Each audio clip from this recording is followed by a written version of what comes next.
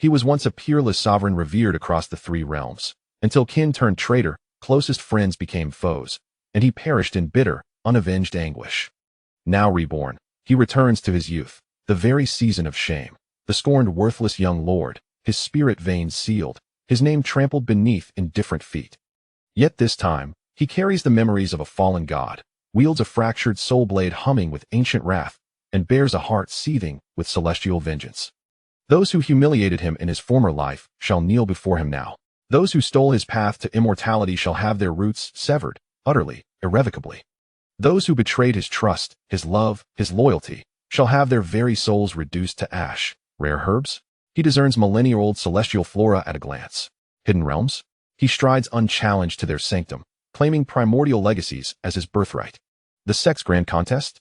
A single stroke of his blade sweeps away so-called prodigies like autumn leaves. When his spirit sword sings, heaven and earth tremble in resonance. The three realms quake in awe. The once maligned worm has ascended. Now he is the eternal sword sovereign, indomitable, undying, unbroken. Before a cringing enemy begging for mercy, he lifts his blade to the throat, voice glacial, voice absolute. You called me worthless? Asterisk, then let your life be the first. Offering, sacrificed upon the edge of my awakening blade, star. This life holds no plea for pardon, no yearning for reconciliation. Only blood repaid in blood, truth forged in steel. Defy him? One strike, one end. Chapter 1. The Chu clan's proposal. Westwind City, the Shui residence. Dawn had barely pierced the veil of night. Pale gold lights spilling over mist-hazed eaves, yet a restless crowd already gathered before the Shui manor gates, eyes alight with mockery, lips curled in quiet derision. There, halted before the grand entrance, stood a shabby carriage, its lacquer long faded, its wheels worn thin by neglect. Beside it stood a youth clad in coarse, unadorned linen, no older than 16, his face still softened by the faint bloom of boyhood, yet his eyes, deep, obsidian pools, gazed unblinking at the manor's towering gates, and within them flickered a flash of incisive, unyielding brilliance. Asterisk, that boy. Is he not Chu Xingyun, the young lord of the Chu clan? Rumor claims he's been frail since birth, timid, ineffectual, a true pariah. What business has he here at the Shui residence? Star. From within the gate, several young attendants peered out, curiosity sharpened by disdain. Asterisk, he's come to propose marriage, has been waiting since before sunrise. Likely dazzled by the young mistress's beauty, starred. Asterisk, the young mistress? Asterisk, the servants exchanged startled glances. Shui, Qianyue, the Shui clan's eldest daughter, had mastered classical scholarship by 5, stirred the literary circles of Westwind City by 7, and at 10, abandoned ink for iron. Commencing cultivation, within 3 months, she had pierced the veil of heaven and earth, summoning a 4th-rank martial spirit. Now 16, she stood at the precipice of the 9th realm of body tempering, a prodigy unmatched not only within her own clan, but across the entire city. And yet her brilliance was matched only by her beauty, so radiant, so flawless, that poets whispered she could eclipse the moon and shame the blossoms. Were the Shui clan to open their gates to suitors, the line of aspirants would stretch from east gate to west, unbroken, unending. Asterisk, I heard Chu Xingyun began cultivation at 6, and didn't manifest any martial spirit until he was 10, and even then, a wretched first-rank one. Less than we possess. Asterisk. Asterisk, a ruined house's broken heir, penniless, powerless, daring to court her? A toad dreaming of swallowing the moon. Absurd, starred. Their barbs were deliberate, pitched just loud enough to carry, laced with venom. Yet Chu Xingyun remained unmoved, back straight as a jade pillar, gaze steady, breath unshaken, waiting, silent and sovereign. Then a burly Shui guard emerged, casting a scornful glance. The patriarch bids you enter for discussion. Lead on. His voice was calm, uninflected, unimpressed. The guard's jaw tightened, yet his body obeyed instinctively, stepping aside to usher the youth inward. They passed through courtyards hushed in mourning stillness, past halls draped in ancestral solemnity, until at last, they arrived before the main hall. Chu Xingyun's eyes swept the threshold, not with deference, but with the quiet certainty of one who has walked among gods. Within stood the Shui patriarch, Shui Chongxian, seated upon the central dais, his expression grave, his aura heavy as stone, the very air thick with unspoken tension. To most, such a presence would have induced trembling, even flight, but Chu Xingyun entered not as a supplicant, but as a king returning to his court that he strode, unhurried, unhumbled, straight to the patriarch's dais, and spoke, voice clear and unwavering. Asterisk, I trust one have not kept you waiting long, starred. No tremor. No flinch. Only poised composure. Absolute. Unassailable. Shui Chengxian's brow furrowed, just slightly. Asterisk this boy, once cowed, voice quivering at the mere sight of him, now stood like a blade unsheathed, as if reborn in fire, starred. The flicker of surprise vanished as swiftly as it came. His expression smoothed, cool, and impenetrable. Asterisk my birthday lies still months away, young Lord Chu. You arrive rather early for a mere congratulatory visit, star. Uncle Shui misunderstands, Chu Xingyun replied, voice soft but resonant. I have not come to celebrate your longevity. I have come to claim what was promised. Asterisk claim. Asterisk a chill glinted in the patriarch's eye. Chu Xingyun inclined his head, then spoke, voice ringing with quiet authority. Asterisk 16 years ago, when the Shui clan faced annihilation at the hands of vengeful enemies, it was my father who intervened, breaking the siege, saving your bloodline to in gratitude. Your house pledged alliance, a marriage bond, to be fulfilled when our children reached 16, starred. Asterisk that matter, star. Shui Chengxian feigned recollection, voice low, measured. Asterisk indeed, the alliance was declared by my house. Yet your father has vanished, his fate unknown, his whereabouts a mystery. Let us await his return before reviving old vows, star. So the betrothal remains suspended, until he returns? Chu Xingyun's gaze narrowed, the calm in his voice now edged with unmistakable steel. Asterisk young lord, you misread my meaning, star. Asterisk then what is your meaning? Asterisk his tone dropped, lower, sharper, like a needle-piercing silk. Do you know where he is? The question struck like frostfire, sudden, searing, absolute. Shui Chengxian froze. He looked up, and met those eyes. Not human. Not youthful. A void, cold, ancient, merciless, gazing back at him from behind a boy's face. A shiver, deep and involuntary, coiled up his spine. His breath caught. His tongue turned to stone. Asterisk what brazen nonsense, star. A haughty voice shattered the silence. A figure swept into the hall, graceful as a willow, radiant as dawn. Yet her eyes burned with untempered arrogance, marring her beauty like a flaw in flawless jade. Shui, Xianyue, the Shui clan's cherished blossom. She did not glance at Chu Xingyun. She assessed him, as one might a stain upon pristine silk. Asterisk every word I spoke. Asterisk Chu Xingyun said, voice unshaken, voice serene. Asterisk was sworn in truth. That debt, the life you owe my father, rests upon your house. Not mine, starred. Shui Qianyue's aura flared, crystalline, cutting, pressing down upon him like a mountain's weight. Her laugh was ice on glass. Asterisk Chu Xingyun, I am Westwind City's once-in-a-century prodigy. My destiny is written in stars and storm. The man I choose must be a sovereign among immortals, flawless, legendary, radiant. You? Frail, timid, a walking relic of failure. You are nothing. You are less than nothing. Abandon this delusion, before you shame yourself further, star. Silence fell, deep, heavy, unanimous. All present nodded, inwardly. How could such a paragon, destined for celestial thrones, bind herself to one so hollow, so broken? Yet Chu Xingyun did not flinch, in no flush of shame. No tremor of rage, only stillness, and within it, something far more terrible. Contempt, not anger, not sorrow. A god's disdain, gazing down from the empyrean upon a crawling ant, upon a gilded puppet prattling of its own grandeur. He looked upon her, not as a suitor, not as a rival, but as one who had already watched empires rise and crumble, who had seen stars die and gods fall. And found her, in that vast, silent calculus of eternity, laughably, utterly, insignificant. Do you not think you are being a tad self-indulgent? Chu Xingyun turned his head, a mocking glint in his eyes as he gazed at Shui Qianyue, and chuckled. When did I ever declare that the object of my proposal today was you? I, self-indulgent? Shui Qianyue's body trembled slightly, her entire face flushed crimson from his words, her delicate lips quivering with a mixture of shyness and indignation. Yet, beyond these two emotions, her heart was also filled with perplexity. It is worth noting that the Shui family has but one young lady. If Chu Xingyun does not choose her, whom else could he possibly wed?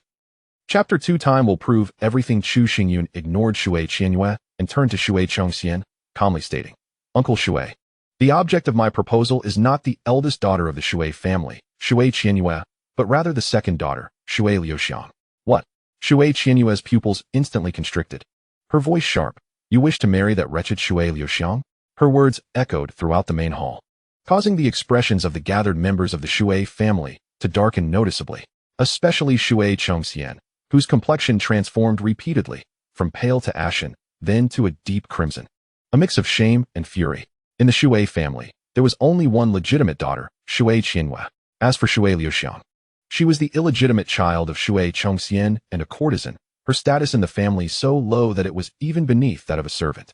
The news of Chu Xingyun's proposal had spread throughout the city, and everyone assumed he sought to court Shui Qianhua.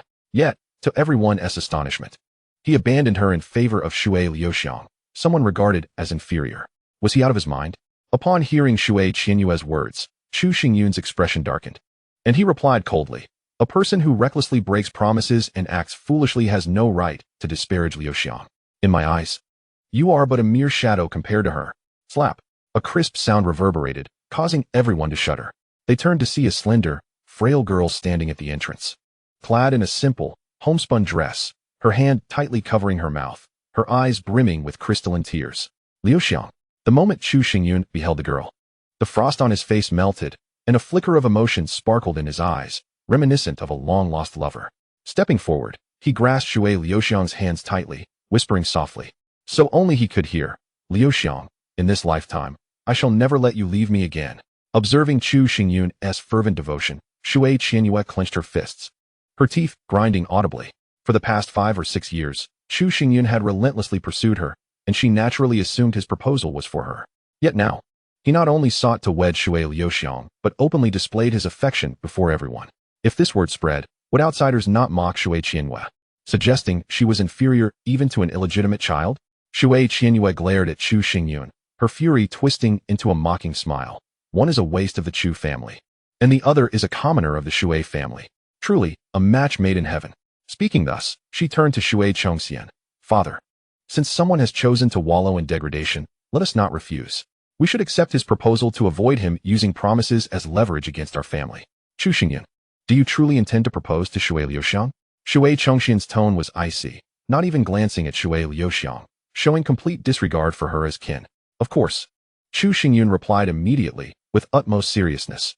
"As long as the Shui family is willing to betroth Liuxiang to me, then all debts between the Chu and Shui families shall be considered settled, and we shall owe each other nothing. I shall speak plainly from the outset. Should you choose to wed Shui Liuxiang, she shall no longer be a member of the Shui family. Henceforth, regardless of what transpires, the Shui family shall bear no responsibility, and you shall gain no benefits." Shui Chongxian's tone was grave as he reiterated this point. Indeed, the Shui family is renowned for its emphasis on interests. Chu Xingyun responded with a sardonic smile, replete with disdain. "If I were to marry Shui Qianhua today, what more could I obtain beyond wealth? You." Upon hearing these words, Shui Qianhua's face contorted with fury.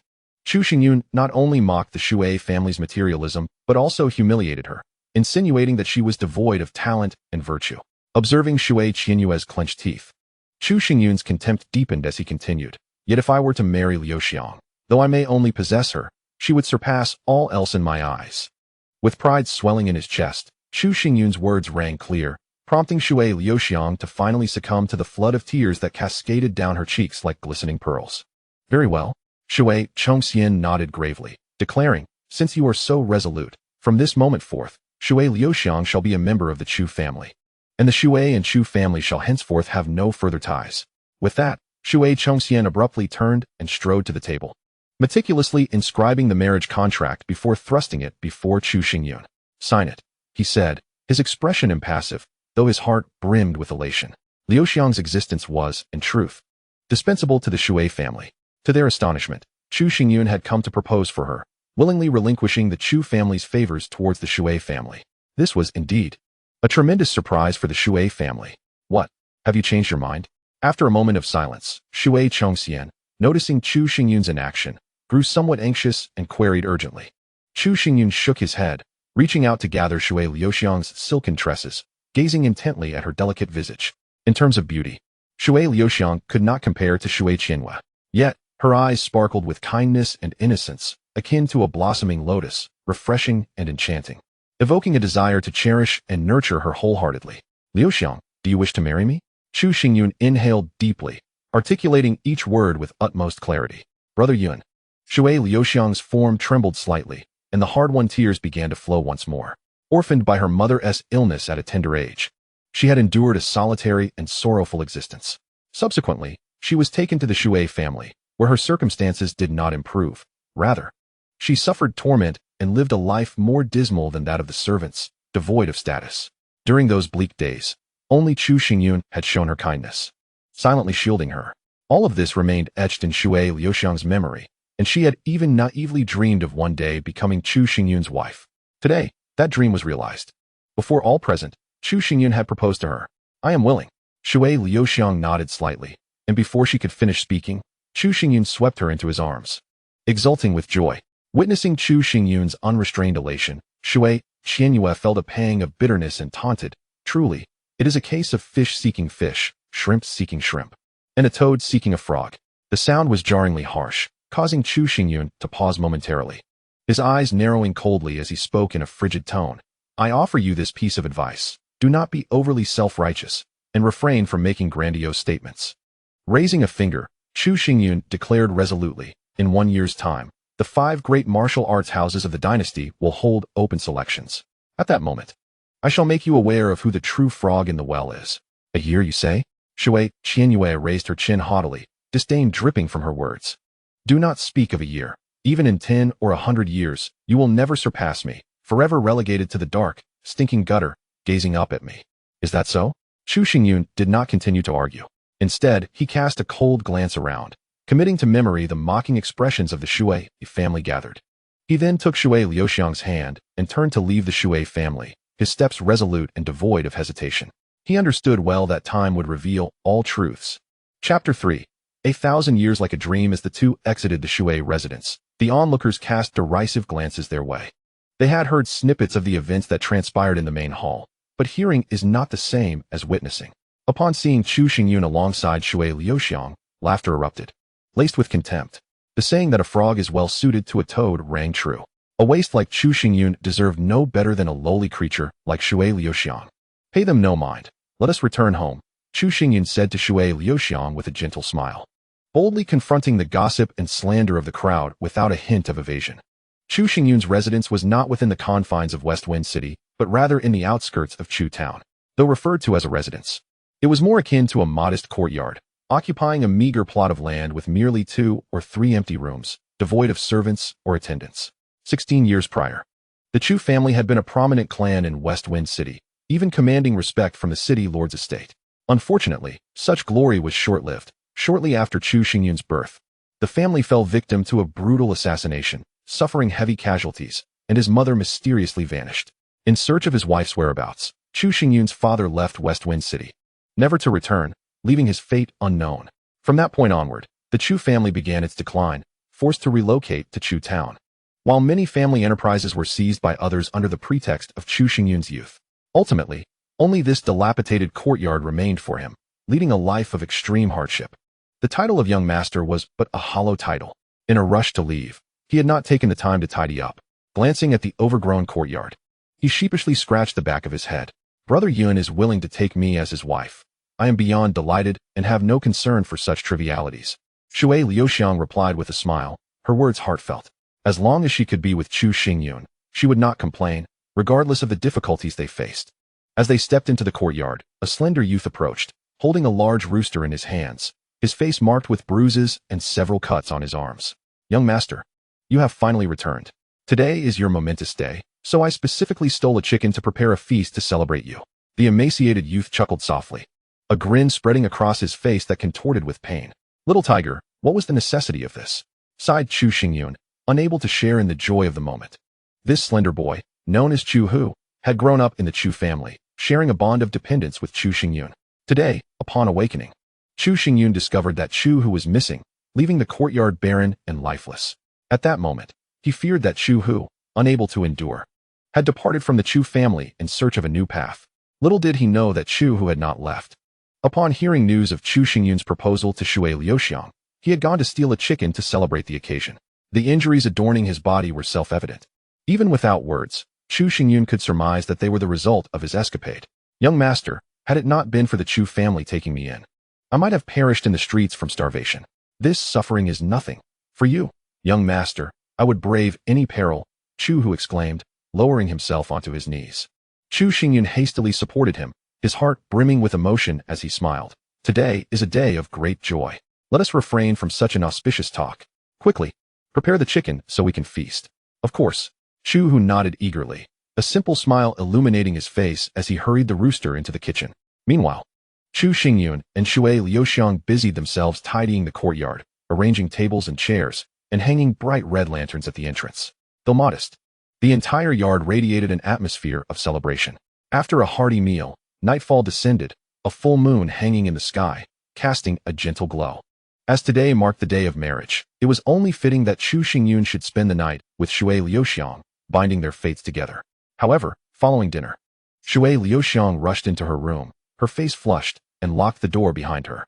This scene left Chu Xingyun both amused and exasperated.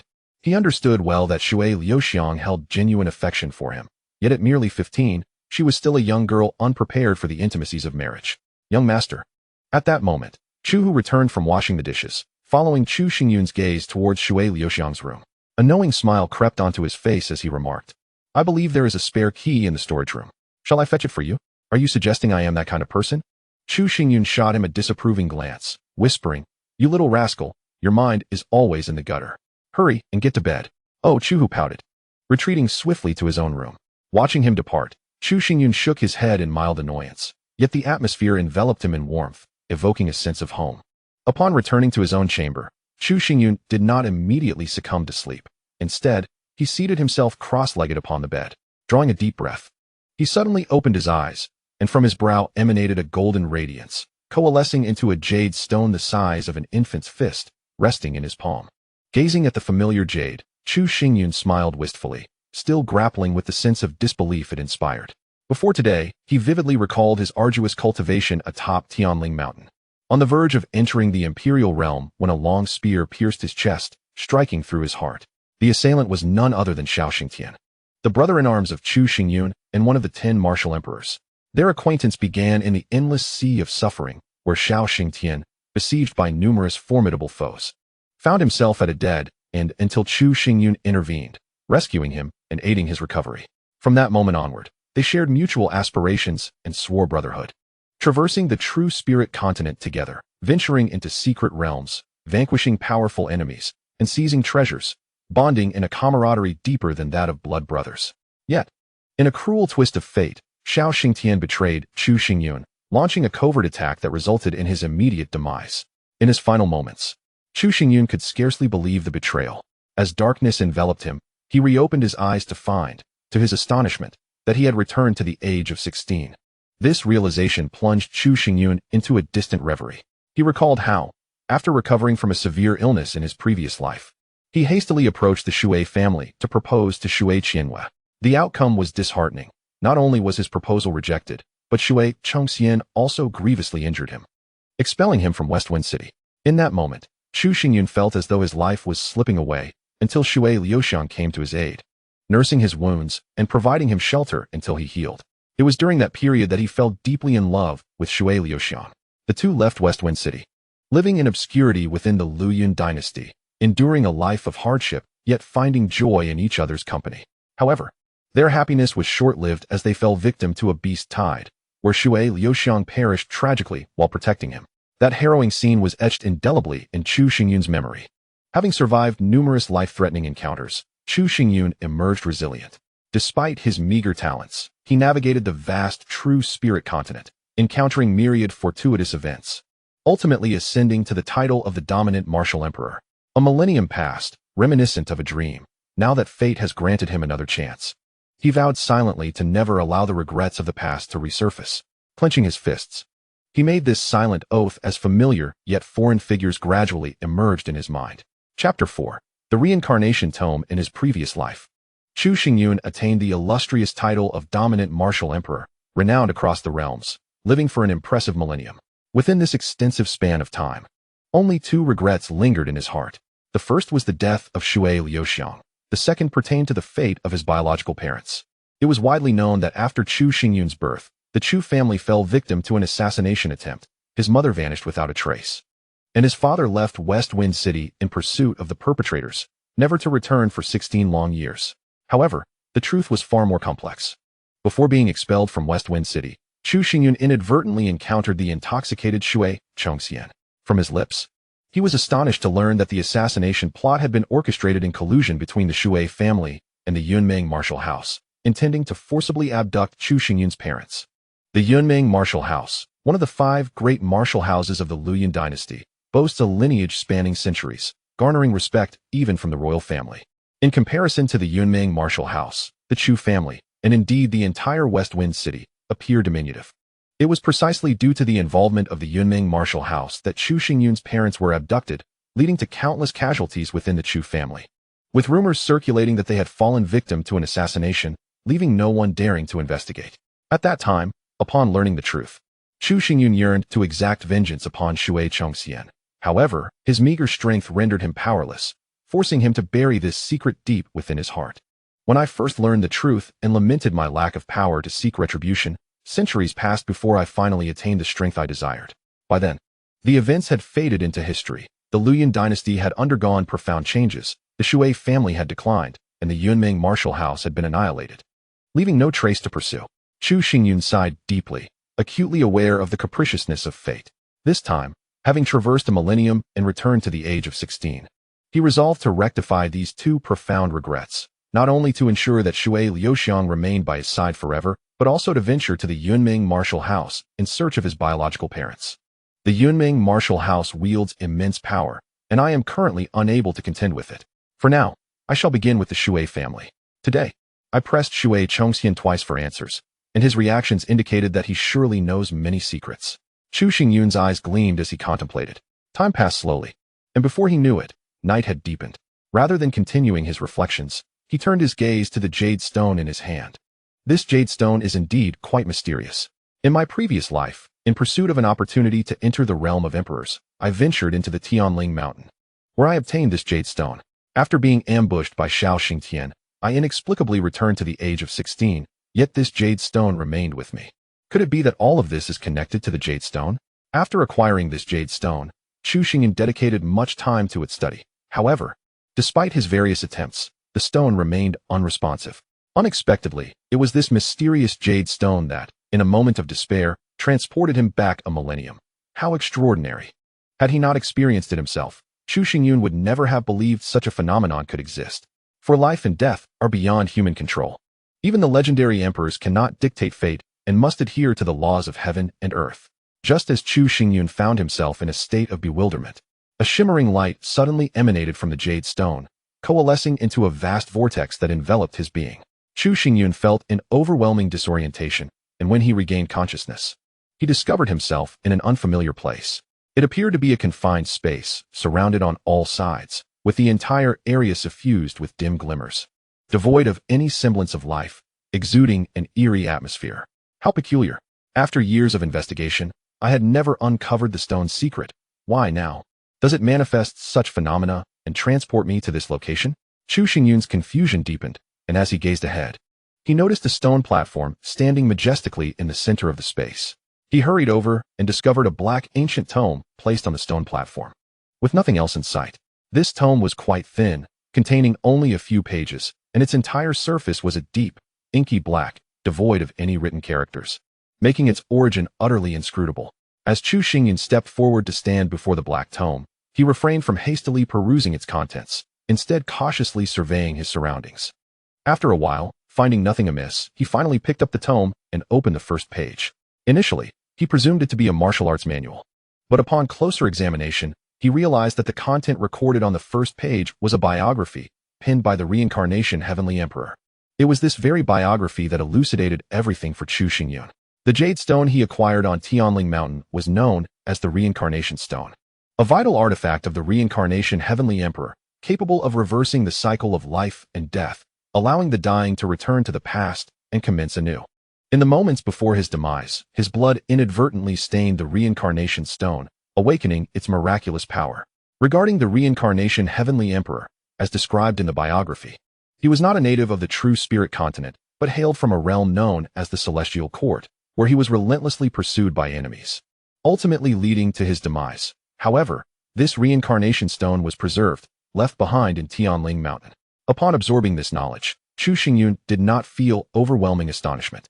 During his ventures across the true spirit continent, he had traversed numerous secret realms and was already aware of the existence of various mystical worlds beyond the true spirit continent.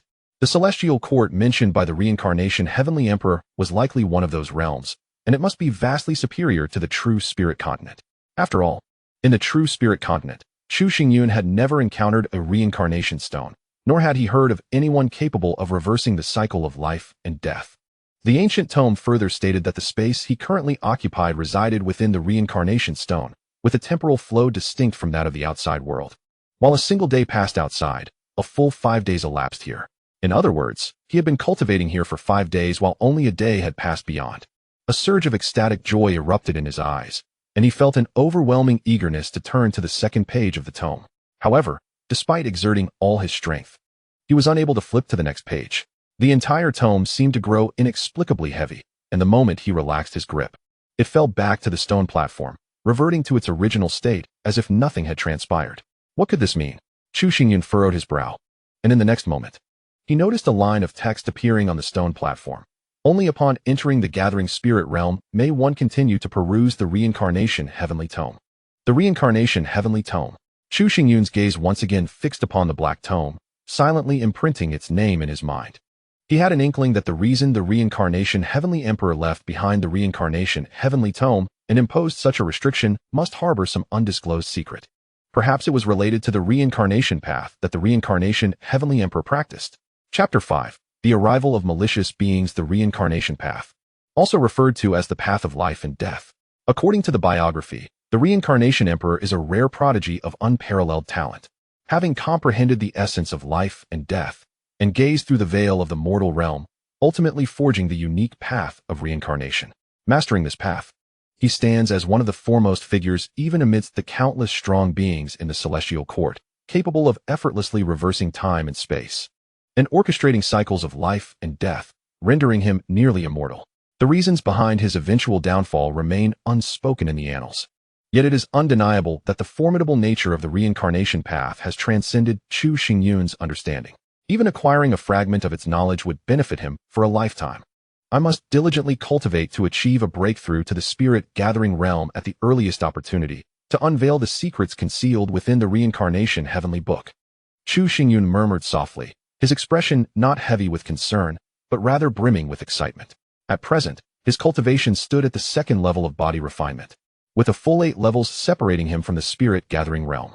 While this may seem arduous to others, it poses no difficulty for Chu Xingyun. On the surface, he appears to be a mere 16-year-old boy, yet within his mind lies a millennium of memories, along with an arsenal of martial arts and techniques as numerous as the stars in the sky.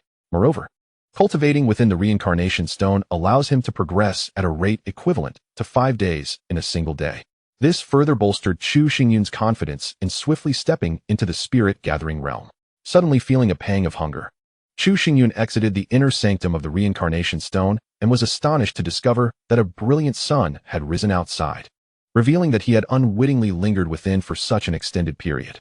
Upon leaving his room, he found that Shui Lu Xiang had prepared breakfast and was on her way to summon him for the meal. Meanwhile, the gluttonous Chu Hu was drooling as he brought forth the remnants of yesterday's chicken soup. The entire courtyard was filled with the enticing aroma of food, creating a heartwarming scene. However, just as Chu Xingyun was reveling in this moment of happiness, a thunderous crash resonated as the door to the Chu residence was violently kicked open, shattering it into splinters. Chu Xingyun, come out immediately, or do not blame me for my ruthless hand. A voice, cold and indifferent, echoed, causing Chu Xingyun's gaze to freeze. The 3 of them promptly stepped outside, only to behold a young man clad in a brocade robe, his face emanating haughtiness, a 5-foot-long sword sheathed at his waist, its blade glinting with a fierce aura. Seeing this individual, Chu Xingyun's expression darkened. Chu Yang, what is the meaning of this? The youth before him, known as Chu Yang, was also a member of the Chu family. Over a decade ago, during the family's decline, 3 elders had secretly conspired to preserve the family lineage, dividing the numerous assets and wealth of the Chu family among themselves. At that time, young Chu Xingyun was powerless to resist, forced to watch helplessly as his rightful inheritance was seized by these 3 elders. Had it not been for this, he would not have been reduced to such a state, unable to afford even a single chicken, relying on Chu Hu to steal. Chu Yang, the son of the family's eldest elder, was known for his arrogance and had rarely made an appearance in the household. To the utter astonishment of Chu Xingyun, today, Chu Yang unexpectedly arrived uninvited, not only shattering the door with a kick, but also issuing threats. Chu Xingyun, the events concerning the Shui family that transpired yesterday have already spread throughout the city. You, a worthless wretch, have dared to marry that lowly Shui Liuxiang. My purpose for coming today is quite simple. Surrender the family patriarch's golden seal. From this moment forth, you are no longer the young master of the Chu family, nor do you possess the right to claim kinship with us. Upon uttering these words, Chu Yang arrogantly raised his head, his tone domineering. After all, your very existence brings shame upon the Chu family. It would be better to sever all ties now, lest you find yourself unable to face our ancestors in the future. To this, Chu Xingyun responded not with anger, but with a smile, inquiring, the family patriarch's golden seal? By what right do you demand I hand it over? As soon as the words left his lips, Chu Yang's expression darkened, and he replied coldly, by virtue of my cultivation at the 4th level of body refinement. Should you refuse to present the golden seal today, do not blame me for showing no mercy. With a swift motion, Chu Yang drew his sword, its blade shimmering ominously, emanating a chilling aura. Yesterday, having advanced to the 4th level of body refinement, he was overjoyed to learn of Chu Xingyun's engagement and sought to compel him to relinquish the golden seal, thereby allowing his father to inherit it and rightfully become the new patriarch of the Chu family. This would not only elevate his status, but also grant him access to greater resources for cultivation, a win-win situation with no drawbacks. Sensing the coldness radiating from Chu Yang, Chu Xingyun maintained an impassive expression, his gaze sharpening as he coldly declared, leave at once. The golden seal does not belong to you. Seeing Chu Xingyun's audacity sparked a surge of anger within Chu Yang. Very well, Chu Xingyun, since you refuse my goodwill and choose punishment instead, do not blame me for my ruthlessness. With that, a yellowish light burst forth from Chu Yang, his chest swelling as a series of cracking sounds echoed from his bones, his muscles expanding to the point of straining his garments. More astonishingly, a spectral image of a unicorn bull appeared behind him, bellowing towards the heavens, infusing Chu Yang with a fierce aura that stirred up a tempest. This unicorn bull was indeed his martial spirit, ranked at the 2nd tier. Die! Chu Yang shouted, wielding his sword in one hand as he surged forward, aiming a lethal strike at Chu Xingyun's chest. Initially, Chu Yang had no intention of harming Chu Xingyun. After all, he was the young master of the Chu family, albeit a complete failure, yet his nominal status far exceeded Chu Yang's own. For this reason, the 3 elders of the Chu family had refrained from forcing Chu Xingyun's hand for 16 years. However, today, with Chu Xingyun's blatant arrogance, refusing to surrender the golden seal and demanding he leave, Chu Yang could no longer tolerate it. You seek your own demise, Chu Xingyun retorted, anger surging within him as he advanced rather than retreating, swiftly positioning himself before Chu Yang. He ensnared Chu Yang's arm with his left hand, while his right fist, clenched tightly, struck heavily against Chu Yang's shoulder, unleashing all his strength in that singular moment. Even the martial spirit cannot be summoned. A failure is simply a failure. Observing Chu Xingyun's counterattack, Chu Yang scoffed derisively. However, just as he was about to strike, he was astonished to discover that, ensnared by Chu Xingyun, his arm had become immovable, rendering him unable to channel even a shred of spiritual energy. Helplessly, he could only watch as the punch landed squarely on his shoulder. With a resounding crash, Chu Yang was sent flying, his arm dislocated, leaving him unable to grasp his longsword, and he fell to the ground in a disheveled heap, his body reverting to its original form. The uniquely horned bull, while formidable among the 2nd-tier martial spirits, was utterly wasted in his attempt to wield a long sword for the sake of ostentation, failing to harness the true advantages of his martial prowess. Moreover, a sword should not be wielded in such a manner. Chu Xingyun gazed coldly at Chu Yang, casually flicking his wrist to take hold of the longsword, performing a flourish that was both exquisite and breathtaking, emitting a clear and ethereal sound akin to a sword song. This tone was pure and devoid of any impurity, causing Chu Yang's eyes to widen in astonishment. In his recollection, even his father, the esteemed elder of the Chu family, could not evoke such a transcendent resonance from a longsword. What had transpired? When did Chu Xingyun become so formidable? Chapter 6. The nameless technique. Chu Yang lifted his gaze to meet Chu Xingyun's, his chest heaving violently, his eyes reddened with fury, and his face a mask of indignation. Originally, he had intended to seize the family head's golden seal from Chu Xingyun with a display of brute force, intending to ridicule him further as a testament to his own might. Yet, at this moment, he lay in a disheveled state upon the ground, subjected to Chu Xingyun's mockery and derision. This scene was a profound humiliation for Chu Yang, who longed to charge at Chu Xingyun and unleash his wrath upon him. However, possessing the wisdom that wise men do not succumb to immediate setbacks, Chu Yang rolled backward, hastily rising to his feet, and spat at Chu Xingyun, you despicable cur, hiding your strength and plotting against me in the shadows. Even if today is my misfortune falling into your hands, you shall not have the same luck at the family assembly 3 days hence. The 3 elders will jointly impeach you, and then, whether you desire it or not, you will have to surrender the family head's golden seal. With that declaration, Chu Yang turned to leave the courtyard. Stop! Chu Xingyun's voice rang out with fury as he stepped forward, flinging the longsword from his hand. Whoosh! A piercing sound sliced through the air as the sword, like a shooting star, grazed past Chu Yang's ear, embedding itself into the doorframe. Chu Xingyun's frail figure seemed to loom larger, pointing at the sword lodged in the beam with a chilling countenance. I shall reiterate, the family head's golden seal does not belong to you. Even in the face of pressure from the 3 elders, I will not yield. Pale-faced from the intensity of Chu Xingyun's aura, Chu Yang glared fiercely at him and retorted. Very well, I shall observe how you intend to remain unyielding. As he spoke, he withdrew the sword from the doorframe, stepping beyond the threshold. Casting one last glance back at Chu Xingyun, merely contemplating the family assembly set to occur in 3 days, where Chu Xingyun would face the embarrassing accusation from 3 elders, caused his heart to race violently. His expression shifted from anger to one filled with anticipation. Once Chu Yang departed, the courtyard fell into an immediate silence. Chu Xingyun stood still, his eyes sparkling with brilliance as he repeatedly revisited Chu Yang's earlier words. Brother Yun, I am sorry. At that moment, Shui Liuxiang approached, her face awash with regret. It is all my fault. Had it not been for me, you would not have encountered these troubles. It is entirely my blame. Those individuals have long coveted the family head's golden seal. Even without you, they would have found other excuses. Do not take it to heart, he reassured her, gently ruffling her hair, his demeanor resolute. However, rest assured, at this family assembly, I shall not allow their sinister schemes to succeed. Upon returning to his chamber, Chu Xingyun closed the door and immediately entered the inner space of the reincarnation stone. He was certain the elders would employ every possible tactic to compel him to surrender the family head's golden seal, particularly exploiting his cultivation level as a means of pressure. Chu Xingyun's gaze darkened slightly. In the realm of true spirit, martial prowess was of utmost importance, the foundation of all existence. Today, Chu Yang dared to provoke him, relying on his superior cultivation level. Were Chu Xingyun at the martial emperor realm, not only would the Chu family bow to him, but even the monarch of the Luyun dynasty would pay him homage. With this thought, Chu Xingyun ceased his contemplation, settled into a cross-legged position, and immediately formed a complex hand seal. Concentrate. After a brief moment of silence, his half-closed eyes opened, and his inner spiritual energy began to surge, akin to a blazing inferno, relentlessly burning within him. This flicker of flame coursed through his body, ultimately merging with every sinew and fiber of his being. The technique he practiced bore no name. It was discovered in an ancient ruin during his previous ventures across the true spirit continent. Martial arts and techniques are categorized into 5 distinct levels: human, spirit, saint, celestial, and creation. However, this nameless technique was peculiar in that it bore no designation of rank.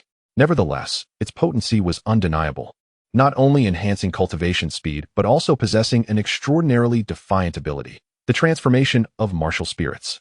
It is well known that humans, upon sensing the presence of heavenly spiritual energy, can communicate with the cosmos to condense martial spirits. Only by condensing a martial spirit can one truly be considered a martial artist.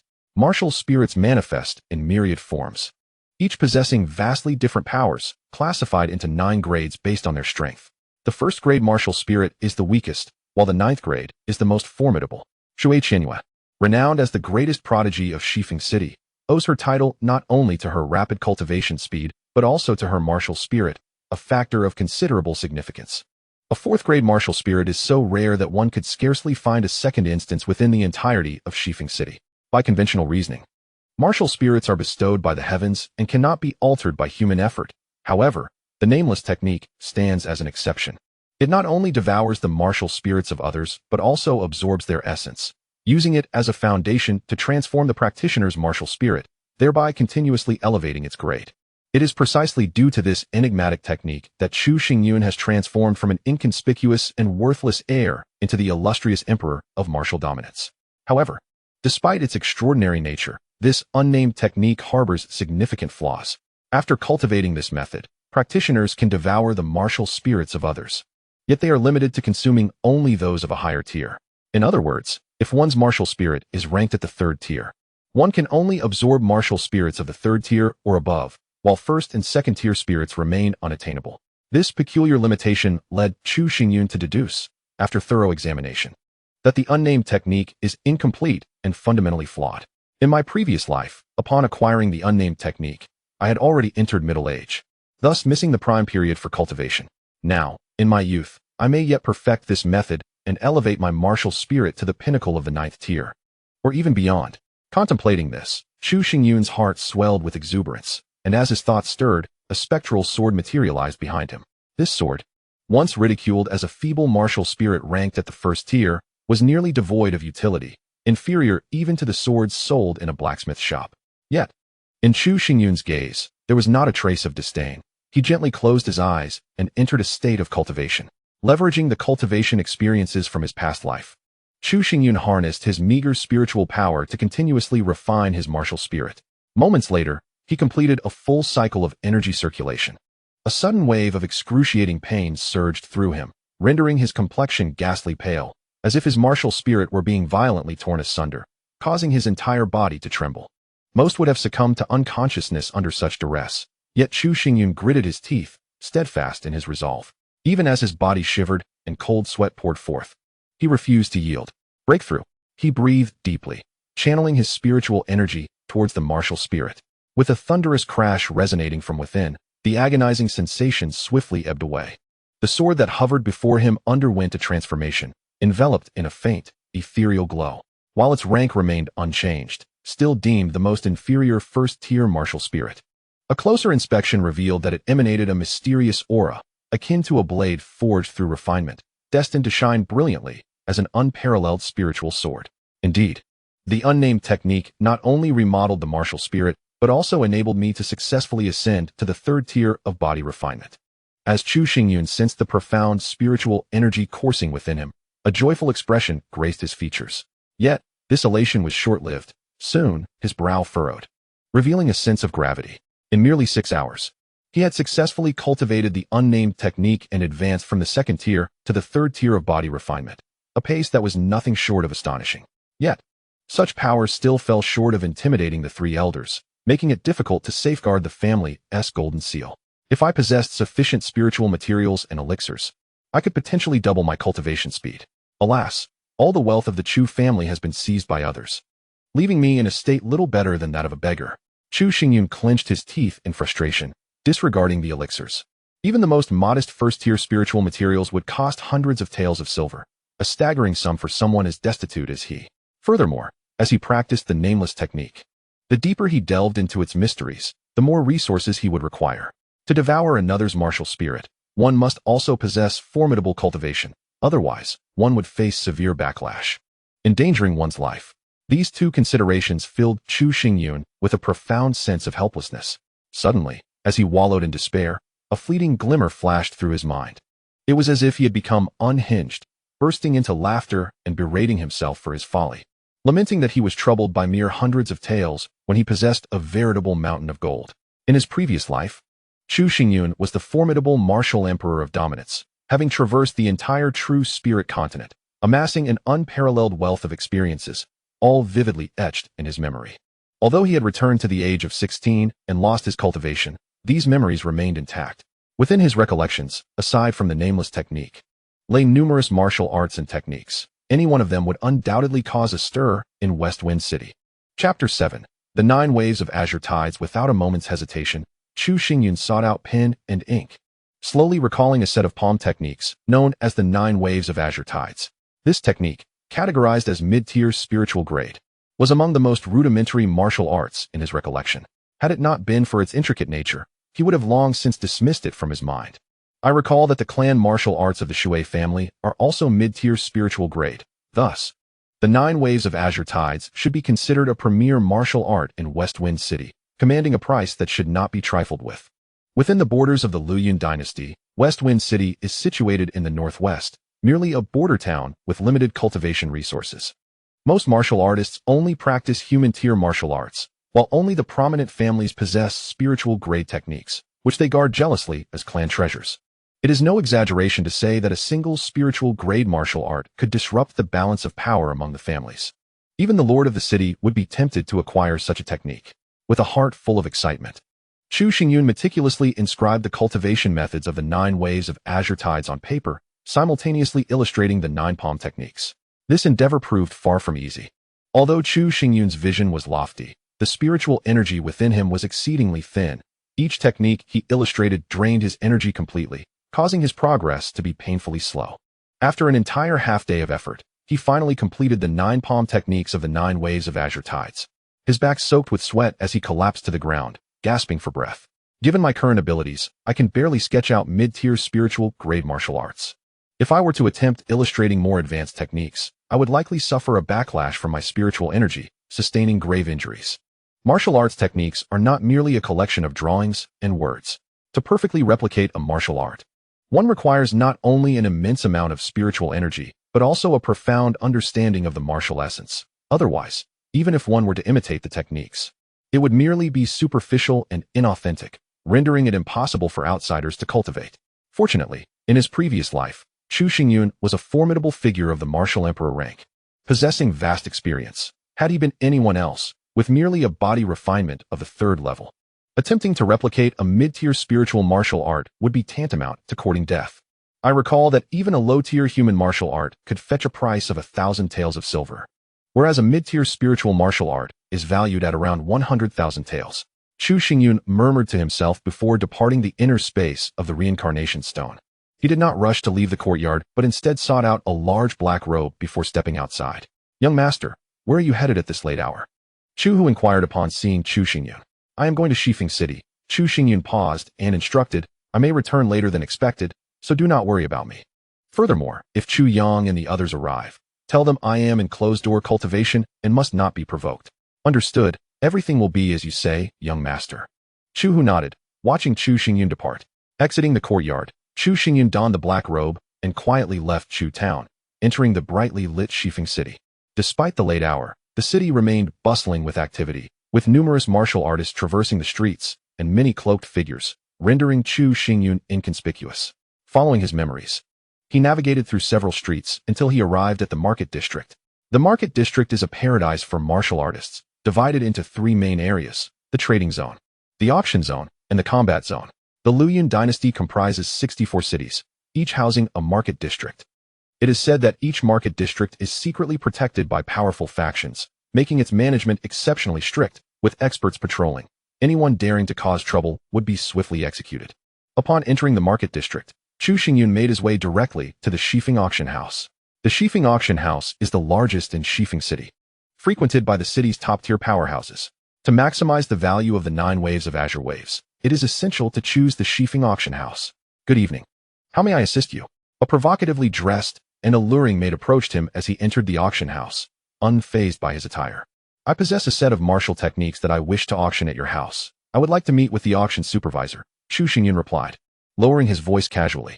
His presence, a natural aura of a supreme expert, emanated without any deliberate effort. The maid's expression shifted slightly. Upon hearing of the martial art auction, she grew considerably more respectful. Sensing the formidable aura emanating from Chu Xingyun, she promptly bowed. "If you would not mind, esteemed elder, please wait in the VIP room while I report to the supervisor," she said, opening a grand door and hurrying off. Chu Xingyun was in no rush, strolling into the VIP room to await his meeting in quiet anticipation. Swiftly, the maid entered the VIP room, accompanied by an elderly gentleman clad in a luxurious brocade robe. The maid leaned closer to the elder, whispering a few words while pointing at Chu Xingyun. "You may leave now," the elder nodded, signaling for the maid to withdraw. He then approached Chu Xingyun, a glint of brilliance flashing in his eyes as he discerned that the individual before him, draped in a black robe, possessed merely the cultivation of the 3rd level of body refinement, which caused his expression to darken, regardless of the reasons or origins. This was the esteemed emblem of the West Wind auction house, and it truly disappointed the elder. Suddenly, Chu Xingyun rose abruptly, flicking his sleeves as he prepared to stride away. "Hold on." The elder swiftly blocked Chu Xingyun's path, a flicker of difficulty crossing his face. "I am Meng Qing, the supervisor of the West Wind auction house. My earlier actions were indeed inappropriate. I beseech you, esteemed one, not to take offense." When Chu Xingyun spoke with unparalleled aura, exuding a subtle superiority, it sent tremors through Meng Qing's heart, compelling him to abandon his probing intentions. Clearly, Chu Xingyun had deliberately radiated this aura to intimidate Meng Qing.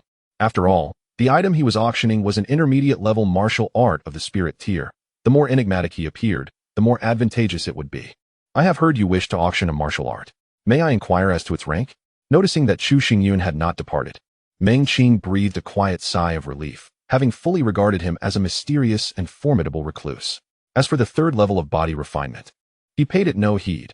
It was not uncommon for hidden experts to possess peculiar temperaments and conceal their true cultivation.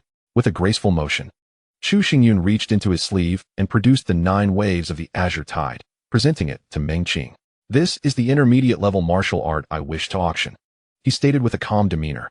Upon receiving the 9 waves of the azure tide, Meng Qing was taken aback by Chu Xingyun's words. This enigmatic figure was indeed putting forth spirit-tier martial arts, and of intermediate level at that. Taking a deep breath, he carefully unfolded the document, scrutinizing it with great attention. After a considerable time, Meng Qing finally lifted his gaze from the paper, a conciliatory smile gracing his face as he said, "This martial art is indeed categorized as intermediate level in the spirit tier. In my estimation, I would set the starting price at 200,000 taels of silver. How does that sound to you? 200,000 taels of silver?" Chu Xingyun's body trembled slightly, clearly startled by the figure. He had anticipated that the 9 waves of the azure tide would fetch merely 100,000 taels. Esteemed one, this price is merely my preliminary assessment. The true value should be around 300,000 taels. If you find it unsatisfactory, feel free to propose your own price. Noticing Chu Xingyun's silence, Meng Qing assumed he was dissatisfied with the offer and hurried to clarify. "That is unnecessary. Let us proceed according to the auction house's regulations." Chu Xingyun waved his hand, expressing his confidence in the West Wind Auction House's judgment and reputation. "Very well." Meng Qing bowed slightly, promptly beginning the preparations for the auction. Spirit-tier martial arts were exceedingly rare in West Wind City, with even the auction house encountering them only a few times a year. Thus, Meng Qing resolved to seize the moment and auction off the rippling waves of the Jade Sea that very night, disseminating this news to the prominent families of West Wind City, creating quite a stir. Before long, representatives from the various esteemed families arrived, all eager to acquire this spirit-level martial art. The auction hall soon became a bustling hub of activity, filled with throngs of people. Chu Xingyun paid little heed to the auction proceedings, choosing instead to remain detached, only concerned with the outcome. His gaze shifted to Meng Qing, prompting him to inquire, "Director Meng, do you know where one might procure high-quality elixirs within the market? If the esteemed elder seeks to purchase elixirs, Baibao Tower should be your first choice." Meng Qing pondered briefly before elucidating. Baibao Tower is the commercial titan of the Luoyun dynasty, with branches established in nearly every city. They not only sell elixirs, but also offer spiritual materials and weaponry. Baibao Tower, Chu Xingyun nodded, committing the name to memory. "As it happens, I am acquainted with the proprietor of Baibao Tower. Presenting this jade pendant as my introduction will entitle you to a 10% discount," Meng Qing said, retrieving a jade pendant from his robe and handing it to Chu Xingyun. The pendant, though of ordinary white jade, was intricately carved with dragons and phoenixes, adorned with various exquisite patterns that lent it an air of elegance. "I am most grateful, Director Meng," Chu Xingyun replied, accepting the pendant with composure. At this moment, his greatest need was for silver. While a 10% discount may seem modest, it nonetheless offered a welcome reprieve from expenditures. One should not refuse a gift when offered. "All within the seas are brothers. Your words are too kind. Should you wish to auction martial arts in the future, I hope you will consider the West Wind Auction House as your first choice." Meng Qing chuckled, well-versed in the nuances of commerce after years of experience. Just as Chu Xingyun and Meng Qing engaged in conversation, the auction concluded, and the results were revealed. Amidst fierce competition among the families, the price of rippling waves of the Jade Sea soared to 400,000 taels of silver, 100,000 taels above Meng Qing's anticipated 300,000. This revelation astonished Chu Xingyun. However, what surprised him even more was that the buyer of rippling waves of the Jade Sea was none other than Shui Chongxian. The adage "not enemies do not gather" rang true in this instance, prompting a quiet chuckle from Chu Xingyun upon learning the outcome. Before long, under Meng Qing's guidance, Shui Chongxian entered the VIP room, accompanied by Shui Qianyue, who stood somewhat reservedly behind him. "The esteemed elder is the master of rippling waves of the Jade Sea," Meng Qing introduced with a smile. Shui Chongxian fixed his gaze upon Chu Xingyun, cupping his hands in respect, and said, "I am Shui Chongxian, the head of the Shui family. May I inquire your esteemed name?" It is worth noting that the Shui family's clan martial arts also rank among the intermediate spirit-level techniques. However, when compared to rippling waves of the Jade Sea, they appeared rather crude and hardly worthy of mention. Therefore, Shui Chongxian surmised that the individual who had brought forth rippling waves of the Jade Sea for auction must be a formidable recluse. And he dared not assume the airs of a family patriarch, displaying utmost respect instead. Upon encountering Shui Chongxian and Shui Qianyue, Chu Xingyan lowered his voice to avoid being recognized, saying, "I am merely a wandering cultivator. My name is hardly noteworthy. Please, take this 9 layers of azure waves." As he spoke, Chu Xingyun produced the techniques and methods of 9 layers of azure waves and casually tossed them to Shui Chongxian. Shui Chongxian hurriedly reached out to catch them, unfolding the pages with the care one would bestow upon a treasured artifact, meticulously examining every detail. The more he studied, the more his expression became one of exhilaration. The 9 layers of azure waves comprises 9 distinct palm techniques, each imbued with formidable potency. One technique flows seamlessly into the next, amplifying their combined strength to astonishing levels. A mere 400,000 taels of silver for such an exceptional martial art is undeniably a bargain. Overjoyed, Shui Chongxian carefully tucked the paper into his robes, fearful of it being snatched away. "Senior, according to the rules of the West Wind Auction House, a commission fee of half is required for auctioned items. However, I wish to cultivate a good rapport with you, so I shall waive this fee. I hope you will frequently visit our auction house in the future." Meng Qing's face was adorned with an ingratiating smile as he presented 40 spirit stones to Chu Xingyun. Typically, transactions are conducted with silver or gold, but for larger sums, spirit stones are exchanged. 1 spirit stone is equivalent to 10,000 taels of silver or 100 taels of gold, being not only more portable but also beneficial for a cultivator's training, gradually replacing silver as the standard currency. Manager Meng is quite considerate. "Should I wish to auction martial arts in the future, I shall certainly return to the West Wind Auction House," Chu Xingyun replied with a chuckle. The 40 spirit stones represent the half commission fee, which amounts to merely 2 spirit stones. Since Meng Qing had already gone to such lengths, Chu Xingyun felt no need for formality. After all, he would require more spirit stones in the future, and fostering good relations would be advantageous. After securing the spirit stones, Chu Xingyun turned to leave the auction house.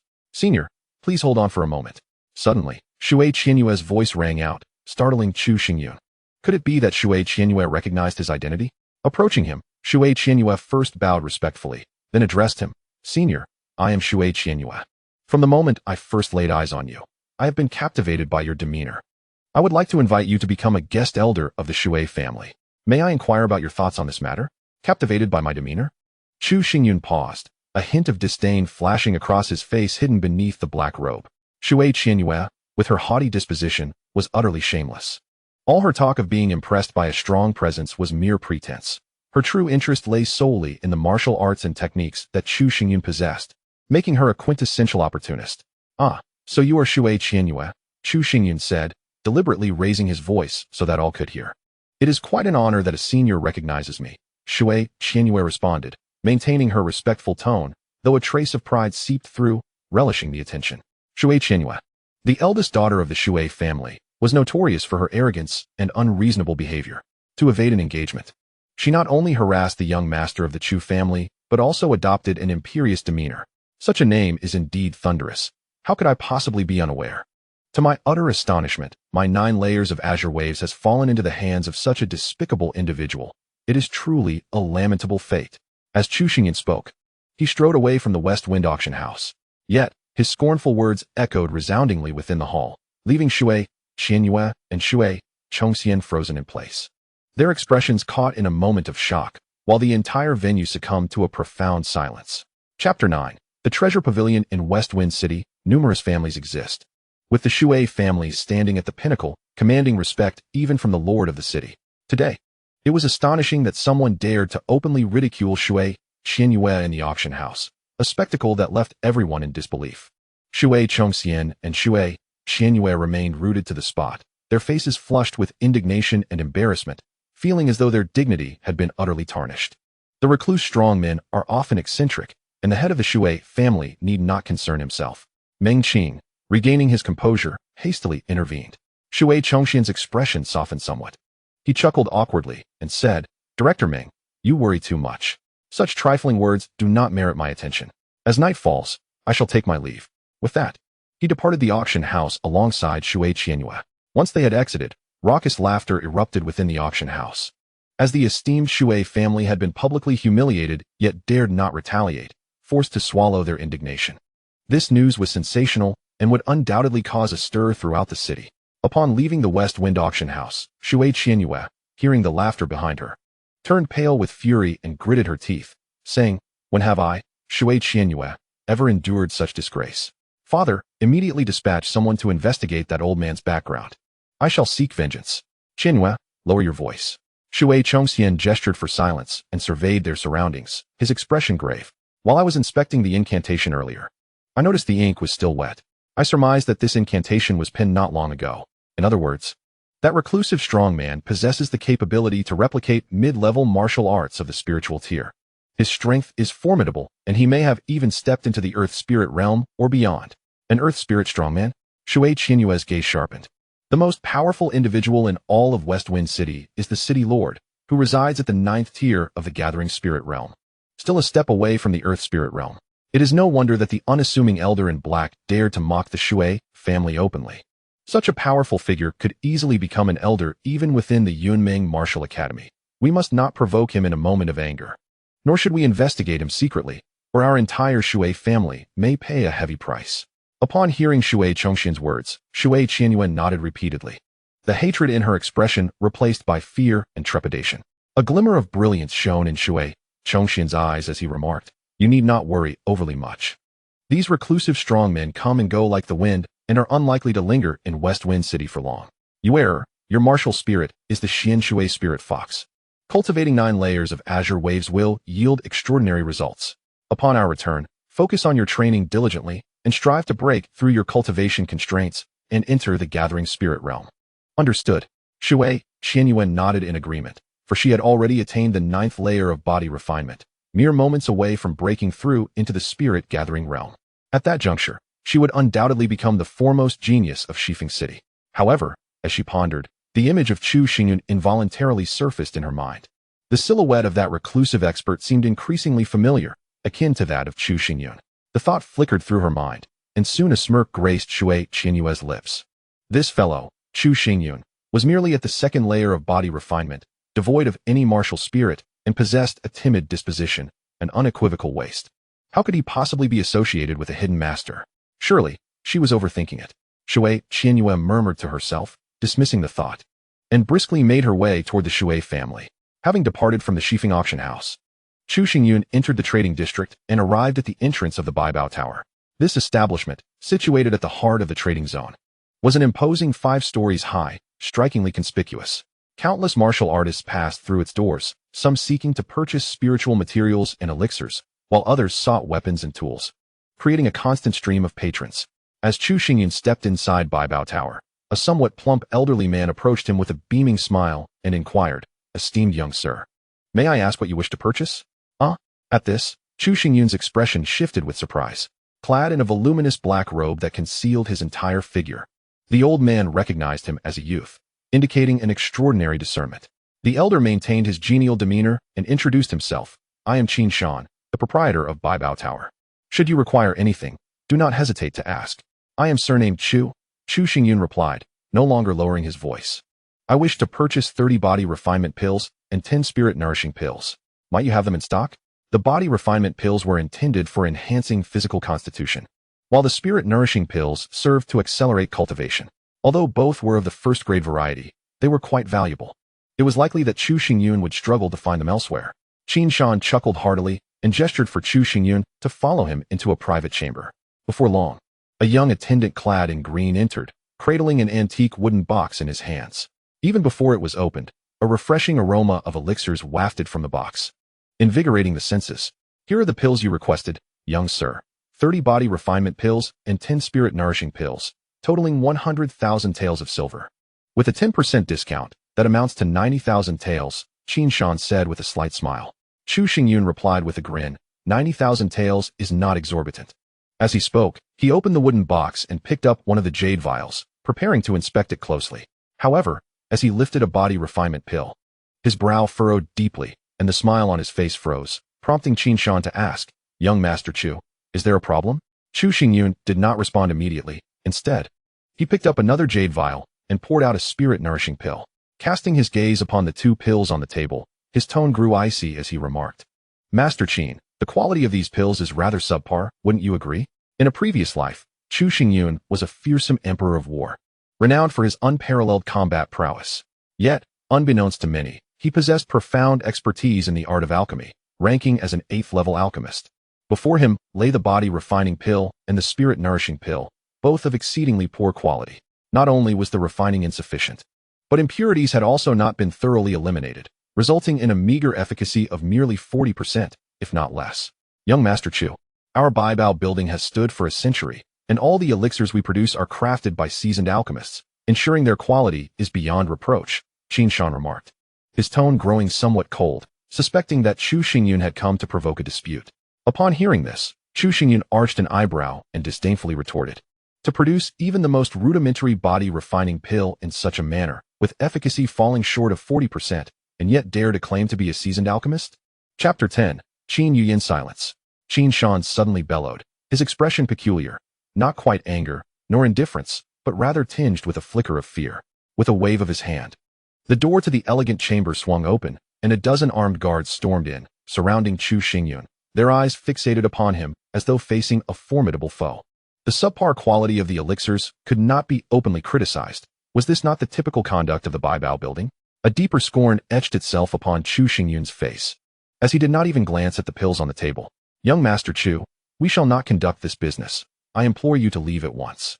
Should you dare to continue your insults, do not blame me for turning hostile. Qin Shan seemed anxious, casting a glance to signal the guards to expel Chu Xingyun. Qin Shan, bring this young man over, came a clear and ethereal female voice, causing Qin Shan to shudder, every hair on his body standing on end. This mere child speaks thoughtlessly. I entreat you, Miss Yuyin, to temper your wrath, Qin Shan replied ingratiatingly, simultaneously gesturing for Chu Xingyun to vacate the premises. Bring him in. The female voice resounded once more, this time laced with unmistakable impatience. Qin Shan dared not to utter another word, merely nodding in acquiescence. Young man, you would do well to hold your tongue. Otherwise, no one can safeguard you. He glared menacingly at Chu Xingyun, before leading him to the doorway of a secret chamber. Upon pushing the door ajar, the first sight that greeted them was a towering bronze alchemical cauldron with 6 legs, flames dancing beneath it, enveloping the chamber in a fragrant haze of medicinal aromas. In front of the cauldron stood a woman clad in resplendent red attire, her hair elegantly styled. Her eyes sparkled like the full moon, her lips a delicate pink, and her skin as fair as snow, accentuating her alluring figure. She appeared to be merely 22 or 23, yet radiated an irresistible charm, akin to a ripe peach, difficult to resist. Qin Shan bowed deeply, not daring to meet the gaze of the woman in red, and respectfully stated, Miss Yuyin, I have brought the person you requested. He awaits just outside. Let him in. Qin Yuyin said casually, casting a glance at Chu Xingyun, her curiosity piqued. The youth outside, though still in his tender years, exhibited a remarkable composure, devoid of any trace of impetuosity. Instead, he radiated an air of tranquility. As Qin Yuyin observed Chu Xingyun, he too gazed intently at her, feeling a surge of astonishment. This woman was enchantingly alluring, exuding an irresistible charm that would have captivated any other man. She was undeniably extraordinary. Chu Xingyun silently cautioned himself as he stepped directly into the secret chamber. Qin Yuyin approached him, each step causing a subtle tremor in her bosom, an utterly captivating sight. With her arms crossed over her chest, in a somewhat indifferent tone, she inquired, You claim that the body-refining elixir I concocted has less than 40% efficacy, and that I lack the qualifications to call myself a seasoned alchemist. Do you have any evidence to support such assertions? Miss Yuyin, I have already mentioned that this young man is merely spewing nonsense, attempting to tarnish the reputation of Baibao Pavilion. Given Miss Yuyin's status as a second-tier alchemist, crafting a mere body-refining elixir should pose no challenge. Qin Shan hastily interjected. It became clear to Chu Xingyun that this young lady was indeed a second-tier alchemist. The path of alchemy demanded extraordinary talent, and few could achieve the status of an alchemist. The enchanting woman before him, despite her youth, had attained the level of a second-tier alchemist, which was exceedingly rare and indicative of a boundless future. It was no wonder Qin Shan held her in such high regard. Have I granted you permission to speak? Qin Yuyin shot a cold glare at Qin Shan, causing him to lose his composure as his gaze shifted towards Chu Xingyun. You assert that if an explanation is not provided today, you shall not be permitted to leave Baibao Pavilion even a step. Her voice was frigid, carrying a hint of menace. Nevertheless, Chu Xingyun remained unperturbed, his expression calm.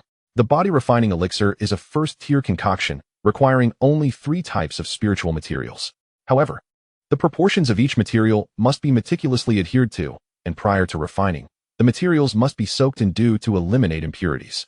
Otherwise, even if the elixir is successfully crafted, it will still contain numerous contaminants.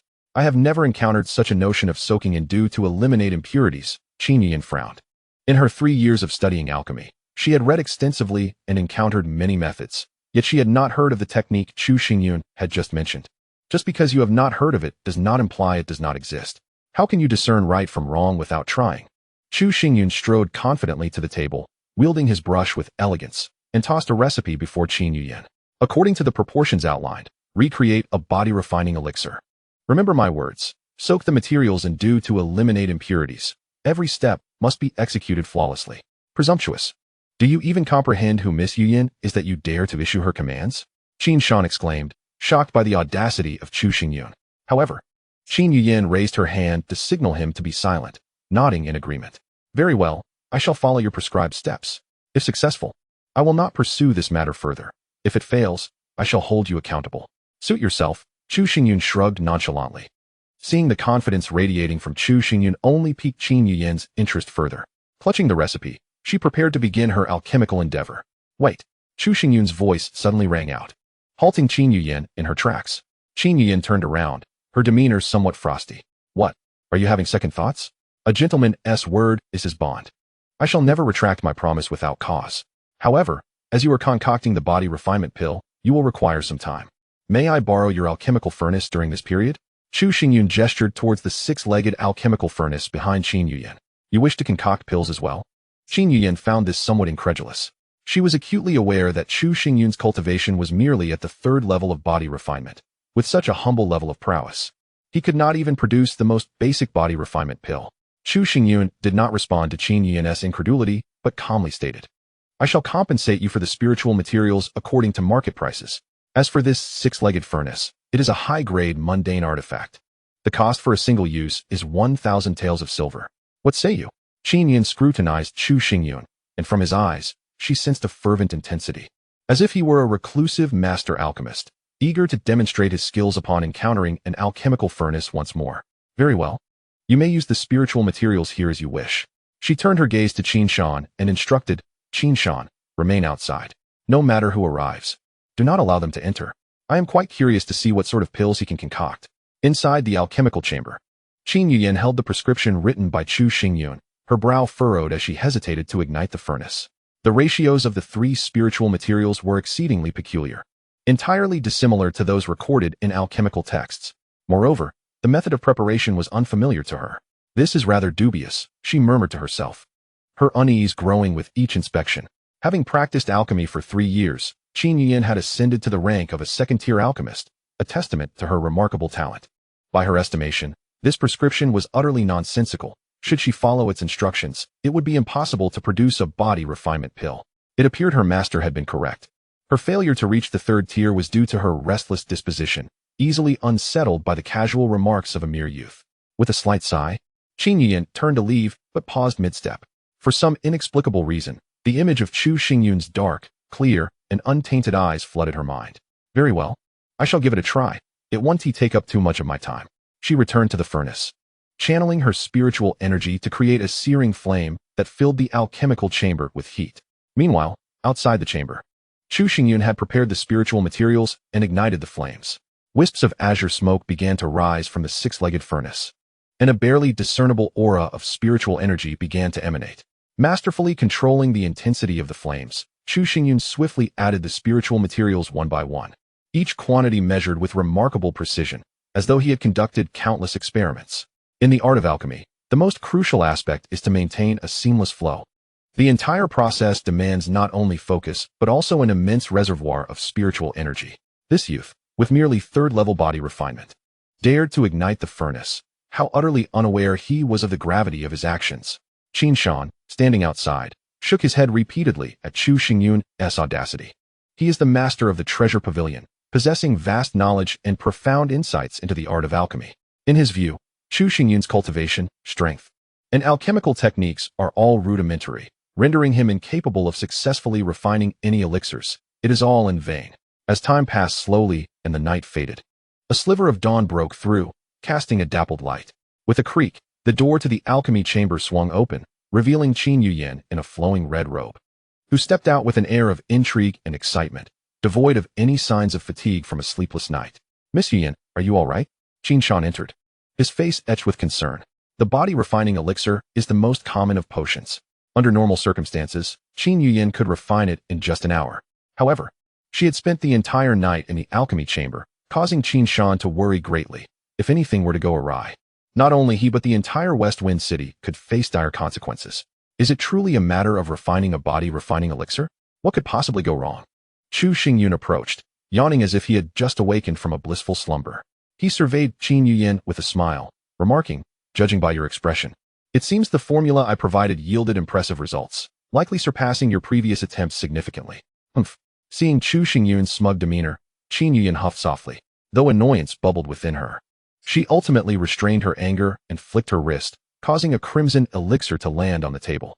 This elixir, which Qin Shan recognized immediately as the body-refining elixir, emanated an exceptionally rich fragrance, far exceeding that of the usual concoctions. Chu Xingyun picked up the body-refining elixir, casting a cursory glance before nodding in approval. The impurities are entirely eliminated, and the refinement has significantly improved. It should possess about 80% efficacy. It's passable, I suppose. Passable? Qin Yuyan's expression soured at his words.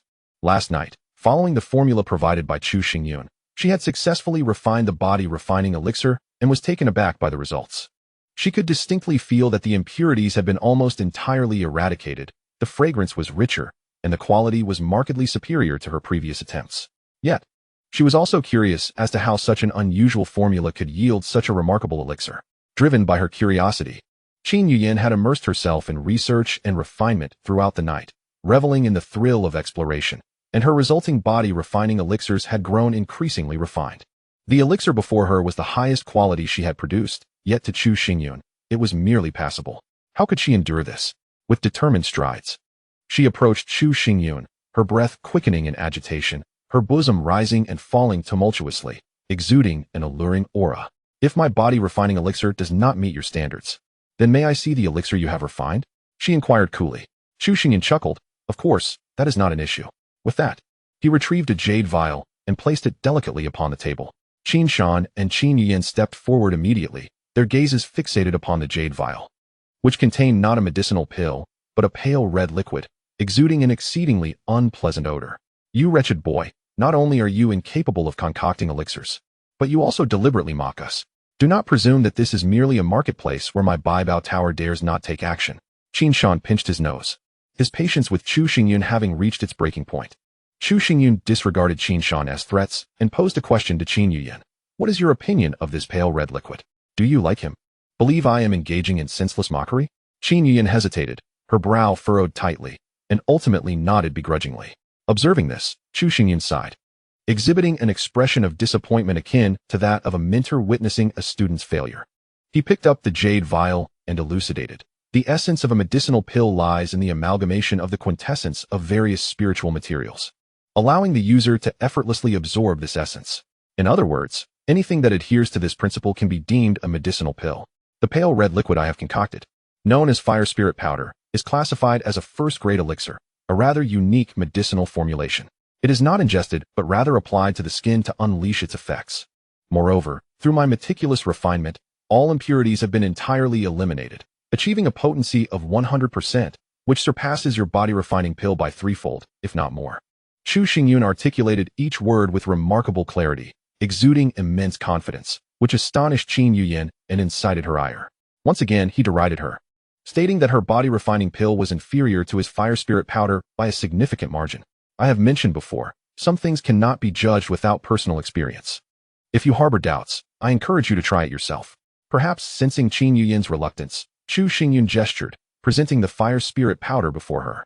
As she gazed upon the pale red liquid, her eyes flickered, seemingly in turmoil. Ultimately, she gritted her teeth and applied the fire spirit powder to her jade-like arm. Chapter 12. The transaction. As the fire spirit powder made contact with her skin, Qin Yuyan was immediately enveloped in a refreshing sensation, which was quite pleasant. However, it was not long before this coolness dissipated, replaced by a searing pain, akin to her arm being scorched by flames, causing her to wince in agony. Miss Yuyan. Seeing this, Qin Shan called out urgently, Yet Qin Yuyan signaled for him to refrain from intervening, gritting her teeth as she endured the fiery discomfort. Approximately half an hour later, the effects of the fire spirit powder began to wane. Qin Yuyan opened her eyes to discover that her arm had turned a vivid crimson, with pores dilated and releasing a trace of impurities. It is widely known that consuming a body-refining pill can purify one's physique by expelling internal impurities. However, this method only addresses internal impurities and cannot cleanse those on the surface. Chu Xingyun addressed Qin Yuyan. In contrast, the fire spirit powder I have crafted, when applied to the skin, can expel surface impurities in a short period. If used in conjunction with the body-refining pill, internally and externally, the efficacy can be exponentially enhanced. Surely, Miss Yuyan understands this well? Upon hearing this, Qin Yuyan nodded slightly. She personally experimented with the fire spirit powder, fully aware of its efficacy. Merely applying it to the skin could refine one's physique without any side effects, rendering it nothing short of perfect. After a moment of contemplation, Qin Yuyan pointed to the fire spirit powder on the table and inquired, "Young Master Chu, would you be interested in selling the formula for this fire spirit powder to the Baibao building?" A faint smile flickered in Chu Xingyun's eyes, as if he had anticipated Qin Yuyan's question. He replied, "Since Miss Yuyan is interested, I would not mind selling the formula to the Baibao building," considering it a gesture of friendship. As he spoke, Chu Xingyun extended a finger and stated, "For the formula, 40 spirit stones will suffice." 40 spirit stones. Upon hearing Chu Xingyun's price, Qin Shan leaped up in astonishment, his face a portrait of disbelief. 40 spirit stones equated to 400,000 taels of silver. Such a price was indeed staggering, enough to purchase a mid-level martial arts manual. Chu Xingyun was surely asking for an exorbitant sum. "Very well, it is settled then." To Qin Shan's shock, Qin Yuyan readily agreed. With a wave of her hand, she arranged the 40 spirit stones neatly before Chu Xingyun. Their ethereal glow dazzling Qin Shan to the point of dizziness, leading him to believe he was dreaming. However, being a seasoned merchant, Qin Shan quickly grasped the situation. The true value of the fire spirit powder lay in its ability to be used simultaneously with the body-refining pill, thereby doubling its efficacy. By bundling the fire spirit powder with the body-refining pill in sales, the demand for both would soar. While 40 spirit stones seemed excessive, it was a deal worth pursuing in the long run. Miss Yuyan is indeed straightforward. Chu Xingyun chuckled, promptly inscribing the formula for the fire spirit powder and handing it to Qin Yuyan. He then inquired, "If I may ask, does the Baibao building sell storage rings? Carrying these 40 spirit stones is rather inconvenient. A storage ring typically retails for 5 spirit stones, but this time, I shall consider it a personal favor." Qin Yuyan nonchalantly produced a storage ring and replied, "Here you go." At first glance, a storage ring appears no different from an ordinary ring, exuding an antique charm. Yet it possesses an independent space capable of holding numerous items, making it exceedingly convenient. Chu Xingyun opened the storage ring, discovering a generous volume of 10 cubic feet within, which was quite commendable. "Thank you, Miss Yuyan." Chu Xingyun placed the spirit stones into the storage ring, but instead of departing, he remained standing there, a smile gracing his face. "Is there something else?" Qin Yuyan asked, her brow furrowing in suspicion. "Not exactly a matter of urgency, but I have another transaction I wish to discuss with Miss Yuyan." Chu Xingyun chuckled, producing 2 sheets of paper he had prepared in advance. One sheet contained the formula for the nourishing spirit pill, while the other detailed techniques for refining the alchemical fire and removing impurities. It was no exaggeration to say that if Miss Yuyan diligently studied these, she would be able to concoct high-quality, nourishing spirit pills within 2 days, achieving an efficacy of up to 90 or even 100%. Had this been said the night before, Qin Yuyan would have scoffed at it. Yet now, she chose to believe him. Last night, she diligently followed the alchemical formula provided by Chu Xingyun, yet no matter her efforts, she could only extract 80% of the essence of the body-refining elixir.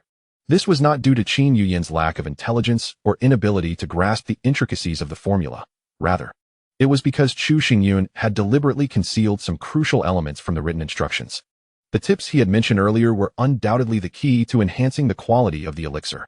Contemplating this, Qin Yuyan's gaze ignited with fervor, though she refrained from immediate agreement, instead posing the question, "Pray tell, how many spirit stones does young Master Chu require for this transaction?" Chu Xingyun shook his head, opting for silence, and instead removed his robe, revealing his handsome visage. At that moment, Qin Shan recognized Chu Xingyun's identity with a start, and his astonished words caused Qin Yuyan to momentarily lose her composure. Since the incident of the wedding procession, the name Chu Xingyun had echoed throughout the entirety of West Wind City. Naturally, Qin Yuyan had heard of him, but seeing him in person, she found the rumors to be misleading. She could not perceive him as a failure. Rather, She regarded him as astute, far surpassing the so-called prodigies of his generation. Chu Xingyun spoke candidly. For this transaction, I do not seek spirit stones. I wish to leverage my position as the heir of the Chu family to collaborate with Baibao Tower in the exploration of the spiritual material resources of Fengqi Mountain. Qin Yuyan raised an eyebrow, intrigued. Fengqi Mountain, nestled against the Black Iron Mountains, was rich in spiritual materials. The Chu family had dispatched individuals multiple times and had crafted a detailed map, but due to a lack of manpower, they had yet to venture into the mountain to gather herbs. If Baibao Tower were willing to join forces, she was confident that within 2 months, the spiritual material business of Baibao Tower could double, easily dominating the market of West Wind City. Upon hearing Chu Xingyun's words, both Qin Yuyan and Qin Shan were filled with excitement. They had long harbored intentions regarding Fengqi Mountain, and now, with the meticulously prepared map in Chu Xingyun's possession, a collaboration would allow Baibao Tower to swiftly acquire vast resources of spiritual materials in a safe manner. What will be the distribution ratio? Qin Yuyan, not allowing greed to cloud her judgment, asked cautiously, having come to recognize Chu Xingyun's exceptional nature through their exchanges. Since it is a partnership, fairness must prevail. Let us agree on a 50-50 split. If Baibao Tower is interested, I can assure you that I will offer the 50% of spiritual materials at a price below market value to demonstrate my sincerity. Chu Xingyun's tone remained composed. Yet his words struck Qin Shan and Qin Yuyan like a falling stone, creating ripples of excitement in their minds.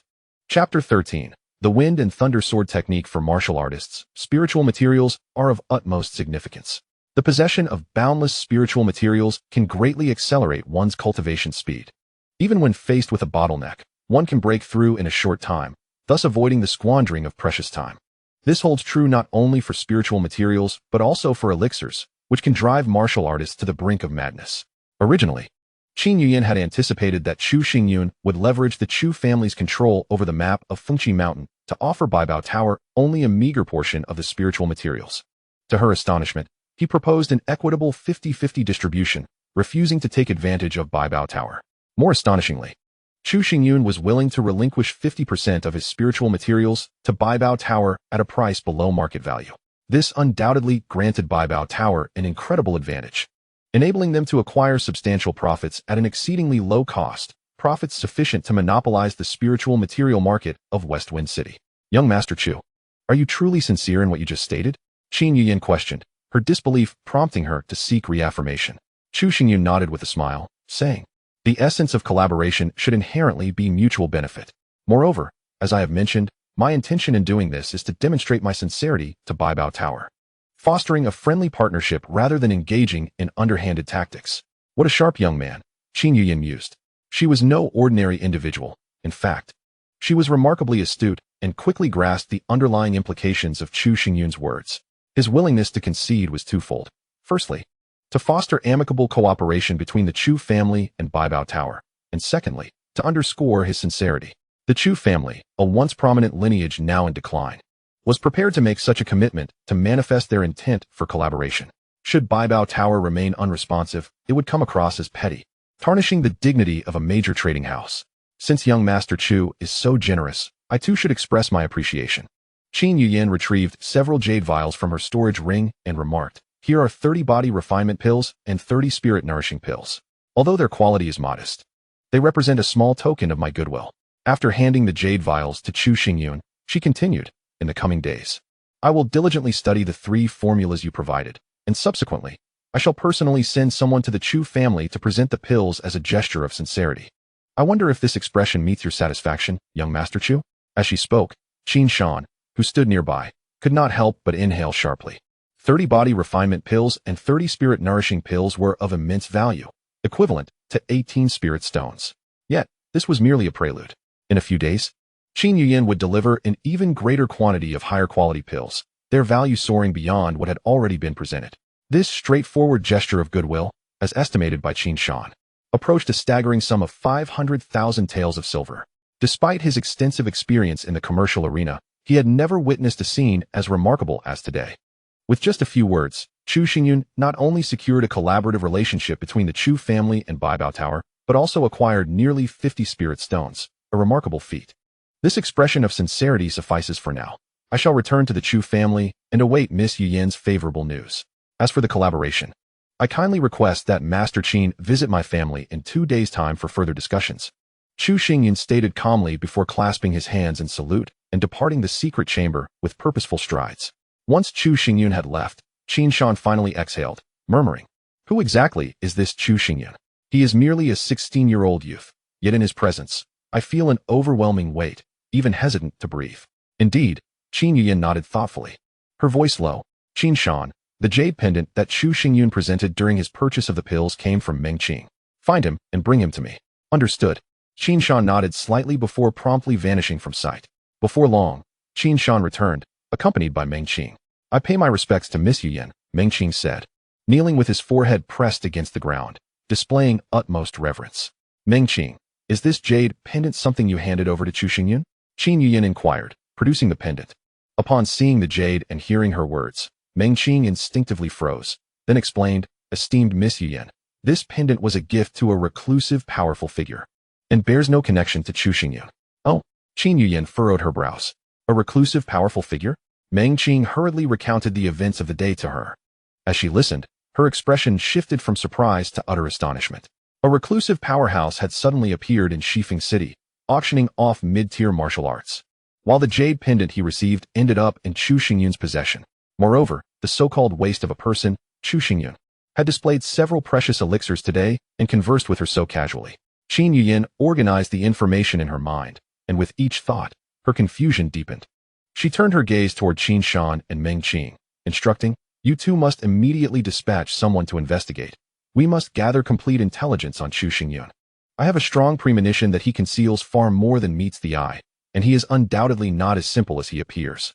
Upon hearing this, Qin Shan and Meng Qing exchanged a glance and promptly bowed before departing. In the vast secret chamber, only Qin Yuyin remained, standing quietly, her eyes flickering as she pondered her thoughts. After leaving the Baibao building, Chu Xingyun disguised himself once more and safely returned to Chao Town. Although he had not heard directly about Qin Yuyin's investigation, he could easily surmise its nature. From the moment Meng Qing presented the jade pendant, Chu Xingyun understood that the Shifeng auction house and the Baibao building were intricately linked. Having just auctioned martial arts and then arriving at the Baibao building with the pendant would inevitably raise Qin Yuyin's suspicions. However, Chu Xingyun felt no concern. On the contrary, he intended to exploit her doubts to render his identity even more enigmatic and complex. This way, as long as Qin Yuyin harbored such suspicions, he could securely bind the cooperation of both parties and maintain absolute initiative. Upon entering the inner space of the reincarnation stone, Chu Xingyun immediately retrieved a spirit-nourishing pill, consuming it before commencing his cultivation. Boom! The spirit-nourishing pill detonated within him, transforming into a surge of pure spiritual energy. Sitting cross-legged, Chu Xingyun swiftly activated his unnamed technique, absorbing this energy and merging it into his meridians and flesh, ultimately storing it within his spiritual sea. Typically, after consuming a spirit-nourishing pill, one would need to meditate for half a day to allow the spiritual energy to settle before beginning absorption, preventing any loss of energy.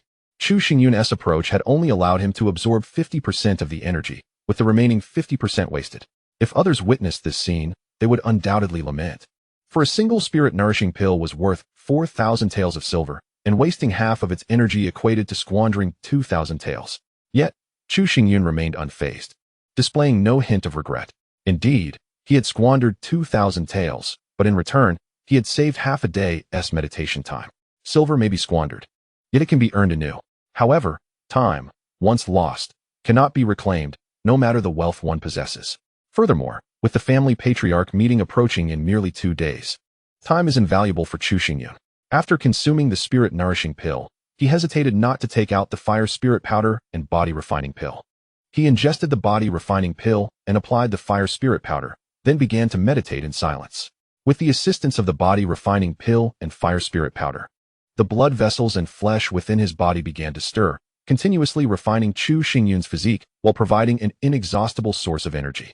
In the realm of cultivation, the coexistence of techniques and martial arts is essential. Now, having practiced an unnamed technique, it is imperative for me to cultivate a martial art as well. The two must complement each other to allow me to break through once more in a short period. Closing his eyes, Chu Xingyun swiftly identified a martial art suited to him. Rising to his feet, he spread his legs apart, arms relaxed, and the sword floated before him, beginning to move in accordance with an enigmatic rhythm. At that moment, a keen observer would notice that Chu Xingyun's form became somewhat blurred, intermingled with a spirited essence, as though he were the gentle breeze caressing the mountains and forests. With each sword strike, all his muscles tensed, and the spiritual energy within him melded into his muscles, affecting a transformation that rendered him stronger and more solid. The martial art he practiced was known as the wind and thunder sword technique, ranked among the high tier of spiritual grades. This sword technique comprises a mere 3 forms, yet its might is astonishing. Should one attain perfection in the wind and thunder sword technique, it would rival even the sacred grade martial arts. The 3 forms are wind motion, thunder flash, and wind and thunder's fury. At present, Chu Xingyun was honing the first form. In this moment, he had wholly immersed himself in the ethereal essence of being as light as the wind, each movement becoming elusive and enigmatic. Chapter 14. The family gathering Chu Xingyun practiced repeatedly until his internal spiritual energy was utterly depleted, at which point he ceased, sitting cross-legged upon the ground to consume the spirit-nourishing pill and body-refining pill, swiftly replenishing his physical exhaustion. Upon recovery, he resumed his arduous training, undeterred by fatigue or hardship.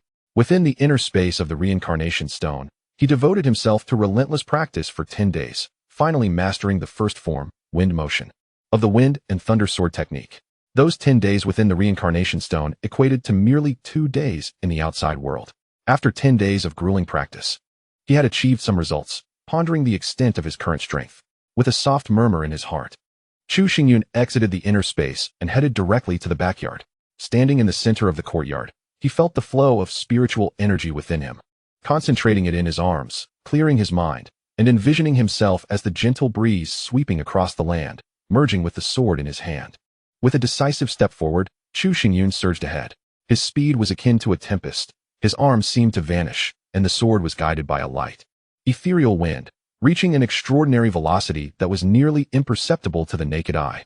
With a whoosh, the sword swept past a massive rock, producing a muted sound. Upon inspection, a deep and menacing sword mark appeared on the stone, measuring a full 2 inches in depth. The power was indeed commendable. Chu Xingyun retracted his longsword, feeling an immense satisfaction within. His choice of the wind and thunder sword technique stemmed from 2 primary reasons. Firstly, the practice of this martial art allows one to immerse in the essence of wind and thunder, facilitating the utmost refinement of the body, rendering flesh and blood more solidified. Secondly, the 3 forms of the wind and thunder sword technique exhibit a progressive increase in power, aligning perfectly with his current circumstances. It is well understood that higher-grade martial arts entail greater difficulty in cultivation. Had Chu Xingyun attempted to practice sacred or celestial-level techniques at this moment, even with 6 months to spare, mastery would remain elusive. The gradual ascent from the foundational to the advanced is undoubtedly the most suitable method for his cultivation. The sword strike just executed was remarkably swift, akin to a low-tier spiritual-level technique. Should he face Chu Yang again, with this single maneuver, his opponent would scarcely have the opportunity to retaliate. Contemplating this, a surge of ambition welled up within Chu Xingyun. Although he is considerably weaker than in his previous life, having cultivated the first form of the wind and thunder sword technique has endowed him with the ability to protect himself. At that moment, Chu Xingyun's gaze suddenly sharpened. Within him, a tumultuous spiritual sea surged, a powerful force of spiritual energy coursing through his body, ultimately crashing against the firm barrier of his realm. With a resounding thud, the barrier was breached once more. Chu Xingyun's body trembled slightly as spiritual energy erupted forth, and his aura instantaneously multiplied in intensity. He had achieved a breakthrough.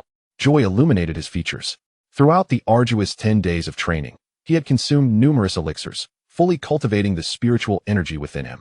Having just mastered the first form of the wind and thunder sword technique, his spirit soared, naturally propelling him into the 4th tier of body refinement.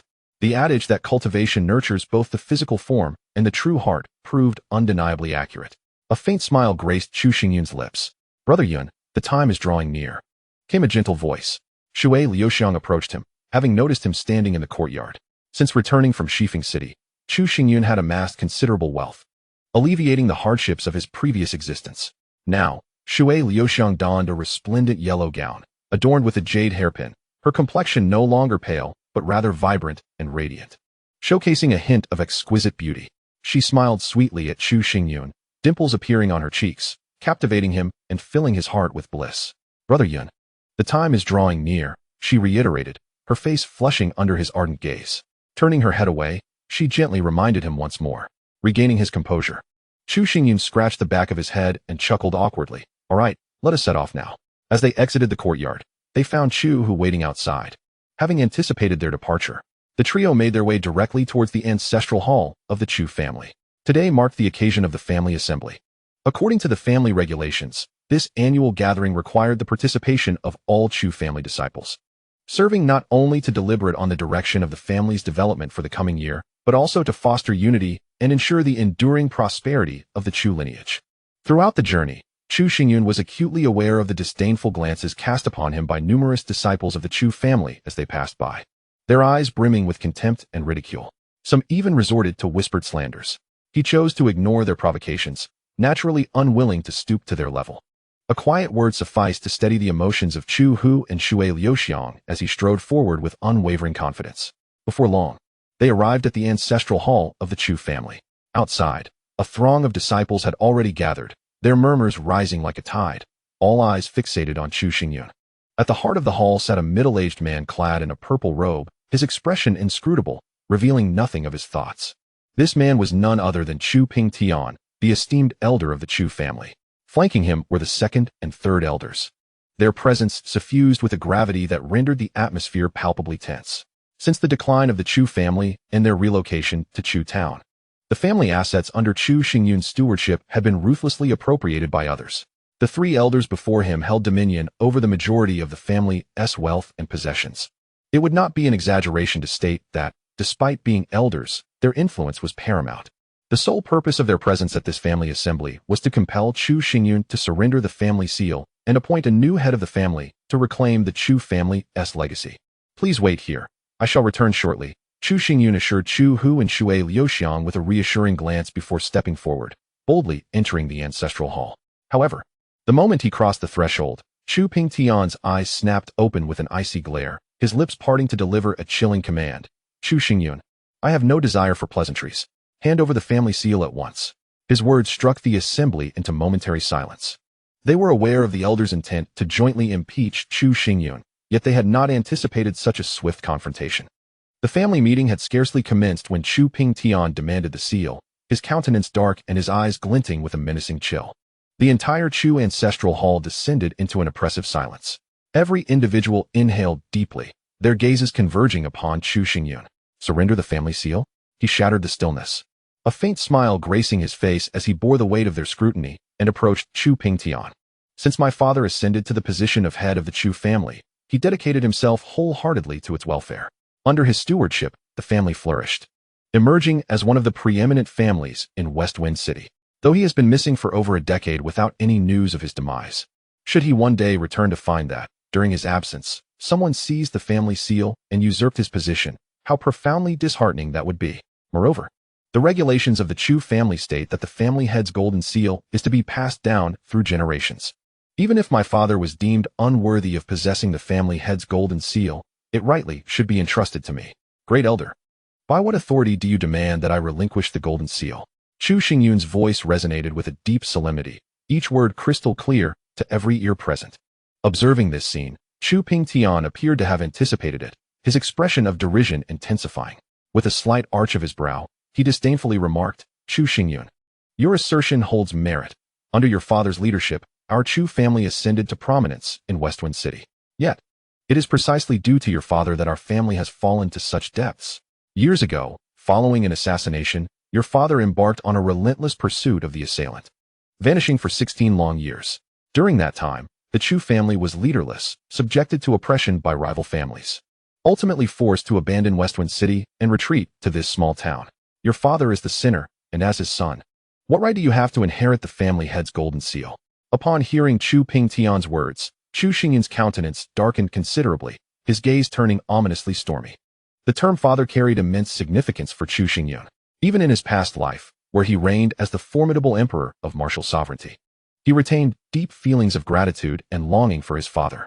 In this moment, Chu Pingtian sought to compel Chu Xingyun to surrender the family head's golden seal by erasing all of his father's contributions and attributing blame solely to him, branding him a sinner who dragged the entire Chu family down. Such an act was utterly shameless. Chu Pingtian paid no heed to Chu Xingyun's frigid glare. Boldly striding forward to stand before the assembly, arms outstretched as an overwhelming surge of profound spiritual energy erupted forth. The crowd's expressions shifted dramatically, as they experienced an oppressive force that rendered their breaths labored.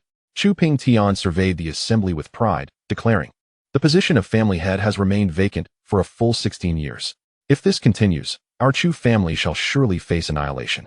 Today, I, Chu Pingtian, audaciously put myself forward, aspiring to become the new family head of the Chu family. As long as I draw breath, I shall dedicate myself wholeheartedly to securing cultivation resources for the Chu family and liberating us from our plight." Upon hearing this, many faces shifted in astonishment. In this family assembly, Chu Pingtian sought not only to wrest the golden seal from Chu Xingyun, but also to seize the mantle of family head, thereby revealing the premeditated nature of his intentions. The hall fell into a hushed silence, and at that moment, the second elder and third elder, standing behind him, simultaneously rose and proclaimed, "For the advancement of the Chu family, I support the great elder's ascension as the new family head." With the stance of the second and third elders, the assembly erupted into fervor. "Indeed, our Chu family has languished for a full 16 years, devoid of progress and resources. It is high time we select a new family head. The great elder possesses formidable strength, and under his leadership, our Chu family will surely flourish, amassing vast wealth and escaping this wretched existence. Support the great elder. The position of family head is rightfully his." Many voices resoundingly declare that the Chu family has endured great hardships over the past 16 years. Now, with Chu Pingtian stepping forward, they see a glimmer of hope for resurgence and desire him to lead the family out of adversity. Hearing these sentiments, Chu Pingtian felt a swell of pride and remarked to Chu Xingyun, "You have heard the people's call. My succession to the position of family head is undoubtedly the best choice. Hand over the family head's golden seal." The collusion to seize the title of family head reveals the cunning of the grand elder. Chu Xingyun fixed his gaze on Chu Pingtian, suddenly sneering coldly. "Since the grand elder aspires to become the new head of the Chu family, may I pose 2 questions?" "Go ahead," Chu Pingtian replied nonchalantly, his eyes brimming with derision and disdain. With the support of the multitude, he felt no need to regard Chu Xingyun. However, since Chu Xingyun was eager to ask questions, he would not refuse. He sought to compel Chu Xingyun to submit and relinquish the golden seal, relishing the satisfaction that would ensue. The first question was straightforward. The Chu family is currently in decline. If the grand elder were to become the head, would he strive to secure opportunities and amass substantial wealth for the family? Naturally, Chu Pingtian declared with conviction. For any family, immense wealth is paramount. Possessing wealth equates to access to cultivation resources and prospects for development. If I were to become the head of the Chu family, I would prioritize this above all else, even at the cost of my life. His words were fervent, igniting the spirits of many within the Chu family. Yet, in the depths of his heart, Chu Pingtian regarded these statements as mere rhetoric, aimed solely at winning the applause of his kin. With a smile, Chu Xingyun posed the second question. If the grand elder ascends to the position of family head, how much wealth can he guarantee the family will earn within a year? Is there a plan in place? A plan, you say? Our Chu town is nestled against the mountains, rich in resources.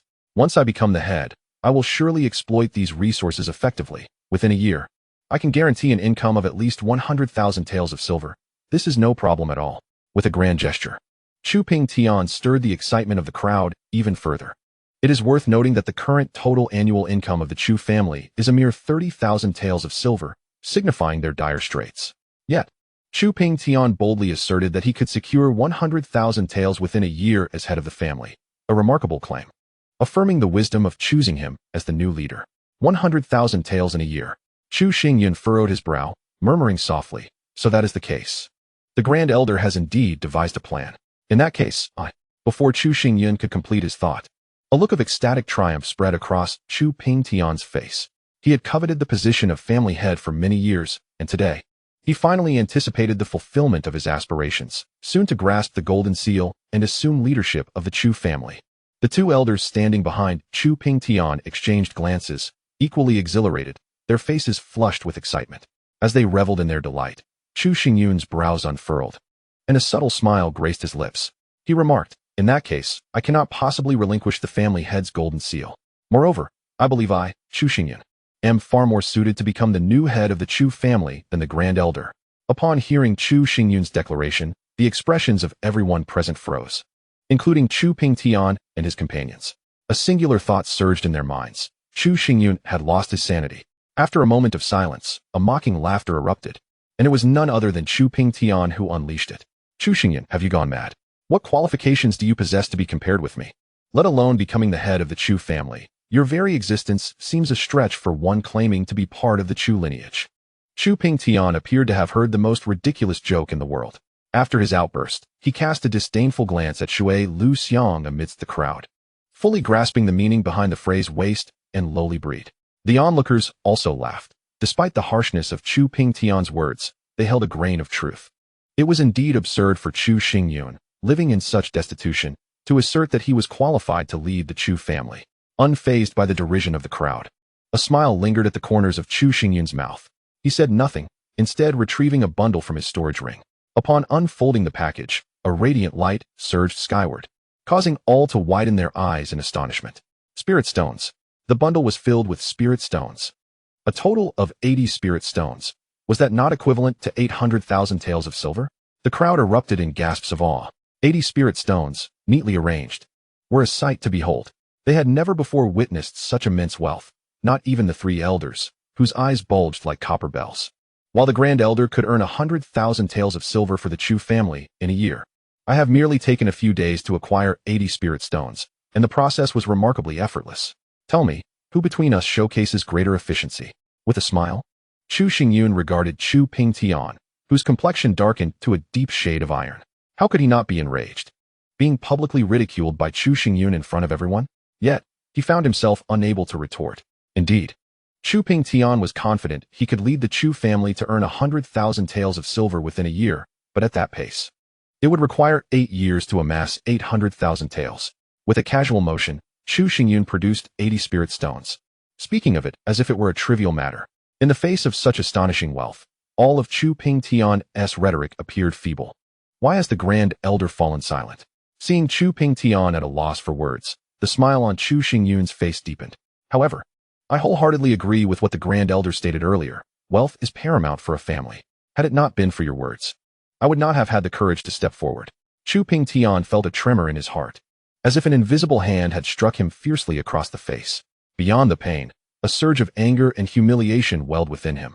The onlookers exchanged glances, momentarily at a loss for words, frozen in place. Chu Xingyun, it seems you have misunderstood my father's words. Just as Chu Pingtian found himself at a loss for words, a cold voice pierced the silence. The crowd's gaze converged almost simultaneously towards the source of the voice. There stood a striking young man, clad in a gray robe, with sharp features and eyes that seemed to harbor a chilling intensity, exuding an aura of authority. This individual, named Chu Hai, was the son of Chu Pingtian and the elder brother of Chu Yang. With a straightened back, he strode forward with an air of pride, and the members of the Chu family in the ancestral hall regarded him with a mix of awe, admiration, and even flattery. The reason was simple. Chu Hai was the foremost prodigy of the Chu family, having achieved the 6th level of cultivation at the tender age of 16. Possessing a 3rd-grade martial spirit, the Phantom Demon Wolf. Such talent and martial spirit led everyone to regard Chu Hai as the hope of the Chu family, which in turn garnered support for Chu Pingtian's ascension as the new head of the family. Upon witnessing Chu Hai's arrival, Chu Xingyun furrowed his brow slightly, but maintained his composure. What do you mean by that? He inquired. Chu Hai cast a condescending glance at Chu Xingyun and replied coldly. The wealth my father speaks of is the means to lead the entire Chu family out of adversity and into flourishing prosperity. You may indeed have presented 80 spirit stones, but such a meager offering will only lead to squandering resources without affecting any real change. Furthermore, someone like you, an unmitigated waste, could not accomplish great things even with an abundance of wealth. If you were to become the head of the Chu family, it would only invite endless scorn and derision. Each of Chu Hai's words was harsh and difficult to hear. Nevertheless, many nodded in agreement. In this ruthless world, strength was paramount, and few dared to refute Chu Hai's assertions, instead casting mocking glances at Chu Xingyun. So by your logic, if I possess such wealth, I should naturally become the new head of the Chu family, provided I am not a waste? Chu Xingyun's face betrayed no emotion, making it impossible to discern his thoughts. Exactly, Chu Hai shrugged, a hint of mockery in his tone. In all of Chu town, no, the entire Westwind city, everyone knows that Chu Xingyun is a waste. Your sudden inquiry brings an inexplicable amusement, prompting many to grin. Then, according to your reasoning, how might I prove that I am not a waste? Chu Xingyun pressed on, causing the crowd, who had been stifling their laughter, to erupt in loud guffaws. This wave of laughter was thick with scorn. The absurdity of Chu Xingyun's question suggested he might have lost his senses, igniting a chorus of ridicule. Chuhai laughed heartily. His face flushed as he said, "It's quite simple.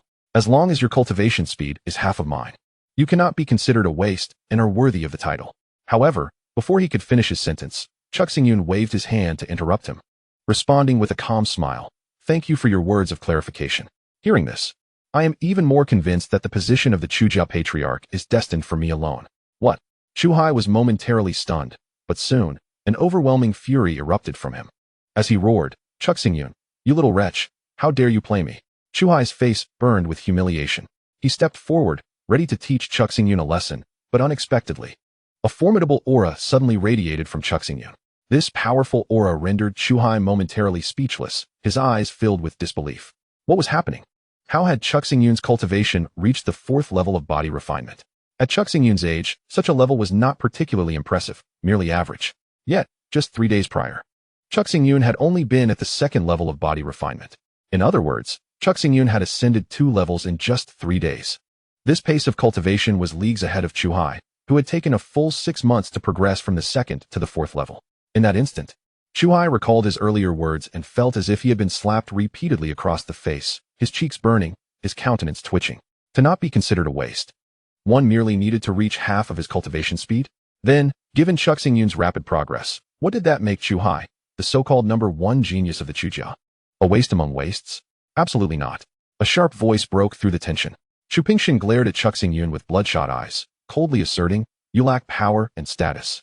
And your martial spirit is nothing but trash. How could you possibly advance to the 4th level of body refinement in such a short time? There must be something amiss." The crowd, regaining their composure, nodded in agreement. The martial spirit often represented one's innate talent. The weaker the martial spirit, the lesser the talent, making significant accomplishments exceedingly difficult. This was an unshakable truth. Chuck Xingyun possessed the most inferior 1st-grade martial spirit. Even if given 3 days, or even a year or 3, he would struggle to reach the 4th level of body refinement. How I have elevated my level seems irrelevant to you.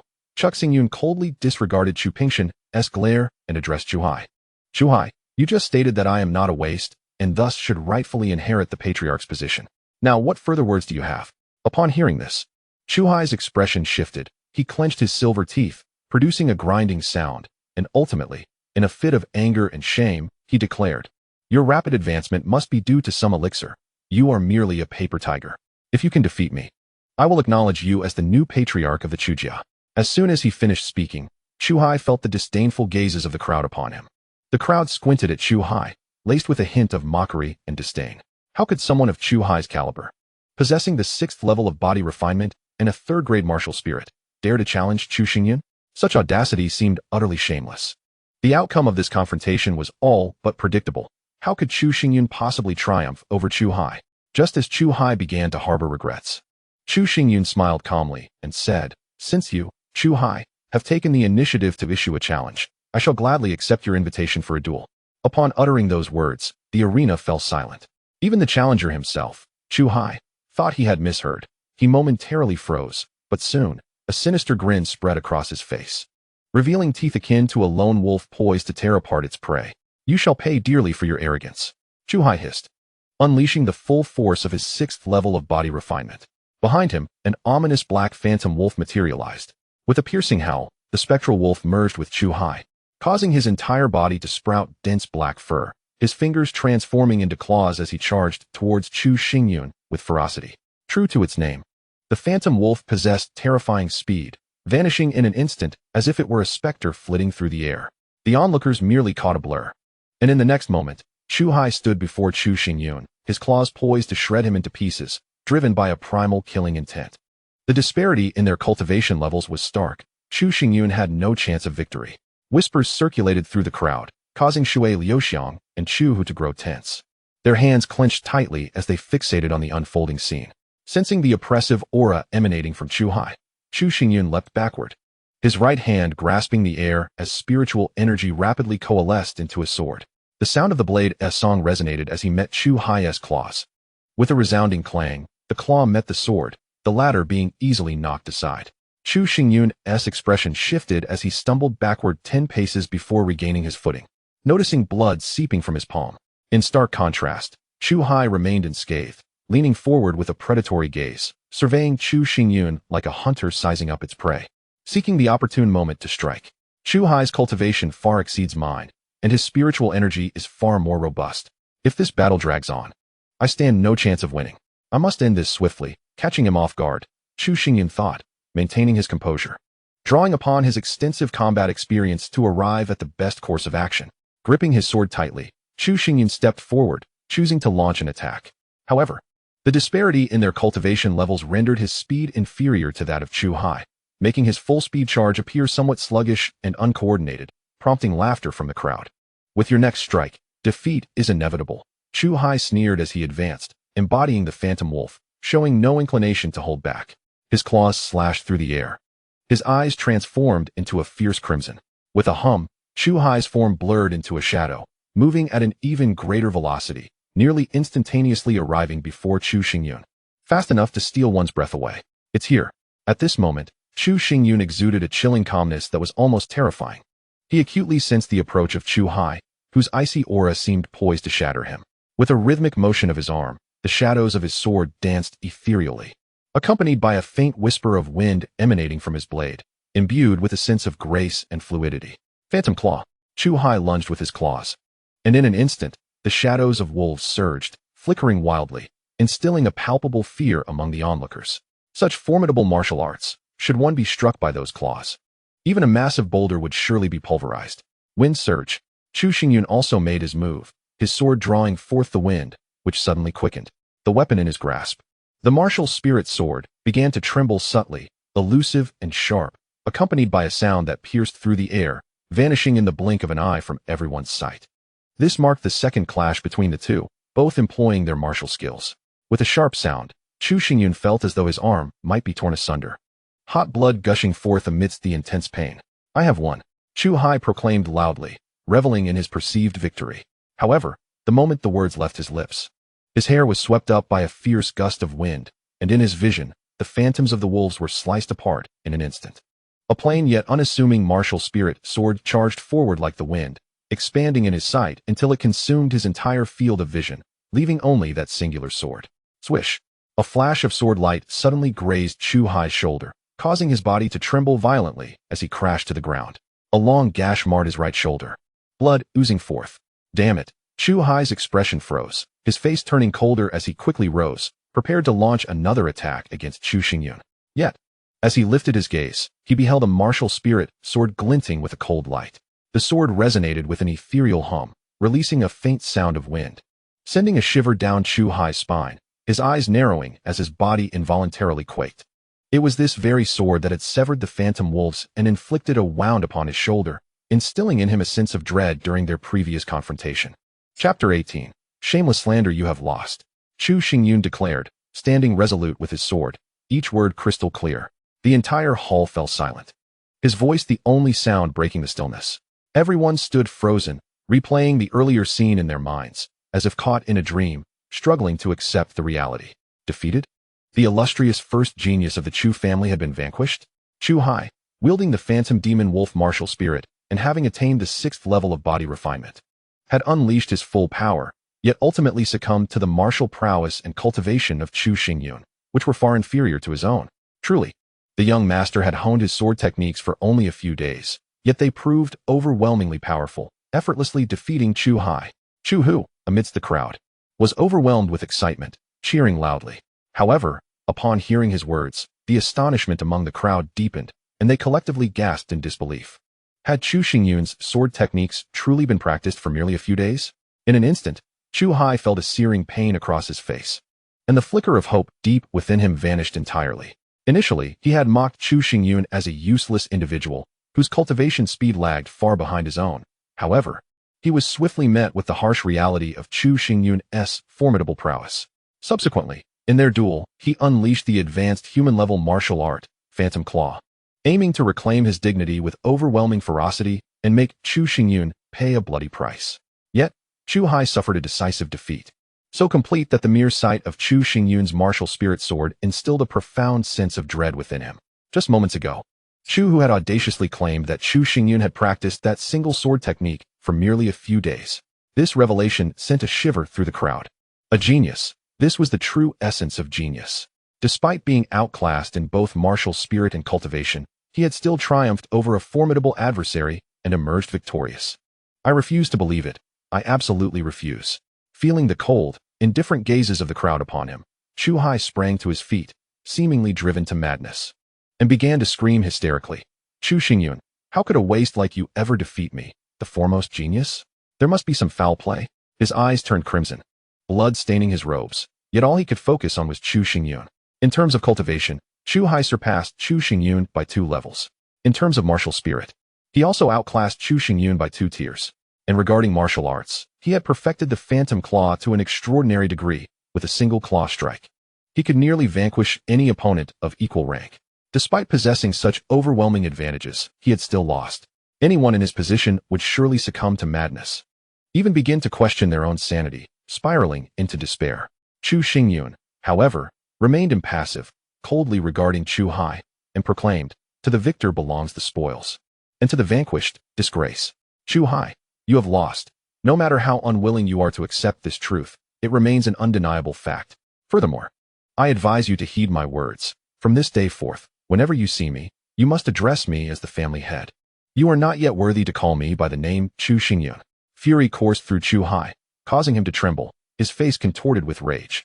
Just moments before their fierce battle, he had boasted that should Chu Xingyun defeat him, he would acknowledge him as the new head of the Chu family.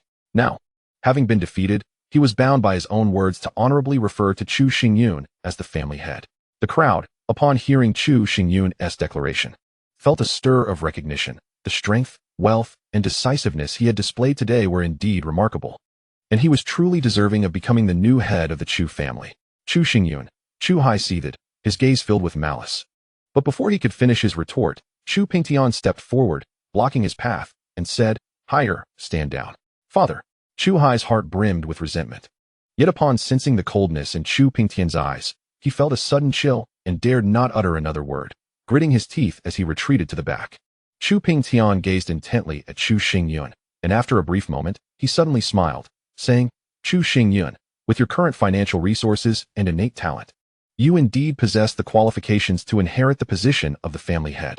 However, before that, you must surrender your storage ring for my thorough inspection." "Storage ring?" Chu Xingyun raised an eyebrow. Chu Pingtian nodded, deliberately elevating his tone, stating, "Everyone knows that you, Chu Xingyun, are an unequivocal failure. Yet, within just a few days, you have acquired immense wealth, your cultivation and strength have become remarkably formidable, and you even possess such an expensive item as a storage ring. This is truly difficult to explain by any reasonable standards. Everything I possess is rightfully mine. To claim that you should inspect my storage ring based solely on your words seems rather far-fetched, does it not?" Chu Xingyun retorted with a mocking smile, regarding Chu Pingtian with the disdainful eyes one reserves for a fool. Seeing this expression on Chu Xingyun's face, rather than inciting anger within him, it instead ignited a surge of elation in Chu Pingtian's heart. Initially, given Chu Xingyun's earlier demeanor, his ascension to the position of family head seemed almost guaranteed, a situation that even Chu Pingtian could hardly reverse. His insistence on inspecting Chu Xingyun's storage ring was merely an attempt to create difficulties and delay the inevitable. To his astonishment, however, Chu Xingyun displayed such vehement resistance. After pondering for a moment, Chu Pingtian devised a scheme and declared, "Chu Xingyun, if you were an ordinary clan member, I would naturally disregard your possessions. However, should you become the head of the Chu family, your every action will represent our clan. As the eldest elder of the Chu family, I have both the right and the duty to conduct a stringent examination of you." At this juncture, a smug smile crept across Chu Pingtian's face as he coldly continued, "Unless you harbor something sinister in your heart or possess unspeakable items within your storage ring, why would you go to such lengths to conceal it? The elder's words hold merit. I have long suspected that this Chu Xingyun harbors ulterior motives. His behavior today is entirely unlike his usual self, and it is highly likely he has colluded with others to bring harm to our Chu family." At this moment, the second elder interjected, pointing an accusing finger at Chu Xingyun, brazenly branding him as a cunning and treacherous individual. "Such baseless slander, devoid of any integrity. Do you possess no shame?" Chu Xingyun uttered, his voice laced with icy disdain. He had never encountered such shameless individuals who would resort to such pretexts to besmirch his character. "Ah, you Chu Xingyun, upon realizing your misdeeds have been uncovered, Not only fail to acknowledge your faults, but also resort to rampant insults. Guards, seize this audacious fool and imprison him in the black dungeon at once. Chu Pingtian bellowed. In an instant, a contingent of guards emerged from the throng, surrounding Chu Xingyun completely. To mobilize the guards based solely on your speculative accusations and confine me to the black dungeon. This is truly tyrannical. Chu Xingyun surveyed the surrounding guards with a cold laugh. He understood all too well that once he was imprisoned in the black dungeon, he would lose his voice completely. At that point, Chu Pingtian could easily fabricate charges against him, and even if he were to be secretly killed, no one would be the wiser, leaving him entirely at the mercy of Chu Pingtian's control. I, Chu Pingtian, conduct my affairs with utmost integrity, and all my actions are for the benefit of the Chu family. In contrast, you lurk in the shadows, harboring sinister intentions. For these two reasons alone, I possess the right to expel you from the Chu family. Chu Pingtian struck a pose of righteous indignation, suddenly waving his hand and commanding, "Guard team, seize Chu Xingyun." Yes, the guard team responded in unison, stepping forward with their long spears, creating chaos within the ancestral hall, amidst a cacophony of sounds. Chapter 19. Murder. As the guard team advanced, Chu Xingyun grasped the ethereal sword of martial spirit firmly in his hand. A resonant hum echoed through the hall, the clear sound reverberating within. With a single hand wielding the sword, he emanated the sword's brilliance. Meeting the gazes of the crowd with a cold voice, the purpose of the guard team is to protect the Chu family and punish treachery. At this moment, you actually heed the slanderous words of Chu Pingtian. Do you not feel ashamed? Chu Xingyun, even after your schemes have been exposed, you still attempt to argue. A despicable person like you only brings shame to the Chu family by existing in this world. At this moment, Chu Hai stepped forward. The ominous phantom wolf spirit merged with him once more. As he lifted his head, his entire face was obscured by dark fur, revealing two sharp fangs that gleamed with a chilling light. Whoosh! Chu Hai's speed reached its zenith, his claws extended, teeth bared, as he leaped over the crowd, lunging towards Chu Xingyun with a fierce intent to kill. What are you waiting for? Act now, Chu Pingtian urged, and suddenly, all members of the guard team surged forward, raising their long spears to thrust at Chu Xingyun's chest. Seeing this scene, Chu Xingyun dared not act carelessly. He swiftly retreated, his body twisting, narrowly evading the onslaught of the guard team. Brother Yun, be careful, Shui Luxiang suddenly exclaimed, sending a shiver down Chu Xingyun's spine. In the next moment, he felt a chill approach from behind. Turning around, he found Chu Hai had closed in, his sharp claws gripping Chu Xingyun's shoulder, his wolfish jaws poised to bite at his neck. How dare you? Chu Xingyun roared, his mind stirring. As the martial spirit sword materialized before him, the ethereal blade firmly blocked Chu Hai's deadly fangs. Yet, Chu Hai showed no signs of relenting. Instead, he grew even more ferocious, his face twisted with malevolence. Chu Xingyun, even if you defeated me just now, what does it matter? Today, as long as you die, I will still be the foremost genius of the Chu family. His fangs clamped down on the martial spirit sword, producing a crisp cracking sound. Chu Xingyun understood that Chu Hai was indeed intent on killing him to preserve a laughable title of genius. You are bound to be disappointed. Chu Xingyun replied with a cold smile, the hum of the sword resonating once more as the martial spirit sword trembled, transforming into an invisible whirlwind that filled the ancestral hall with the sounds of wind and sword chants. Child, retreat. Chu Pingtian seemed to sense something, his pupils constricting as he urgently shouted. Chu Hai also felt the impending danger, his body trembling as he instinctively retreated 10 steps. However, he was ultimately too slow. In the blink of an eye, the aura surrounding Chu Xingyun underwent a profound transformation. The sword of martial spirit in his hand seemed to respond to an unseen force, beginning to tremble subtly as if it had locked onto the very essence of Chu Hai. A resonant hum filled the air, and the guards merely sensed a refreshing breeze sweep past, momentarily dazed. In an instant, Chu Xingyun vanished from sight, as if he were but a fleeting gust of wind. So swift, Chu Pingtian gasped in astonishment, only to be abruptly met with a chilling wail echoing through the air. In his eyes, filled with terror, Chu Xingyun appeared before Chu Hai like a tempest, effortlessly severing the wolf's claw with his martial spirit sword, tearing through flesh and fur, ultimately plunging the blade into Chu Hai's chest. Thud! Chu Hai's body collapsed to the ground, warm blood gushing forth from his chest, staining the earth crimson. His eyes widened in disbelief, as if he could not fathom that Chu Xingyun had the capacity to take his life. Dead, all present ceased their actions. Even their breaths stilled, fixated on Chu Hai's lifeless form, their minds spinning in disbelief. Just moments before, they had thought Chu Xingyun was surely doomed, besieged by the guards. Yet, in this fleeting moment, not only had Chu Xingyun survived, he had slain Chu Hai before their very eyes. No, Chu Pingtian arrived too late. Cradling Chu Hai's corpse as he roared in fury, his eyes burning red like a demon, fixating madly on Chu Xingyun. "You vile wretch! How dare you take my son's life? Elder, just moments ago, Chu Hai struck with lethal intent, clearly seeking my demise. Where was your intervention then? Now, with my son dead, you accuse me of being the murderer? Does only your son possess the right to kill while I am condemned to be his prey?" Chu Xingyun, driven to fury, could not suppress a mocking smile, his words laced with scorn. Chu Pingtian's countenance darkened, and as he gently laid down Chu Hai's body, he stepped forward, an immense surge of spiritual power erupting from him. "Frost Lance!"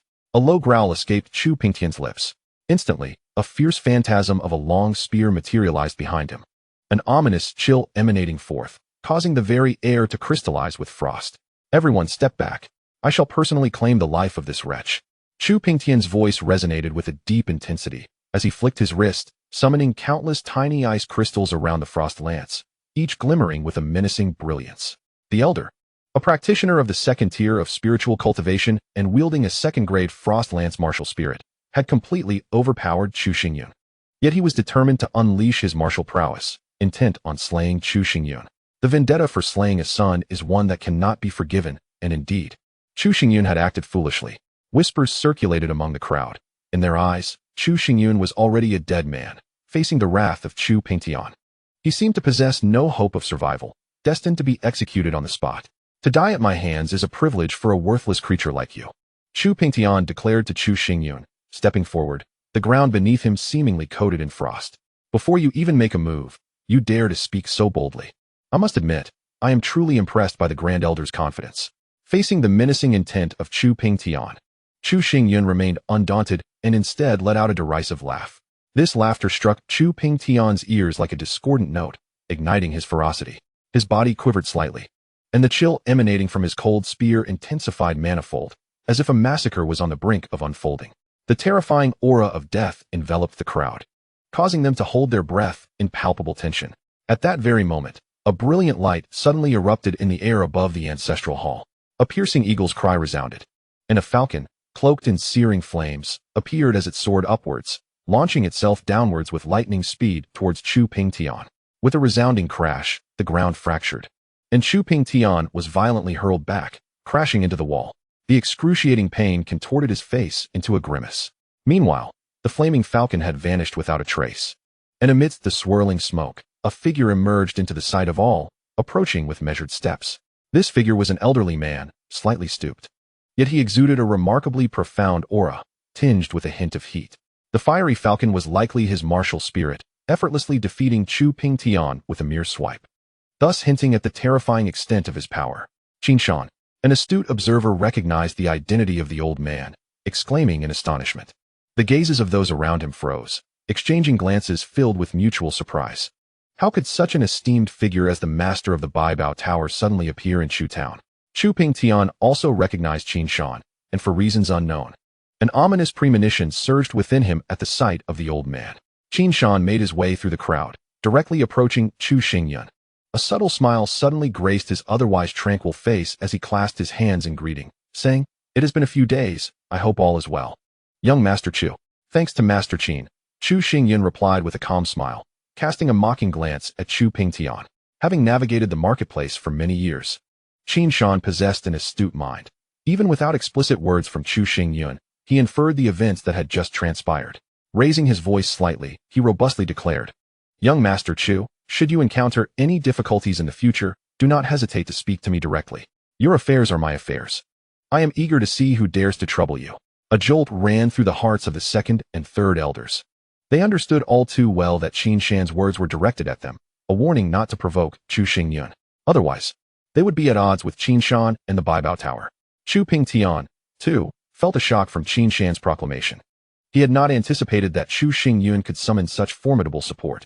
Gritting his teeth, his gaze fell upon Chu Hai's lifeless body, and a surge of hatred welled up within him. Stepping forward, he said, "Master Qin, it seems you are overstepping your bounds." Indeed, the crowd, upon hearing Chu Pingtian's words, instantly focused their gaze in his direction. Interfering too much? Qin Shan also turned to look at Chu Pingtian. a cold smile gracing his lips. Chu Xingyun is a member of the Chu family. His affairs are, naturally, a matter for the Chu family alone.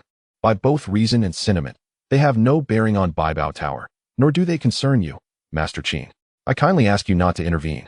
Chu Pingtian's expression darkened, his mind consumed by the haunting image of Chu Hai's murder. The vengeance for a slain son is a grudge that cannot coexist. How could Chu Pingtian dismiss this incident simply because of Qin Shan's words? He was resolute in his intent to kill Chu Xingyun and avenge his fallen kin. Qin Shan's cold smile deepened, entirely disregarding Chu Pingtian's wrath. He leisurely approached Chu Pingtian, surveying him from head to toe before delivering a chilling statement. What do you think you are? His voice was unremarkable, yet it carried an invisible and terrifying pressure that bore down upon Chu Pingtian, causing his entire body to tremble uncontrollably, his complexion as pale as parchment. When have my words ever been subject to the opinions of a mere buffoon like you? Today, let me speak plainly. Anyone who dares to harm young Master Chu will feel the full weight of my retribution. Qin Shan's words were devoid of any pretense of subtlety. His aura remained fierce and tumultuous, yet it left Chu Pingtian feeling as though he were standing in the depths of winter, too intimidated to voice a rebuttal. In Chu Town, he was the esteemed elder of the Chu family, standing in a position of great respect. However, when compared to Qin Shan, he appeared insignificant. The disparity between them was indeed akin to that of clouds and mud. Chu Xingyun, you have played your hand well this time. Chu Pingtian inhaled deeply several times to calm his turbulent emotions, casting a glare filled with hatred at Chu Xingyun before departing the ancestral hall with Chu Hai's lifeless body. Witnessing this, the second and third elders hastily followed suit. At this juncture, remaining would serve no purpose and would only lead to further humiliation. A bunch of cowards afraid for their lives. Qin Shan scoffed as he watched the three elders depart. Turning around, the cold indifference on his face vanished, replaced by a gentle smile as he addressed Chu Xingyun. Young Master Chu, I apologize for the disturbance. I should not meddle in the affairs of the Chu family. But these individuals have been exceedingly arrogant, committing such shameless acts that I could not stand by idly. Please do not hold it against me. Master Qin's righteous intervention is commendable. I would not dare to blame you, Chu Xingyun replied, waving his hand dismissively. Noticing the glimmer in Qin Shan's eyes, he inquired, if you have something to discuss, feel free to speak without reservation. Well, Qin Shan chuckled, producing an elegantly crafted wooden box that exuded an ancient charm, gesturing for Chu Xingyun to open it. Intrigued, Chu Xingyun complied, and as he lifted the lid, a rich aroma of elixirs wafted from the box, enveloping the entire hall. Even a single inhalation brought a sense of clarity and exquisite comfort. Inside the box, a collection of exquisite jade vials was meticulously arranged.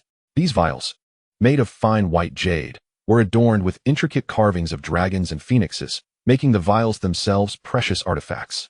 Young Master Chu, here are 30 body refining pills, 30 spirit nourishing pills, and 30 fire spirit powders, all personally refined by Miss Yu Yan. Their efficacy is exceptionally pure. I sincerely hope you will accept them. Qin Shan said earnestly. The crowd gasped, their hearts racing as if countless thunderclaps resounded in their minds, leaving them agape and nearly unsteady on their feet.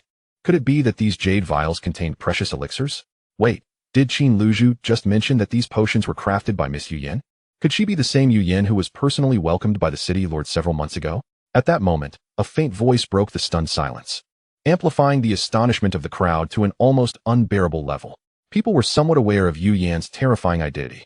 Rumors had it that upon her arrival in Westwind City, the city lord led 3,000 elite soldiers to welcome her, standing in formation under the scorching sun for several hours in anticipation of her arrival. Furthermore, she was said to be a prodigious alchemist, having ascended to the rank of a second-tier alchemist at such a tender age. Any elixir she refined boasted remarkable effects, enough to drive all warriors into a frenzy. To behold such a legendary figure today, who had entrusted Qin Shan to present these elixirs to Chu Xingyun with utmost deference, as if fearing he might refuse, was extraordinary. If this news were to spread, it would surely incite a frenzy throughout all of Westwind City. Chapter 21. The fence-sitting grass. Upon hearing Qin Shan's words, Chu Xingyun displayed a calm smile, his tone notably unperturbed as he replied, since Qin Luzhu has put it this way, I shall accept these elixirs. Little did he know, his words elicited expressions of incredulity from all present. These elixirs, crafted by Qin Yu Yan herself, in such generous quantity, were valued at over 30 spirit stones, a considerable fortune. Yet, here was Chu Xingyun, seemingly reluctant to accept. The saying comparison breeds envy resonated profoundly with the onlookers. Today, the Chu family is convening a family meeting. And as an outsider, I should not overstay. In the future, when young Master Chu has time, we can discuss matters of cooperation. I shall take my leave now, Qin Shan said with a smile, though internally he was astounded. 2 days prior, when Chu Xingyun departed from the Baibao building, he had instructed Qin Shan to visit the Chu family today to discuss collaboration. It was only upon witnessing the earlier scene that he realized Chu Xingyun had anticipated everything, intending to use him to break the deadlock. This young man was truly remarkable, concealing his astonishment. Qin Shan clasped his hands in respect and turned to leave the Chu family. Qin Luzhu, please wait. Just as he turned, Chu Xingyun called out to him. Approaching Qin Shan, he smiled and said, "It was your timely assistance that spared me from peril earlier. I would be grateful if you would accept this small token of appreciation." With that, Chu Xingyun retrieved a piece of paper from his storage ring and presented it to Qin Shan. At first, Qin Shan contemplated declining. But upon casting a glance at the characters inscribed on the paper, he was jolted, his gaze fixated on the 3 prominent words, Qingxin Dan. This was a recipe for a pill, and it was classified as a second-tier level. Qin Shan's mind erupted in astonishment. Ever since he had witnessed the miraculous effects of the fire spirit powder, he had come to understand the profundity of Chu Xingyun's expertise in alchemy.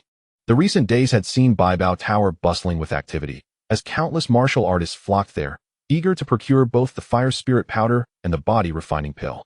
It is no exaggeration to assert that within just these 2 short days, the profits generated by the fire spirit powder had far exceeded the value of the recipe, and by no small margin. If the first-tier fire spirit powder held such tremendous worth, how much more so would a second-tier pill command? Young Master Chu, this token of appreciation seems a tad excessive, Qin Shan remarked, his hands trembling with excitement, struggling to fathom the immense value of this second-tier recipe. Chu Xingyun had previously stated that their families shared a partnership. Thus, it was only natural to assist one another, and a mere recipe ought not to be of great consequence. He shrugged casually, asserting that his words were neither falsehoods nor hubris. As a genuine 8th-tier alchemist, he possessed an abundance of recipes in his mind, rendering a mere second-tier recipe trivial, almost effortlessly written. However, this sentiment resonated entirely differently in Qin Shan's ears. He gazed at Chu Xingyun, the flicker of discontent in his heart dissipating completely. Taking a deep breath, he expressed his gratitude. "Young Master Chu, I am deeply thankful for your generous intentions." Bowing slightly, Qin Shan performed a profound bow, causing the surrounding crowd to widen their eyes in astonishment and curiosity, eager to unveil the contents of the paper that had so thoroughly unsettled the esteemed master of Baibao Tower. Once Qin Shan departed, the atmosphere within the ancestral hall softened considerably. The master of Baibao Tower held a status of great reverence, akin to a towering mountain, rendering all present breathless. Chu Xingyun stepped forward and addressed the assembly, esteemed guests, with the 3 elders having taken their leave. "Is there anyone else who wishes to compel me to surrender the family lord's gold seal? Perhaps there are dissenting views regarding my succession to the lordship?" As soon as he finished speaking, everyone, including the members of the guard, fervently shook their heads. The clan regulations explicitly state that the family lord's gold seal is passed down through generations, and no one shall forcibly seize it. How could we contravene the clan's laws? Today, we have witnessed the young master's gallantry, his substantial wealth, and formidable prowess. Even the master of Baibao Tower treats him with utmost respect. To have such a family lord is a blessing for the Chu family, who would dare voice dissent. Indeed, it is your rightful place as the family lord. The voices of the crowd rose and fell, completely shedding their earlier mockery, now laden with flattery as they hastily sought to curry favor with Chu Xingyun. It is worth noting that Chu Xingyun was presently at the zenith of his influence, supported by the formidable Baibao Tower. Should they seize the opportunity to forge a connection with him, they would undoubtedly reap substantial benefits in the future. For the vast array of pills alone was enough to leave one spellbound, rendering some utterly dazed.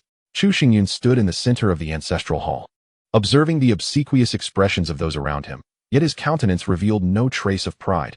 Instead, he felt a flicker of indifference and disdain deep within. Suddenly, he raised his hand sharply, commanding silence from the crowd. "I have heard every word you spoke earlier, and I wish to share a few thoughts with you." His voice was calm, devoid of any discernible emotion. The crowd nodded vigorously, falling silent and adopting an attitude of attentive listening. "I am well aware of the kind of individuals you are. You are like reeds swaying in the wind, flattering whoever holds the upper hand. If today it were Chu Pingtian who possessed the family seal and successfully inherited the position of head of the Chu family, even if I were to kneel and plead with you, you would not spare me a glance. As he spoke, the crowd's gaze froze, captivated by his words. Yet, he remained unfazed and continued, I do not wish to dwell on these matters. Now that I have assumed the role of head of the family, the Chu family shall embark on a new journey. As long as we work together in unity, we will certainly overcome our current difficulties, and I assure you, I shall not treat you unjustly. However, let me be clear, I have killed Chu Hai and have made a deadly enemy of Chu Pingtian. The two elders harbor hostility towards me as well. Therefore, I hereby declare, in my capacity as head of the Chu family, that these three individuals are expelled from the family. Alive, they shall not be recorded in the family genealogy, and in death, they shall not be buried in our ancestral grave. He paused, allowing the weight of his words to settle in. Thus, I expect each of you to make a clear choice. Will you support me, or will you align with Chu Pingtian and his cohorts? Do not merely profess one thing while secretly acting in another manner.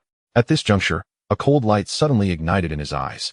Otherwise, you shall find yourselves in a precarious position, and I will show no mercy to those who betray. With that, Chu Xingyun resumed his composed demeanor, disregarding the astonished gazes of the crowd, and strode out of the ancestral hall alongside Shui Liuxiang and Chu Hu. Behind them, the atmosphere became charged with tension. The crowd remained frozen in place, their minds echoing Chu Xingyun's words, their expressions shifting dramatically, reflecting their unease.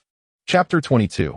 Transformation of the martial spirit. Upon returning to the courtyard and closing the door, Chu Hu erupted into jubilant cheers. Shui Liuxiang stood beside him, her cheeks flushed with excitement. From this day forth, Chu Xingyun was the new head of the Chu family, and he would no longer endure humiliation. Enough. If you keep shouting, you'll bring down the roof, Chu Xingyun retorted, rolling his eyes as he produced several jade vials and placed them on the table. These vials contain body-refining pills. Take them to quickly condense your martial spirits. Upon hearing this, Chu Hu's eyes widened in astonishment. Did I hear you correctly, young master? Are these body-refining pills for me? He exclaimed.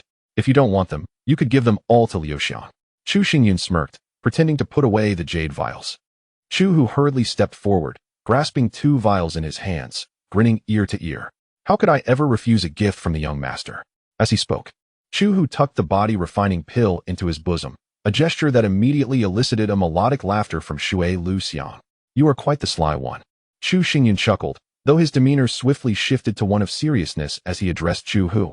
I gained considerable insight from my recent battle with Chu Hai, and I may need to enter seclusion for cultivation shortly. During my time in retreat, there is a matter I must entrust to you. Please, master, go on. Chu Hu replied, his playful demeanor replaced by a sense of earnestness upon seeing Chu Xingyun's serious expression. Recently, I reached an agreement with the Baibao Pavilion to jointly develop the spiritual resources of Fengqi Mountain. This endeavor is of utmost importance to the Chu family, and I wish to entrust its management entirely to you. Entirely? Chu Hu was taken aback, gazing at Chu Xingyun with a mixture of surprise and curiosity. Indeed, Chu Xingyun affirmed, you will be wholly responsible for the initiative, with no one permitted to interfere. Furthermore, you must select and cultivate a few trustworthy individuals to aid in this endeavor, as we must prepare to counter Chu Pingtian. As previously mentioned by Chu Xingyun, with Chu Hai's demise, he and Chu Pingtian had become irreconcilable foes. For both emotional and rational reasons, Chu Pingtian would undoubtedly seek to undermine Chu Xingyun. To establish a firm foothold, it was imperative that Chu Xingyun possessed his own faction to resist this threat. The undertaking of mining the spiritual materials from Fengqi Mountain presented a splendid opportunity. I understand, Chu Hu responded, his eyes gleaming with excitement rather than reluctance, as if eager to embark on this grand venture.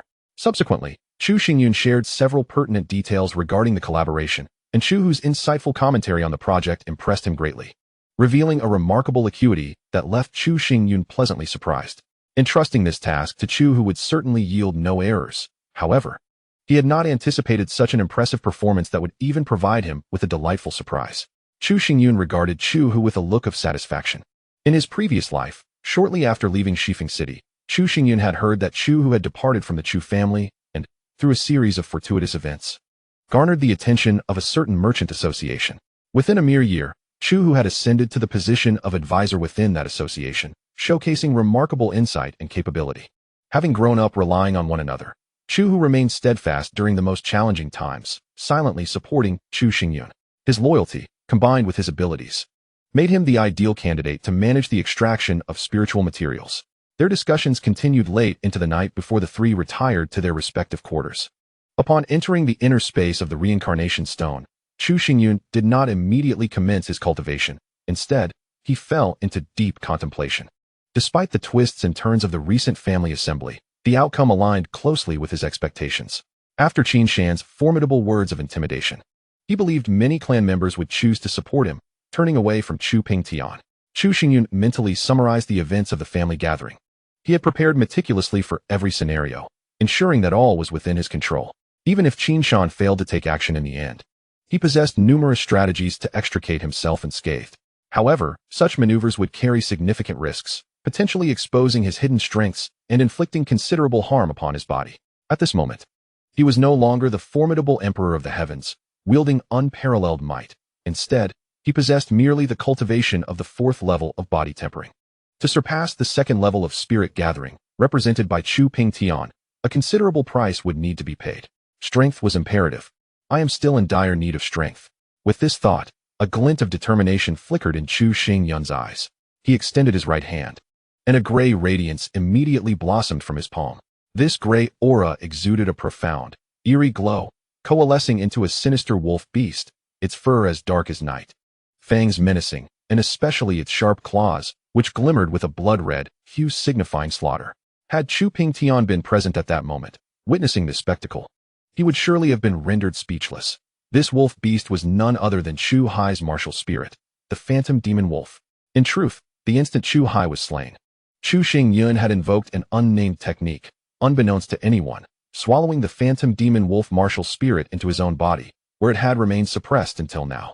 Do you harbor deep hatred for me? Chu Xingyun could sense the icy gaze of the phantom demon wolf, and a faint smile escaped his lips. The martial spirit was intrinsically linked to the warrior's soul.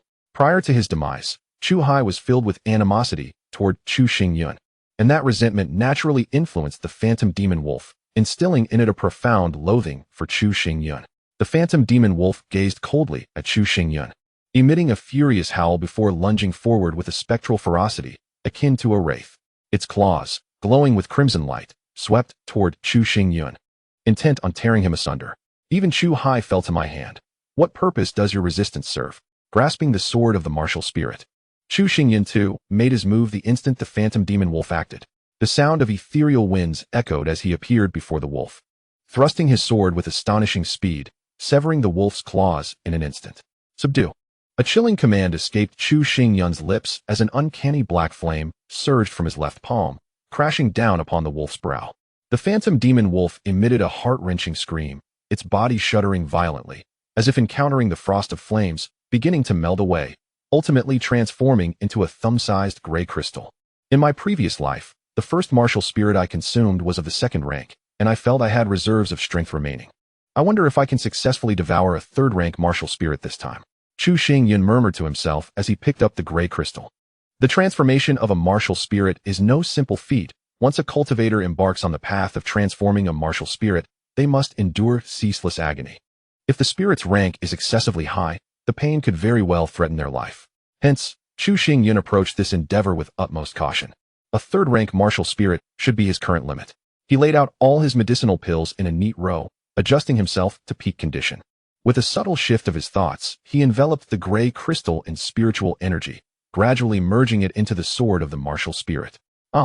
The moment the gray crystal integrated into the sword, Chu Xingyun felt a heart-wrenching pain coursing through him, as the sword erupted with waves of gray ethereal light. The grayish ethereal glow was indeed eerie, as if each ray harbored the essence of a spectral wolf, merging seamlessly with the spirit sword, causing its blade to become unsteady and float as if it were a phantasm, exuding a chill that sent shivers down one's spine. Truly, it was a third-tier spirit. And even at the onset of transformation, it endowed the spirit sword with the characteristics of the ghostly wolf. As Chu Xingyun gazed upon the metamorphosing spirit sword, his heart brimmed with anticipation. However, unbeknownst to him, the moment he entered a state of cultivation, the reincarnation tome resting quietly on the stone platform trembled without warning, emitting a faint, elusive glow that enveloped the entire inner space. This occurrence was so sudden that it seemed to arise without any forewarning. Even Chu Xingyun failed to notice it. Chapter 23. Ascension of the Spirit Sword. Armed with the experience from his previous life, Chu Xingyun encountered no significant obstacles. The sole surprise was the excruciating pain of devouring the third-tier spirit, which was terrifyingly intense. Even with his fortitude, he fainted several times from the agony. It was only by the following day that the pain began to wane. Chu Xingyun circulated his spiritual energy throughout his body, diligently practicing the unnamed technique without a moment of idleness. On the third day, as he completed the 10th cycle of his spiritual circulation, his body trembled slightly. His gaze shifted, and he beheld a cataclysmic transformation of the spirit sword suspended in the void. The entire blade appeared to float, its hue a deep gray, exuding an aura of mystery that evoked a sense of unreality. Chu Xingyun extended his hand, and in an instant, the long sword vanished, only to reappear before him. How swift! A jolt of surprise coursed through Chu Xingyun. Moments ago, the sword had not truly vanished. It was merely that its speed was so extraordinary that it eluded the naked eye, creating the illusion of disappearance. Moreover, the swirling grayish-black light enveloping the blade resembled a shadow, completely concealing its sword aura and brilliance, making it difficult to discern. The spectral wolf, renowned not only for its incredible speed but also for its adeptness at concealment, could perfectly mask its presence. It seemed that these two remarkable traits had indeed fused into the spirit sword, truly a divine boon. The delight on Chu Xingyun's face intensified. The technique he practiced, the wind and thunder sword art, was celebrated for its swiftness.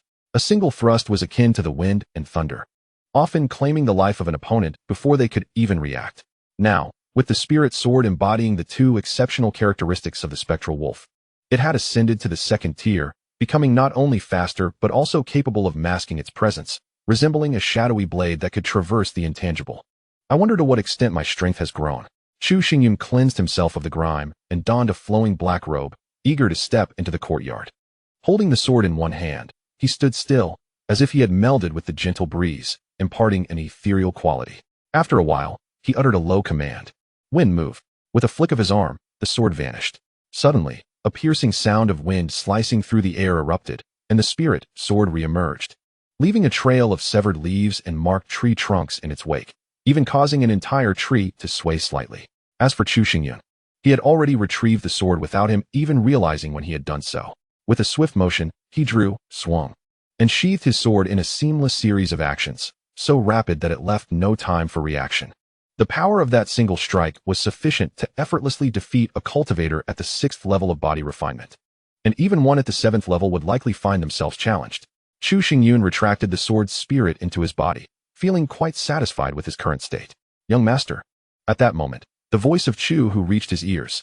Turning around, Chu Xingyun beheld Chu Hu clad in a black combat outfit, his gaze sharp and his footsteps swift, entirely shedding the previous air of humility, now radiating vitality. You have condensed the sword spirit? With keen insight, Chu Xingyun immediately discerned that Chu Hu had indeed achieved this milestone. Nothing escapes your notice, young master, Chu Hu chuckled, taking a deep breath. Instantly, a fierce tiger phantom materialized behind him, its stripes menacing, exuding an aura that could shake the mountains. A third-grade sword spirit.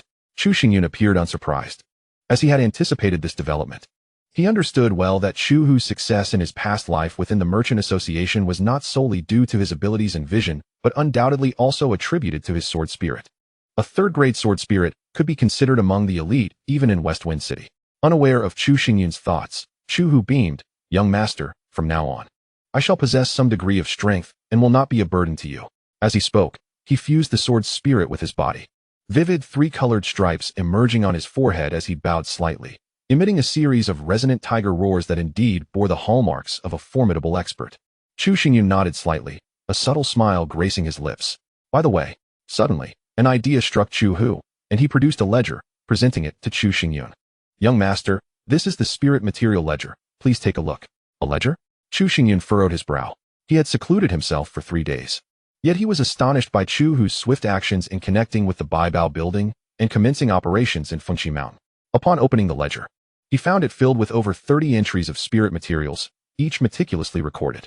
By Chu Xingyun's estimates, this batch of materials must total several hundred specimens. On the very day you entered seclusion, the Baibao building dispatched personnel. Following your instructions, I guided them to the periphery of Fengqi Mountain. For the past 3 days, they have been working tirelessly, day and night. At this rate, I estimate we can complete the extraction of the periphery within half a month.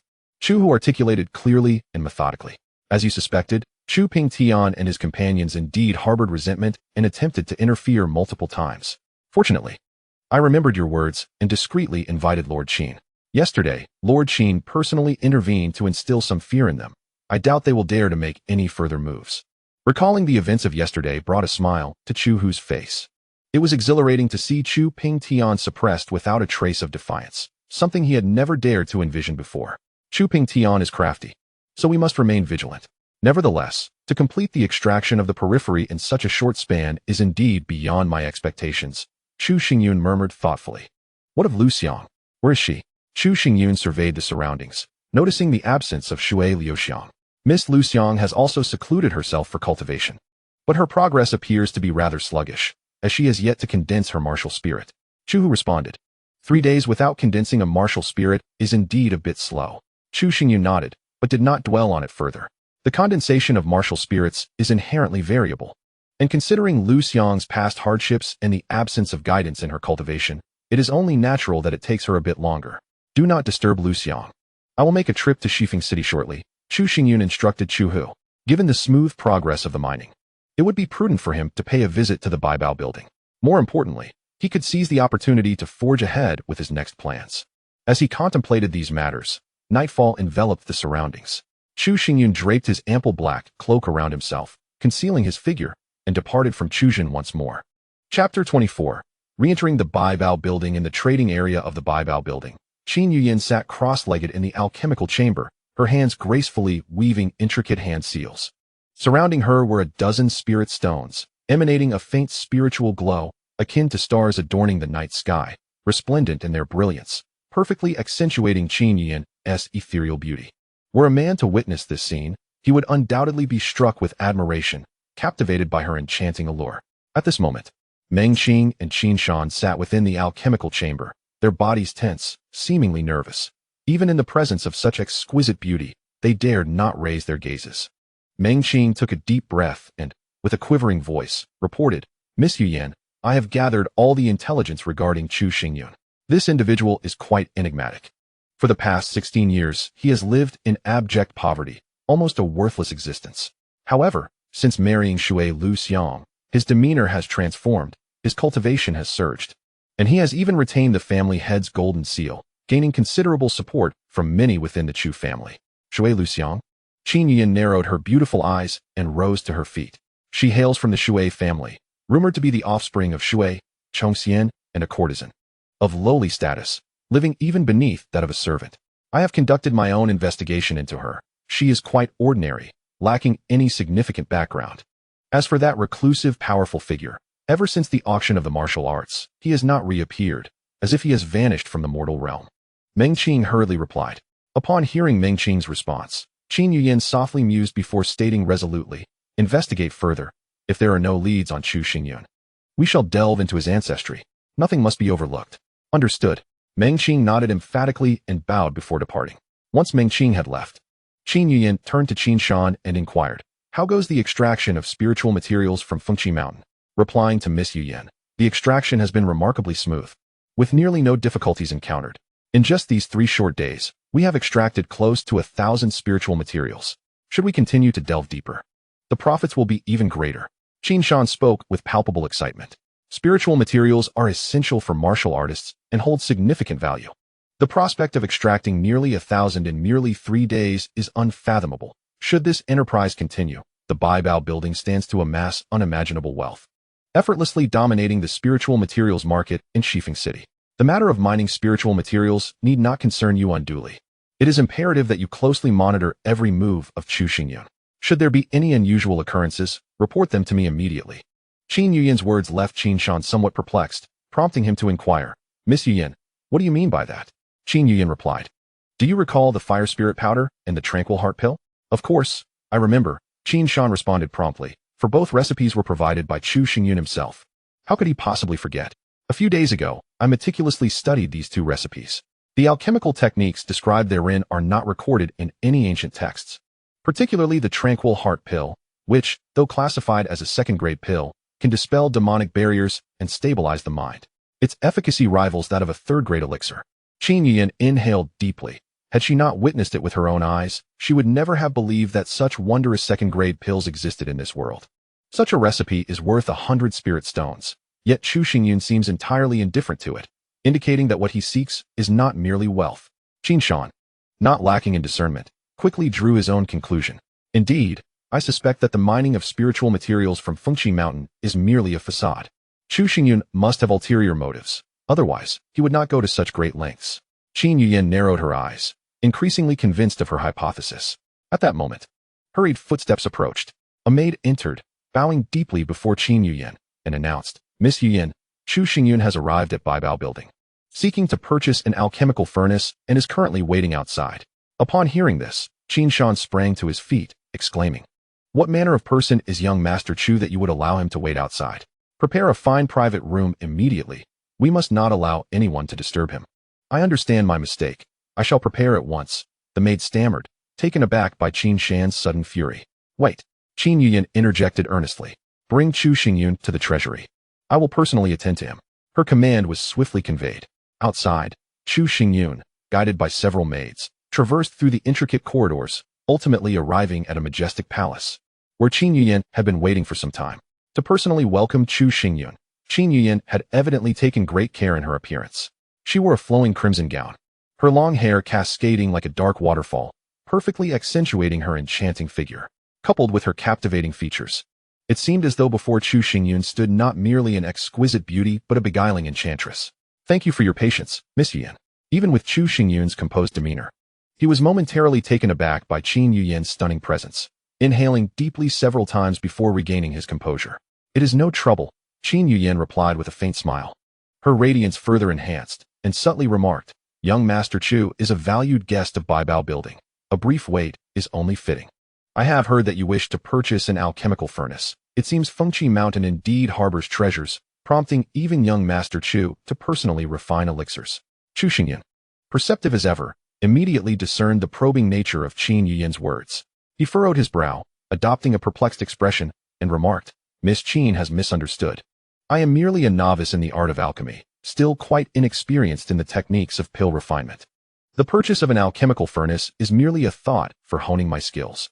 As for your claim about the treasures of Phoenix Nest Mountain, is that truly the case? Haha, I was merely jesting earlier. There is no need for young Master Chu to take it to heart." Qin Yuyan, feeling somewhat embarrassed after her fruitless endeavor, managed a few awkward laughs before hastily shifting the topic. "If young Master Chu does not mind, I shall personally accompany you to select an alchemical furnace." With that, Qin Yuyan quickly signaled to Qin Shan, who promptly opened the door to the treasure vault, leaving all others outside. As they stepped into the vault, a look of astonishment washed over Chu Xingyun. The treasure vault was vast, divided into numerous compartments, each housing an array of different instruments, overwhelming in their quantity. "May I inquire what grade of alchemical furnace young master wishes to choose?" Qin Yuyan, pleased with Chu Xingyun's reaction, asked with a gentle smile. Precious instruments are categorized into strict grades: ordinary, precious, mystical, and royal. Each grade is further divided into high, medium, and low tiers, making for a classification of 4 grades with 12 tiers in total. Legend has it that beyond royal instruments, there exist even more formidable emperor-grade artifacts, which only sovereigns and emperors may possess. However, these tales remain largely speculative, known to few. The 6-legged alchemical furnace that Chu Xingyun had previously utilized to concoct the fire spirit powder was a high-grade ordinary instrument, requiring 1,000 taels of silver for a single use, underscoring its rarity. "I am just beginning my journey in alchemy. I believe it prudent to start with a precious-grade furnace. If the grade is too high, I fear I may not be able to control it." Chu Xingyun contemplated before articulating his response. Little did he know, the instant his words left his lips, Qin Yuyan's expression suddenly twitched. It is worth noting that when Qin Yuyan first ventured into the realm of alchemy, she had used a furnace of merely high ordinary grade. This was not to suggest she was incapable of wielding higher-grade furnaces, but the path of alchemy emphasizes a gradual progression. To use a high-grade furnace from the outset is beyond the reach of the average practitioner. Being able to manage a high ordinary-grade furnace as a novice is already quite remarkable. Only true prodigies in alchemy can achieve such feats. Initially, Qin Yuyan had thought Chu Xingyun intended to purchase a high ordinary-grade furnace, secretly feeling pleased, believing her alchemical talent was on par with his. However, when Chu Xingyun casually mentioned his desire for a precious-grade furnace, the flicker of pride within Qin Yuyan vanished entirely. Chapter 25. An unforeseen calamity. Qin Yuyan led Chu Xingyun into a compartment where, at its center, stood a black ancient furnace, its surface adorned with numerous inscriptions, exuding an air of antiquity and a powerful aura. "Young Master Chu, in the entirety of West Wind City, precious-grade instruments are indeed rare treasures. Among them, precious-grade alchemical furnaces are even scarcer. I possess only two here. One I am currently using, and the other is before you. Qin Yuyan gestured towards the black ancient furnace. Introducing it, this furnace is named the Mo-Ling-Ding. When refining pills, it releases an intangible vapor that nourishes the spiritual materials, ranking among the low-tier precious-grade artifacts. Chuxingyun stepped forward, carefully examining the ancient cauldron before him, feeling quite satisfied. This low-grade treasure was perfectly suited to his current circumstances. What is the worth of this Mo-Ling-Ding? 100 spirit stones, Qin Yuyan replied with a slight smile. If it were someone else purchasing, I would certainly raise the price. However, considering it is you, young Master Chu, I shall offer a discount. Chuxingyun nodded. A cauldron of this caliber was indeed rare. And 100 spirit stones was not exorbitant. I have taken a liking to this cauldron, but I only possess 20 spirit stones at the moment. Might Miss Yuyan allow me to purchase it on credit? I will repay you once I receive the income from mining spirit materials. Originally, Chuxingyun had 80 spirit stones. But after giving 60 to Chu Hu, he was left with a mere 20, far from the required amount, hence the need for such a proposal. Of course, Qin Yuyan replied, eager to maintain a good rapport with Chuxingyun. She did not wish to miss out on this favor. After handing over the 20 spirit stones, Chuxingyun stored the Mo-Ling-Ding within his spatial ring, showcasing the utility of the ring. The cauldron, weighing several thousand pounds, would have been nearly impossible for him to transport back to Chu Town without it. Suddenly, Chuxingyun halted, his gaze drawn to a stone pedestal in the corner, upon which rested a jade stone the size of an adult's head, its entire surface of vibrant green, exuding an air of elegance. This jade, known as Qingcue stone, was primarily used for tempering weapons. However, typical Qingcue stones were only the size of a thumb, making this specimen an exceptional case worthy of being displayed here. Observing Chuxingyun's interest, Qin Shan promptly elaborated. Such a large Qingcue stone is indeed a rarity. Chuxingyun inquired of Qin Yuyan, what is the price of this Qingcue stone? Merely 3 spirit stones. If young Master Chu fancies it, feel free to take it, Qin Yuyan casually remarked. She had assessed this Qingcue stone multiple times and found it utterly ordinary, save for its size. One cannot reap rewards without effort. I shall take this Qingcue stone as well. Also on credit, Chuxingyun chuckled, sweeping his hand over the stone and adding it to his spatial ring.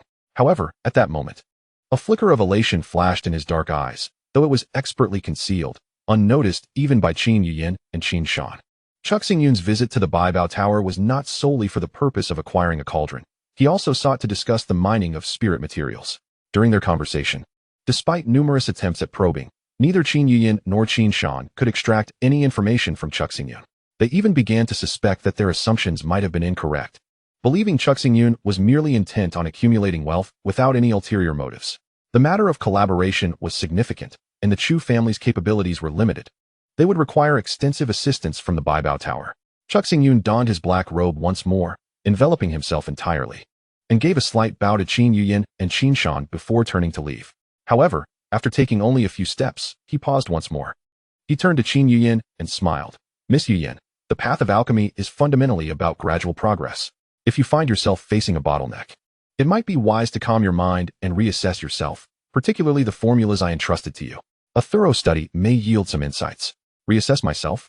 Qin Yuyan murmured, her pupils constricting as if a realization struck her, a sudden glimmer of joy illuminating her face.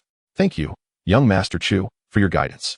In the future, should you require any assistance from the Baibao building, I shall not refuse and will certainly offer my utmost support, she replied, breathing heavily. Chu Xingyun said little more and gradually departed from the Baibao building. Watching his retreating figure, Qin Yuyan found herself lost in thought. Her journey to the remote Shifeng city was solely to overcome her alchemical bottleneck and ascend to the rank of a third-tier alchemist. For the past few months, she had been utterly at a loss, nearing despair. Yet today, a mere phrase from Chu Xingyun had sparked an epiphany within her. She felt confident that within half a month, she would take that crucial step and become a third-tier alchemist. With such thoughts swirling in her mind, Qin Yuyan was eager to enter seclusion for her cultivation. However, as she turned, she found herself face to face with a middle-aged man clad in a blue robe, his countenance adorned with an ingratiating smile. It has been a while, Miss Yuyan. You have grown even more beautiful, truly astonishing. The middle-aged man chuckled, his brows arching into crescent shapes, exuding an air of respect. Who are you? Are we acquainted? Qin Yuyan replied curtly, her face darkening as she avoided his gaze, intent on returning to her alchemical chamber. The middle-aged man, Shui Chongxian, felt embarrassed, his face turning crimson, yet he forced a smile. I am Shui Chongxian. Since you are busy, I shall not intrude further. Farewell. As he spoke, he hastily attempted to leave, eager to escape further humiliation. Shui Chongxian. Qin Yuyan's body quivered slightly as she turned back. You are the head of the Shui family, are you not? That Shui Qianyue is your daughter, correct?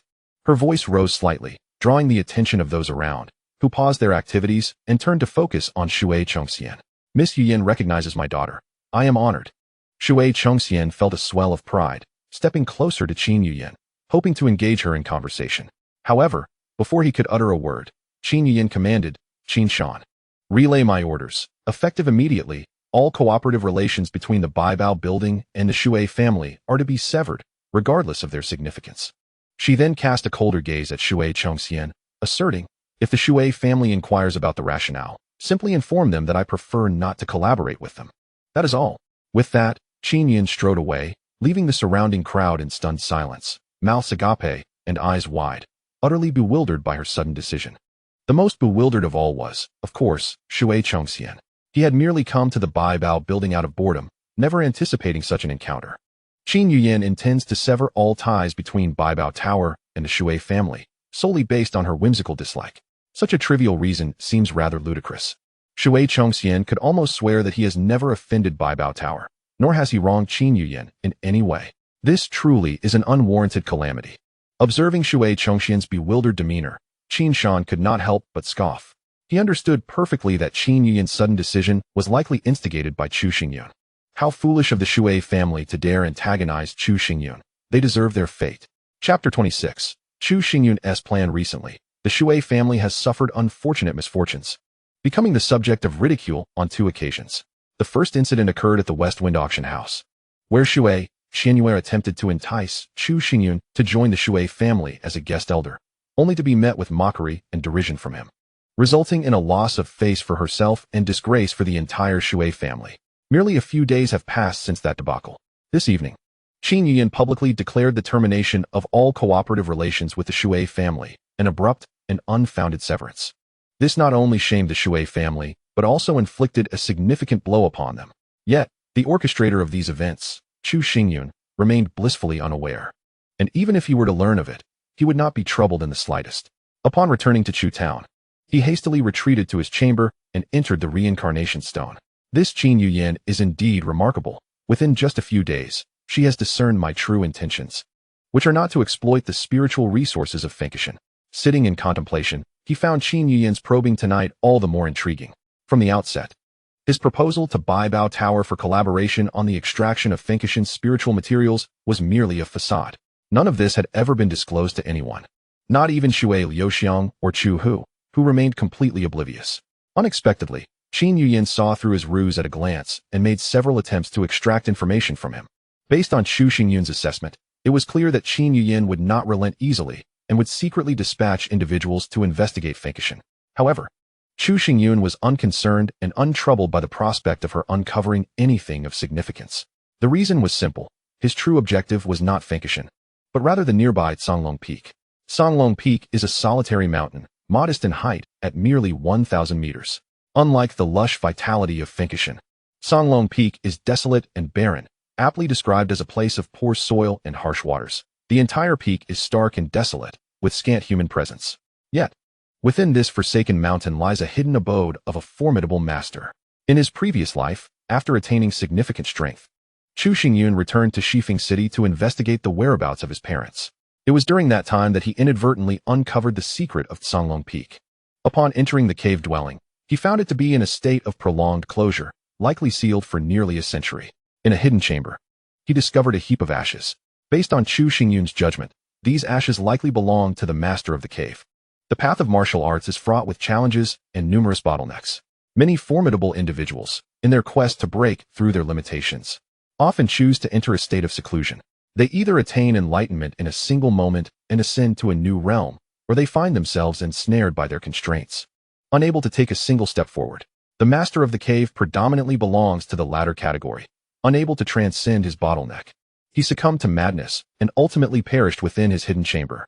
Due to this self-imposed isolation, everything within the cave remains intact. preserving numerous martial arts techniques as well as a substantial collection of spiritual stones and materials, making it a veritable treasure trove.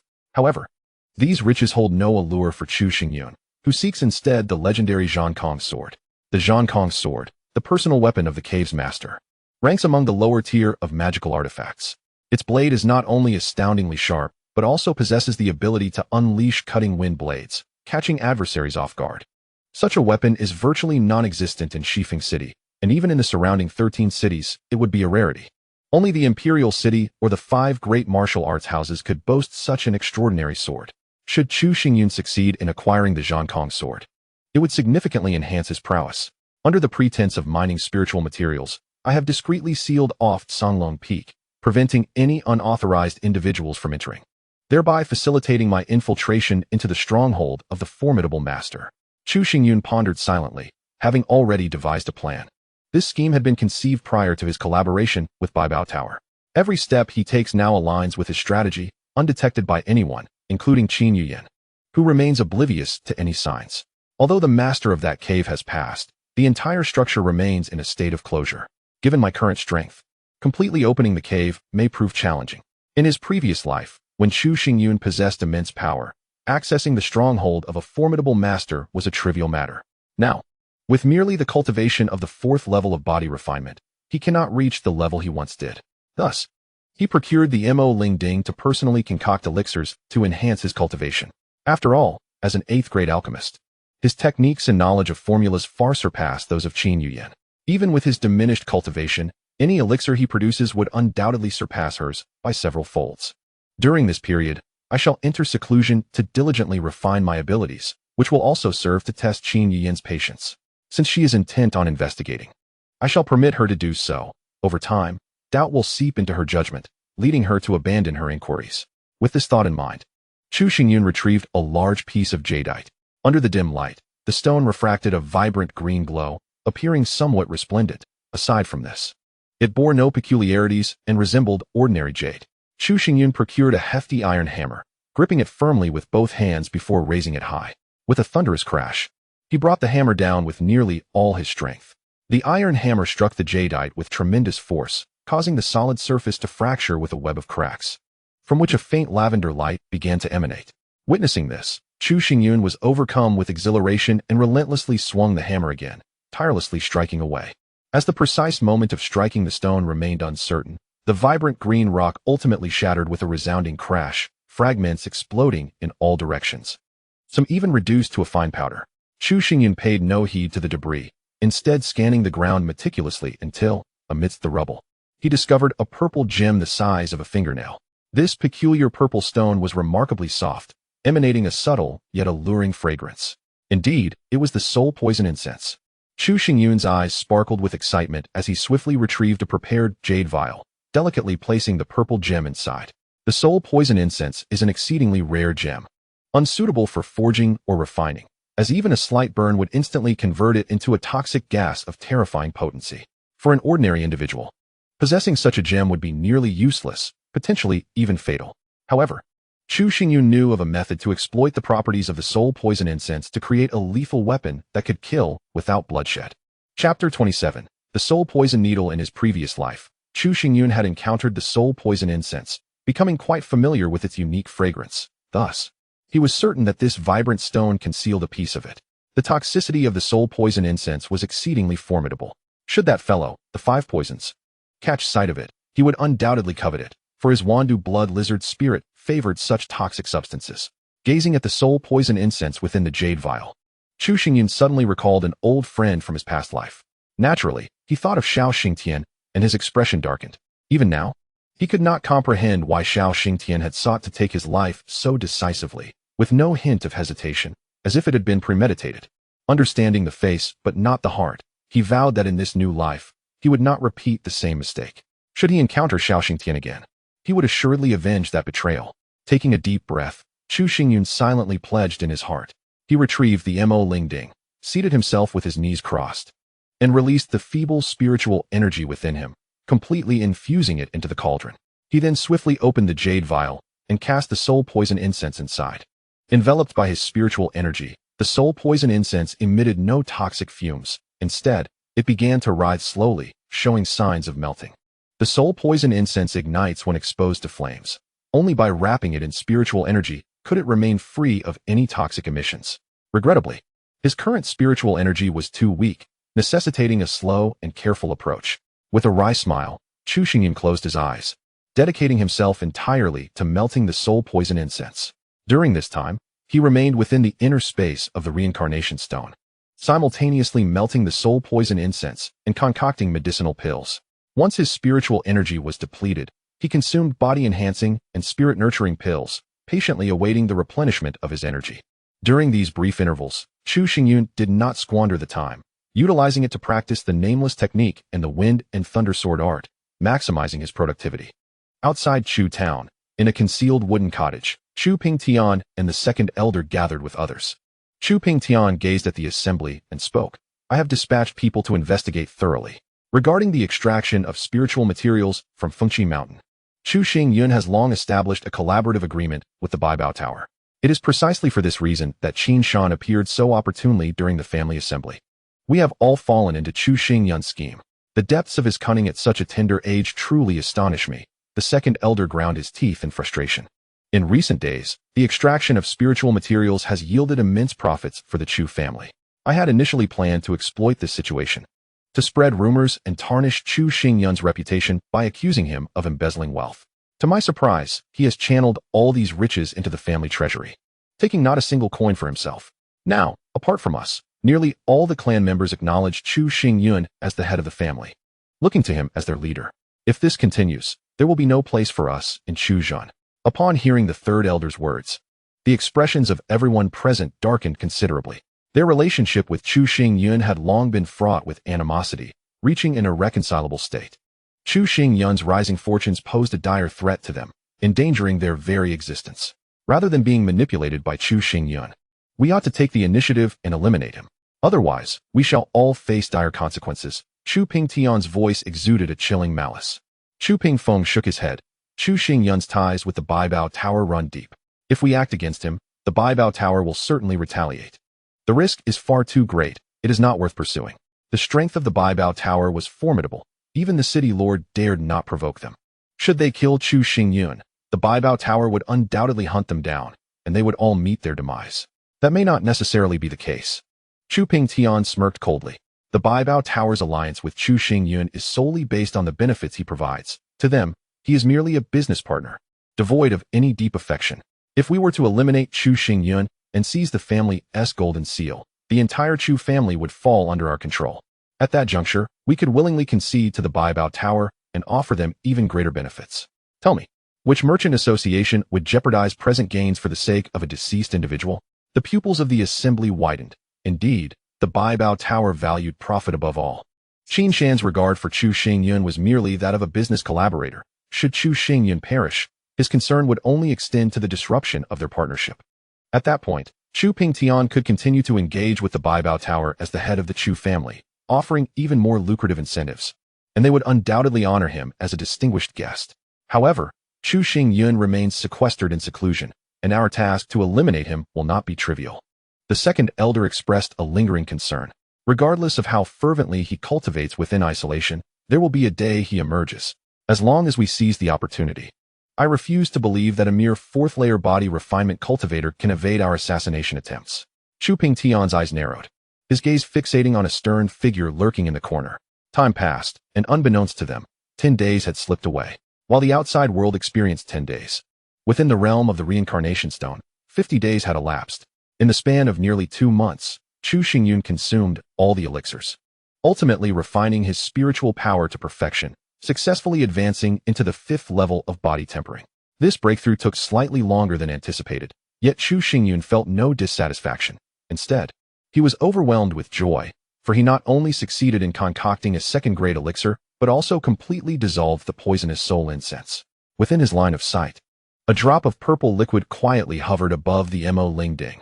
This drop, formed from the melted poisonous soul incense, had its impurities nearly eradicated by Chu Xingyun, reaching an extraordinary level of purity.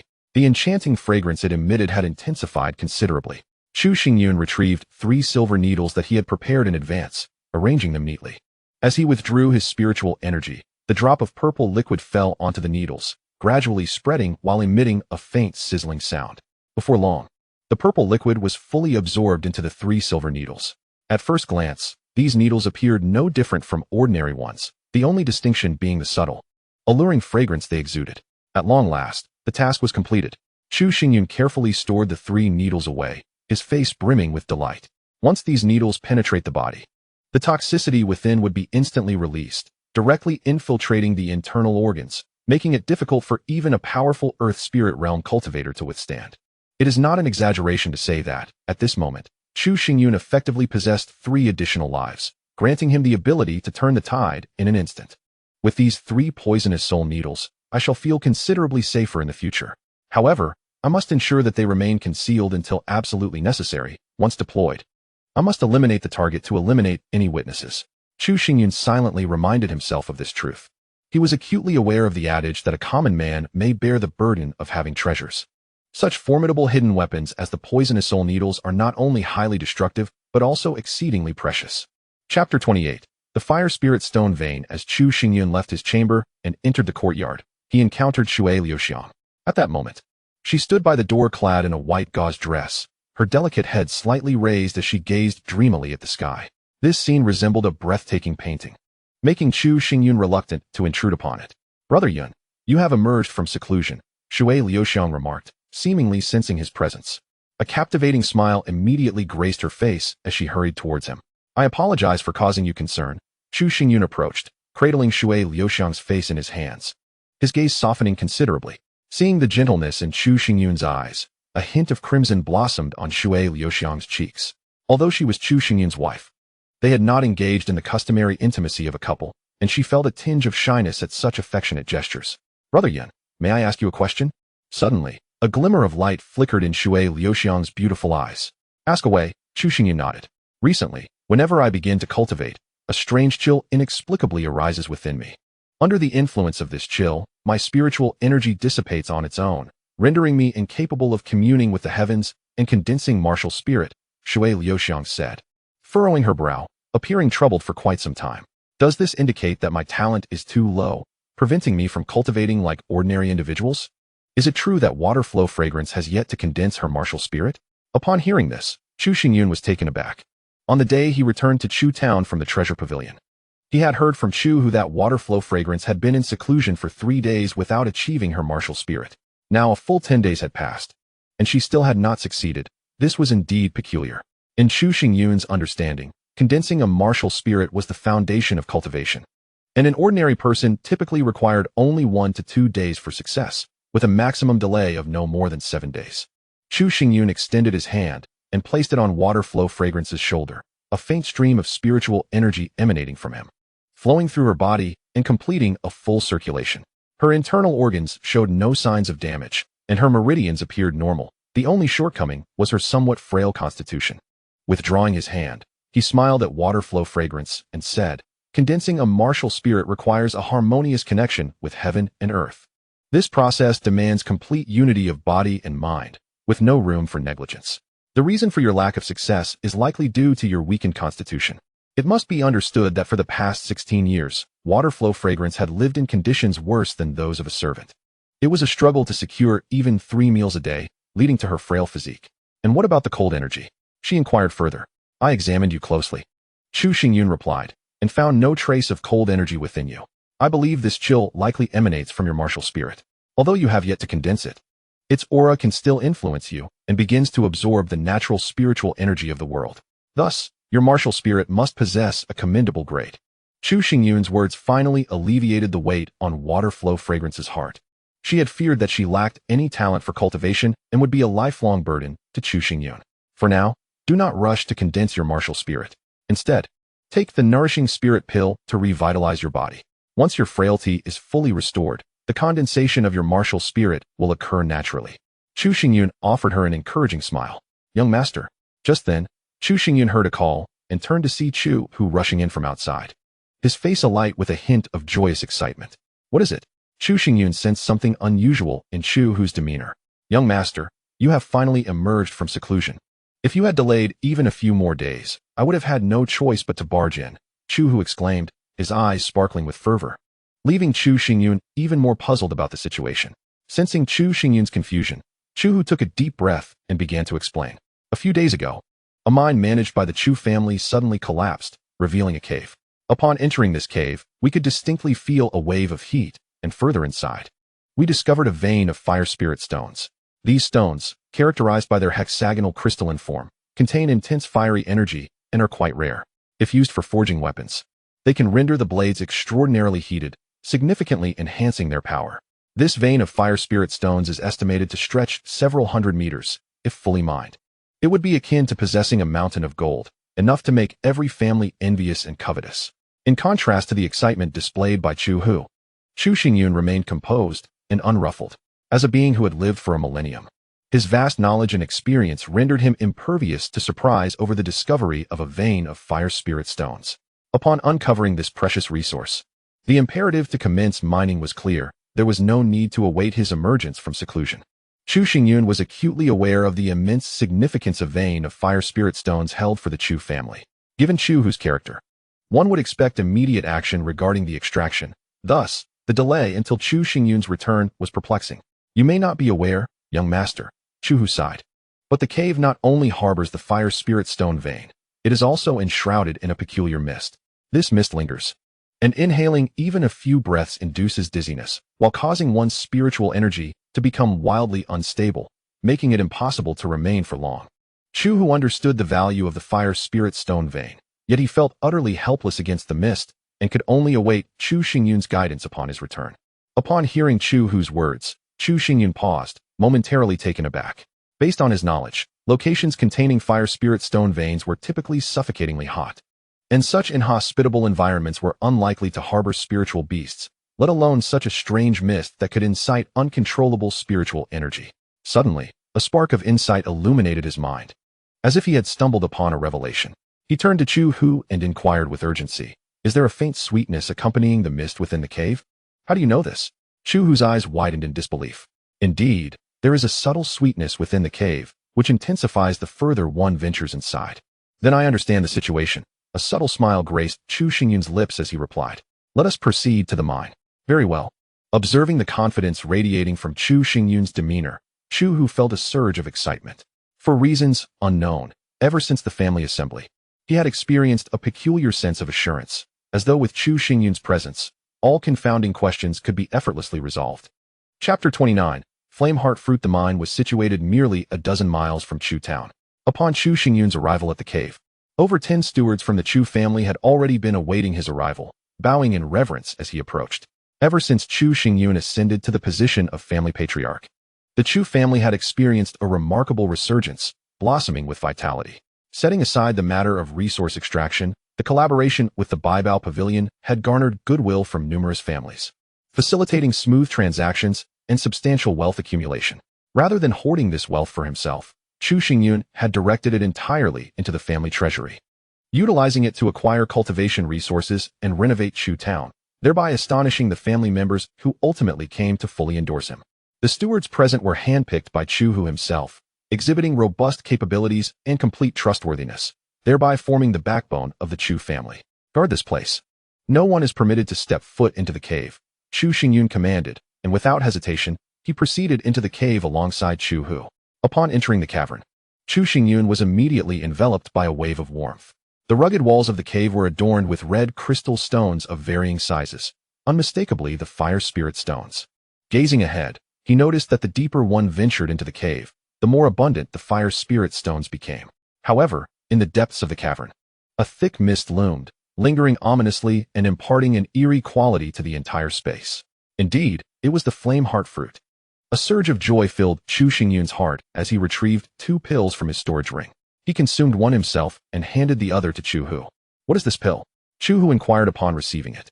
"It is a tranquil heart pill," Chu Xingyun casually responded, causing Chu Hu's expression to become blank, his hands trembling involuntarily as he held the tranquil heart pill. The mention of the tranquil heart pill was well known throughout West Wind City. Although it was classified as a second-tier pill, its effects were unparalleled in dispelling magical obstructions and stabilizing one's mind, making it invaluable for seclusion in cultivation or for breaking through to higher realms. The Baibelu had recently sold out of tranquil heart pills within mere hours. the price skyrocketing from 8,000 taels to a staggering 16,000 taels, effectively doubling. Despite this, the demand for the Tranquil Heart pill continued to exceed supply, with countless individuals vying to procure even a single one. Looking at the Tranquil Heart pill in his hand, Chu felt a twinge of reluctance. Swallowing it felt akin to consuming 16,000 taels, an extravagant act even the wealthiest families would hesitate to undertake. However, what Chu did not realize was that the formula for the Tranquil Heart pill had originally been a gift from Chu Xingyun to Qin Shan. After Qin Shan passed it to Qin Yuyan, Bai Bailu began to study its refinement. The Tranquil Heart pills available in the market were of poor quality, their efficacy barely reaching 30%, and at best, not exceeding 50%. Yet, the Tranquil Heart pill that Chu possessed had been personally refined by Chu Xingyun, achieving a perfect level of potency. It was no exaggeration to say that this single pill was worth 3 of those available externally. What are you still hesitating for? Chu Xingyun turned back to Chu Hu and urged, this mist will cause the spiritual energy to become volatile. Taking the Tranquil Heart pill will stabilize your energy. Consume it quickly to avoid any mishaps. Prompted by Chu Xingyun's insistence, Chu Hu reluctantly nodded, inhaled deeply, and, with a pang of regret, swallowed the Tranquil Heart pill. Regret aside, after consuming the pill, he felt a significant sense of tranquility wash over him. His spiritual energy calmed, and even the heat's influence diminished considerably. The two continued onward, and as they ventured deeper, the cavern twisted and turned. The walls were embedded with countless high-quality fire spirit stones, making Chu Hu beam with delight, his eyes shining with excitement. As for Chu Xingyun, a faint smile graced his lips, though it seemed his focus lay beyond the fire spirit stones. Before long, they arrived at the cavern's end, where a relatively spacious area unfolded before them. Surrounded on 3 sides by walls, the space was almost entirely encrusted with fire spirit stones, their crimson glow flickering as if aflame, creating a truly magnificent sight.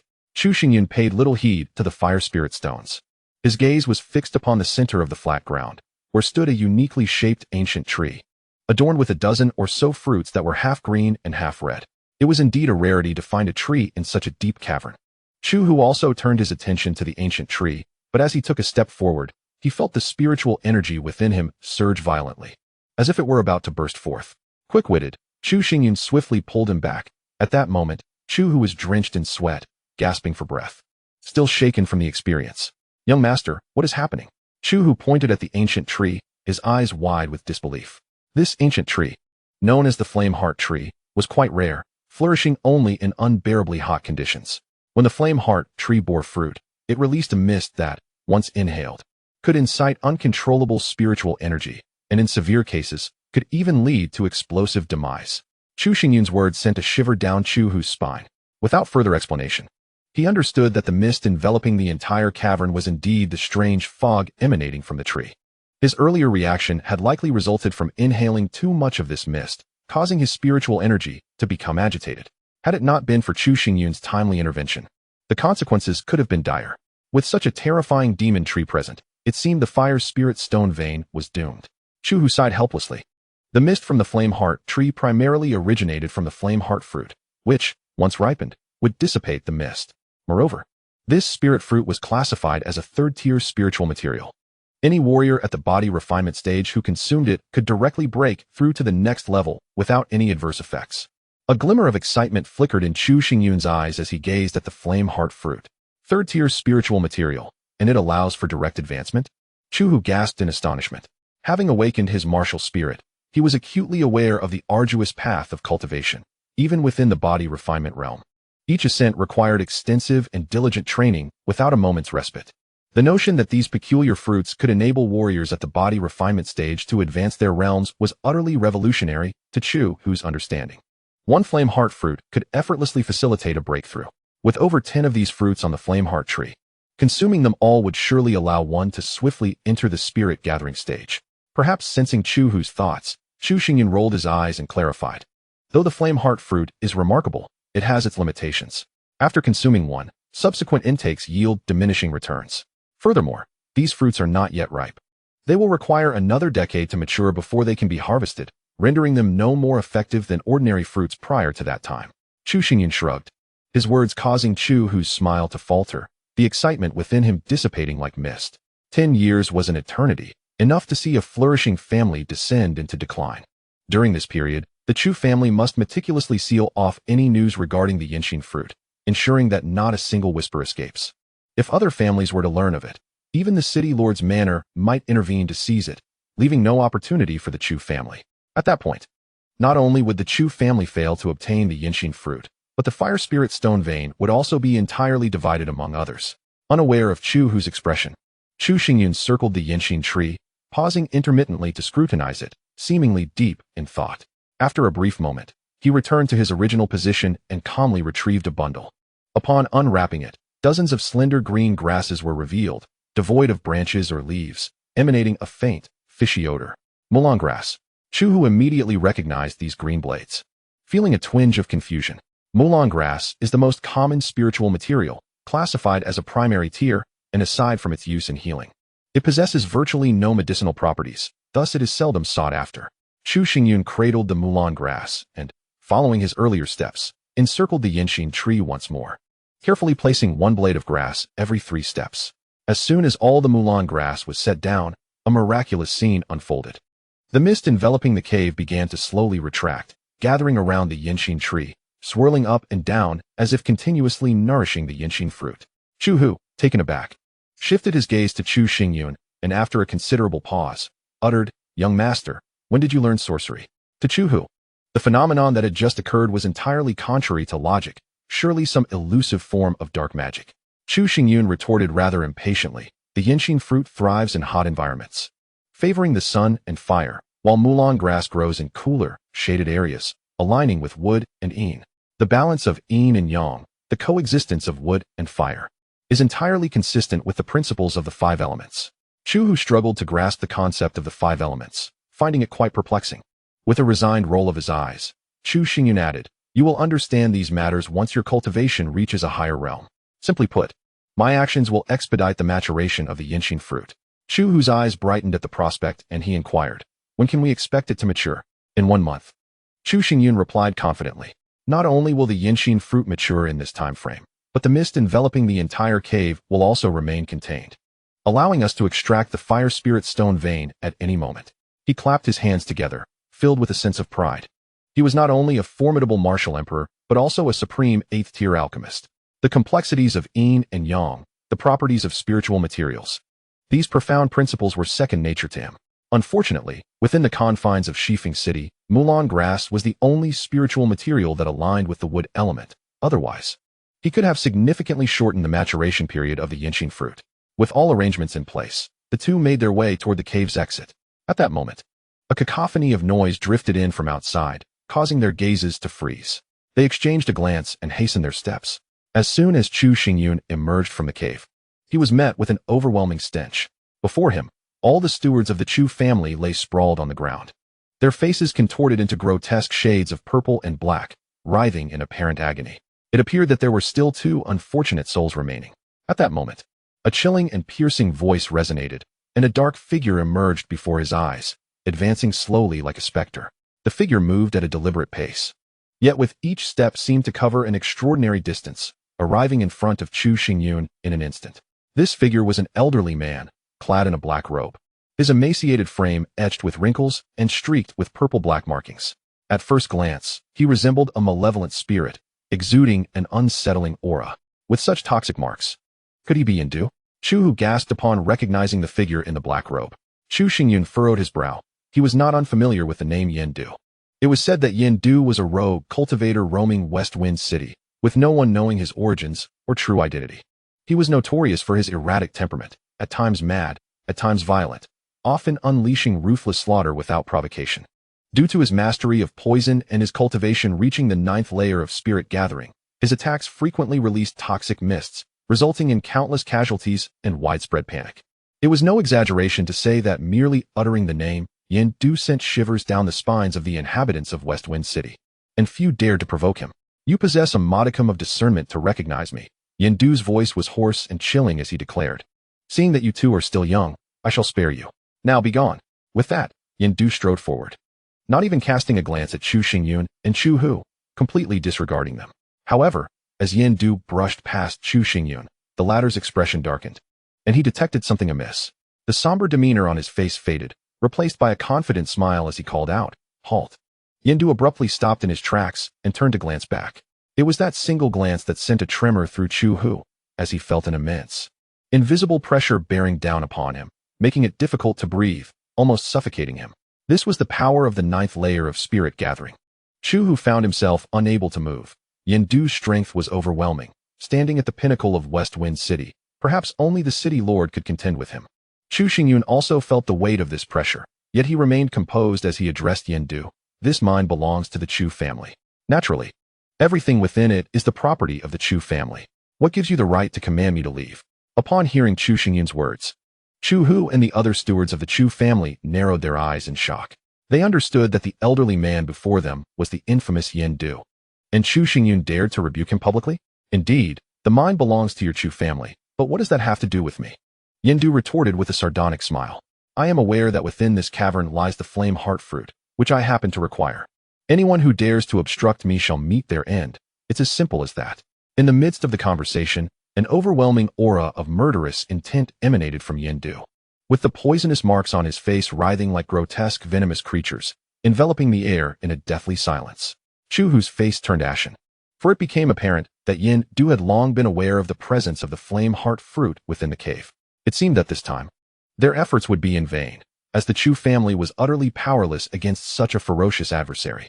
Just as Chu Hu was lost in these thoughts, Chu Xingyun spoke once more, stating, Very well, I understand. As his words fell, Chu Xingyun moved abruptly, stepping forward like a tempest rushing towards Yendu. The light of his spiritual sword burst forth, transforming into a fierce gale that produced a piercing sound as it sliced through the air, aimed directly at Yendu's vital points. Chapter 31. The gloomy blood poison. If Chu Xingyun's earlier reprimand had left Chu Hu and the others in shock, his current assault on Yendu rendered them utterly stunned, their eyes devoid of focus. The speed of the spiritual sword was astonishing. Reaching Yendu in the blink of an eye, the violent gust caused the withered skin on his face to quiver slightly, his expression darkening to an extreme. Yendu shifted his body just in time to narrowly evade the strike, bellowing, You insolent brat, how dare you lay a hand on me? Do you seek death? Chu Xingyun offered no reply. Instead, he swept his sword again, continuing his relentless attack on Yendu. Each strike was swift and lethal, the flickering sword light illuminating the shadowy cave. Since you are courting death, I shall oblige. Yendu hissed, sweeping his sleeves, releasing a torrent of purple-black poisonous smoke that enveloped Chu Xingyun. Master, be careful, a Chu family steward exclaimed, for it was this very poison that had led to their current plight. However, as he spoke, Chu Xingyun was completely shrouded by the toxic mist, rendering him invisible. You choose not to tread the path to heaven, yet you willingly fall into the abyss of hell. How foolish, Yendu sneered, turning around only to feel an intense sense of peril approaching from behind, instinctively dodging to the side. With a clang, the sword pierced the hard rock wall, producing a resonant sound. Yendu furrowed his brow and turned back to find Chu Xingyun standing behind him, sword in hand, exuding a formidable aura of sword energy. You have inhaled my illusionary poison smoke. How can you still stand? Yendu's face was etched with disbelief. It was not just him. Chu Hu and the others were equally astonished, having clearly witnessed Chu Xingyun being enveloped by the toxic mist, yet he remained unscathed. The illusionary poison smoke is a chronic toxin that, upon inhalation, immediately dissolves in the bloodstream, leading to weakness and an utter lack of resistance. As long as I seal my 7 orifices, preventing the poison from entering my body, it shall have no effect on me. Chu Xingyun raised his spiritual sword, pointing it at Yendu with derision. Surely, you do not naively believe that such trifling poison can subdue me? Yendu's eyes bulged with rage. For the first time in over a decade of dominance in the West Wind City, someone had the audacity to underestimate him. And that someone was merely a headstrong youth in his teens. Yendu once again flicked his sleeves, unleashing a noxious crimson liquid that surged towards Chu Xingyun. Chu Xingyun merely cast a fleeting glance before speaking. The corruption spirit powder is a rather peculiar poison. It does not dissolve in blood, yet it melds seamlessly with spiritual energy, enabling it to pervade the entire body, ultimately leading to the victim's decomposition and demise. The antidote is remarkably simple. One need only refrain from channeling their spiritual energy. As he spoke, Chu Xingyun retracted his spiritual energy and stepped forward. When the crimson venom made contact with his body, it indeed bore no effect, akin to raindrops falling upon his skin. At that moment, Chu Hu and all the stewards of the Chu family were rendered speechless in astonishment. Twice, Chu Xingyun had effortlessly countered Yendu's venomous onslaught, exuding an air of unassailable strength. Yendu, in a fit of desperation, unleashed a torrent of toxins. However, each and every one was promptly identified by Chuxingyun, who even articulated the means of their counteraction. Yendu understood that Chuxingyun was mocking him, yet he found himself powerless to retaliate. Before long, Chuxingyun stood before Yendu, the sound of his sword singing through the air. As he struck, he remarked with a smile, "I have long heard of Yendu's unparalleled mastery of poison. Today's encounter, however, has left me quite disappointed. Of course, if you were to employ the dusky blood poison, perhaps you might stand a chance." Upon hearing the term dusky blood poison, Yendu stiffened as if struck by lightning, fixating his gaze on Chuxingyun with an intensity that betrayed his shock. With a swift motion, Chuxingyun's spiritual sword sliced through the air, tearing into Yendu's arm and leaving a gash that brought him back to reality. "I shall remember this grudge." Yendu seethed. His teeth clenched in fury as he glared at Chuxingyun, seemingly intent on etching his visage into his memory before vanishing in a blur, fleeing the cave like the wind. Has he truly fled? Chu Hu and the others were momentarily stunned as they beheld Yendu's hasty retreat, then erupted into cheers. The spectacle was utterly astounding. Had they not witnessed it with their own eyes, they would never have believed that Chuxingyun, with his cultivation at the 5th level of body refinement, could compel the 9th level of spirit gathering, Yendu, to this extent and force him to flee in disarray. If word of this spread, it would undoubtedly reverberate throughout the entire West Wind City. "Young master, when did you become so powerful?" Chu Hu rushed forward, his eyes alight with wonder, as if he were gazing upon a stranger. The other stewards exchanged puzzled glances, to triumph over one at the 9th level of spirit gathering. One must have reached the earth spirit realm. Could it be that Chuxingyun had been concealing his true strength all along? Seemingly reading their thoughts, Chuxingyun chuckled softly and replied, "The reason I was able to overcome Yendu was due to a stroke of fortune. Did none of you notice that throughout our encounter, Yendu never once activated his spiritual energy?" At this revelation, the crowd fell into stunned silence. Chuxingyun's observation, once articulated, made them acutely aware that Yendu indeed had not summoned his spiritual energy, nor had he employed any martial arts. He had relied solely on poison. "When Yendu approached me, I detected a peculiar scent emanating from him, one that belonged to a toxin known as dusky blood poison, whose potency is exceedingly fierce, capable of slaying even those at the spirit gathering stage instantaneously. Those who cultivate poison techniques must ingest toxins to enhance their abilities. Yendu emanates an aura of the ominous blood poison, clearly indicating he has consumed this toxin. With his level of cultivation, he must exert every effort to suppress the poison. Any lapse in vigilance could cause the blood poison to spread throughout his body, swiftly claiming his life." Chu Xingyun explained softly, illuminating the understanding of Chu Hu and the others. No wonder Yendu dared not use his spiritual energy. He was striving to contain the blood poison and prevent its complete dissemination. Although we have driven Yendu away for now, given his nature, he will undoubtedly harbor resentment. Once he has digested the blood poison, will we not have to confront him again? A chill ran through Chu Hu's heart at the thought of the insidious poison mist. "Fear not, he shall not see that day," Chu Xingyun declared confidently. "The blood poison is particularly fierce, and with Yendu's strength, he is utterly incapable of digesting it. In just 3 days, the toxin will expand, forming poisonous spots that will cover his entire body, infiltrating his vital organs. By then his death will be inevitable, unless what? Do you possess an antidote, young master?" Chu Hu inquired curiously. Chu Xingyun smiled but did not respond. Instead, he approached the poisoned stewards of the Chu family, lightly pressing a finger to them, channeling a surge of spiritual energy into their bodies. Before long, the stewards' complexions brightened, and their strength gradually returned. "The toxicity of the illusory poison mist is not severe. I have temporarily suppressed it for you. Now, let us descend the mountain immediately. Upon our return to Chu Town, I shall concoct an antidote for you. Today's events must remain confidential. They must not be disseminated," Chu Xingyun advised. "Yes." The group nodded in agreement. Their admiration for Chu Xingyun deepened. Had it not been for his intervention, they would likely have perished at Yendu's hands. After a brief moment of preparation, they departed the mine in grand procession. Before descending, Chu Xingyun intentionally cast a glance toward the nearby dense forest, a mysterious smile gracing his lips.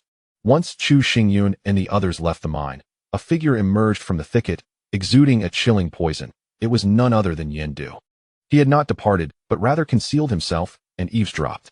Who is this young man, capable of discerning my affliction with the blood poison at a glance? He seemed to hesitate earlier.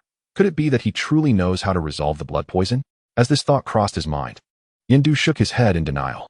A poison as lethal as the blood poison, Even one who has immersed himself in the path of toxins for years like him finds it insurmountable. How could a mere teenager possibly grasp the antidote? Surely, it is nothing more than a charade. Chapter 32. Double assurance. With the mist of the Yinxin fruit fully contained, Chu resolved to seize the moment, promptly organizing manpower to covertly mine the fire spirit stone vein. Upon returning to the courtyard, Chu Xingyun instructed Shui Liuxiang and Chu Hu to reside elsewhere for a few days, isolating himself in his room. 5 poisons. 5 poisons. I never anticipated that your sovereign scripture of 5 poisons could prove useful at such a critical juncture. Reflecting on the events of the day, Chu Xingyun felt an overwhelming sense of incredulity. In his previous life, he had a close companion named Wu Du, as the name suggests. The 5 poisons cultivate the art of poison, having reached the realm of martial emperor, and stands among the top 10 martial emperors. Possessing the rare martial spirit of the 10,000 poison blood lizard, with an affinity for devouring toxins to refine their craft. The 5 poisons emperor scripture mentioned by Chu Xingyun was indeed created by the 5 poisons. In the past, the 5 poisons had persistently sought Chu Xingyun's insights on this scripture, and after much persuasion, he reluctantly read it through. Consequently, he developed an extensive understanding of all toxins in the world, capable of identifying them at a glance and conjuring methods of resistance and resolution in his mind. While Yen Du's poison techniques might be unparalleled in West Wind City, to Chu Xingyun, they barely constituted an entry-level threat, incapable of inflicting even the slightest harm upon him. The words I spoke in the mine were heard by Yen Du, and now all I must do is wait patiently. Chu Xingyun mused to himself, closing his eyes and entering a state of meditation. Meanwhile, within a secluded wooden cabin, Chu Pingtian and others gathered here. In contrast to their previous solemnity, each face now radiated with overwhelming joy, their excitement palpable. Chu Xingyun had finally emerged from seclusion, and upon doing so, had discovered a precious vein of fire spirit stones. Such remarkable fortune. The mention of the fire spirit stone vein caused the second elder's eyes to gleam with fervor. Previously, before Chu Xingyun had assumed the position of family head, the mining business of the Chu family had been under the second elder's management. He was acutely aware of the immense value of a fire spirit stone vein. If acquired, coupled with cooperation from the Baibao building, the Chu family could swiftly reclaim its former glory. The sudden emergence of the fire spirit stone vein necessitated prompt extraction by Chu Xingyun, which would likely lead most clan members to leave Chu town. Our opportunity to act had finally arrived. The third elder also displayed a face full of excitement, as though he could already envision Chu Xingyun's tragic demise. However, it seemed a tad premature to rejoice. Chu Pingtian poured a bucket of cold water over them, silencing their laughter and leaving them puzzled by his words. According to reliable sources, after returning to the Chu family, Chu Xingyun had sent Chu Hu and Shui Liuxiang away, choosing to isolate himself in his room. Do you not find such actions peculiar? Chu Pingtian countered. Chu Xingyun held Chu Hu and Shui Liuxiang in high regard.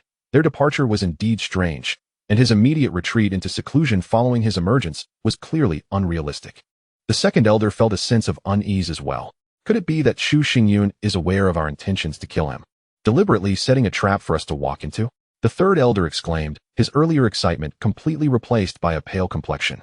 Chu Pingtian paused momentarily before stating, abnormal occurrences must be investigated thoroughly. Acting hastily now would be imprudent. We should gather more intelligence to know ourselves and our adversaries. Agreed. Everyone concurred with Chu Pingtian's perspective. This matter held significant repercussions pertaining to the position of the family head, and no one dared to be complacent. They needed to be entirely assured. Time passed slowly in this tense atmosphere. A day went by, and there was no sign of activity in the courtyard where Chu Xingyun resided. 2 days have passed, and the situation remains unchanged. Scarcely anyone has entered or exited the courtyard, enveloped in an eerie silence, with no lights illuminating the night. This stagnation cannot persist any longer. The second elder and the third elder rose simultaneously, unable to restrain their impatience. 2 days squandered had instilled in them a sense of missed opportunity. The crowd, too, expressed their dissent. Had they acted decisively at that moment, perhaps success would have been theirs by now. Chu Pingtian began to doubt his own judgment.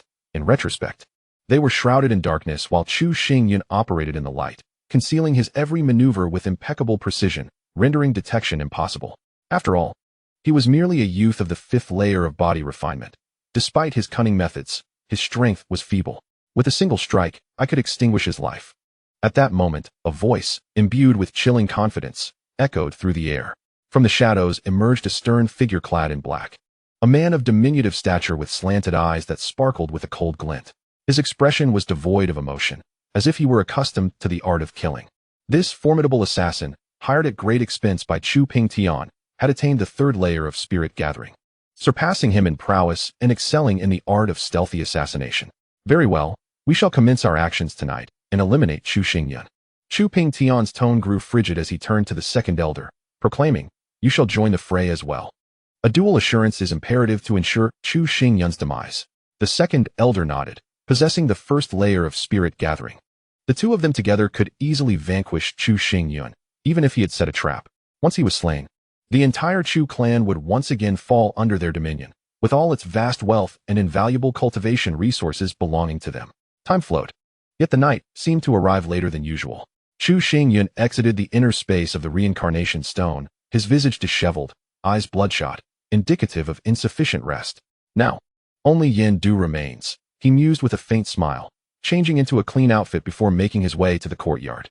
He settled upon the artificial mountain, holding a wine jug, quietly awaiting the impending encounter. As the night deepened, the aroma of wine permeating the courtyard grew rich and intoxicating. Chu Xingyun stowed away the wine jug and turned his head, a cold smile gracing his lips. "Have you not grown weary from hiding for so long?" No sooner had he spoken than a rustling sound emerged from the shadows.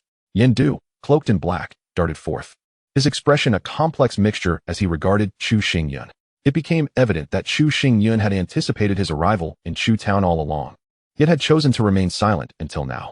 "Ah, the renowned Yen Du has come in the dead of night. What business brings you here?" Chu Xingyun inquired, an element of surprise lacing his tone, though his demeanor remained unfazed. This expression caused Yen Du's heart to tremble. The audacity of Chu Xingyun to see through everything and yet feign ignorance ignited a flicker of rage within him. Chapter 33. A trap within a trap bathed in moonlight. Yen Du's countenance was clearly visible, contorted in fury. The toxin spots upon his face writhed like venomous creatures, evoking a sense of dread in those who beheld him. Upon closer inspection, one would notice that the toxic spots on Yen Du's face have seemingly multiplied significantly, while his exposed arms bear numerous crimson patches, exuding a pungent odor. Just as Chu Xingyun remarked, over the past 3 days, Yen Du has been utterly unable to suppress the malevolent blood poison's potency, which has begun to spread outward, coalescing into a dense cluster of toxic blemishes. Yen Du has sought various remedies to contain the venom, yet all his efforts have culminated in failure. Should this continue, once the toxin permeates his internal organs, his demise would be inevitable. In his moment of despair, the image of Chu Xingyun flickered in Yen Du's mind. Driven by a glimmer of hope, he infiltrated Chu Town and stood before Chu Xingyun. However, Yen Du was utterly unprepared for Chu Xingyun's response, as he feigned ignorance, wearing an expression of complete unawareness, which felt like a profound humiliation and disdain. Anger surged within Yen Du, nearly overwhelming him. How could a figure of his stature be toyed with by a mere youth? Yet, considering the malevolent blood poison coursing through his veins, he swallowed his indignation. "I know you possess a means to resolve the malevolent blood poison. Inform me, and I shall willingly relinquish the flame heart fruit to you." Yen Du endeavored to suppress his fury, softening his tone considerably. "The flame heart fruit rightfully belongs to the Chu family. Your assertion of offering it to me seems rather perplexing," Chu Xingyun remarked as he descended from a rock formation, stretching leisurely. "Moreover, even if the flame heart fruit is indeed yours, once you succumb to the poison, it shall become a masterless object, ultimately falling into my hands anyway." Yen Du was rendered speechless, struggling to formulate a rebuttal. Clenching his fists tightly, he abandoned his attempt to contain his wrath and threatened, "If you remain so heartless, do not blame me for my ruthlessness. Should I unleash my poison, there will be no survivors left in Chu Town by dawn." As he spoke, a thick cloud of toxic smoke began to rise from Yen Du, threatening to envelop the entire town. "Confident in your toxic prowess, are you? By all means, proceed. I am eager to witness whether your speed in taking lives surpasses my speed in saving them. However, I offer a word of caution. Employing such a large-scale display of your poison will only expedite the spread of the malevolent blood poison. You may find yourself incapacitated before you manage to poison anyone," Chu Xingyun advised. Yen Du's countenance darkened significantly. He was acutely aware of these implications. It was precisely because of the malevolent blood poison that he hesitated to rashly channel his spiritual energy. Otherwise, he would not regard a youth like Chu Xingyun as a threat. "Very well, let us strike a bargain." Yen Du inhaled deeply, seemingly making a weighty decision. "If you assist me in dispelling the malevolent blood poison, I am willing to serve as a guest elder of the Chu family for 3 years. Each word was spoken with great effort. As a master at the 9th level of spirit gathering, Yendu was a pinnacle powerhouse of West Wind City, with few capable of surpassing him. Countless family heads had once knelt before him, pleading for him to become a guest elder, yet he had always declined. Now, for the sake of his life, he was prepared to bow his head and serve the Chu family. 3 years is a mere blink of an eye, lacking in substance. However, should you be willing to serve the Chu family for a lifetime, I might consider your proposition. Chu Xingyun gazed at Yendu, a radiant smile stretching across his face. This smile was as warm and inviting as that of a neighborly youth. Yet, to Yendu's eyes, it was blindingly irksome. Had Chu Xingyun lost his senses to demand a lifetime of service to the Chu family? Chu Xingyun, have you gone too far? Yendu also smiled, but it was a cold, disdainful sneer. Chu Xingyun raised an eyebrow, laced with scornful amusement. I have said what I needed to say. If you are willing, I can immediately assist in alleviating the dark blood poison. If not, then I suggest you hasten to settle your affairs while you still can, lest you become a lifeless corpse in the wilderness. At his words, Yendu's heart quaked violently, a surge of rage nearly consuming his reason. Having lived for decades and encountered countless formidable figures, even those of the Earth spirit realm, he had never met anyone so audacious, so utterly dismissive of others. Yet, Chu Xingyun spoke the truth. The poison had already spread, soon to infiltrate his organs. Without timely resolution, Yendu truly would have to prepare for his end. However, to acquiesce to Chu Xingyun's demands meant a lifetime of servitude to the Chu family, a fate he wished to avoid at all costs. Just as Yendu wrestled with his despair, he sensed 2 chilling auras drawing near. A spark of inspiration ignited in his mind. His expression shifted from one of bitterness to a triumphant grin. Addressing Chu Xingyun, he declared, "You threaten my life to compel my compliance. Very well. I shall likewise threaten yours. Reveal the method to counter the poison, and I shall spare your life." With that, Yendu vanished into the shadows, leaving no trace of his presence. Before long, 2 figures swept into the courtyard, standing directly before Chu Xingyun. One was clad in luxurious attire, slightly portly in stature, while the other was enveloped in black, exuding an icy aura. These 2 were, of course, the second elder and the stern man. The appearance of these 2 gathering spirit realm experts confirmed that Chu Pingtian indeed regarded him with esteem. Chu Xingyun felt no surprise at their arrival. It was entirely to be expected. He had expelled Chu Pingtian and his cohorts from Chu Town and removed them from the family lineage. Thus, it was only natural that they would not let him off so easily. Had Chu Pingtian remained silent, that would have been truly peculiar. Simultaneously, Chu Xingyun grasped the implications of Yendu's earlier words. With his strength, Yendu must have sensed these individuals beforehand, understanding they were sent to assassinate Chu Xingyun. Thus, he sought to turn the tables, leveraging their presence to force Chu Xingyun into revealing the antidote. Truly, a formidable individual. Even in the face of death, he remained composed. The stern man clapped his hands, a hint of mockery lacing his tone. In his eyes, Chu Xingyun was already a dead man. As such, he posed no threat. Enough of this idle chatter. Swiftly eliminate this wretch, the second elder urged. Previously, during the family assembly, Chu Xingyun had faced Chu Pingtian with the same calmness and poise. He was somewhat apprehensive, fearing unforeseen calamities might arise again, and wished to swiftly eliminate Chu Xingyun to eradicate any future threats. It was truly humiliating to be intimidated by a mere youth. The cold and stern man scoffed, flipping his hands to grasp 2 gleaming daggers, merging into the shadows, and rapidly advanced towards Chu Xingyun. The second elder's expression flickered with a venomous glint as he wielded a long blade, also charging towards Chu Xingyun, eager to obliterate him with utmost speed.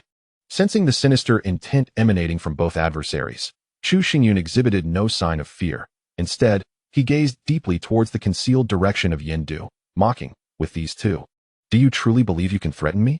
I must say, I am quite impressed by your ignorance." As he spoke, Chu Xingyun retreated, his hands concealed within his sleeves, deftly revealing a slender silver needle, the poison soul needle. Chapter 34. Accepting Yendu, the second elder and the cold man were utterly oblivious to Yendu's presence. Misinterpreting Chu Xingyun's words as mere mockery of their ignorance, their anger surged, propelling them forward in a furious assault against him. The cold man, possessing greater prowess than the second elder, reached Chu Xingyun first. His daggers sliced through the air, poised to pierce Chu Xingyun's chest when, in an almost imperceptible flash, a silver light flickered. With a soft thud, the spiritual energy enveloping the cold man dissipated, revealing a bloodstain at his brow. "Why have you halted?" the second elder queried, arriving a moment too late, astonished to see the cold man abruptly cease his movements. In the next instant, a silver gleam surged towards him. Do you think a mere concealed weapon can harm me? The second elder scoffed, raising his long blade to strike at the silver light. Yet, just as the blade was about to cleave the gleam, it unexpectedly altered its trajectory, elegantly arcing away from the blade and embedding itself into the elder's arm. Wincing in pain, the elder plummeted from midair, clutching his arm tightly. What utter incompetence! Yendu, lurking in the shadows, spat disdainfully upon witnessing the injuries inflicted on the second elder and the cold man. However, he felt no anger. Their strength overwhelmingly surpassed Chu Xingyun's, and such trivial tricks could not sway the tide of battle. With this thought, Yendu's frustration dissipated, and as he prepared to bide his time, two piercing wails echoed through the air. To his astonishment, a sinister purple-black aura suddenly enveloped the second elder and the cold man, rapidly corroding their bodies. 1 second, 2 seconds, 3 seconds. In the brief span of 3 seconds, both men vanished, reduced to two puddles of foul blood, utterly annihilated. Yendu was left in shock, his countenance frozen in disbelief within the darkness. Having immersed himself in the study of poisons for decades and encountered myriad strange toxins, he had never witnessed such a ferocious substance. In merely 3 seconds, two living beings had been transformed into blood. I didn't quite catch what you said earlier. Could you please repeat it? Chu Xingyun clapped his hands and turned to face Yendu, causing the latter's face to flush with embarrassment, as if he had been dealt a stinging slap. Moments ago, he had presumed that Chu Xingyun would be driven to flee in terror by the two assassins, which emboldened him to make bold threats. However, now, with the assassin slain in mere moments by Chu Xingyun's hand, Yendu found himself bereft of any dignity to repeat his earlier bravado. Such an act would only deepen his humiliation. Since you, Elder Yen, are unwilling to elaborate, let it be, Chu Xingyun remarked, glancing at the sky and preparing to return to his quarters. Wait. Yendu hastily intercepted him, swallowing hard. Very well. I concede to your request and am willing to become a guest elder of the Chu family, serving them for life. Having witnessed Chu Xingyun's formidable prowess, Yendu felt a grudging respect. This young man was no ordinary individual, and serving the Chu family was not out of the question. My apologies, but I have changed my mind. Chu Xingyun halted, his tone devoid of emotion. I want you to be my servant. Impossible. Yendu's pupils constricted, his complexion shifting dramatically as he bellowed. I am a distinguished master at the 9th level of the spirit-gathering realm, renowned in my own right. How could I ever willingly submit to you as your servant? It is utterly inconceivable. Turning to face the furious Yendu, a glint of coldness flashed in Chu Xingyun's eyes. Yendu, initially, I offered you the opportunity to become a guest elder of the Chu family. You deemed our strength inadequate and sought to leverage others to coerce me. Yet, after witnessing my capabilities, you suddenly wished to accept the position, hoping to gain personal advantage. Do you not find your behavior rather laughable? Being offered the role of my servant is already a boon you have earned over 3 lifetimes. Had it been in the past, even a master of the Yin-Yang realm kneeling before me would not have warranted my attention. Each word from Chu Xingyun resonated with authority, leaving Yendu's head spinning, yet devoid of any mocking demeanor. For reasons unbeknownst to him, as Chu Xingyun spoke, an aura of dominance naturally emanated from him, imparting a peculiar sensation. In Yendu before him stood not merely a 16-year-old boy, but a transcendent powerhouse who traversed the realms. Who exactly is this young man? Yendu pondered, bewildered. Connecting Chu Xingyun's words and actions, he was struck with terror, realizing he could not fathom this youth. It felt as though he was facing a shroud of mist, utterly inscrutable. I grant you 3 seconds to contemplate. Will you accept or decline? Chu Xingyun issued his ultimatum. Accept or decline. Acceptance would allow Yendu to dissolve his lingering blood poison. Though destined to be a servant, he might ascend to greater heights in the future. Conversely, rejection might afford him a fleeting chance to discover a remedy, yet the likelihood was exceedingly dim, practically non-existent. I willingly submit. Yendu clenched his teeth, the few words seeming to drain every ounce of his strength. The moment he uttered that phrase, a wave of relief washed over him, leaving him weak and breathless, as though he had accomplished an exceedingly arduous task. A flicker of amusement danced in Chu Xingyun's eyes. You may feel embarrassed now, but in due time, you shall recognize the wisdom of the decision made today. As he spoke, he produced a sheet of paper and tossed it before Yendu, declaring, the method to dissolve the Anren blood poison is inscribed upon this parchment. Moreover, it contains the teachings of a toxic art. Devote yourself to its cultivation and refrain from practicing any other inferior techniques, lest you tarnish my reputation. Yendu's heart trembled as he hurriedly glanced at the paper, his entire being struck as if by lightning. There, inscribed in powerful strokes, were the words, swallowing poison technique, classified as a high-level spiritual rank. Should one master it, they would undoubtedly ascend to the earth spirit realm. Thank you for your gracious gift, master. Yendu carefully tucked the paper away, bowing repeatedly to Chu Xingyun. He began to comprehend the significance of Chu Xingyun's words. Without the need to wait for the future, even now, Yendu recognized that becoming Chu Xingyun's servant was an exceedingly wise choice. This young man was no ordinary individual. Destined to transform into a dragon upon encountering water, it was merely a matter of time. In stark contrast to this atmosphere, within a concealed cottage outside Chu Town, Chu Pingtian and his companions wore solemn expressions, frequently glancing towards the outside, their anxiety palpable. According to their plan, midnight was the designated moment to act. Now, as dawn approached, they wondered why the second elder and the others had yet to return. Had they perhaps encountered unforeseen troubles? Despite their concerns, they refrained from acting impulsively, remaining in the wooden cottage in anticipation of news. Days passed, and by the third day, the crowd could no longer contain their unease. 3 entire days had elapsed without a whisper of news. The sheer dread of the unknown rendered them restless. Silence. Chu Pingtian's low command sent a shiver through the agitated assemblage. 3 days without return, and Chu Town remains eerily quiet. It is likely that both of them have perished. Venturing to Chu Town now would equate to seeking death. Chu Pingtian's countenance darkened, nearly dripping with despair. Prior to the assassination, I conducted a thorough investigation. And I assure you, there are no formidable adversaries in Chu Town. How could those rabble possibly have slain the second elder? The third elder shook his head vehemently, unwilling to accept that the 2 masters of the gathering spirit realm had met their demise in silence within Chu Town, without a trace of news. If you refuse to believe, then go to Chu Town and meet your end. I shall not hinder you. Chu Pingtian retorted coldly, leaving the third elder without retort. His cultivation was on par with the second elder, both at the first level of gathering spirit. If the second elder had fallen, how could he expect to survive? What should we do now? The third elder inquired of Chu Pingtian, his confusion evident, as were the feelings of the others, lost and unsure of how to proceed. Assassination seemed evidently impractical. At this juncture, they could only exploit the fire spirit stone vein. Chu Pingtian sighed deeply, his eyes reflecting not only resignation but also a fierce determination. Chapter 35. Harvest for Martial Practitioners. A month swiftly passes. Ever since acquiring Yendu as a servant, Chu Xingyun ceased his relentless training, engaging in sparring matches with him to refine his martial skills. At this moment, within the courtyard, holding the sword of martial spirit, Chu Xingyun resembled a fierce tempest as he charged towards Yendu, his blade casting a myriad of shadows, so swift that it left onlookers momentarily bewildered. In the blink of an eye, the sword was nearly upon him.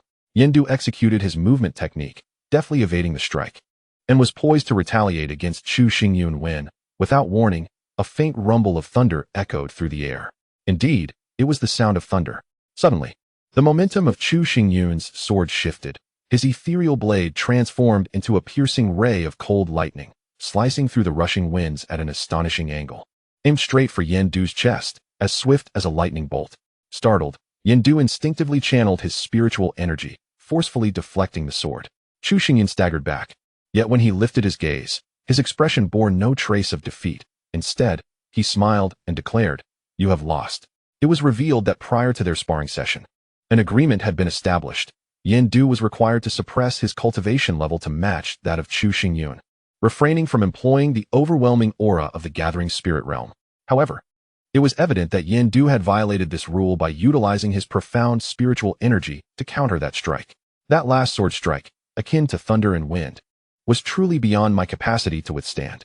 I humbly request your punishment, master. Yendu bowed respectfully, his words devoid of flattery.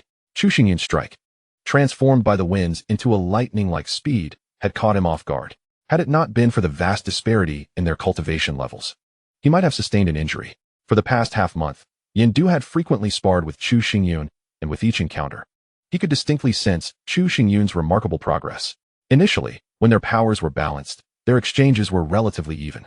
However, it was not long before Yendu began to feel the strain and was compelled to employ his movement technique to evade. Just days prior, Chu Xingyun had ascended to the 6th layer of body refinement, and his swordsmanship had become swifter and more ethereal. It was precisely at that moment, as Chu Xingyun unleashed his thunderous technique, that Yendu felt an overwhelming sense of threat, necessitating a breach of their established rules. Based on Yendu's estimations, Chu Xingyun's current prowess could even allow him to triumph over warriors at the 8th layer of body refinement. Come, enjoy some fruit. At that moment, Shui Liuxiang and Chu Hu approached, bearing a platter of freshly cut fruit. During this period, Yindu had been living alongside Chu Xingyun and the others. And as time passed, their relationships had grown more familiar, shedding the initial stiffness. Nevertheless, Chu Xingyun had yet to formally announce Yindu's status as a servant. Keeping it concealed, aside from the three of them, the other members of the Chu clan remained unaware of Yindu's existence. Liuxiang, how is the situation? Chu Xingyun inquired, causing Shui Liuxiang's smile to falter as she shook her head with a hint of melancholy. A subtle change crossed Chu Xingyun's expression, and his brows knitted tightly. After a month of diligent care, Shui Liuxiang's physique had been fully restored, no longer frail. Yet for reasons unknown, she still could not manifest a martial spirit. Chu Xingyun had examined her multiple times and even devised numerous methods, yet the root cause remained elusive. He began to question whether the chilling aura she emitted was even related to a martial spirit. Brother Yun, Shui Liuxiang earnestly remarked, the ability to cultivate is of little significance to me. Please do not let my presence disturb your thoughts. I am already content simply to be by your side. Her sincerity reflected her desire not to burden Chu Xingyun with unnecessary worries. Chu Xingyun gently tousled Shui Liuxiang's long hair, his eyes brimming with happiness. What more could a man desire than to have such a wife? After a brief respite, Chu Xingyun and his companions departed from Chu Town, heading towards the mines. With a month having elapsed, he estimated that the flame heart fruit had ripened, and it was time to reap the rewards. Due to the gradual depletion of the fire spirit stone vein, the oppressive heat that once engulfed the cave had significantly dissipated, making their passage through it far more comfortable. How peculiar, Yindu remarked, a puzzled expression crossing his face. The heat has diminished with the mining of the fire spirit stone vein, which is understandable. But why has the mist emitted by the flame heart fruit completely vanished? Hearing this, Chu Hu and Chu Xingyun exchanged knowing glances, both sharing a smile. Upon reaching the cave's end, Yindu was utterly astonished by the sight before him. In his view stood the flame heart tree, adorned with over a dozen fully ripened flame heart fruits, their vibrant red hue exuding an irresistibly alluring fragrance. The mist had long since vanished, a mere memory now that the fruits had matured. How can this be? Yindu, having previously entered the cave, knew well that the flame heart fruit typically required several years to ripen. Why, then, had it reached maturity in just 1 month? Filled with amazement, he looked at Chu Xingyun, silently deducing that the early ripening of the flame heart fruit was undoubtedly linked to him. The more he interacted with Chu Xingyun, the more he sensed an unfathomable depth to his character. It was not beyond reason that he could possess the rare technique of 5 poison unique skill and devise a method to hasten the maturation of the flame heart fruit. With purposeful strides, Chu Xingyun approached the tree, plucking a flame heart fruit for himself while handing the remainder to Chu Hu. The flame heart fruit is a hard-earned treasure. Henceforth, any individual who makes significant contributions to the Chu family shall be rewarded with one. Chu Hu and Yindu exchanged glances, their expressions tightening. Bestowing the flame heart fruit as a reward seemed excessively lavish. Such generosity would be hard to find even throughout the entire West Wind City. Nevertheless, despite their astonishment, Chu Hu accepted the fruits. He understood the simple principle that clear rewards and penalties could enhance the motivation of the clan members. After consuming the flame heart fruit, Chu Xingyun contemplated how his cultivation would ascend to the 7th level of body refining. Such strength would warrant a visit to Canglong Peak. The celestial sword was an artifact-grade weapon, and its allure was undeniable to him at this stage. Patriarch. At that moment, a steward of the Chu family rushed into the cave, his face reflecting a deep sense of urgency. What has happened? Chu Xingyun inquired, shifting his gaze. Outside the cave, a throng of individuals had gathered, numbering in the hundreds, effectively surrounding the entire cavern. Among them were experts from other towns, including the first elder and the third elder. The steward gasped, visibly shaken by the earlier scene. Nearly 100 armed men, with an aggressive demeanor, had completely surrounded the mountain, clearly harboring ill intentions. Chapter 36. The desire for Chu Xingyun's demise. Chu Pingtian truly would not shed tears until he faced the coffin. A glimmer of icy coldness flashed in Chu Xingyun's eyes. He had no desire to engage with a buffoon like Chu Pingtian, yet the latter persistently leaped before him. Following the previous assassination attempt, Chu Pingtian, undeterred, had summoned experts from other towns to conspire against him. Such persistence was both terrifying and laughable. At that moment, shouts echoed from outside the cave, interspersed with cries of anguish, signaling that the adversaries had commenced their assault, intent on breaching the cave. Master, shall I intervene? Yindu respectfully inquired, having come to fully respect Chu Xingyun after their time together. The term master no longer bothered him. Act according to my signal. Chu Xingyun replied calmly, stepping forward toward the entrance of the cave. Upon reaching the entrance, he found the fierce battle had already concluded. On the ground lay several members of the Chu family, incapacitated, their expressions twisted in agony, their bodies stained with splotches of blood. In stark contrast, a throng of over 100 individuals stood before him, some wielding weapons, others clad in armor, all exuding an air of brutishness. At the forefront was a towering man, Lin Chongdao, bearing a bloodied great sword on his shoulder, his countenance radiating ferocity. Besides Chu Town, the city of West Wind encompassed numerous other towns, all controlled by various families to perpetuate their lineage.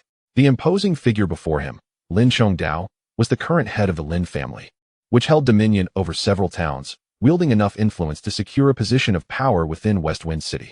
Chu Xingyun, you have finally chosen to show yourself. Chu Pingtian sneered, standing beside Lin Chongdao. Alongside him were the third elder, Chu Yang, and over 10 others from the expelled Chu family, all casting cold glances at Chu Xingyun. I mistook you for someone noteworthy. Instead, you are merely a collection of homeless, pitiful wretches, Chu Xingyun retorted, his words piercing through their facade, inciting a surge of indignation among them. Prior to the family assembly, they had been high-ranking members of the Chu family, affluent and commanding numerous enterprises, basking in their prestige. However, since Chu Xingyun had cast them out of Chu Town, they had been subjected to incessant mockery, akin to stray dogs, forced to wander and huddle in humble shanties. Chu Xingyun's words had directly exposed their wounds. How could they not be enraged? Being provoked by a mere child, Chu Pingtian, you truly are a disgrace. Lin Chongdao, who had remained silent until now, finally spoke. He stepped forward, pointing his great sword at Chu Xingyun's head, his tone domineering. Boy, I have no interest in your family's grievances. Chu Pingtian is willing to offer this fire spirit stone vein in exchange for your life. Will you take your own life, or shall I take action? At his words, Chu Hu and the others suddenly grasped the situation. No wonder Chu Pingtian could summon such a multitude of experts. It turns out he has offered the entire fire spirit stone vein to entice these individuals to eliminate Chu Xingyun and thereby seize the position of family head. Chu Xingyun seemed to have anticipated this, his gaze remaining tranquil as he surveyed the crowd behind Lin Chongdao, calmly stating, do you also seek to take my life? If you are to end my existence today, my family shall acquire 20% of the fire spirit stone vein. Such an arrangement is undeniably tempting. A mere dog's life is worth a fire spirit stone vein. Even in death, you can rest in peace. Once you have perished, my Hu family shall ensure you are not treated poorly, and we will craft for you a fine coffin of willow wood. Several family heads boasted arrogantly, their towns possessing considerable strength. Chu Pingtian had granted them numerous advantages to secure their cooperation, and now they eagerly awaited Chu Xingyun's demise to save time. Chu Hu's expression darkened. Those who had just boasted were, not long ago, wearing smiles in their attempts to curry favor with Chu Xun. Now, they had turned against him, brazenly declaring their intent to kill Chu Xingyun, truly shameless. Very well, I understand, Chu Xingyun replied with a cold smile, spreading his arms wide and addressing Lin Chongdao and the others. Since you are so eager to kill me, come forth. I shall stand here and allow you to do so. Upon hearing Chu Xingyun's words, Lin Chongdao and the others were taken aback. They had anticipated a scene of desperation, with Chu Xingyun pleading for mercy, yet he neither begged nor disputed their intentions, boldly inviting them to strike. Could it be that Chu Xingyun had lost his sanity? This thought arose collectively in the minds of the crowd, who looked upon him with pity. The esteemed head of the Chu family, faced with an encirclement intent on his destruction, appeared to have been driven to madness. How utterly disgraceful. Make your move. Chu Pingtian suppressed the elation swelling within him, unleashing his cold gun martial spirit as he surged forward first. Just as he made his move, a series of thuds echoed from behind him. Chu Pingtian turned to see a cloud of purple-black smoke seeping in from an unknown source. Anyone who came into contact with this smoke collapsed, their faces turning a shade of purple-black. Amidst the smoke, a figure emerged, slowly approaching. Yindu? Upon recognizing the figure, Chu Pingtian's expression froze. How could such a formidable character appear at this critical moment? Though inwardly cursing, Chu Pingtian donned a flattering smile, respectfully addressing Yindu. I am Chu Pingtian, honored to meet you. Elder Yindu, may I inquire about your purpose here? Chu Pingtian was well aware of Yindu's notorious reputation, a figure of ruthless renown in West Wind City. However, despite the fearsome reputation, he felt little concern. His objective was simple, to eliminate Chu Xingyun and regain control over Chu Town. matters of interest, and the fire spirit stone vein were of no consequence to him. What of Yin Du's arrival? Would he dare to save Chu Xingyan? As he pondered, a smile returned to Chu Pingtian's face. However, his gaze shifted, only to find that Chu Xingyun remained calmly standing in place, his hands maintaining their original position, completely unaffected by the poisonous mist. Could it be that Chu Xingyun's cultivation was too low for Yin Du to deem him worthy of an attack? Chu Pingtian continued to deceive himself. Then, to his astonishment, Yin Du slowly approached Chu Xingyun, slightly bowing his back in a surprisingly humble manner, and whispered, "Master, these individuals have succumbed to the hallucinogenic poison and are now powerless to resist, causing you alarm." As soon as he finished speaking, Chu Pingtian's expression transformed dramatically. His mouth agape as he exchanged incredulous glances with Lin Chongdao and the others. "Master?" The fearsome Yin Du was addressing Chu Xingyun as his master. Surely, they were not dreaming. Chapter 37. Not a glance more, the vast open space fell into an absolute silence. All eyes were fixed on Chu Xingyun, filled with astonishment and shock. Chu Pingtian swallowed hard, gazing at Chu Xingyun's calm visage, his heart sinking continuously. It turned out that during this time, Chu Xingyun had refrained from confronting him not due to a lack of strength, but from disdain, a disdain for engaging in conflict with them. How foolish he had been to mistake that disdain for fear, repeatedly plotting against Chu Xingyun. At that moment, Yin Du's appearance struck him like a resounding slap across the face, leaving him utterly shattered and engulfed in a profound sense of shame. Chu Xingyun stepped before Chu Pingtian, his eyes devoid of any emotion. "Chu Pingtian, I once spared your life out of respect for your contributions to the Chu family, but you have remained obstinately ignorant, willing to sacrifice the interests of the Chu family to conspire against me. How could I allow myself to be defeated by you? I have no words left. Only regret that I did not eliminate you in your youth." Chu Pingtian gritted his teeth and replied to Chu Xingyun, word by word, "Very well." As Chu Xingyun averted his gaze and turned, in that instant, Yin Du unleashed a burst of purple-black light from his hands, each ray resembling a venomous blade, effortlessly piercing the foreheads of Chu Pingtian and the others. Streams of blood erupted, and in the blink of an eye, the ground was stained crimson. With all 10 or more individuals, including Chu Pingtian, lying lifeless, Lin Chongdao's expression changed drastically, realizing that he was about to suffer a significant loss today. He forced a reluctant smile and said, "Master Chu, the events of earlier were all a misunderstanding. We were merely misled by that treacherous Chu Pingtian, which led to our earlier actions. If I have offended you, I shall certainly come to apologize in the future. As the saying goes, one does not strike a smiling face." With a smile plastered on his face, Lin Chongdao deftly shifted all the blame onto Chu Pingtian, who was already dead, making it a convenient scapegoat. Moreover, as the head of the Lin family, he held a respectable position in West Wind City. Surely, Chu Xingyun would not act recklessly. "Misled, you say?" Chu Xingyun chuckled softly. "I wouldn't mind awakening the Lin family head from his delusions." A glint of coldness flashed in Yin Du's eyes as he vanished from sight, only to reappear before Lin Chongdao in an instant, delivering a powerful strike.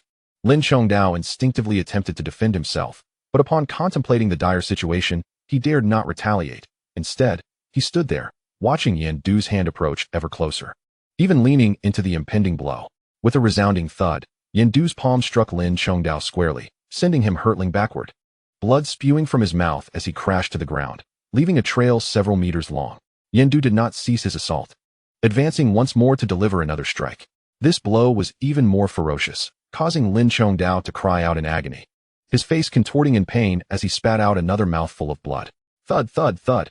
The relentless barrage of strikes continued, each blow landing upon Lin Chongdao's wounds. Yin Du wielded his strength with exquisite precision, ensuring that while Lin Chongdao endured the excruciating pain, his life was spared. Another strike landed upon his chest, and at that moment, Lin Chongdao lay on the ground, grappling with the absurdity of his previous thoughts. Chu Xingyun was indeed acting irrationally, entirely devoid of reason. "Master Lin, are you now awake?" Chu Xingyun inquired softly, hands clasped behind his back. "Fully awake, thanks to your assistance, Master Chu," Lin Chongdao lamented. Onlookers from other towns, witnessing the once arrogant and disdainful Lin Chongdao now groveling before a mere 16-year-old, were left utterly astonished, their mouths agape and bodies trembling uncontrollably. "You are the head of the Lin family, second only to none, yet you fail to comprehend such a rudimentary scheme as using others to do your bidding. Nevertheless, it's good that you now understand. I hope you do not repeat the same folly in your next life." As he spoke, the mirth in Chu Xingyun's gaze gradually faded, replaced by an icy demeanor. Yendu, finish him. What? Upon hearing this, Lin Chongdao shot upright. Incredulity etched across his face. You intend to kill me? Doubt clouded his mind, his astonishment palpable as he laughed in anger. Chu Xingyun, have you lost your mind? I am the head of the Lin family, a formidable figure in Westwind City. Are you not afraid of the endless retribution from the Lin family? Why should I fear? Chu Xingyun regarded Lin Chongdao as one would a fool.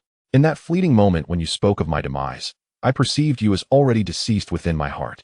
The Lin family, the notion of vengeance, are but trifles in my eyes. Your death is imperative, and thus it must be realized.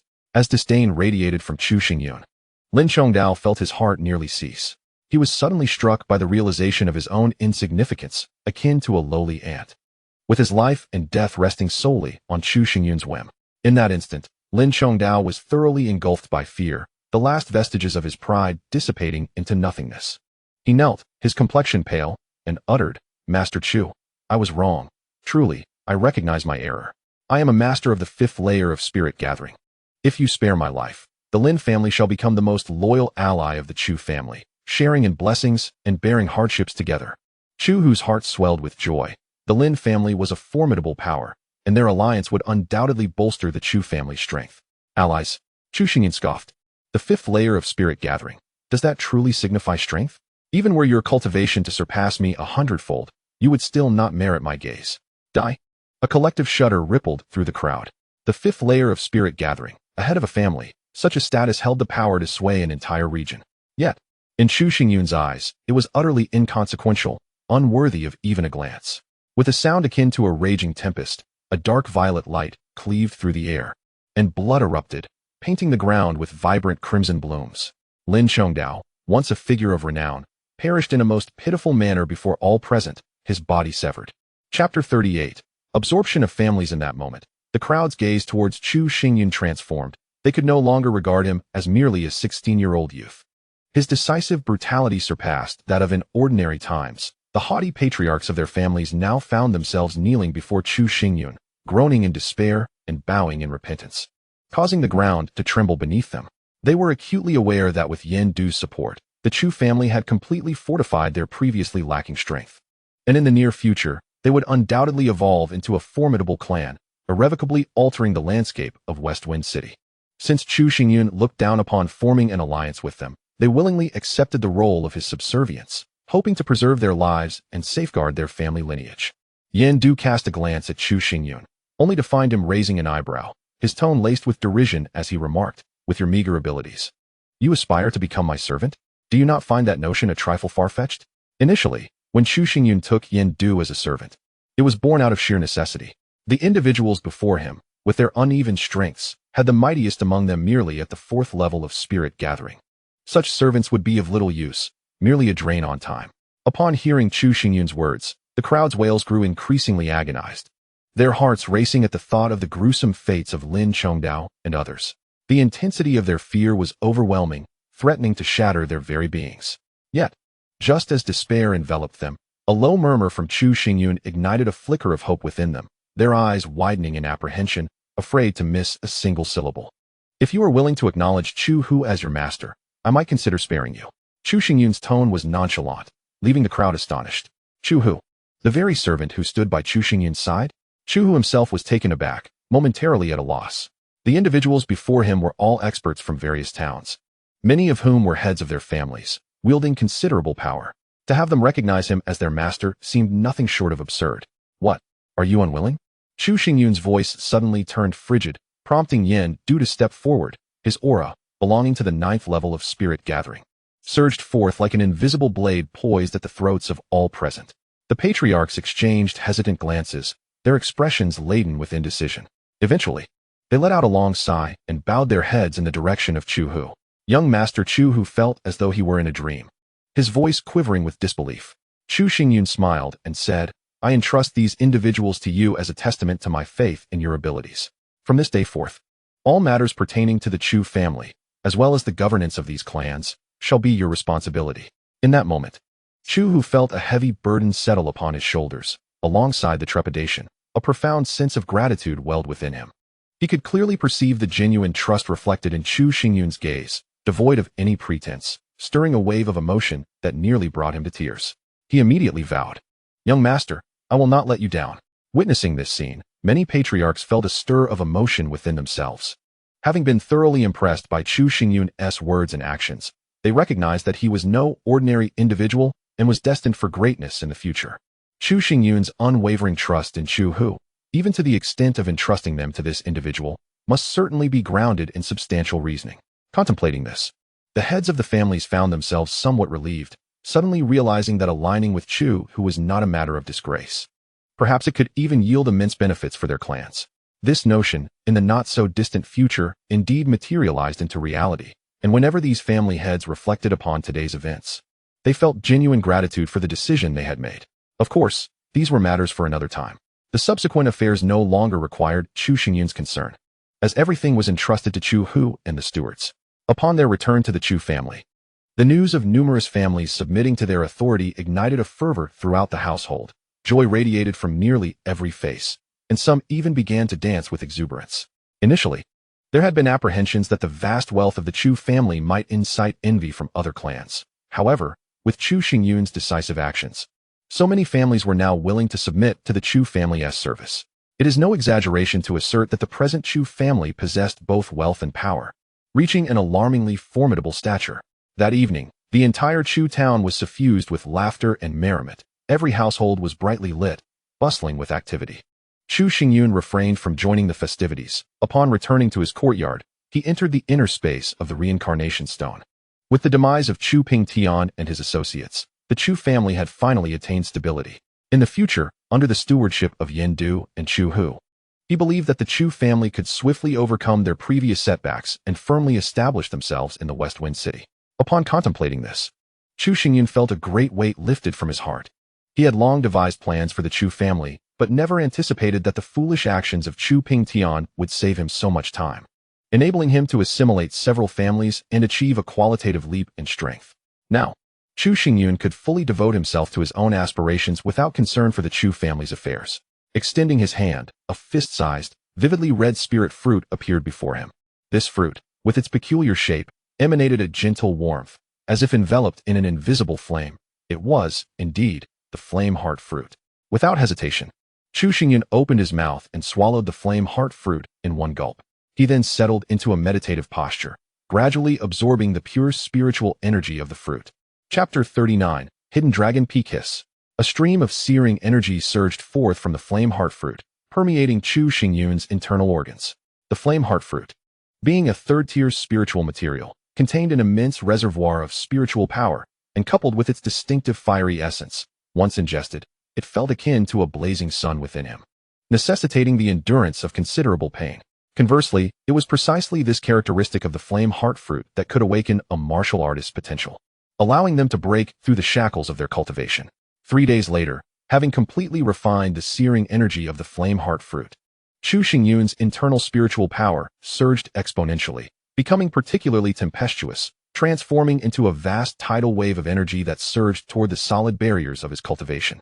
A thunderous sound erupted as Chu Xingyun's eyes abruptly opened, bursting forth with a gleam of ecstatic triumph. It was a success. Chu Xingyun reveled in the surging spiritual power within him, feeling exceedingly satisfied. Only a few days had passed since his last breakthrough, and now, having consumed the flameheart fruit, he successfully ascended to the 7th level of body tempering.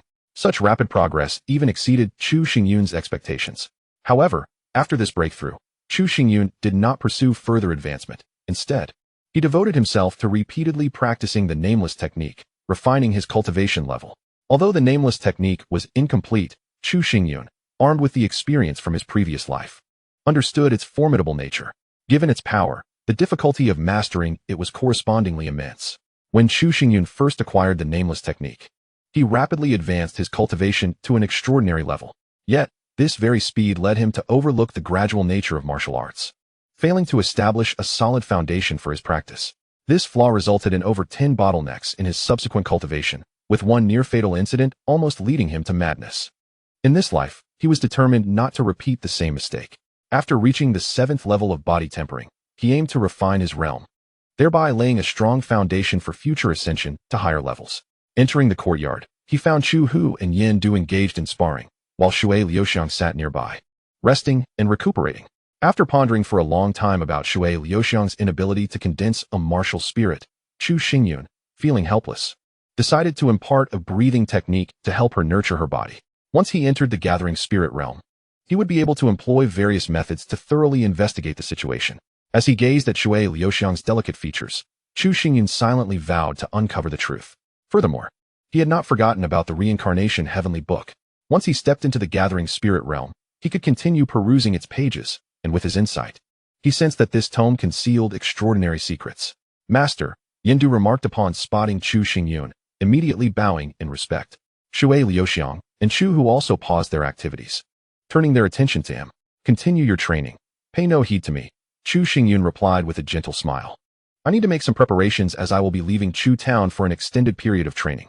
With that, he turned to Yindu, instructing, during my absence, ensure that Chu Town is protected in secret.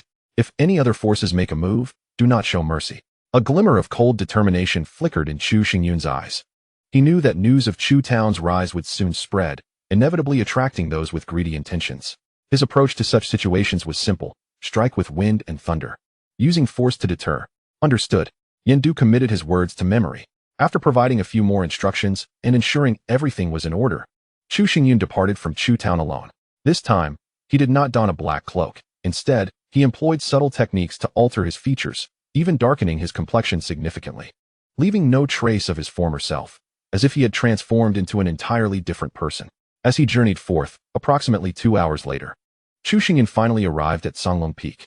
Due to the imposed isolation, the entire mountain exuded an air of desolation, devoid of even a single shadow, presenting a stark contrast to the vibrant activity of Fengqi Mountain. However, the more desolate it appeared, the more satisfied Chu Xingyun became, for it allowed him to enter the stronghold of the powerful unnoticed. As he ascended, it wasn't long before he reached the precipice of Songlong Peak. Standing at the edge, a chill wind swept up from the abyss below, causing him to shiver involuntarily. He retrieved a rope, which he had prepared in advance, secured it, and then leapt directly off the cliff. The fierce wind roared past his ears, sharp and bone-chilling. Most would have turned pale with fear at the prospect of looking down. Yet Chu Xingyun remained resolute, his gaze keenly surveying the surroundings. After a brief interval, a glimmer of brilliance sparked in his eyes as he focused intently on a dark area not far below. He had found it. With a deft flick of his wrist, he grasped the rope, halting his rapid descent. There, obscured by overgrown weeds and withered wood, was a cave-like entrance. This was indeed the abode of the powerful. Seeing the cave so near, Chu Xingyun let out a slight sigh of relief. However, at that moment, his eyes narrowed and his senses heightened, as he detected an ominous presence. Without a moment's hesitation, he propelled himself forcefully against the cliff wall, swiftly evading several meters to the side. With a thunderous crash, a fiery red figure surged forth, striking the very spot where he had just stood. Flames erupted, and the solid rock face shattered, sending debris cascading downwards. The fire spirit eagle? Upon recognizing the fiery silhouette, Chu Xingyun's expression darkened. The fire spirit eagle was an exceptionally ferocious spirit beast, typically dwelling atop sheer cliffs. Once matured, its prowess equated to that of a martial artist at the 8th level of body refinement. Its small stature and remarkable agility made it a formidable foe. Were he on level ground, Chu Xingyun would have no fear of the fire spirit eagle, but now, suspended in midair, a moment's miscalculation could result in his plummeting to the depths below. The territorial instinct of the fire spirit eagle was formidable. Once it set its sights on a target, it would pursue relentlessly. Complicating matters further, these spirit beasts often traveled in packs, leaving him little choice but to act swiftly. As Chu Xingyun contemplated his next move, his internal energy surged, and a resonant, ethereal sound of swords began to emanate, echoing clearly within the chasm. Chapter 40. The Sword of Void is acquired. The fire spirit eagle seemed to sense the impending threat, its eyes gleaming with a chilling intent. With a piercing cry, it trembled its wings and lunged once more at Chu Xingyun. Its fiery plumage blazed as it darted forward like a streak of flame, should it connect with its target. Even a master of the spirit-gathering realm would suffer grievous injuries. Chu Xingyun fixed his gaze on the approaching fire spirit eagle, his spiritual sword trembling ever more violently in his grasp. As the fire spirit eagle drew within a mere 3 feet of him, a flash of the sword cut through the air with the ferocity of thunder, illuminating the dim cliffside and striking true at the eagle's neck. A cloud of crimson mist erupted, staining the vast sky, and in an instant, the fire spirit eagle fell silent, plummeting from the precipice. Observing the fallen eagle, A faint smile graced Chu Xingyun's lips. Just as he intended to steady his breath, a chorus of furious eagle cries erupted, causing the very cliffs to tremble. Following the sound, he beheld dozens of fire spirit eagles appearing in the nearby sky, seemingly aware of their companion's demise. Their eyes burned with rage as they surged toward Chu Xingyun with terrifying speed. How unfortunate! Chu Xingyun muttered under his breath. With so many fire spirit eagles, survival seemed utterly impossible amidst their onslaught. In a moment of desperation, he tightened his grip on the rope and swung towards the cave's entrance. Boom! His body crashed to the ground, scattering the underbrush and deadwood, yet he paid little heed to the chaos, propelling himself forward into the cave with utmost urgency. The sight of Chu Xingyun retreating into the cave incited even greater fury among the eagles, their cries resounding like thunder. However, they refrained from pursuing him inside, instead circling ominously around the cave, as if something dreadful within instilled in them a profound fear. As it appeared they had not followed. Chu Xingyun leaned against the cave wall, relieved to hear the eagle cries diminish significantly. The cave before him was not spacious, barely accommodating 3 individuals side by side. Drawing upon his memory, he ventured deeper into the cave, his spirit sword firmly in hand, ever vigilant of his surroundings. When he first arrived in this place, he had already attained the celestial spirit realm, a peak existence even within the flowing cloud dynasty, where a mere glance was enough to send the fire spirit eagles fleeing. However, this time was different. Caution was undoubtedly prudent. After advancing several hundred meters, Chu Xingyun suddenly halted, his gaze drawn to the peculiar markings adorning the cave walls. The walls were covered in a myriad of strange inscriptions, their clarity diminished by the passage of time, easily overlooked unless scrutinized closely. In his previous life, Chu Xingyun had noted these markings but paid them little heed. Yet now, possessing a millennium of wisdom, upon encountering them again, his face was etched with astonishment and even dread. Ancient script, Chu Xingyun exclaimed in disbelief. These peculiar markings were indeed inscriptions from antiquity. In his past existence, he had ventured into numerous ancient secret realms in search of an opportunity to transcend the imperial realm, thus he was no stranger to such ancient writings. However, as he gazed upon these inscriptions, he found himself unable to decipher their meaning. The longer he stared, the more dizzy he became, his mind beginning to blur. Within the dwelling of a formidable being, there existed ancient scriptures even I cannot comprehend. Could this cave conceal some profound secret? Chu Xingyun's expression stiffened, and he became increasingly cautious, meticulously surveying his surroundings, unwilling to overlook the slightest detail. Continuing onward, after navigating a bend, Chu Xingyun pushed aside the scattered rubble, and his vision was suddenly liberated. Before him lay an expansive space, replete with rivers, trees, and architectural structures, resembling a veritable paradise untouched by the world. Since the emergence of ancient script, Chu Xingyun had become exceedingly cautious regarding all matters, yet throughout his journey, he had not encountered any trace of these ancient symbols. The entire cavern remained unchanged from the time of his arrival. Every object, every flower, and every blade of grass exuded an aura of profound tranquility. Could it be that the appearance of the ancient script was merely a coincidence? Concealing his doubts deep within, Chu Xingyun stepped forward, directly arriving at the stone chamber where the owner of the cavern practiced. The chamber was modest in size, measuring only 3 meters in length and width. At its center lay a conspicuous charred mark, with various implements scattered about in disarray. Approaching the center, Chu Xingyun reached down and picked up an ancient ring, its design exuding antiquity. This ring was the storage ring of the cavern's master. Upon opening it, he discovered a plethora of items, martial arts manuals, spirit stones, and even various elixirs, each of diverse kinds, showcasing a wealth of treasures. However, Chu Xingyun spared them a mere glance, directing his attention instead to a stone platform at the center. Upon this platform hovered a 4-foot-long ancient sword, its width akin to 2 fingers, and its body translucent. Even when gazed upon directly, one could perceive its sharpness. This sword was indeed the low-grade magical artifact known as the Void Cutter. Buzz! The spirit sword in Chu Xingyun's grasp began to tremble, seemingly resonating with the Void Cutter. Releasing his grip, the spirit sword surged forth like wind and thunder, directly thrusting toward the Void Cutter.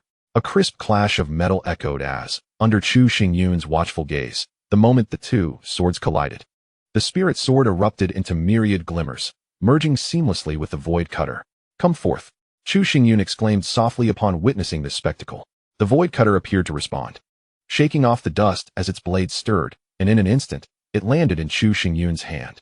Upon closer examination, he noted that a faint yet sharp aura coiled around the blade.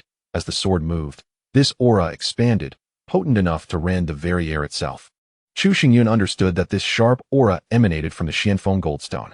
In terms of rank, the Void Cutter was not particularly high, being merely a low-grade magical artifact.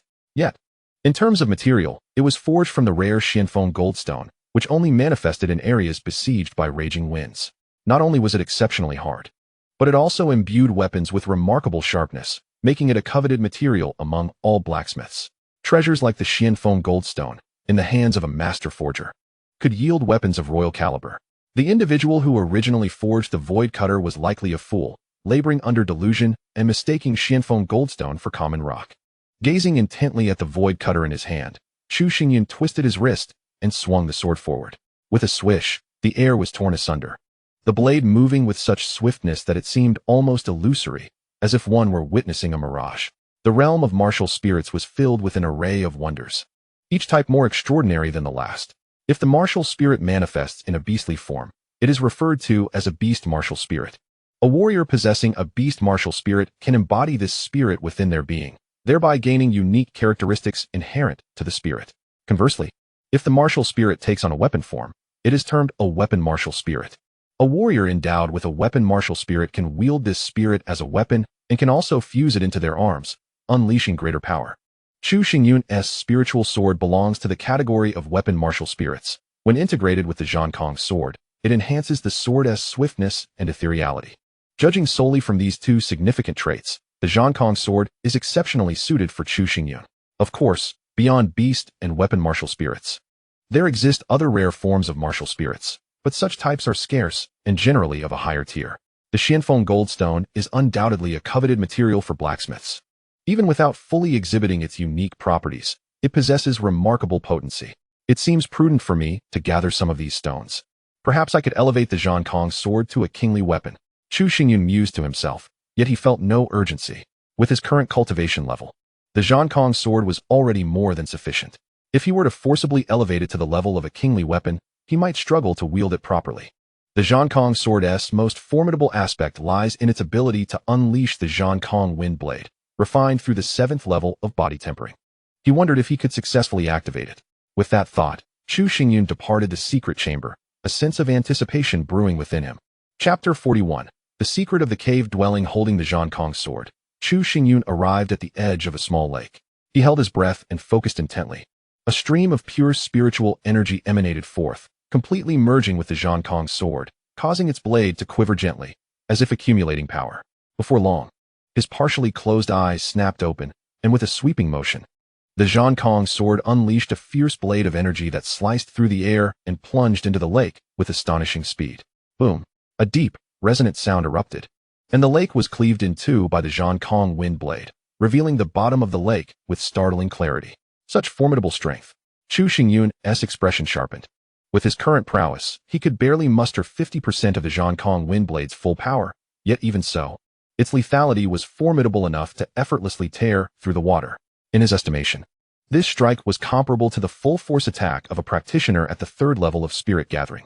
If the power of the Zhankong wind blade were fully realized, it could even pose a threat to those at the earth spirit level. However, despite its might, the Zhankong wind blade had evident drawbacks, demanding an immense expenditure of spiritual energy. Now at the 7th level of body tempering, after a single use, his internal energy was completely depleted, necessitating a period of rest before he could continue to wield it. Just then, Chu Xingyun seemed to notice something, his gaze abruptly fixating. In his line of sight, he discerned a long fissure at the lake's bottom. This crack was indeed carved by the Zhankong wind blade, yet upon closer inspection, he noticed a faint glow emanating from the edges of the fissure. Had he not possessed keen eyesight, this glimmer would have easily gone unnoticed. As the spiritual energy within his body gradually restored, Chu Xingyun leapt into the lake, making his way toward the location of the fissure.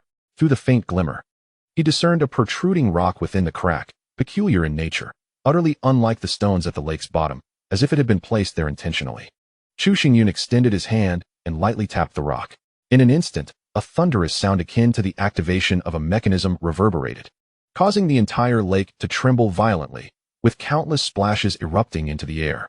Then, to Chu Xingyun's astonishment, the waters on either side began to part, revealing a dark passageway straight ahead, obscured and mysterious, its destination unknown.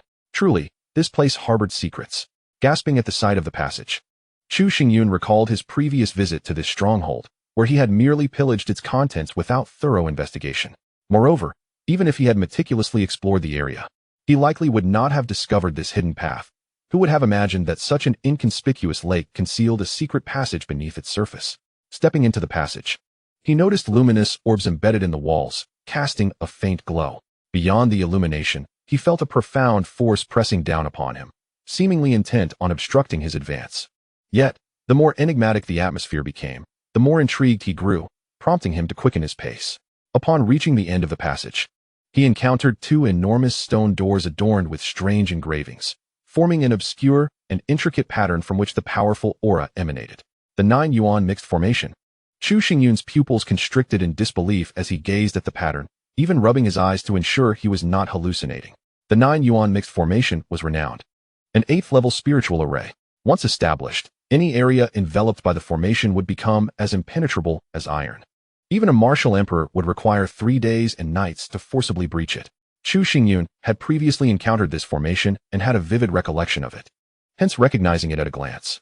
However, he could hardly fathom that he would come across such a formidable spiritual array in a remote place like Shifeng City. How curious. I had thoroughly searched the entire cave and, by my estimation, the owner's strength was modest, making it implausible for them to have laid out an 8th-level spiritual array. Examining his surroundings closely, he noted that the stone walls on either side were constructed from exceptionally sturdy gold and jade stones, while the distant walls of the passage were composed of ordinary blue-green stones. I understand now. A knowing smile graced the corners of Chu Xingyun's lips as he finally pieced everything together.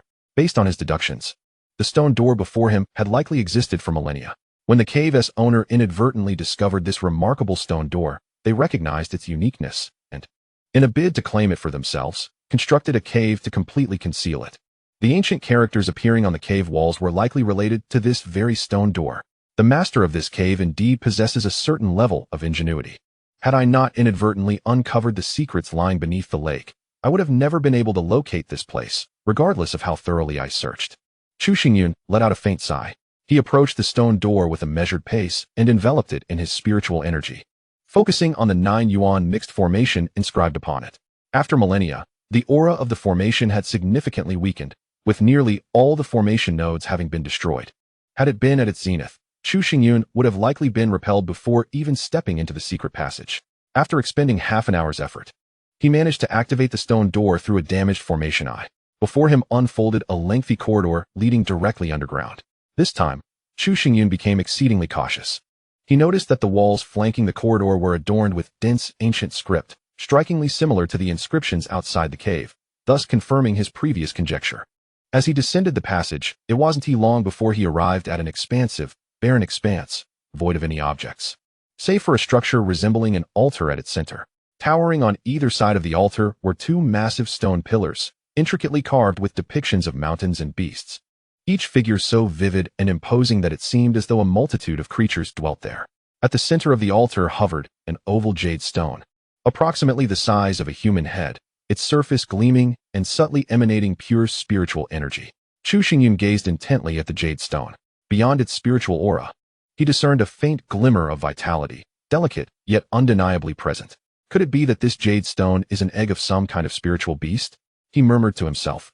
And suddenly, a bright spark ignited in his eyes, unable to contain the elation swelling within him. Chapter 42. The mystical egg of spiritual beasts similar to martial artists. Spiritual beasts can elevate their prowess by absorbing the ethereal energies of the world, owing to their inherently stronger physiques compared to humans. A spiritual beast of the same rank will generally outmatch a martial artist. If a spiritual beast possesses bloodline power, its strength can be magnified several times over. Presently, Chu Xingyun could not ascertain the origin of this spiritual beast egg, yet based on the 9 yuan mixed formation upon the stone door, it was evident that this egg was extraordinary. It is worth noting that only those who have attained the martial emperor realm can arrange an 8th-level spiritual formation, which implies that the original owner of this egg was a formidable martial emperor. I once tamed a spiritual beast of the nirvana realm. Surely, this egg could not be of lesser caliber. With excitement coursing through him, Chu Xingyun stepped closer to the spiritual beast egg. At first glance, it appeared to be an ordinary jade stone, devoid of vitality, and surprisingly, it was also shielded by a concealment technique.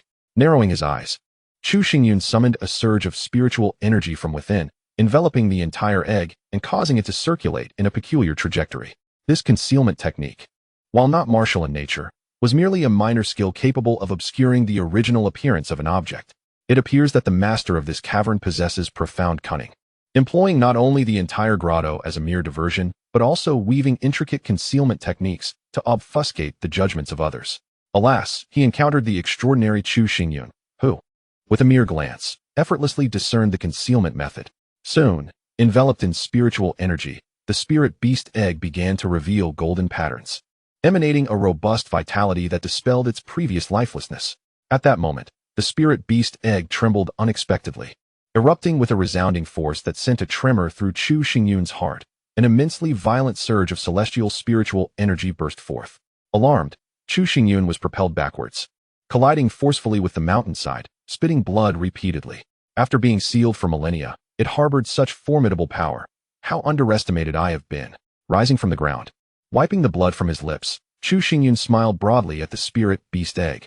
He approached the egg once more, his spiritual energy flaring anew, once again enveloping the spirit beast egg entirely. Though his injuries had yet to heal and pain coursed through him, it was precisely this agony that ignited the indomitable spirit residing deep within Chu Xingyun. In his past life, he had been a formidable martial emperor, seasoned by countless trials and tribulations, having slain numerous adversaries of equal stature. How could such a minor backlash instill fear in him? The more fiercely you resist, the more I am compelled to uncover your true nature. Chu Xingyun's voice resonated with an audacious tone as his spiritual energy swirled like a tempest around the spirit beast egg. Boom, boom, boom.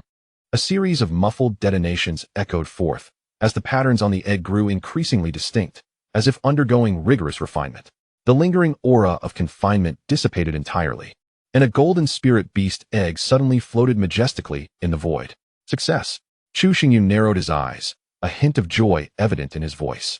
Just as he spoke, the resounding force returned, more magnificent and domineering than before, causing his heart to race as he hastily retreated. With a thunderous roar, the celestial spiritual energy surged forth from the spirit beast egg, crashing like a tidal wave, reverberating through the heavens, seemingly imbued with sentience, as it surged toward Chu Xingyun. There was no time to evade. Gritting his teeth, Chu Xingyun realized this power was too swift, far surpassing his perception, and in an instant, it threatened to engulf him entirely. The deafening explosion rang out, and just when Chu Xingyun believed his demise was imminent, the celestial spiritual energy abruptly halted, as if restrained by some unseen force, unable to advance an inch further. Opening his eyes, Chu Xingyun beheld the stone pillars on either side emanating a hazy radiance, which obstructed the advance of the celestial spiritual energy, forcibly halting its progress. That was close. Exhaling a breath of relief, he felt a mix of astonishment and exhilaration. The spirit beast egg, sealed for such an extended period, not only retained its vitality, but also demonstrated an instinctual propensity to attack, exhibiting such ferocity, truly unprecedented. From the very beginning, I should have discerned that this altar was extraordinary. It appears now that this altar serves the purpose of sealing, meant to suppress the formidable powers of the spirit beast egg. As Chu Xingyun contemplated this, he let out a resigned sigh and murmured to himself, "If it were an ordinary spirit beast egg, I might have employed certain methods to secure it, but now it seems the challenge is insurmountable." As he spoke, Chu Xingyun cast a profound gaze forward, witnessing the fierce and tumultuous energy radiating from the spirit beast egg, which had already manifested in a tangible form. Given his current strength, traversing this violent force was out of the question. Even the slightest contact would surely result in grievous injury. Suddenly, at the moment when Chu Xingyun felt helpless, he noticed a droplet of milky liquid seeping from the smooth surface of the spirit beast egg, cascading from the stone platform, imbued with a potent wave of spiritual energy. Could this be spiritual liquid? Chu Xingyun's eyes widened as he hastily reached out to catch it. However, the instant his palm made contact with the milky liquid, it was as if a dam had burst. The dense spiritual energy surged into his body, causing him to violently expel a mouthful of reverse blood. Indeed, it was spiritual liquid. Ignoring his injuries, Chu Xingyun's face was alight with ecstasy. This so-called spiritual liquid, akin to spirit stones, is also formed from the condensation of celestial spiritual energy. Yet, unlike spirit stones, the spiritual energy contained within spiritual liquid is vastly greater and purer, devoid of any impurities. The minuscule droplet before him held the equivalent spiritual energy of 5 spirit stones, and once it makes contact with the human body, the energy is fully released without any wastage. Chu Xingyun's eyes took on a faint crimson hue. This spirit beast egg could actually condense spiritual liquid, a phenomenon that surpassed all his previous knowledge. Even at the peak of his previous life, he would have yearned for such a treasure. Before I attain sufficient power, I must ensure this spirit beast egg is well concealed, never allowing others to discover it. Once it hatches, my future accomplishments will undoubtedly be significant. Chu Xingyun, being an ancient entity with 1,000 years of experience, understood the immense assistance a powerful spirit beast could provide. Moreover, given the extraordinary nature of this spirit beast egg, it likely harbored a lineage of power. Sitting cross-legged, Chu Xingyun began to recuperate from his injuries while absorbing the pure spiritual energy contained in the spiritual liquid. This spirit beast egg could not be obtained in the short term. Even if he could acquire it, he lacked the confidence to withstand its terrifying turbulent power. Nevertheless, he could rely on the spirit beast egg to yield more spiritual liquid, thereby honing his foundation and elevating his cultivation realm. Chapter 43. The arrogant Shui, Qianyue. While Chu Xingyun was in seclusion, diligently cultivating, a significant event transpired in the outside world. The several towns under the jurisdiction of West Wind City suddenly announced with great fanfare their willing submission to Chu Town, expressing their readiness to share resources and seek development under its leadership. Upon this news breaking, all families in West Wind City were left in shock, and even the city lord's residence was no exception. Although these more than 10 towns are under the jurisdiction of the West Wind City, each possesses the right to self-governance, rendering even the lord's commands impotent. Consequently, these towns have been embroiled in a constant state of covert and overt strife. Now, in an unexpected turn of events, these towns have collectively declared their intent to share resources and willingly submit to Chu Town. Such a development seems rather peculiar, does it not? However, the astonishment does not end there. Following this declaration of allegiance to Chu Town, it became public knowledge that Chu Town has fully disclosed its collaborations with the Treasure Pavilion, as well as the existence of the Fire Spirit Stone Vein. In an instant, all families in West Wind City were left astounded. None could have anticipated that Chu Town had ascended to such heights. Some family factions even rushed to Chu Town that very day, eager to ingratiate themselves with the Chu clan. Within the Water Clan's residence, in the conference hall, Water Chongxian and several high-ranking members of the Water Clan gathered, their expressions darkening as they listened to the reports from their subordinates. With all the towns now incorporated into the Chu clan, their strength has surged to a level that positions them among the top families in West Wind City. Coupled with the Chu clan's alliances with other factions, their financial power now rivals that of our Water Clan. Just yesterday, the Jin and Yang families dispatched envoys to Chu Town, seemingly to negotiate some form of collaboration. Upon hearing this, one of the high-ranking members of the Water Clan furrowed his brows tightly and whispered, "Master, if this trend continues, within a year, the Chu clan will be able to completely overshadow our Water Clan." Water Chongxian's countenance was equally grim as he replied darkly, "Not long ago, I heard that the Chu clan was on the verge of disintegration. I never imagined that in just a few short months, they would not only survive but also consolidate so many powers, even gaining the favor of the Treasure Pavilion." Initially, when the Treasure Pavilion collaborated with Chu Town, many believed it to be trivial. In reality, they had concealed numerous details, waiting for the opportune moment to unveil their strength and financial resources, thus attracting countless families to their ranks. A high-ranking member of the Water Clan lamented this oversight. Since the proposal by Chu Xingyun, the public had largely forgotten about the Chu clan, the Water Clan included, operating under the assumption that they were nearing decline. The recent influx of news struck the Water Clan like a slap to the face, leaving them feeling stung and deeply unsettled. In truth, the relationship between the Chu clan and the Treasure Pavilion had long been evident. It was merely overlooked by us. At this moment, another high-ranking member of the Water Clan spoke up, drawing Water Chongxian's attention. "What do you mean by that?" Water Chongxian inquired with a measured gaze. The member responded, "Master, do you recall several months ago when Qin Yuyan severed all ties between the Treasure Pavilion and our Water Clan?" "Of course I remember." Water Chongxian's eyes turned icy. Even after several months, the mere recollection ignited his fury. At that time, he had merely been perusing the Treasure Pavilion and encountered Qin Yuyan, seeking to foster a closer relationship, having committed no transgressions or acts of disrespect. Who knows, after Qin Yuyan posed a question, she immediately turned hostile, severing the cooperative ties between Baibao Tower and the Shui family. This incident stirred considerable turmoil at the time, resulting in significant losses for the Shui family, who struggled for quite a while thereafter. The collaboration between Baibao Tower and the Chu family in mining spiritual stones had undoubtedly been conducted in secrecy for some time. Unbeknownst to us, it is common knowledge that the relationship between our Shui family and the Chu family is strained. Thus, Baibao Tower's alliance with the Chu family must have been orchestrated by them to undermine our relationship. This reasoning holds merit, as our partnership with Baibao Tower had always been smooth, and to terminate it so abruptly is indeed perplexing. There must be foul play from the Chu family. How insidious of the Chu family to plot against us covertly. We have fallen into their trap. The senior members of the Shui family echoed this sentiment, and the hall was soon filled with an atmosphere of indignation, each one directing their ire towards the Chu family, decrying their despicable and shameless behavior. Shui Chongxian, being directly involved, felt his anger swell even more. Reflecting on the situation, he too concurred with this assessment, even believing that all of this was manipulated by Chu Xingyun. During the proposal, he had sensed a subtle change in Chu Xingyun, making him nearly unrecognizable. After all, he was merely a manipulative waste. Why should his father be incensed over such a matter? Just as Shui Chongxian was consumed with rage, a voice laced with disdain echoed through the hall. Dressed in a deep blue robe, Shui Qianyue gracefully entered the hall, a mocking curve gracing her beautiful features, her formidable aura causing everyone's gaze to falter. Where? Have you broken through to the spirit-gathering realm? Shui Chongxian was initially taken aback, then joyfully rushed to Shui Qianyue, his eyes scanning her as he could scarcely contain his elation. I broke through several days ago, but I have been diligently refining my skills in Bibo 9 layers of waves.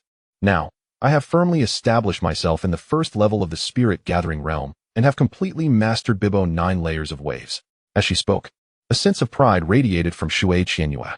At the tender age of 16, possessing a 4th-grade martial spirit and achieving such a realm, she, Shui Qianyue, is undoubtedly the foremost genius of Shifeng City, unmatched by any. With my current strength, participating in the martial arts selection is merely a formality. I might even contend for the top position. Our Shui family will gain immense renown because of me. Yet here you are, in a furious uproar over a worthless family. Is this not a disgrace to my reputation? Shui Qianyue, with an air of superiority, mocked the senior members of the Shui family, causing their cheeks to flush, leaving them speechless. With several months remaining until the martial arts selection, Shui Qianyue would continue her rigorous training, and perhaps she would truly seize the top position, becoming a coveted talent among the 5 major martial arts houses. Faced with such an ascending genius, they could only fawn over her, not daring to refute. Shui Chongxian, feeling somewhat awkward, lowered his voice and said, you have a point. However, it is always prudent to take precautions. I shall send someone to stealthily infiltrate Chuzhen to ascertain the true situation. What do you think? Do as you wish, Shui Qianyue replied, a flicker of displeasure crossing her face. Addressing the rest, she added, I merely hope your actions do not interfere with my cultivation, that is all. With that, she turned and left the grand hall, without even acknowledging her father, Shui Chongxian, her demeanor exuding a hint of arrogance that suggested a disregard for their presence. Chapter 44. The sealing jade plate. As they watched Shui Qianyue's departing figure, the expressions of the senior members of the Shui family turned sour. After all, they were her elders, and to be so blatantly ignored and ridiculed would provoke discontent in anyone. Geniuses have their own temperaments. We are all family. Let us not take it to heart. Shui Chongxian attempted to ease the tension, shifting the topic with a serious tone. Nevertheless, Qianyue is not entirely wrong. Our Shui family is the foremost clan in Shifeng City, and taking action against a mere Chuzhen could draw unwarranted criticism. Therefore, let us first send a few individuals to infiltrate Chuzhen and observe their antics, adopting a strategy of calmness in the face of action. Yes, head of the family. With Shui Chongxian's endorsement, the senior members of the Shui family could not voice any objections and bowed in compliance. Meanwhile, as discussions unfolded within the Shui family, many clans were engaged in clandestine negotiations, including the Baibao Tower. The subjugation of over a dozen towns by Chuzhen was no ordinary matter. It had the potential to alter the balance of power in Shifeng City. Even the reclusive Qin Yuyin sensed the gravity of the situation. I bear responsibility for this failure.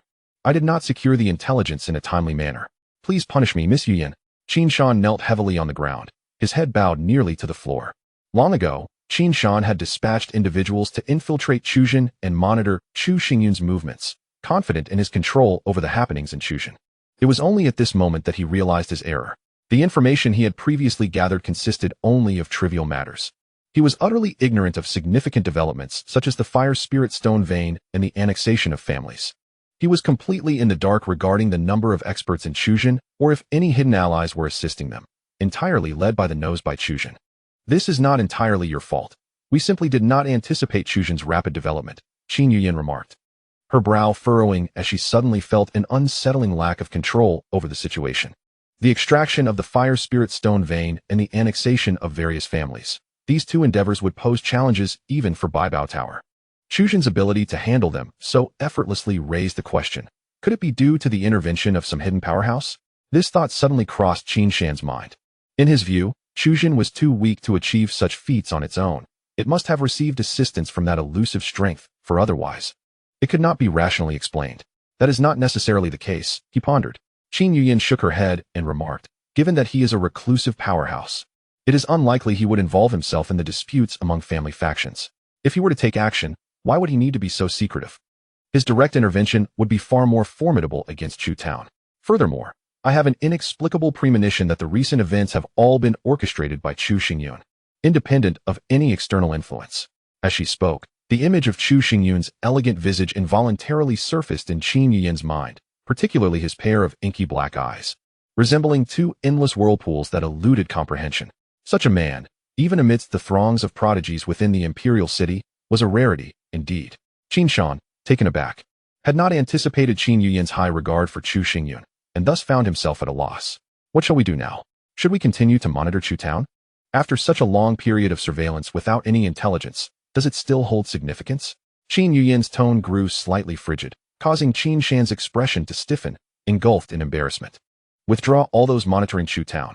With its recent rise, numerous families are likely to harbor ulterior motives. You should present yourself as a partner and issue a word of deterrence. After pondering for a moment, Qin Yuyan added, especially the Shui family. Nodding in understanding, Qin Shan grasped Qin Yuyan's intent. The burgeoning prosperity of Chu Town was indeed a boon for the Baibeilu. The partnership should capitalize on this opportunity to strengthen ties between the two families. As for the Shui family, given their historical grievances with the Chu family, any astute observer could predict their impending actions. Thus, utilizing the Shui family as a means to intimidate others was an excellent strategy. In regards to these external matters, Chu Xingyun had already foreseen them before departing from Chu Town. Hence, he remained unperturbed and focused solely on his arduous cultivation. Within the secret chamber beneath the lake, Chu Xingyun sat cross-legged, with a jade piece laid flat before him. The jade was marked with peculiar patterns, emanating an enigmatic aura. Suddenly, with a resonant hum, a surge of spiritual energy erupted. Chu Xingyun opened his eyes, his hands moving with the swiftness of a tempest as he employed a unique technique to rhythmically strike the jade, ultimately connecting all the patterns to form an intricate and inscrutable design. At last, it's done. Completing this task, Chu Xingyun felt an immense relief wash over him, collapsing as he gasped for breath, as if every ounce of his strength had been expended. Up until this day, he had remained in the chamber for over 3 months. During this period, he had not ventured an inch, dedicating all his efforts to this jade piece, or more precisely, to this design. Since learning that the spirit beast egg could emit spiritual liquid, Chu Xingyun had quietly resolved to acquire it. Yet, his current strength was inadequate to claim it. Although the chamber was exceedingly concealed, making it nearly impossible for ordinary individuals to locate, Chu Xingyun still harbored concerns that by the time he had the requisite power, the spirit beast egg might have already been discovered. Consequently, he devoted over 3 months to crafting 9 such jade pieces, with the patterns being a sealing technique he had devised in his previous life. The 9 yuan mixed formation consists of 9 formation eyes. By embedding the sealing jade pieces into these eyes, not only can the aura of the spirit beast egg be sealed, but it also activates a portion of the formation's power. Unless a martial emperor appears, no one shall tread even a step into this secret chamber besides myself. Chu Xingyun arranged the 9 sealing jade pieces in a straight line, a sense of pride swelling within him. Although his current cultivation level is not high, the techniques and methods he has mastered are unparalleled across the entire true spirit continent. Much like these 9 sealing jade pieces, even a master of the celestial spirit realm would find it impossible to inscribe them without unique skills. The process of inscribing the sealing jade pieces, though arduous, has proven to be immensely rewarding. Over the past 3 months, Chu Xingyun has thoroughly solidified his cultivation base and successfully advanced to the 8th layer of body refinement. According to his estimations, if he continues to diligently practice for a while longer, he can break through once more and ascend to the 9th layer of body refinement, bringing him only a step away from the spirit gathering level. In addition to his progress in cultivation, Chu Xingyun has amassed over 900 drops of spirit liquid, enough to fill a gourd. If all were exchanged for spirit stones, it would amount to an astonishing total of over 4,500. It is no exaggeration to state that Chu Xingyun is now undoubtedly the wealthiest individual in West Wind City. Of course, Chu Xingyun would not be so foolish as to exchange the spirit liquid for spirit stones. Such precious consumables should either be retained for personal use or traded for other goods, maximizing their value. In his view, strength is paramount. With sufficient power, acquiring spirit stones becomes effortless. His gaze fell upon the spirit beast egg. Within the altar, the natural spirit energy roared violently, enveloping the spirit beast egg in a protective barrier that made it impossible to approach. Little one, remain here for now. I shall return to you soon. Chu Xingyun murmured softly. The spirit beast egg seemed to comprehend his words, trembling slightly as if in response. This left Chu Xingyun momentarily speechless. Even before hatching, it displayed such awareness, marking the second time this egg has exceeded his expectations. Exiting the secret chamber, Chu Xingyun carefully embedded the 9 sealing jade pieces into the 9 formation eyes of the 9 yuan mixed formation. As the final jade piece was placed, a resounding boom echoed, and 9 golden rays of light spread from the formation, creating a radiant aura that enveloped the entire stone door. The previously inert 9 yuan mixed formation appeared revitalized, shimmering with golden brilliance and emitting a powerful repulsive force that caused Chu Xingyun to stagger backward. From this moment forth, as long as no martial emperor intervenes, this spirit beast egg will undoubtedly belong to Chu Xingyun, alleviating any concerns. After leaving the submerged secret chamber, Chu Xingyun activated the mechanism to restore the lake to its original state, thoroughly pillaging the entire cave to create the illusion of having been ransacked, further obscuring the truth. Satisfied with his work, he finally emerged from the cave, preparing to return to Chu Town. During the journey back, Chu Xingyun was fortunate enough not to encounter another flock of fire spirits, though his strength had increased several-fold, and he held no fear of the avian creatures. He preferred not to engage in a futile skirmish with a horde of beasts. He traveled swiftly and, after approximately an hour, safely returned to Chu Town. Although he had only been away for 3 months, the town had undergone astonishing transformations. The entire settlement appeared more magnificent, and the influx of martial artists contributed to a lively atmosphere. One might easily mistake Chu Town for a small city. Upon arriving at his courtyard, Chu Xingyun noticed significant changes. The space had expanded and taken on a more imposing presence, rivaling even the Shui family's estate. It was clear that Chu Hu had invested considerable effort into these improvements. With a gentle smile, Chu Xingyun stepped into the courtyard. "Young master, you have returned." A joyful voice called out as he took a few steps, and soon, Chu Hu, clad in a fitted outfit, emerged from the main hall, his face alight with exhilaration at Chu Xingyun's return. Yen Du also appeared, bowing respectfully to Chu Xingyun. In the brief span of 3 months, Chu Hu had remarkably ascended to the 4th level of body refinement. Chu Xingyun discerned his cultivation with a single glance, feeling a swell of pride within. "Not too shabby. Thanks to Elder Yan's guidance," Chu Hu replied, scratching the back of his head, a hint of bashfulness evident. Turning his gaze to Yen Du, Chu Xingyun noticed that the ghastly poison spots had diminished significantly on Yen Du's face. The disappearance of these marks indicated that the dark blood poison within Yen Du had been entirely eradicated, and through the cultivation of the swallowing poison technique, his abilities had become more refined, with no further signs of toxic gas leakage. Entering the hall, Chu Xingyun listened as Chu Hu recounted the events of the past 3 months. In summary, Chu Town had stabilized and developed during this period, aided by the presence of the Baibao Pavilion, which had deterred many families from causing strife, resulting in a rare tranquility. According to Chu Hu's estimation, the Chu family had now risen to a top-tier force within West Wind City. The maneuvering of the Baibao Pavilion to intimidate the Shui family was indeed a clever tactic. Chu Xingyun understood the pavilion's intentions. Their actions signified complete trust in the Chu family, aligning them on the same front. With a beaming countenance, Chu Hu acknowledged that the rapid development of Chu Town was indeed thanks to the assistance of the Baibao Pavilion. "What of Lu Xiang?" Chu Xingyun inquired suddenly, having missed Shui Lu Xiang dearly during the 3 months apart. However, as soon as he spoke, he noticed the expressions on Chu Hu and Yen Du's faces stiffen, their eyes flickering with uncertainty, as if they were hesitant to reveal something troubling. "Brother Yun." At that moment, the voice of Shui Lu Xiang reached his ears. Turning around, he saw her approaching the courtyard with swift steps, adorned in a pale yellow gown. Her long, dark hair cascaded down like a waterfall, and with each movement, it danced gracefully, exuding an aura of vitality. Chu Xingyun greeted her with a smile, but as he took a few steps forward, he abruptly halted, sensing a faint chill emanating from Shui Luxiang's being, causing the ground beneath to frost over. What is the meaning of this? Chu Xingyun's heart raced. Aside from the chill in the air, he noticed a pure white figure standing beside Lu Xiang, whose presence he had not previously detected. This figure was an exquisite woman clad in white garments, emanating an aura that was both ethereal and frigid. Her mere presence exuded an air of aloofness that rendered others humble and reluctant to approach. Although Chu Xingyun stole a fleeting glance at her stunning beauty, he quickly averted his gaze, fixating instead on the frost cloud pattern adorning her sleeves. This pattern, known as the ice cloud mark, was familiar to him. Within the northern wilderness where the Liu Yun dynasty resided, there existed a mysterious faction called the Nine Cold Palace. It was said that this sect was established in an extremely frigid locale, composed entirely of women, with no male members in sight. The martial arts they practiced were cold and unyielding, keeping others at bay. In a previous life, Chu Xingyun had encountered the Nine Cold Palace, and according to its regulations, the higher one's status, the more ice cloud marks adorned their sleeves. Attaining 9 marks would grant one the title of Palace Master.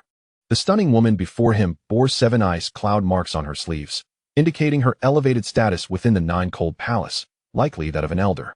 Even the weakest elder would possess strength at the celestial spirit realm.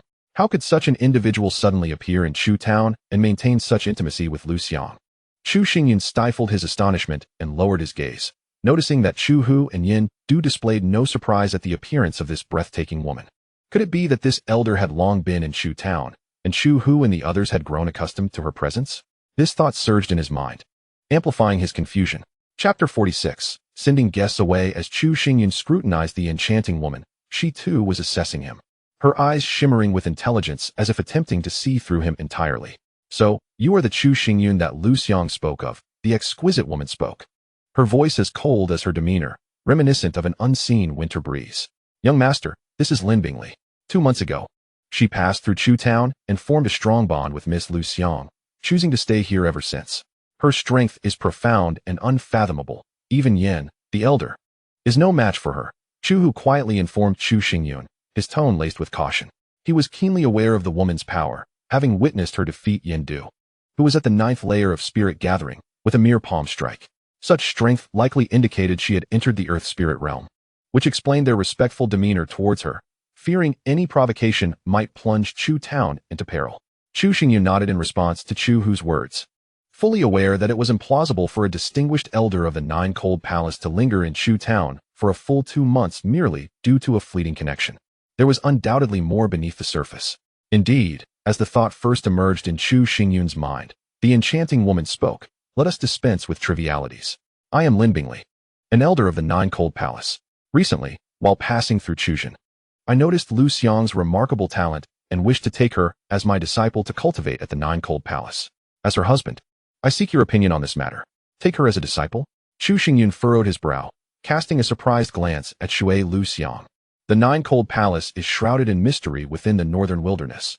Although its disciples are few, they are all exceptionally gifted individuals, unlike Shui Qianyue, whose talent might not even qualify her for the role of a mere servant disciple. It is indeed peculiar that such a mysterious force would wish to accept Shui Lu Xiang as a disciple and has waited here for over 2 months for this opportunity. It is worth noting that Shui Lu Xiang has yet to condense her martial spirit and has not even taken the first step in her cultivation journey. Observing Chu Xingyun's silence, Lin Bingley continued, I understand the depth of your feelings for Lu Xiang and how difficult it must be to accept this separation. However, rest assured, should you consent to let Lu Xiang accompany me, the Nine Cold Palace will not neglect you. With a graceful flick of her hand, Lin Bingley presented a storage ring before Chu Xingyun. Within this ring lie a sacred level technique, 5 spiritual level martial arts, 5,000 spirit stones, and an abundance of rare materials, enough to alleviate any concerns regarding cultivation resources for a considerable time. Moreover, I have heard from Lu Xiang that you aspire to enter one of the 5 great martial houses. I can personally recommend you to them. With just one word from you, you may choose any of the 5 great martial houses. Lin Bingley's terms made both Chu Hu and Yin Du tremble with excitement. Setting aside the terrifying value of this storage ring, the mere prospect of selecting freely from the 5 great martial houses is enough to astonish and elate countless individuals. In a sense, with a nod from Chu Xingyun, wealth, power, and status could be effortlessly attained. Yet, Chu Xingyun remained silent, his expression devoid of any joy. And he did not reach for the storage ring, not even casting it a glance, completely ignoring it. I am fully aware of Lu Xiang's talent, and it is certainly not worthy of such generous terms from the Nine-Cold Palace. Could you elucidate this matter? Chu Xingyun inquired of Lin Bingley. Based on his understanding of the Nine-Cold Palace, they would not engage in meaningless pursuits. You, with merely an 8th level of body refinement, presume to demand an explanation from me? A smirk of disdain played at the corners of Lin Bingley's lips as she tilted her head, regarding Chu Xingyun with a condescending gaze. Chu Xingyun's demeanor grew cold. After a brief silence, he smiled faintly and said, "Very well, I understand." He took a few steps forward, grasped the storage ring, examined it for a moment, then unleashed his spiritual power, forcefully flinging the ring back to Lin Bingley, embedding it firmly at her feet. What is the meaning of this? Lin Bingley's tone darkened, a chill emanating from her presence. I reiterate, Lu Xiang's talent does not warrant such conditions from the Nine-Cold Palace. Since you are unwilling to be forthright, there is no further need for our discussion. Chu Xingyun could hardly tolerate Lin Bingley's haughty demeanor. With a dismissive tone, he declared, "Moreover, Liu Xiang holds immeasurable value in my heart. Not even the most precious treasures would entice me to glance at them. I also hope you refrain from employing such petty tactics. It is foolish and will only bring shame to the Johan Palace." "Chu Hu, see our guest out." Silence enveloped the courtyard, broken only by a few quivering breaths. Chu Hu and Yen Du were rendered utterly speechless, suddenly feeling an icy dread creeping from their spines to their minds, their hairs standing on end, and beads of sweat cascading down their foreheads. They reluctantly shifted their gazes, only to find Lin Bingley's eyes wide with fury, an oppressive chill radiating from her very being, casting an endless frost over the courtyard. This frost penetrated to the core, leaving even Yen Du unable to resist, encased in a thick layer of ice, as if trapped in a frozen vault, utterly immobile. "Chu Xingyun, I advise you not to refuse the toast, and instead drink the punishment wine." Lin Bingley's voice was frigid, and behind her, a ghostly icy figure materialized, towering over 10 meters, radiating an overwhelming aura of divine might that struck terror into the heart. "I have said what I needed to say. If you insist on taking Liu Xiang away, then I must resort to combat," Chu Xingyun proclaimed, pulling Shui Liu Xiang behind him. Standing tall, his words resonating with conviction. A resounding ethereal hum of a blade echoed through the air. In the midst of the frost and wind, the Zhankong sword unsheathed with a clang, its sharp aura slicing through the atmosphere, unyielding as it confronted Lin Bingley's chilling essence. A dragon guards its reverse scale, protecting it with its life. For Chu Xingyun, Shui Liu Xiang represented that reverse scale. Not even the Johan Palace, nor the might of an emperor, could compel him to relent. As long as he stood, he would not allow anyone to take Shui Liu Xiang away. Lin Bingley's gaze sharpened slightly. With her power, she was naturally unafraid of the sword's aura, but she sensed an unwavering determination emanating from Chu Xingyun. This resolute intent, as though forged through countless trials, was daunting enough to instill fear.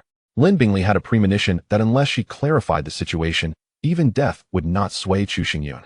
Should she forcibly take Shui Liu Xiang without his consent, it was likely she would not cooperate willingly and might even harbor resentment towards the Johan Palace, leading to complications. As Lin Bingley pondered, biting her silver teeth, she ultimately sighed in resignation, seemingly yielding. Chapter 47. The absolute pulse of Johan. Since you wish to explain, very well. I shall grant you that opportunity. Lin Bingley inhaled deeply, her ghostly figure dissipating, the pervasive chill retracting as her gaze fixed intently upon Chu Xingyun, her expression unexpectedly grave. With a sweep of her hand, a beam of blue light surged into the void. With a resounding boom, the blue light shattered, transforming into myriad glimmering fragments that scattered throughout the courtyard. A barrier technique. Chu Xingyun instantly discerned Lin Bingley's intent. The blue light had completely isolated the courtyard from the outside world. Unless one possessed strength surpassing Lin Bingley's, they could not glimpse even a fraction of it. Witnessing this scene, Chu Xingyun sensed the gravity of the situation, sheathing his Zhankong sword and listening attentively. What I previously conveyed to you was devoid of any embellishments. I truly value the remarkable talent of Lu Xiang and aspire to guide her in her cultivation at the Johan Palace. However, beyond her innate abilities, what I hold in even higher regard is her Johan absolute vein. Lin Bingley lowered her voice and gazed intently at Shui Liu Xiang. The Johan absolute vein? Chu Hu and Yen Du were momentarily taken aback, although they did not comprehend the significance of those four characters. The mere utterance of the name sent a shiver through them. In contrast, upon hearing those words, Chu Xingyun's heart quivered violently, and even his pupils constricted like needles. In this world, there exists a distinct group of individuals who, from birth, possess extraordinary bloodlines. These exceptional bloodlines are imbued with formidable power, so much so that they can be described as enigmatic and unfathomable, defying conventional understanding. However, throughout history, it has been said that heaven is envious of exceptional talent. Those who possess such extraordinary bloodlines, while undeniably powerful, are also forsaken by the heavens. In this life and the next, they are unable to condense martial spirits. And obtaining the power of their bloodlines is fraught with peril. A slight misstep can lead to immediate demise. The Johan Absolute vein is rumored to be one of the most perilous bloodlines in existence, and those who bear it rarely meet a fortunate end. No wonder Lu Xiang has yet to condense her martial spirit. Could it be due to the Johan Absolute vein? A tremor ran through Chu Xingyun's heart. The Johan Absolute vein is an exceedingly rare and special bloodline that necessitates one to begin cultivation at the age of 16 to activate it. If one begins too early or too late, the bloodline may dissipate, rendering the individual indistinguishable from an ordinary person. However, once activated, an inexhaustible chill will manifest within them. As time progresses, this chill will permeate their entire being, and upon reaching a critical point, it will erupt entirely, transforming the surrounding area into a land of eternal frost where nothing can survive. Lin Bingli's expression was grave as she spoke slowly. Fortunately, since Lu Xiang has just begun her cultivation and her Johan Absolute vein has not yet fully formed, there is still time to take her to the Johan Palace. Upon hearing Lin Bingli's words, Shui Liuxiang was momentarily stunned. No wonder she felt the chill within her growing increasingly profound. She had never anticipated that she possessed such a perilous special bloodline. Once it erupts, the surrounding area would indeed become a land of eternal frost, a terrifying prospect, akin to a ticking time bomb. The Johan Absolute vein is so fearsome, yet you remain resolute in sending Lu Xiang to the Johan Palace. Can the Johan Palace truly suppress the chill of the Johan Absolute vein? Chu Xingyun understood that Lin Bingli's words were not mere exaggerations. She had even hinted at something more. If the Johan Absolute vein were to erupt completely, any martial artist inhaling even the slightest trace of its chill would find their meridians encased in ice, becoming a living dead. After all, those with special bloodlines are exceedingly rare. Each appearance is a momentous event, and even in his past life, Chu Xingyun would not dare to provoke them casually. The first generation of the Nine Cold Palace's master possessed the Nine Cold Absolute Pulse, which is the origin of the palace's name. Upon the master's demise, a precious blood jade imbued with absolute cold was left behind. Anyone who practices upon this jade, provided they possess the Nine Cold Absolute Pulse, can suppress the chilling energies and ultimately master the pulse entirely. Lin Bingli's revelations were the hidden secrets of the Nine Cold Palace. However, in her quest to persuade Chu Xingyun, she set aside her reservations. Though the Nine Cold Absolute Pulse is perilous, mastering it would exponentially enhance the power of the Nine Cold Palace. More importantly, given the palace's deep-rooted connection with the Nine Cold Absolute Pulse, both emotionally and logically, they were eager for Shui Liuxiang to join. The blood jade of absolute cold was astonishingly frigid. Once encased in its ice, one would fall into an eternal slumber. Its effect was not merely to suppress the cold energy of the Nine Cold Absolute Pulse, but rather to absorb it gradually and release it little by little into Liuxiang's body. This process required her consent and an immense amount of time. Am I mistaken? Chu Xingyun finally grasped the entirety of the situation. No wonder Lin Bingli sought Shui Liuxiang's agreement. During the absorption of the Nine Cold Absolute Pulse's cold energy, should Liuxiang show even the slightest resistance, the cold would surge uncontrollably, leading to a disastrous calamity. Were it not for this, Lin Bingli would have forcibly taken Shui Liuxiang away long ago, rather than wasting 2 months. How do you know the properties of the blood jade of absolute cold? Lin Bingli asked, her face etched with terror. The blood jade was the Nine Cold Palace's most treasured artifact, and even she only had a superficial understanding of it. Why would a mere youth, with cultivation only at the 8th layer of body refinement, possess such profound knowledge? Do not concern yourself with how I know. Tell me, how long will this process take?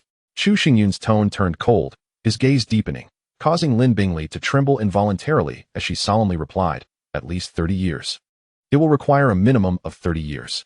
Shui Liuxiang tightened her hands, retreating a few steps in a daze, her complexion pale. 30 years. This meant that her Nine Cold Absolute Pulse would require a full 30 years to be completely suppressed, and that was the least amount of time. Chu Xingyun's expression also darkened. 30 years was exceedingly long. This was under the most favorable conditions. If anything went amiss, it could extend to 40, 50, or even 100 years. Sister Bingli, if I agree to go to the Nine Cold Palace, can you allow Brother Yun to join as well?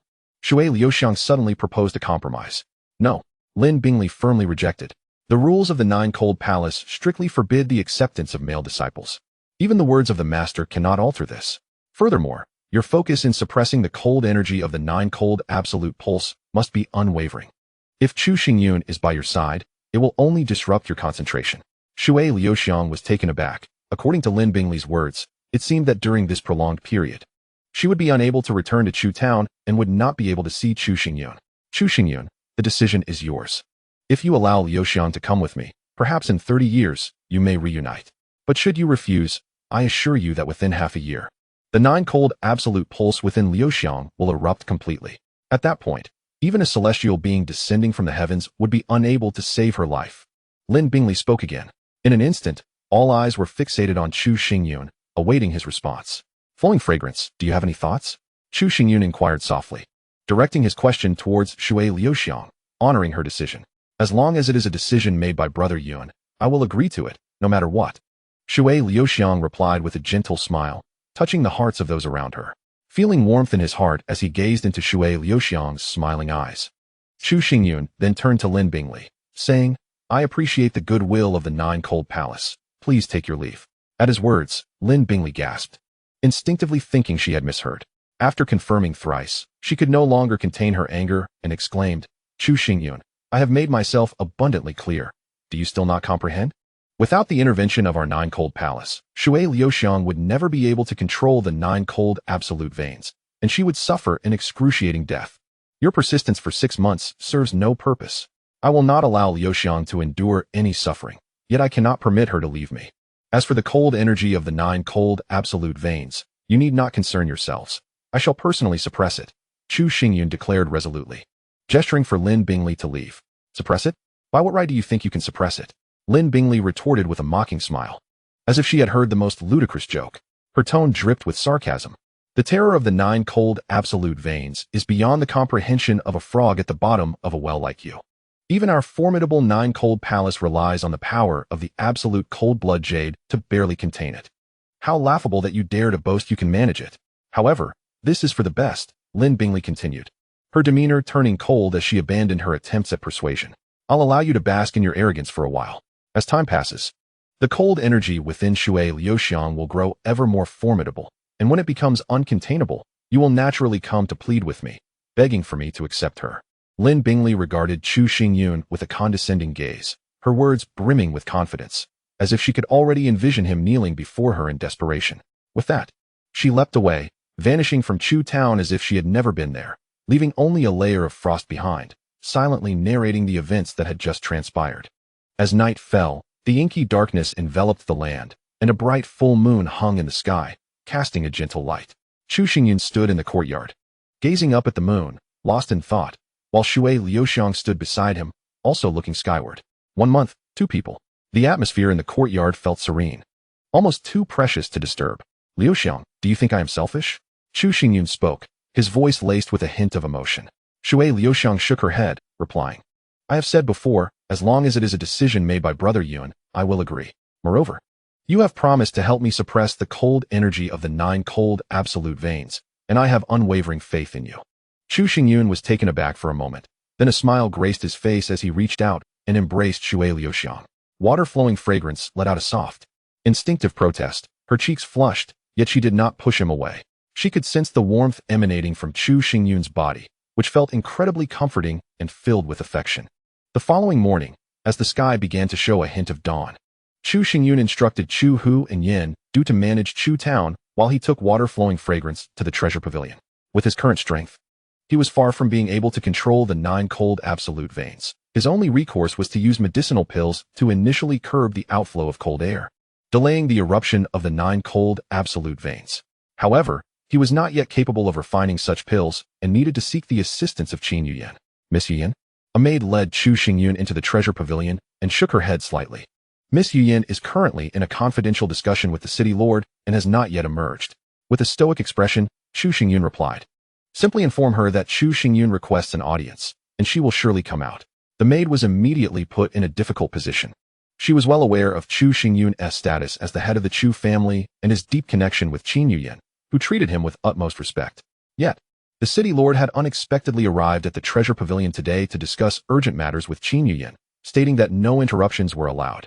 If Miss Yuyan takes offense, I will bear all consequences, and I will compensate for any losses you may incur.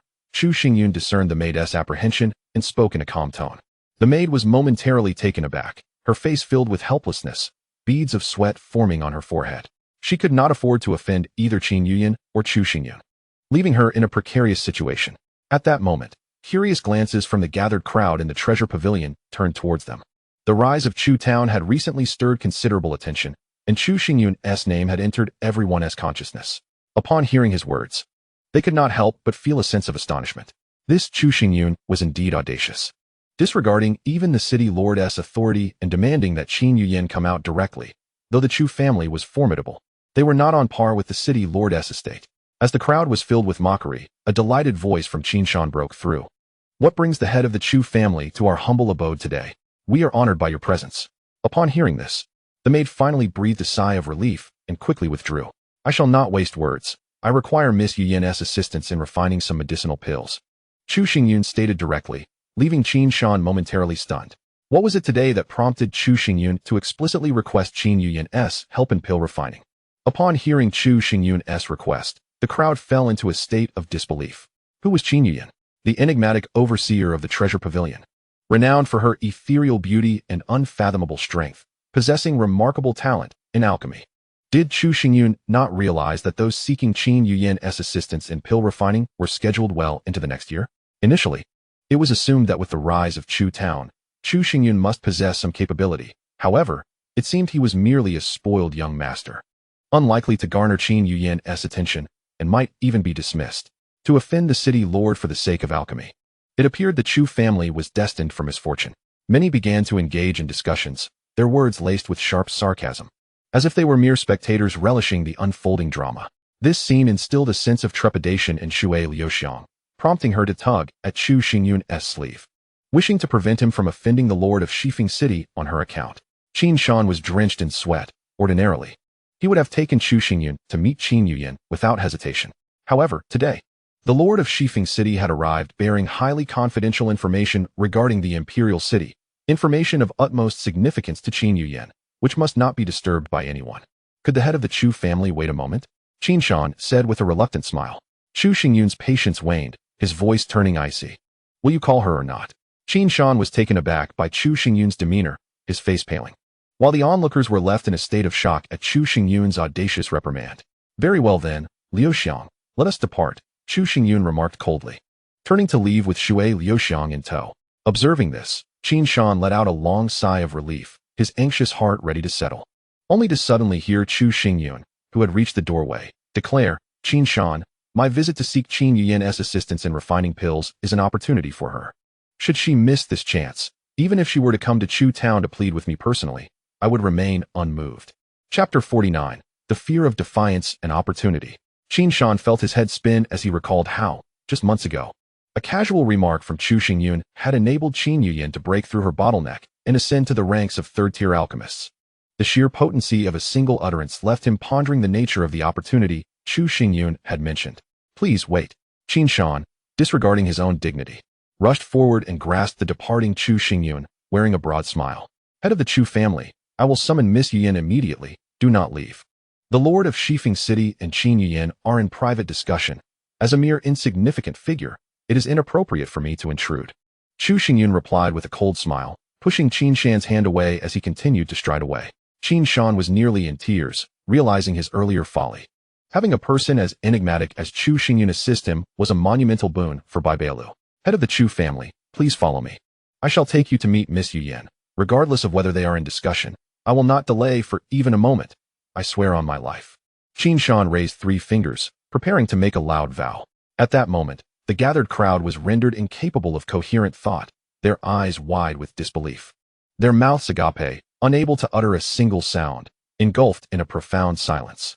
The individual who had just spoken seemed to be an entirely different Qin Shan from the one they knew.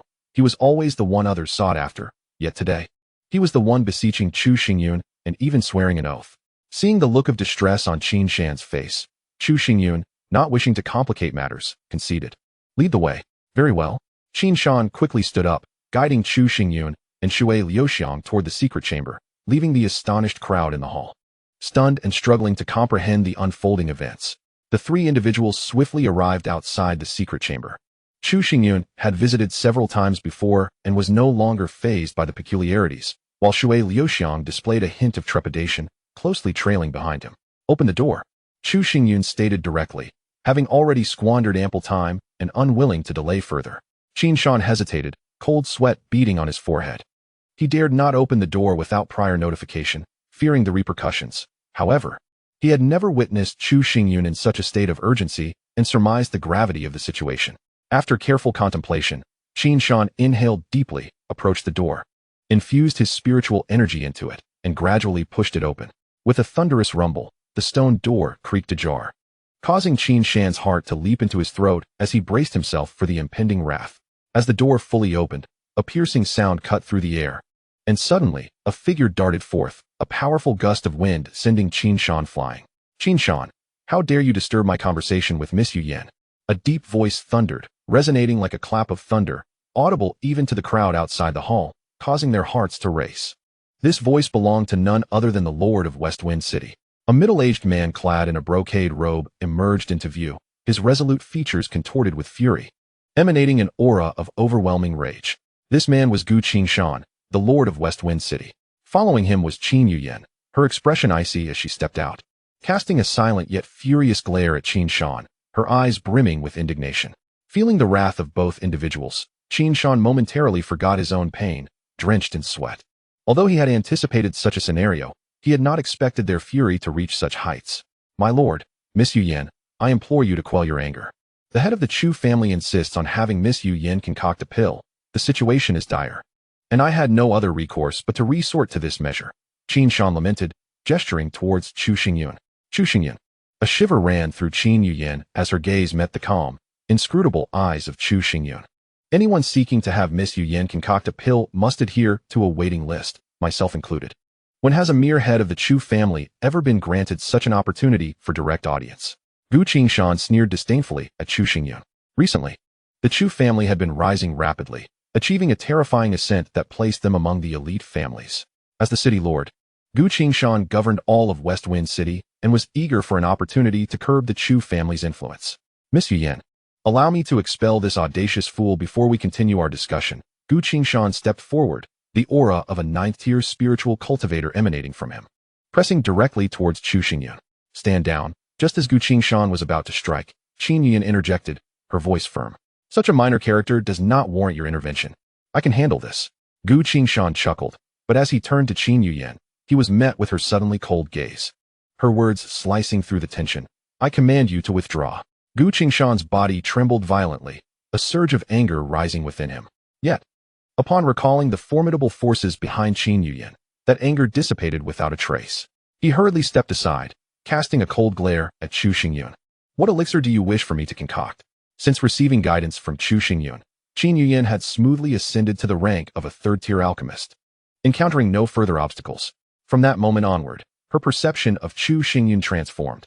He was no longer merely a partner, but more akin to a mentor, from whom she yearned to gain further insights to advance in the art of alchemy. Chu Xingyun smiled. "Your talent surpasses my expectations. You have indeed reached the third tier. Coincidentally, the elixir I seek your assistance in crafting belongs to this very rank." The mention of a third-tier elixir ignited a spark of excitement in Qin Yuyan's eyes, and she suppressed her eagerness, inquiring, "What third-tier elixir is it? Is there a formula available?" "It is merely the Baiyang pill, nothing particularly extraordinary. As for the formula, I have prepared it and made some enhancements. If successfully refined, its efficacy will be comparable to that of a fourth-tier elixir," replied Chu Xingyun. Upon hearing this, Qin Yuyan's face lit up with unrestrained joy. She was already familiar with the Baiyang pill, a potent elixir of utmost yang energy, standing at the pinnacle of the third tier. If Chu Xingyun sought her assistance in its refinement, it would essentially mean he was entrusting her with the formula. Moreover, with his enhancements, the Baiyang pill's potency would rival that of a fourth-tier elixir. How astonishing! She could hardly contain her eagerness to examine the improved formula. "Let us not delay. We should commence the refinement immediately. Master Chu, please follow me." Qin Yuyan disregarded the presence of Gu Qingshan and hastily beckoned Chu Xingyun inside. The allure of a third-tier formula, especially one that could rival a fourth-tier elixir, was immensely tempting to her.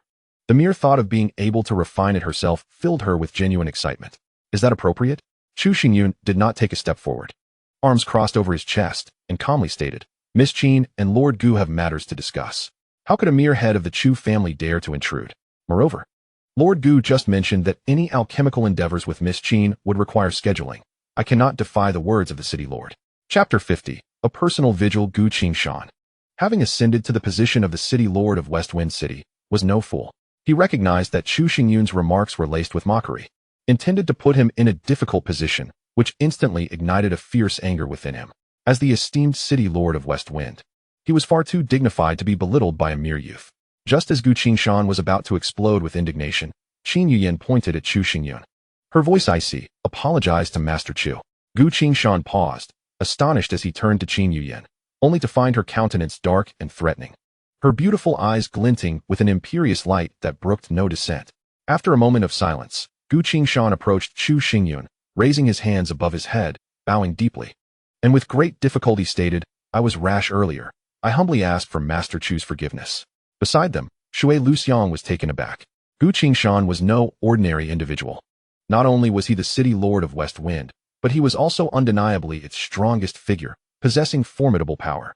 Yet it was precisely such a figure who bowed to apologize to Chu Xingyun. Had she not witnessed it herself today, she would never have dared to entertain such a notion. Since Lord Gu has already offered his apology, let this matter rest. Qin Yuyan turned around, somewhat reluctantly, and inquired about the materials required for the refinement of the Baiyang pill, stating that she would have someone prepare them immediately. I have all the materials ready. We can begin the refinement at once. However, this process will take some time and requires absolute tranquility. No one must disturb us. Chu Xingyun replied in a calm tone, showing little inclination to hold a grudge against Gu Qingshan. Qin Yuyan nodded and instructed Qin Shan, during my alchemical process, ensure that the secret chamber is heavily guarded. No one is to approach. Otherwise, they shall face dire consequences. This was the first time Qin Shan had heard such a resolute declaration from Qin Yuyan. His heart twitched, but he vigorously nodded in acquiescence, fearing to defy her command. Once everything was arranged, Qin Yuyan cast a glance at Shui Liuxiang, only to hear Chu Xingyun say, Do not mind Liuxiang. She shall accompany us into the secret chamber. Very well, Qin Yuyan replied, a hint of confusion in her expression. Yet she did not press further and led Chu Xingyun and Shui Liuxiang into the secret chamber. Boom! The mystical light flickered, and the great door of the secret chamber suddenly closed with a resounding thud. Gu Qingshan glared ahead with a darkened expression, his teeth clenched, brimming with rage and even murderous intent. Today marked the most humiliating day of his life. He had been ridiculed by a mere youth. And not only could he not retaliate, but he also had to bow in apology. This was a profound disgrace to his title as city lord. Lord Gu, I advise you not to harbor resentment towards Chu Xingyun. Qin Shan suddenly interjected, igniting the flames of fury within Gu Qingshan. He retorted, Qin Luzhu, as a powerful figure. Is it not shameful to utter such words? To Gu Qingshan, it seemed that Chu Xingyun was merely emboldened by his slight acquaintance with Qin Yuyan, daring to act so presumptuously. Without Qin Yuyan's protection, he was merely a minor clan leader. How could one not hold a grudge against a mere clan leader who had offended him? Sighing helplessly, Qin Shan pulled Gu Qingshan aside and recounted every detail pertaining to Chu Xingyun without omission. Initially, Gu Qingshan wore a disdainful expression, but as he listened, his demeanor shifted from skepticism to shock, ultimately transforming into sheer astonishment. Especially when he learned that Qin Yuyan's ascension to a third-tier alchemist was entirely due to Chu Xingyun's guidance. His face drained of color, devoid of any trace of blood. He finally comprehended why Qin Yuyan exhibited such a drastic change in temperament upon encountering Chu Xingyun. The depth of his alchemical mastery was indeed formidable. A mere phrase from him could lead to profound enlightenment for Qin Yuyan. Gu Qingshan gasped for breath. He now fully concurred with Qin Shan's assessment.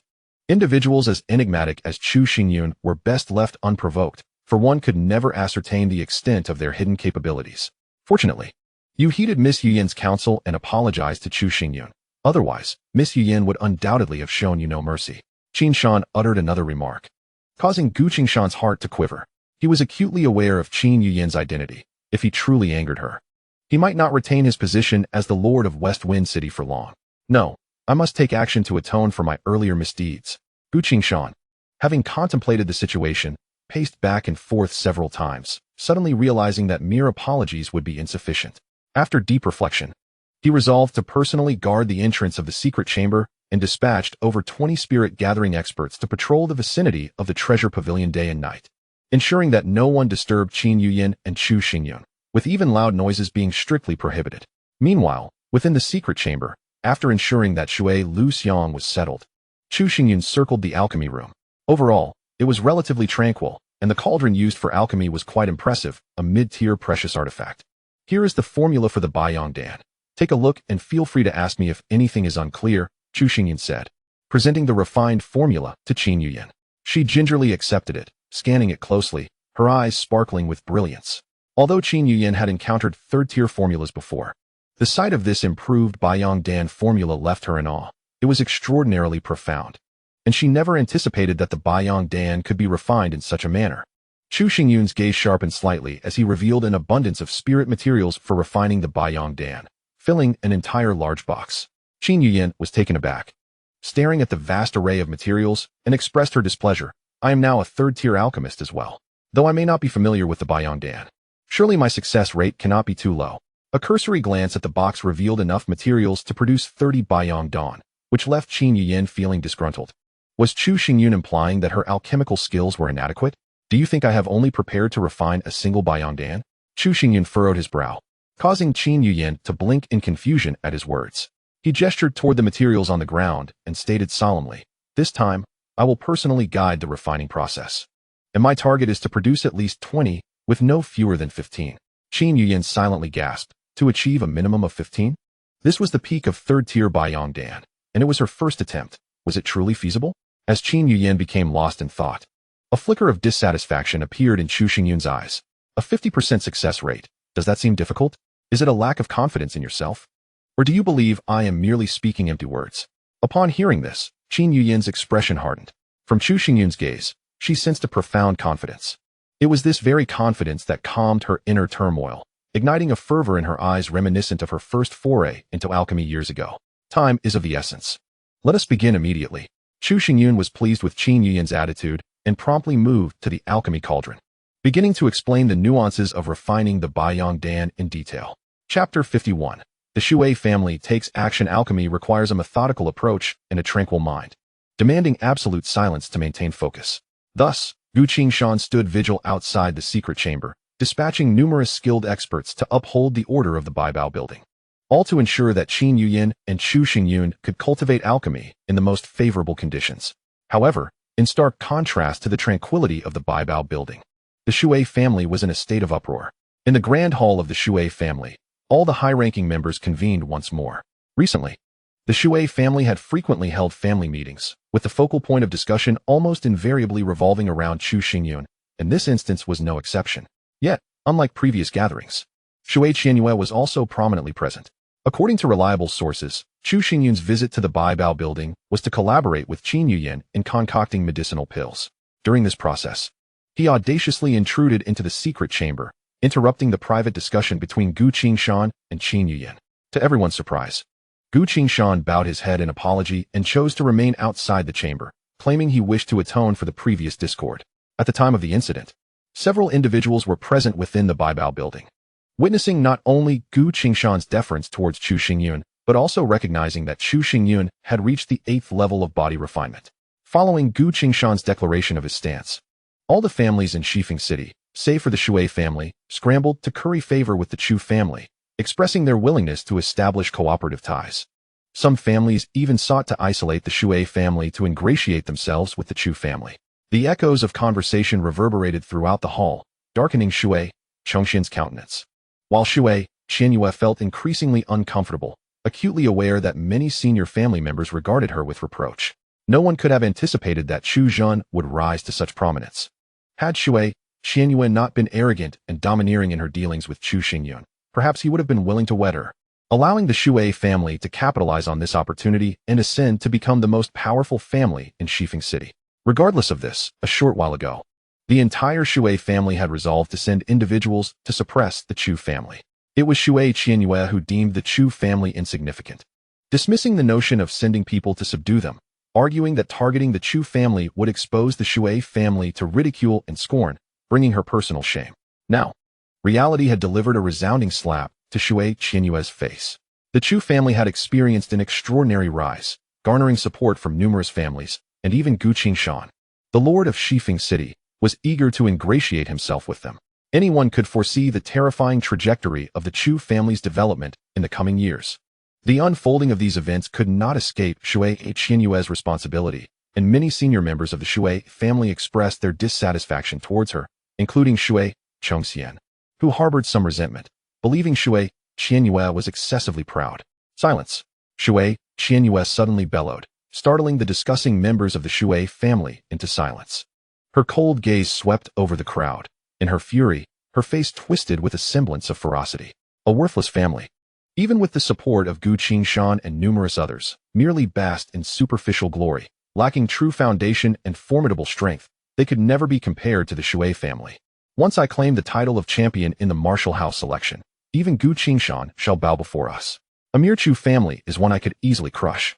Upon hearing Shui Qianyue's words, many fell silent, only to hear a voice timidly interject, stating, "Now, Chu Xingyun's cultivation is not to be underestimated. If he is also chosen by the 5 major martial houses." This remark caused the hearts of the Shui family's higher-ups to twitch with anxiety. They suddenly recalled that when Chu Xingyun wed Shui Liuxiang, he had promised a 1-year pact, vowing to let Shui Qianyue know who truly is the frog at the bottom of the well.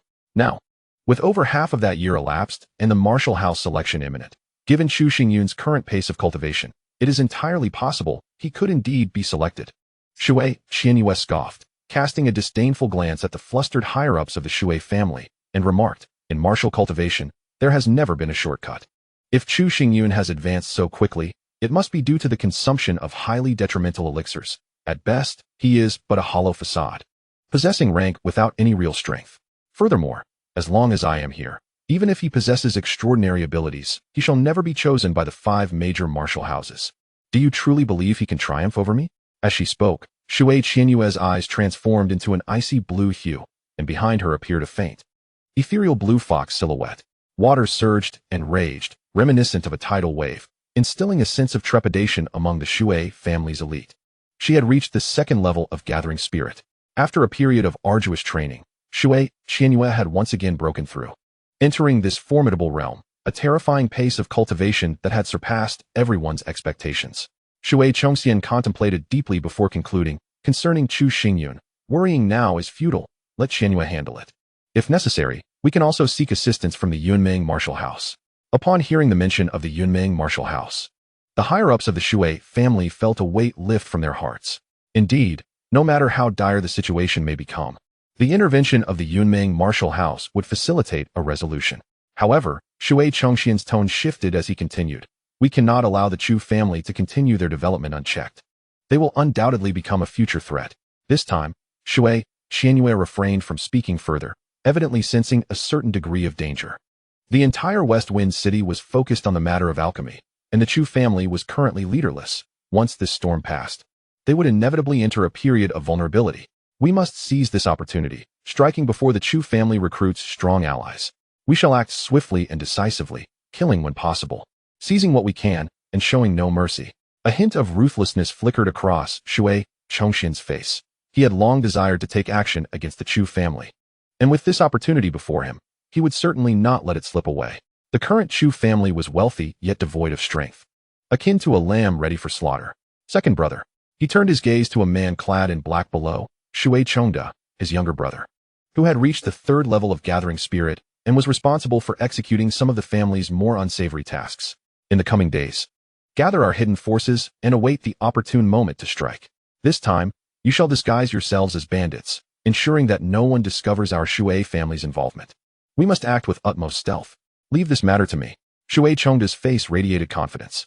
Over the years, the Shui family had secretly nurtured numerous formidable experts. If all were to unite, they would boast more than 40 masters at the gathering spirit realm, a truly terrifying force. Given the right opportunity to strike, within a mere 2 hours, they could effortlessly annihilate Chu Zhan. Chapter 52, Hunyuan Breathing, the 17th Pill. Qin Yuyan exhaled a heavy breath, cautiously retrieving a crimson pill from the cauldron.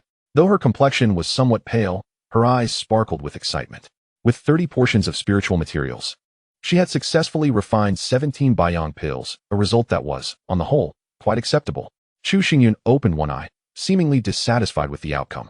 However, Qin Yuyan felt no displeasure at his reaction. She stepped forward and placed the Baiyang pills into a jade vial, her expression growing complex. Within this vial rested a total of 17 Baiyang pills, a feat that even a seasoned third-tier alchemist might struggle to achieve. Yet, under Chu Xingyun's guidance, she had produced them one after another. If her master were to learn of this, he would surely be left speechless. Reflecting on this, Qin Yuyan felt a surreal sense of accomplishment. In just a few months in Shifeng City, she had not only entered the ranks of third-tier alchemists, but had also crafted Baiyang pills. Such achievements had been unimaginable before crossing paths with Chu Xingyun. With this thought, she looked at Chu Xingyun with deep gratitude, only to be taken aback as her gaze fixed upon him. Chu Xingyun, your cultivation level. You spent over half a month refining these 17 Baiyang pills. If I had not yet broken through, that would indeed be astonishing. Chu Xingyun merely shrugged, appearing nonchalant. However, his words left Qin Yuyan momentarily stunned. Indeed, she had invested over half a month in producing those 17 pills, but was such a duration excessively long?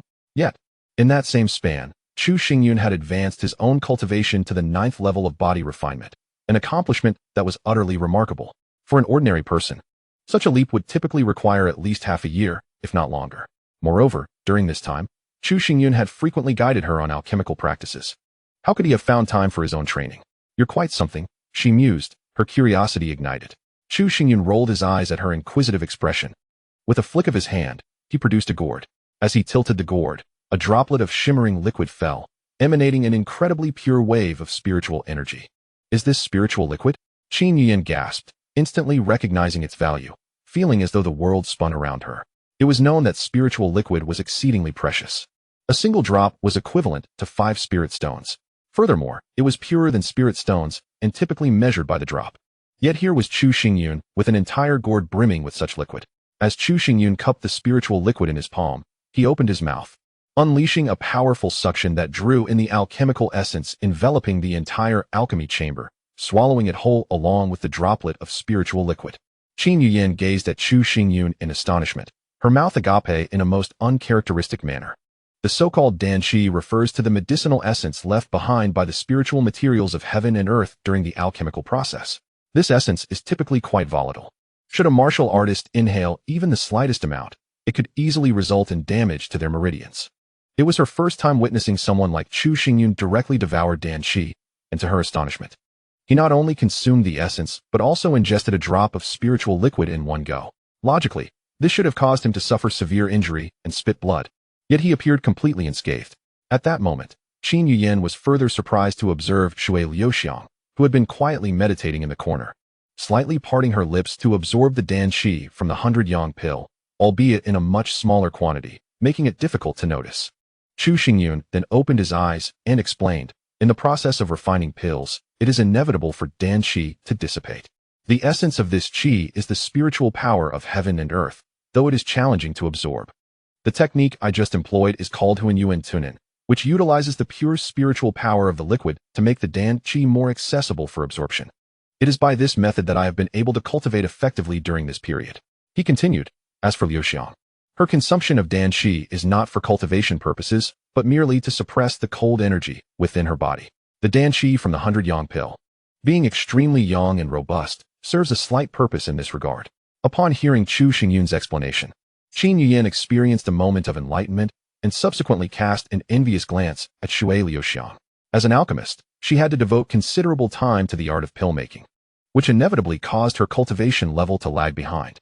Currently, she was a third-tier alchemist, yet her cultivation was only at the 1st level of spirit gathering. This predicament was not unique to her. Most alchemists had similarly low cultivation levels, with the exception of those exceptionally gifted prodigies in the field. No wonder you were so eager to refine the 100 yang pill. It was to suppress the cold energy within Shui Liuxiang, wasn't it?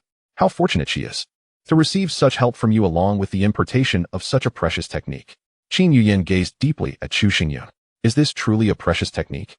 Chu Xingyun scratched his head in mild exasperation. The Huanyuan Tunin was something he had created out of sheer boredom, requiring hardly any time to develop. While the method was indeed remarkable, its shortcomings were also evident. It necessitated the use of spiritual liquid to mitigate the violent force of danqi, something most alchemists would be reluctant to part with. Do you truly wish to learn it? Chu Xingyun noticed the sparkle in Qin Yuyan's eyes, her hesitance revealing her thoughts. She desired to learn, but was not insistent. Qin Yuyin trembled slightly, becoming somewhat bashful. If Qin Shan were to witness this scene, he would undoubtedly be astounded, his jaw dropping.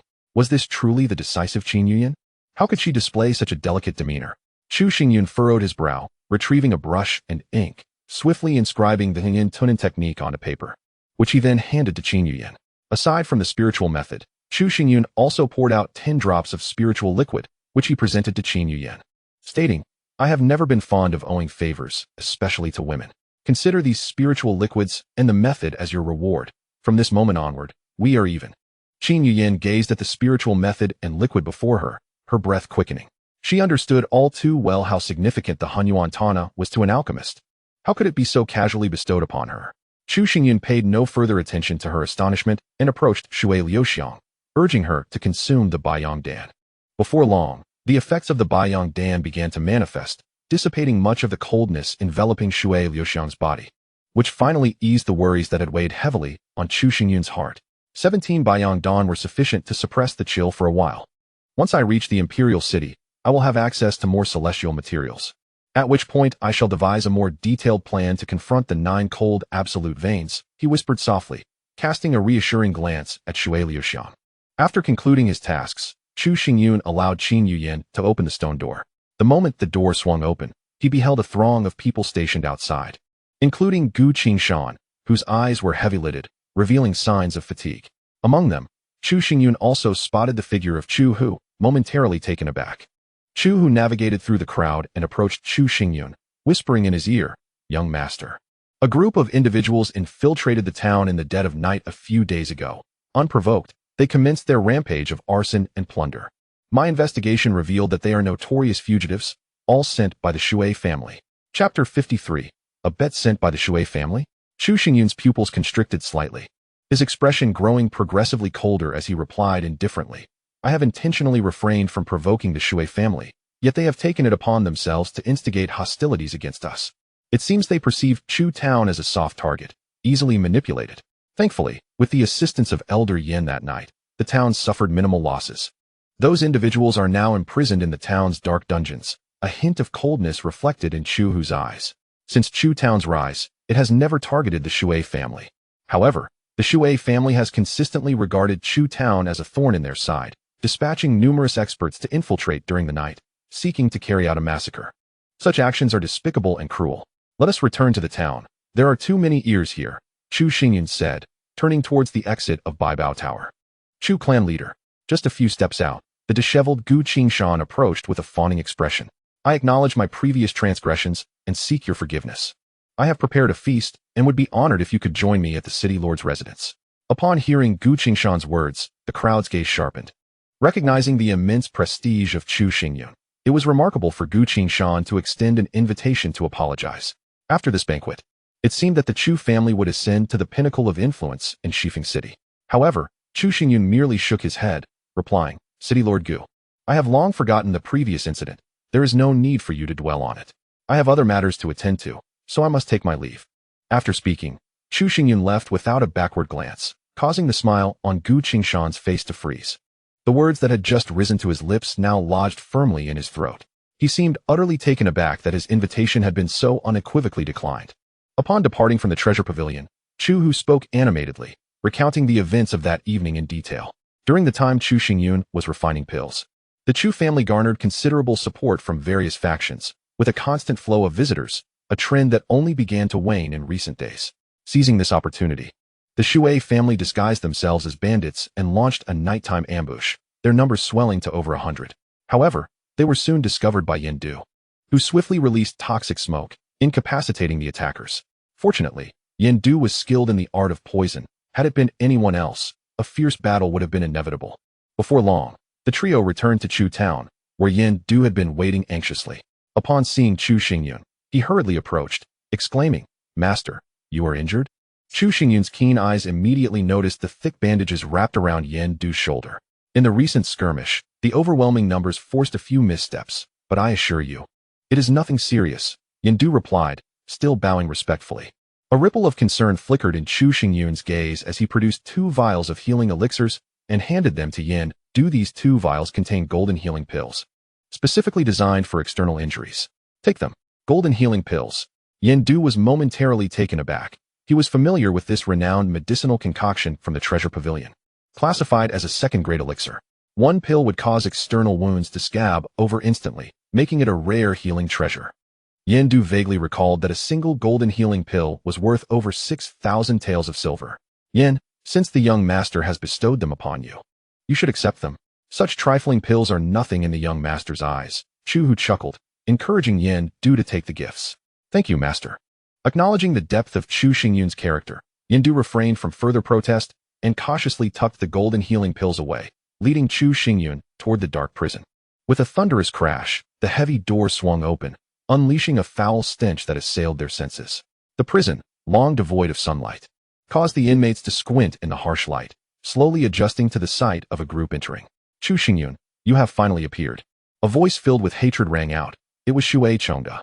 At that moment, he sat slumped on the ground, his eyes like hooks, fixated on Chu Xingyun outside the cell. Had he not been incapacitated by Yen Du's poison, he would have charged forward without hesitation. You need not regard me with such animosity. Your current plight is entirely of your own making. Blame your arrogance for underestimating Chu Town, Chu Xingyun replied coolly, devoid of any detectable emotion. You merely managed to win over Yen Du and now think yourself significant. Had we not fallen into your trap, your Chu Town would have long been reduced to ruins. Such reliance on others' might is truly laughable. Shui Chongda did not conceal the disdain in his eyes. In his view, Chu Xingyun was merely fortunate to have won over a master like Yen Du. Otherwise, he would have completed his task long ago. However, despite his contempt, Shui Chongda's perception of Chu Xingyun had shifted somewhat. Everyone understood the nature of Yen Du, proud and unrestrained. The fact that Chu Xingyun managed to recruit him was truly astonishing. What astonished him even more was that no one seemed to be aware of this development. They had perfectly sealed off the news. How had Chu Xingyun accomplished such a feat? Ignoring Shui Chongda's insults, Chu Xingyun coldly replied, I am indifferent to your thoughts. I only wish to know the purpose behind the abduction of my parents by your Shui family in collaboration with the Yunming martial house 16 years ago. Shui Chongda's gaze tightened, and the mocking expression on his face vanished, replaced by profound astonishment. His eyes widened, as if he had heard something utterly inconceivable. What are you talking about? I do not understand, he stammered, turning his head, though his expression betrayed the panic within him. He was utterly bewildered. Your life is in my hands now. I advise you to cooperate and answer me. What was your objective? Chu Xingyun commanded sharply, exuding a formidable spiritual force that descended upon Shui Chongda, inducing a tremor throughout his being. I do not comprehend your words, nor do I know any objectives. Do with me as you wish. I, Shui Chongda, will not flinch, he gritted his teeth, unwilling to divulge anything. Chu Xingyun's cold gaze intensified, his expression growing even more frigid. Suddenly, he dissipated his aura and smiled lightly. Since you are so resolute, let us make a wager. Shui Chongda was taken aback. A wager? Quite simple, Chu Xingyun replied with measured calmness. I will neutralize the poison afflicting you, and we shall engage in combat. If you emerge victorious, I shall allow you to leave unharmed. If I win, you will recount the events of 16 years ago in detail. What say you? As he finished speaking, Chu Xingyun cast a sidelong glance at Shui Chongda, noticing a flicker of wild joy on his face. It was this glimmer of elation that convinced Chu Xingyun that Shui Chongda must know something.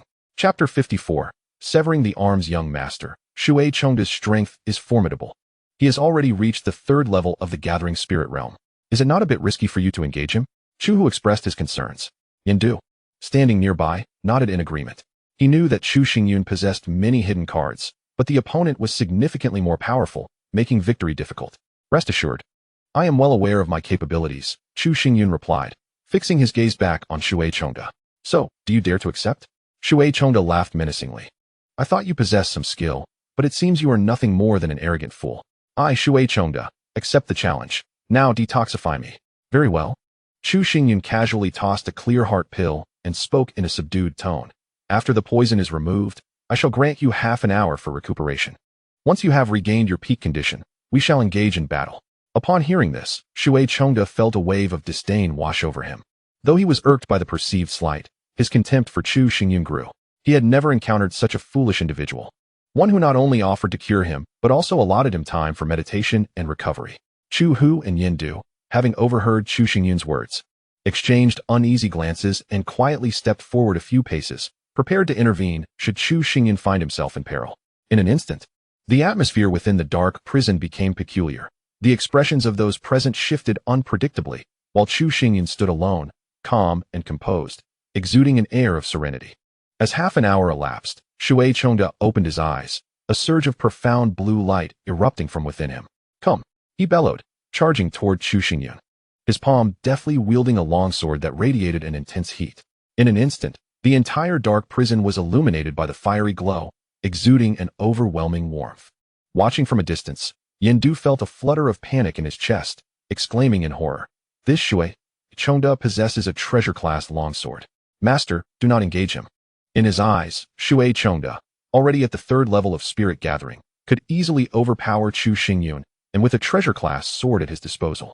There was no way Chu Xingyun could find an opportunity to prevail. After all, it was merely a low-grade treasure. There was nothing to be alarmed about. However, Chu Xingyun, rather than retreating, seemed to float like a specter, swiftly appearing before Shui Chongda. "With your level of swordsmanship, you dare to threaten my life? What a delusion." His eyes sharpened, as if he could see through Shui Chongda's every move. His right arm extended, sinuous and fluid, coiling around Shui Chongda's arm. Shui Chongda, brimming with confidence as he gripped the low-grade treasure, suddenly felt a tremor in his arm, as if an inexplicable force was compelling him to loosen his grasp on the sword. "Silk-binding hand," Chu Xingyun exclaimed, exerting his strength abruptly, creating a whirlpool of force that left Shui Chongda reeling, unsteady on his feet. His grip faltered, and the sword slipped from his hand. "Curse it!" Shui Chongda exclaimed in shock, hurriedly reaching to reclaim his sword. Yet, Chu Xingyun was already in motion, darting forward like lightning to seize the weapon. Turning to face the bewildered Shui Chongda with a faint smile. "You can't even hold onto your sword. Have you not rested enough? Beast, do not revel too soon." Shui Chongda's face darkened, his rage igniting as he charged forward, delivering a powerful punch toward Chu Xingyun. Despite having lost his sword, Shui Chongda was still a master of the third level of spirit gathering. His punch unleashed a wave of intense heat, raising the temperature within the dark prison to unbearable levels, causing beads of sweat to form on the foreheads of those around. Chu Xingyun cast a disdainful glance, raising the blazing sword high above him, and with a swift motion, he struck downwards. The surrounding heat dissipated, vanishing without a trace, as a brilliant sword light erupted forth. In close proximity to Shui Chongda, it suddenly unleashed a torrent of flames, pressing forward with wild intensity.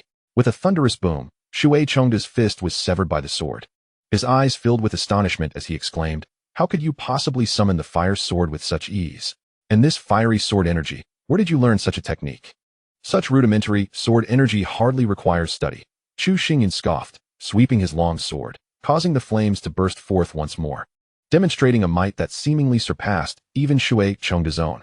Shui Chongda's face darkened. The shock within him was greater than the sword energy itself. The rapid growth of Chu Xingyun's cultivation and his terrifying strength suggested that the swordsmanship he had just displayed likely eclipsed his own. It appeared that everyone had underestimated Chu Xingyun. His formidable prowess was undoubtedly not achieved merely through the consumption of pills. His heart trembled with fervor, immediately shedding any thoughts of disdain, and even in the depths of his mind, a flicker of murderous intent arose, wishing to snuff out Chu Xingyun before he could fully bloom. "What? Are you not going to make a move?" Chu Xingyun chuckled upon observing Shui Chongda's hesitation. "If that is the case, I shall not hold back." As his words fell, Chu Xingyun brandished the Zhankong sword, its sharp aura wreaking havoc as the air around it was instantly torn asunder. The sword manifested its own momentum. It was indeed a magical artifact. Shui Chongda was taken aback, trembling as he stammered, "How can this be? How can you possess a magical artifact?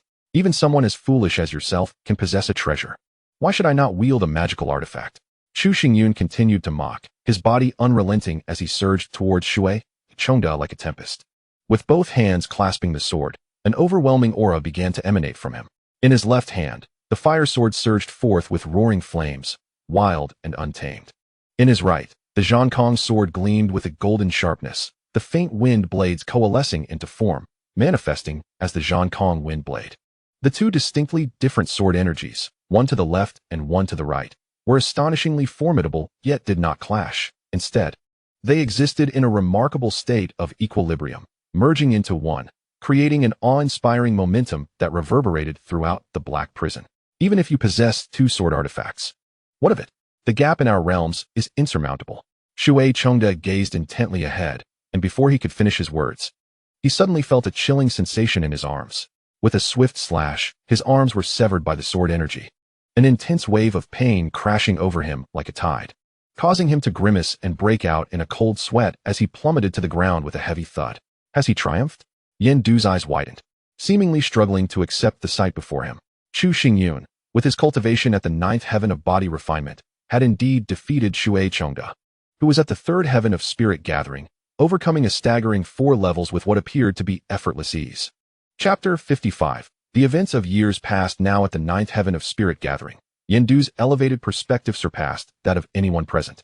He was astounded to discover that Chu Xingyun's sword strike had been like the wind, akin to thunder, simultaneously embodying 2 entirely different sword energies, an enigma that transcended the limits of his comprehension.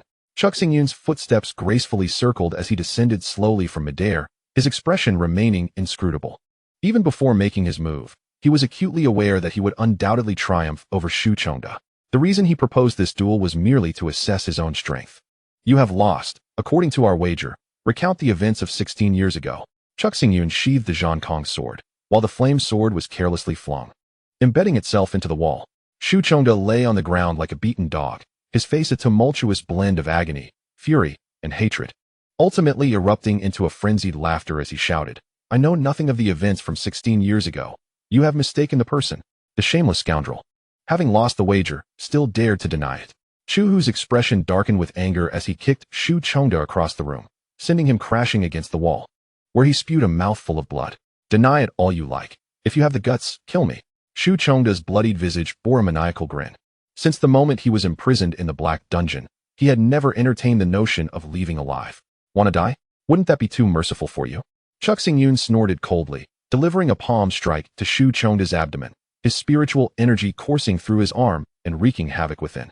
In an instant, Shu Chongda emitted a heart-wrenching wail, his body convulsing violently on the ground, twisted in excruciating pain, his features distorting like a demon from the abyss. What have you done? My spiritual sea, why does it hurt so? Shu Chongda's eyes, bloodshot, fixated on Chu Xingyun, his voice trembling with boundless agony. The members of the Shui family imprisoned alongside him shuddered at the sight of Shu Chongda's torment.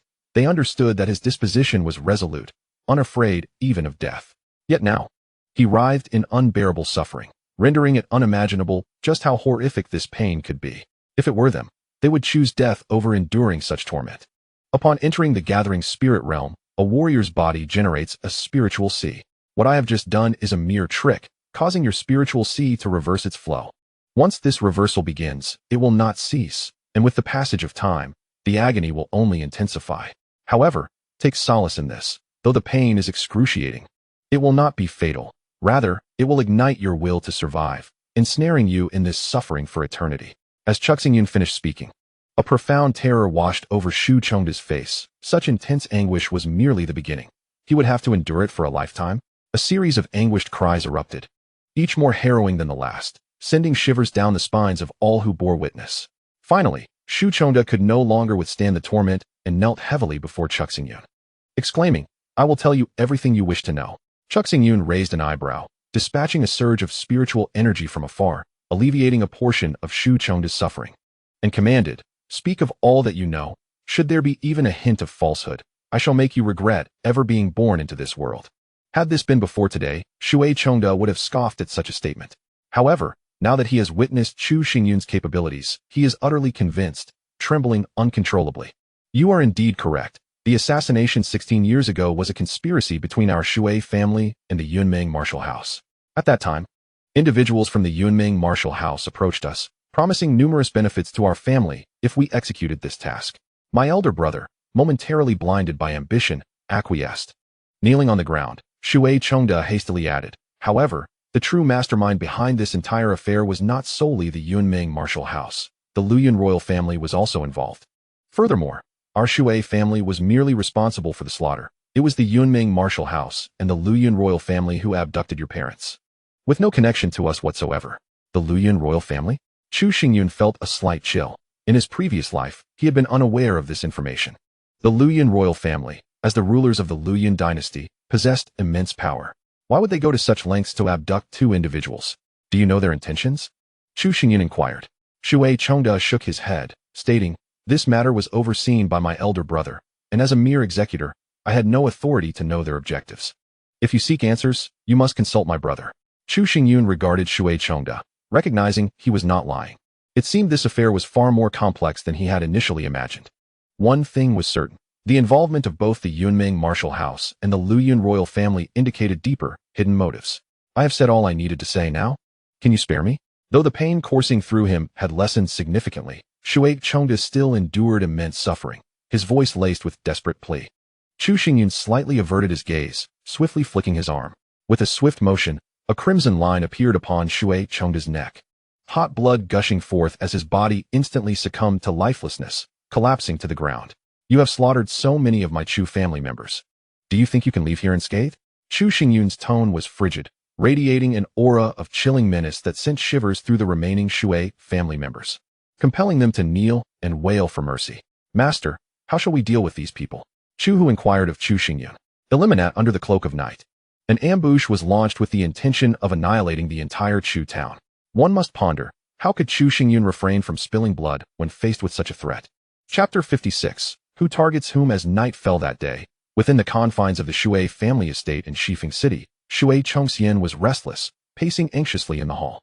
He frequently cast glances toward the entrance, murmuring, "It has been several days, yet there has been not a whisper of news. Could they have encountered peril? Not to mention, Shui Chengde was Shui Chongxian's own brother, and those sent forth were all elite warriors cultivated by the Shui family over the years, each one a formidable force. With over 100 individuals dispatched, their might was undeniable. Surely we would have been informed immediately. I suspect that Chu Xingyun's unexpected emergence from seclusion has disrupted the entire scheme. Once the dust settles, they will surely return."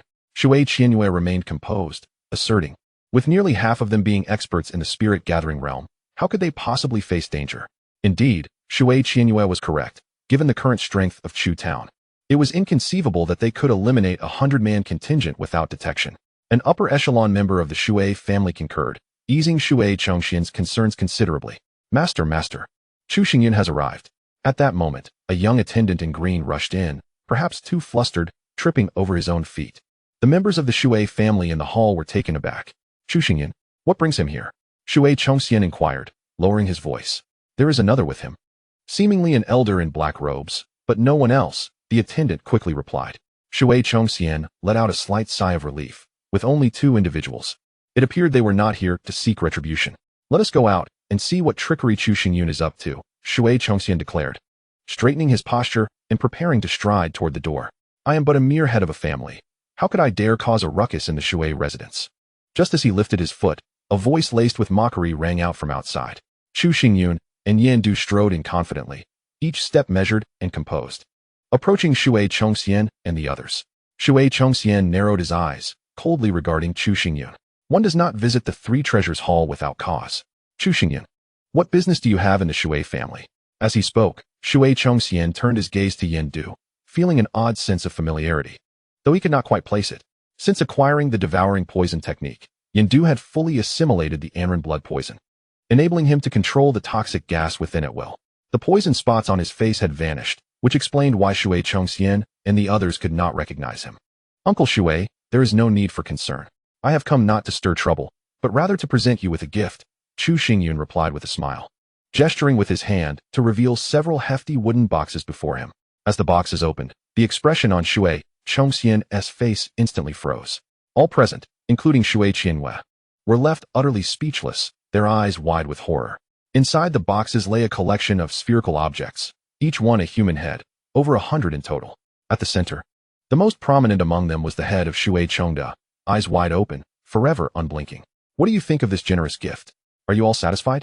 Chu Xingyun wore a continuous smile as he gazed at the pale visage of Shui Chongxian, his words laced with a chilling undertone.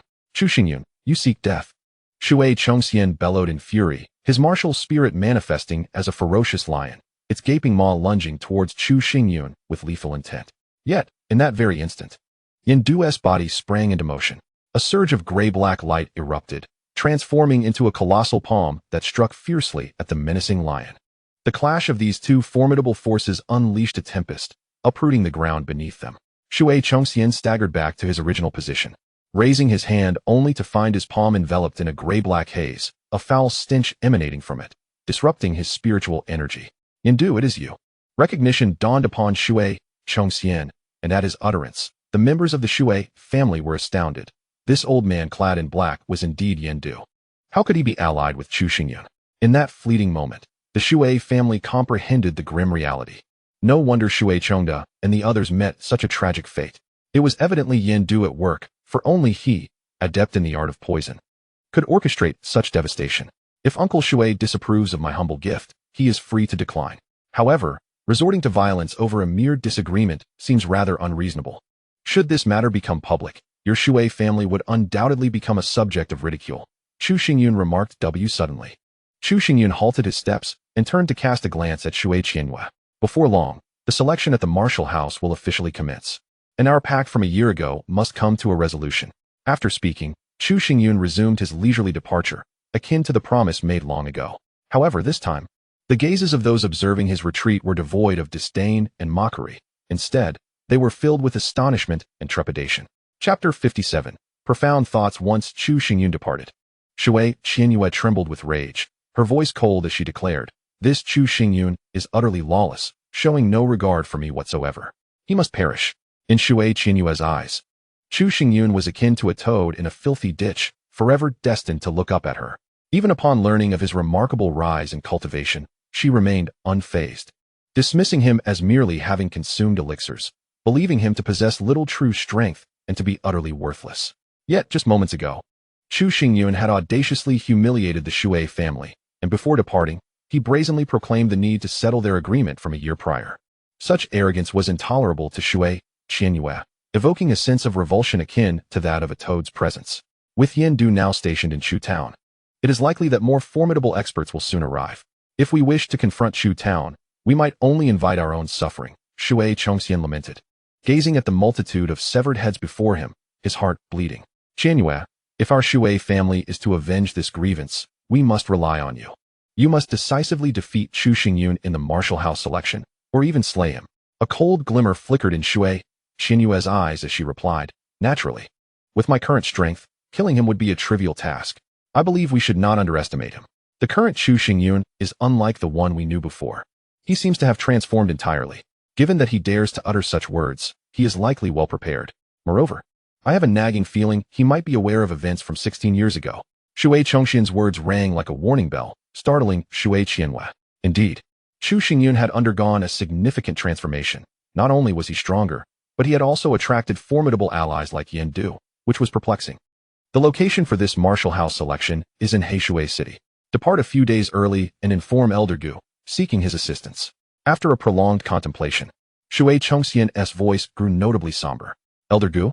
Is he responsible for this martial house selection? Shui Qianhua's eyes sparkled with delight. Indeed, a cruel smile crept upon Shui Chongxian's face. This martial house selection presents you with the perfect opportunity. As long as you secure Elder Gu's approval, not only will it be effortless to eliminate Chu Xingyun, but even claiming the title of champion will be within your grasp. Upon hearing Shui Chongxian's words, Shui Qianhua swiftly cast aside the humiliation she had just endured, her heart igniting with anticipation. With Elder Gu as her insider, slaying Chu Xingyun would be a mere formality. In West Wind City, Chu Xingyun and Yin Du hastened toward the city gate, preparing to return to Chu Town. Throughout their journey, Yin Du's expression appeared somewhat peculiar, as if he wished to speak, yet hesitated. "Do you believe I have squandered a splendid opportunity to annihilate the Shui family?" Chu Xingyun observed Yin Du's expression keenly, fully aware of the thoughts swirling within his mind. The master perceives all. Yin Du, momentarily taken aback, voiced his confusion. The Shui family has already suffered significant setbacks. Their power has been considerably weakened. With the current strength of Chu Town, annihilating them would be a trivial task. Why not seize the opportunity? Instead, you choose to depart? If he were in Chu Xingyun's position, Yin Du would have led a cadre of experts straight into the West Wind City to eradicate the Shui family without hesitation. Especially with the backing of the Baibao building, knowing that no one would dare to object. While it may be easy to extinguish the Shui family, what are the subsequent reprisals? Chu Xingyun halted his steps, his words leaving Yin Du momentarily speechless. On the surface, it is true that we possess the capability to obliterate the Shui family. Yet one must not forget that the relationship between the Shui family and the Yunming martial house is far from simple. Should we annihilate the Shui family, we risk inciting the wrath of the Yunming martial house. How would we, in Chu Town, respond to that? While others may be oblivious to the ties between the Shui family and the Yunming martial house, Chu Xingyun is acutely aware. In the previous selection for the martial house, Shui Qianyue claimed victory and chose to join the Yunming martial house, swiftly ascending to become a core disciple, receiving unwavering support from numerous elders. Consequently, the Shui family emerged as a dominant force, unrivaled in their prominence. This clearly illustrates the extraordinary relationship between the Shui family and the Yunming martial house. Chu Xingyun would never act on a whim and risk engaging the Shui family, as such an action would only invite unfathomable calamity. Given the formidable background of the Shui family, why then engage in such acts of humiliation? Yandu remained puzzled, unable to comprehend Chu Xingyun's actions. The Yunming martial house stands as one of the titans of the Liu Yun dynasty. It is implausible that they would extend their influence in every direction. Even if there were a bond, it would only manifest in times of dire need. We have killed members of the Shui family and humiliated them. Yet the end result is that the Shui family has neither been annihilated nor completely fallen from grace. With the stature of the Yunming martial house, intervention is simply inconceivable. Chu Xingyun's gaze was piercing, having discerned everything. The humiliation I inflicted upon the Shui family was merely a tactic to instill fear, ensuring they refrained from any future mischief. Upon hearing this explanation, Yandu was struck with realization, his eyes reflecting a hint of dread as he regarded Chu Xingyun. The act of humiliation, seemingly trivial, entailed a web of intricate scheming, yet Chu Xingyun had perceived it all. This depth of thought left Yandu feeling a profound sense of inadequacy. How has your training in the toxic devouring technique progressed? Chu Xingyun inquired suddenly, causing Yandu to pause before promptly responding. I have already reached the 3rd level. At this rate, within 3 years, I will undoubtedly attain the Earth Spirit realm. There was a note of pride in Yandu's voice. Achieving the Earth Spirit realm in 3 years is an impressive feat, and through his practice of the toxic devouring technique, he has gained a novel understanding of poison techniques. Once he steps into the Earth Spirit realm, he will undoubtedly become an exceptional practitioner. 3 years is too slow. Chu Xingyun furrowed his brow and tossed a sheet of paper to Yandu, stating, to step into the realm of Earth Spirit, one must comprehend the ominous energy that permeates the heavens and the earth. This document encapsulates my understanding of such energy. You must study it diligently. Before I participate in the martial house selection, you must attain the Earth Spirit realm. What? Yandu exclaimed, startled, leaping to his feet. With less than a month remaining until the martial house selection, was he jesting about achieving the Earth Spirit realm in such a brief span? Unfolding the paper, Yandu caught a glimpse that left him momentarily transfixed. Each character seemed to possess an enchanting power, illuminating his mind in a way that months, even half a year of arduous training could not. Do you still perceive my earlier words as a jest? Chu Xingyun regarded Yandu with a knowing smile. As a formidable martial emperor, even his casual insights on cultivation were invaluable treasures. If Yandu were to truly engage with the teachings, he could undoubtedly enter the Earth Spirit realm within 10 days, without any strain. Chapter 58. The 9 Transformations of Spirit Gathering. Initially, Chu Xingyun viewed Yandu merely as a servant. However, after witnessing Yandu's injury while protecting Chu Zhan during the Shui family incident, he felt a stirring in his heart and composed this cultivation insight as a form of recompense. Yet, for Yandu, this gesture transformed entirely. For him, reaching the Earth Spirit realm had long been a cherished aspiration. He had once risked consuming the dark blood poison in search of a fleeting chance to enter this realm, even at the peril of suffering from debilitating toxicity. Since acquiring the devouring poison technique and resolving the dark blood poison, he sensed himself drawing closer to his dream, believing that within 3 years, it would become reality. Now, however, Chu Xingyun had miraculously condensed that 3-year time frame into a mere 10 days. Moreover, the insights penned within were profound, offering astute perspectives on the ominous energy. The deeper he delved, the more profound his comprehension grew. To be recognized by you as my master is undoubtedly a boon I, Yandu, have cultivated over 3 lifetimes. Please allow me to express my gratitude through 3 bows. Yandu gazed at Chu Xingyun with immense appreciation, ready to kneel. 3 bows are unnecessary. If you truly wish to show your gratitude, strive to reach the Earth Spirit realm at the earliest opportunity. Chu Xingyun waved his hand dismissively, his eyes shimmering with determination as he shifted his path toward the treasure pavilion. As he walked, Chu Xingyun murmured to himself, relying solely on Yandu may render time somewhat constricted. I shall visit the treasure pavilion. Perhaps I shall uncover unexpected gains. With approximately a month until the martial house selection, this time frame, while seemingly brief for many martial artists, could be stretched to the equivalent of 5 months for Chu Xingyun, who possessed the reincarnation stone. In that span, he could certainly ascend to the spirit-gathering realm, potentially advancing several levels. Yet, these were not the aspirations that Chu Xingyun sought. In his 2 lifetimes, his ambitions soared far above those of ordinary individuals. In this life, he was resolutely determined to step into the legendary realm of emperors. Thus, he approached each level of cultivation with utmost diligence. The saying, "Haste makes waste," resonated deeply with Chu Xingyun, for he was but a single step away from entering the gathering spirit realm and embarking upon the true path of a martial artist. Why then would he rush? Primordial martial emperor, in your previous life, you consumed so many of my elixirs.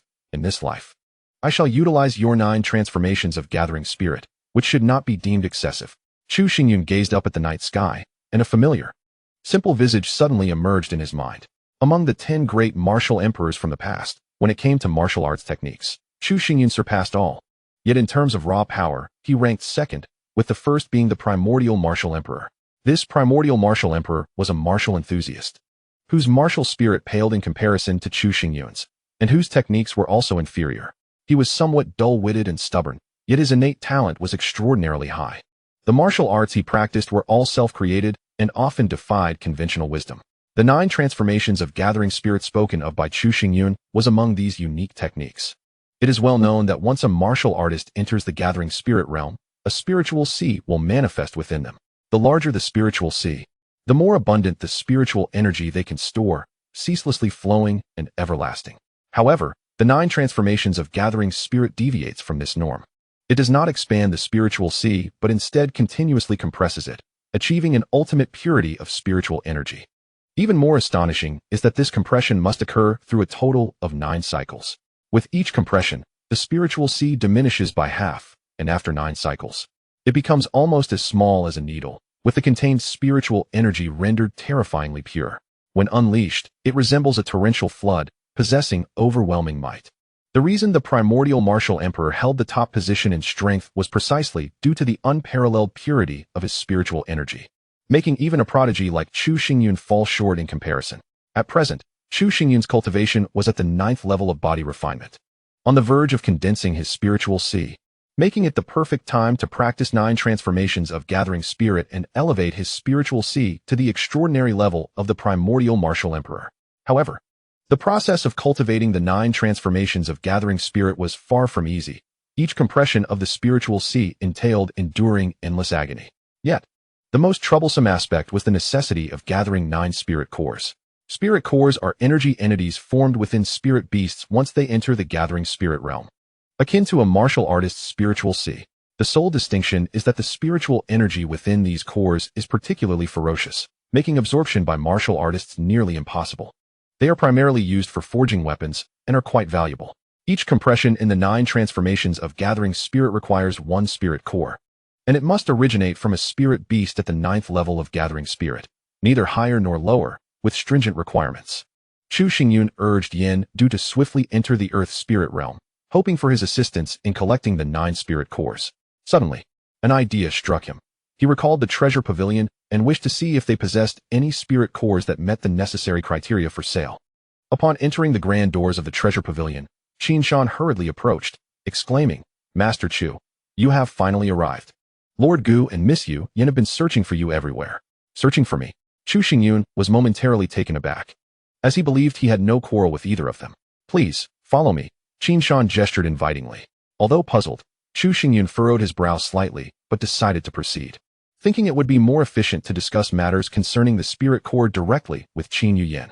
Ascending to the 2nd floor, Chu Xingyun entered a refined private chamber where Qin Yuyan and Gu Qingshan had long awaited his arrival. Upon seeing him, their faces lit up with joy, and they quickly rose to their feet, nodding in acknowledgement, entirely devoid of any airs of superiority. This unexpected humility left Yin Du in shock, nearly causing him to bite his tongue. Gu Qingshan, the undisputed strongest in West Wind City, and Qin Yuyan, the covert mastermind behind the treasure pavilion, held positions of immense power. Yet, before Chu Xingyun, they displayed such amiability, which was truly astonishing. Chu Xingyun, maintaining a composed demeanor, approached and seated himself directly before them, inquiring, "What brings you to seek my presence?" Exchanging glances, Gu Qingshan stepped back 3 paces, clasping his hands in a bow, Master Chu. I must sincerely apologize for my previous transgressions. I hope you can find it in your heart to forgive me." As he spoke, Gu Qingshan bent deeply in a formal bow. Chu Xingyun accepted this with equanimity, replying, "As I mentioned before, I have long forgotten the events of our last encounter. If your purpose is solely to apologize, I accept your apology. Are you satisfied?" Hearing Chu Xingyun's response, Gu Qingshan's face twitched. Since becoming the lord of West Wind City, few dared to disregard him so brazenly. Was his acceptance of the apology so begrudging? He glanced at Qin Yuyan, sensing her helplessness, and quickly suppressed a flicker of anger, attempting to appease. "Thank you, Master Chu, for your magnanimity. In addition to my apologies, please accept this humble token." With that, Gu Qingshan produced 2 exquisitely crafted wooden boxes and, with a smile, presented them before Chu Xingyun, his previously stern brows curving into a crescent shape. Chapter 59. The Hidden Ailment. Raising an eyebrow, Chu Xingyun opened one of the small boxes, revealing a blue jade stone the size of an adult's fist, emanating a gentle azure light that instilled a sense of tranquility and focus.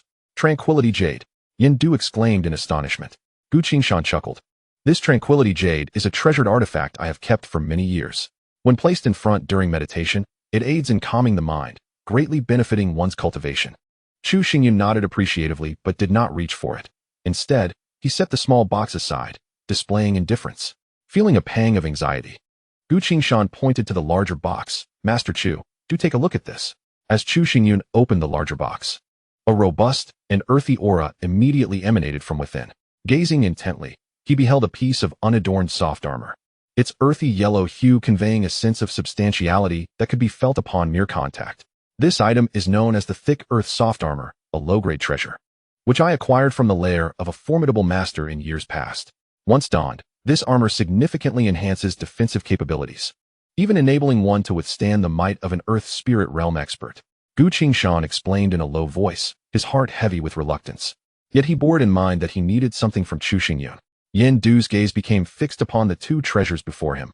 Each was a rarity, invaluable for cultivation and survival, particularly the Thick Earth Soft Armor, a treasure-grade armor that was likely scarce within the entire West Wind City. Chu Xingyun picked up the Thick Earth Soft Armor, examined it briefly, then set it down with a smile, remarking, as the saying goes, "One does not receive a reward without merit. Surely, these treasures cannot be given to me without compensation." Gu Qingshan felt a wave of embarrassment wash over him as Chu Xingyun scrutinized him. At that moment, Qin Yuyan stepped forward to clarify. Years ago, Gu Chengzhu attempted to ascend to the Earth Spirit Realm, but was instead harmed by malevolent energies, leaving him with a hidden ailment that has caused him much suffering. Then he should consult a physician. What does that have to do with me? Chu Xingyun replied nonchalantly. This hidden ailment stemmed from the sinister energies that are both chilling and oppressive, rendering ordinary physicians powerless. The last time you refined the 100-yang pill, it happened to embody pure yang energy. I wonder if it could be of any assistance against this ailment? Qin Yuyan inquired softly, having long been aware of Gu Qingshan's affliction, yet lacking the strength to alleviate it. However, the revelation of the 100-yang pill's formula had sparked a glimmer of hope within her. Gu Qingshan gazed expectantly at Chu Xingyun, his hands clenched tightly, his heart racing. "No." Chu Xingyun shook his head and replied, "The malevolent energies originate from the very fabric of the world.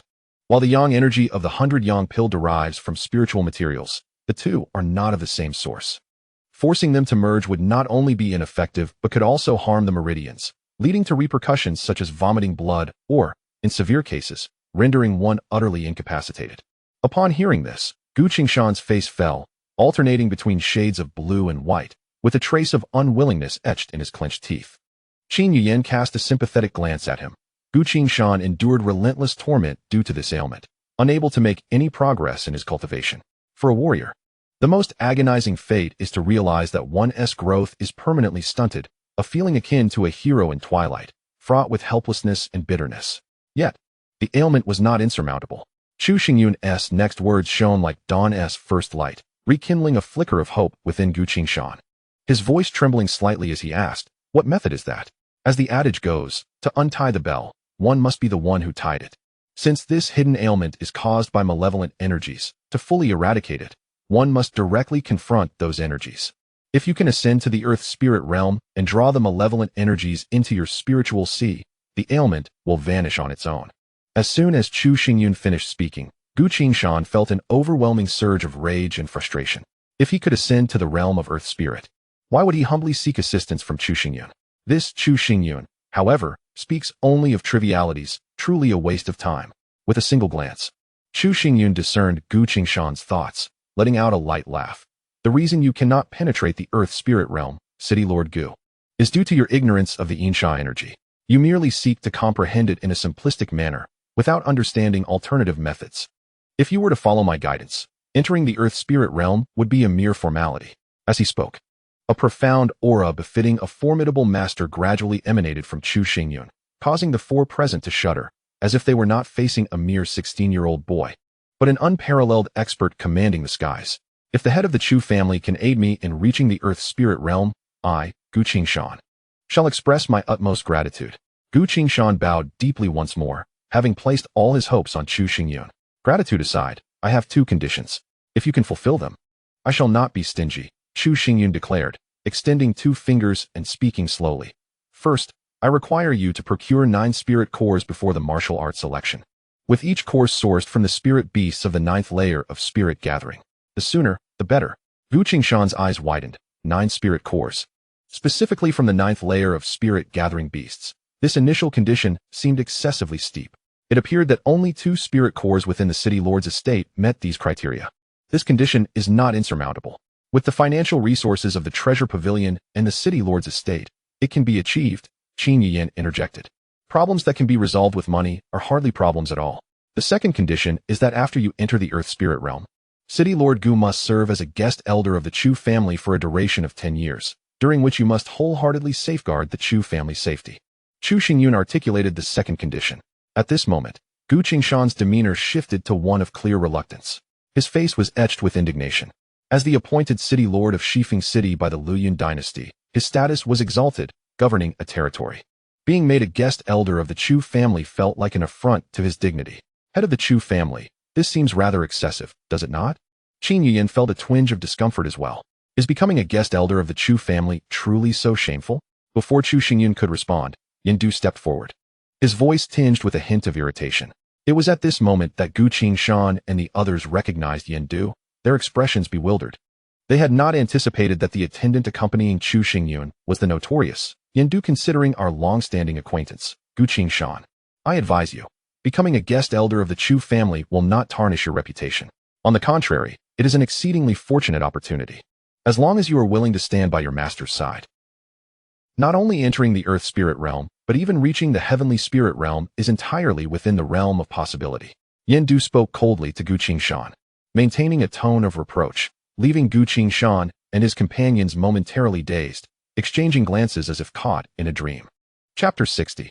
Compressing the spiritual sea. Since the City Lord is unwilling to believe, I have nothing more to say. Yindu, let us depart. Chu Xingyun's intent in inviting Gu Qingshan to become a guest elder of the Chu family was solely to strengthen the family further. The other party remained indifferent, unconcerned, and dismissive. Stay? As Chu Xingyun turned to leave, Qin Yuyan called out, stepping in front of him to inquire. Can your method indeed ensure that Lord Gu steps into the realm of Earth Spirit? Have I ever uttered empty words? Chu Xingyun retorted, a confident smile gracing his lips, which plunged Qin Yuyan into contemplation. After a moment, she turned to Gu Qingshan and declared, I shall accept the conditions set forth by the head of the Chu family. Gu Qingshan's gaze faltered, and in the next instant, he noted a chilling transformation in Qin Yuyan's eyes, imbued with an unassailable authority that enveloped him entirely. That look seemed to convey a warning. Should Gu Qingshan refuse, there would be no mercy from Qin Yuyan. Very well, I acquiesce to these 2 conditions. Gu Qingshan sighed deeply, his heart now devoid of hope. He placed 2 spirit cores upon the table and said wearily, you may take these 2 cores for now. I will exert all efforts to procure the remaining ones, but I ask for some time. Qin Yuyan exchanged a knowing glance with Qin Shan, who promptly understood and hurried to the storeroom. Moments later, Qin Shan returned, presenting an exquisite wooden box containing 4 spirit cores, all from the spirit beasts of the 9th layer of spirit gathering, perfectly aligning with Chu Xingyun's requirements. These 6 spirit cores will suffice for a while, Chu Xingyun remarked with satisfaction, retrieving a sheet of white paper to inscribe his insights regarding the Yinsha energy. Follow my guidance diligently in your training, and soon you shall ascend to the realm of Earth Spirit. However, you must remember to proceed methodically and not rush the process. He handed the paper to Gu Qingshan, reiterating his caution. Do you not find it a bit reckless to provide a method without understanding my hidden affliction? Gu Qingshan expressed his discontent, feeling that Chu Xingyun had not inquired about his ailment and yet suggested a pathway to the earth spirit realm, which seemed utterly absurd. If you do not believe me, feel free to tear this paper. I am indifferent, Chu Xingyun replied, dismissing the need for further explanation. He then turned to Qin Yuyan, stating, for the time being, I shall reside in the Baibao building. Please arrange 2 training chambers for Yen Du and myself. With the 6 spirit cores secured, Chu Xingyun was intent on seizing the moment and immediately began compressing his spiritual sea. Within the Baibao building, numerous training chambers were available, and Qin Yuyan meticulously selected the finest 2 for Chu Xingyun and Yen Du as for Gu Qingshan. He decided to find a training chamber within the Baibao building as well, allowing him immediate access to Chu Xingyun's assistance should any issues arise. Nevertheless, deep down, he held little hope for Chu Xingyun's method, viewing it merely as a desperate gamble. With a resounding thud, the door to the training chamber closed behind him.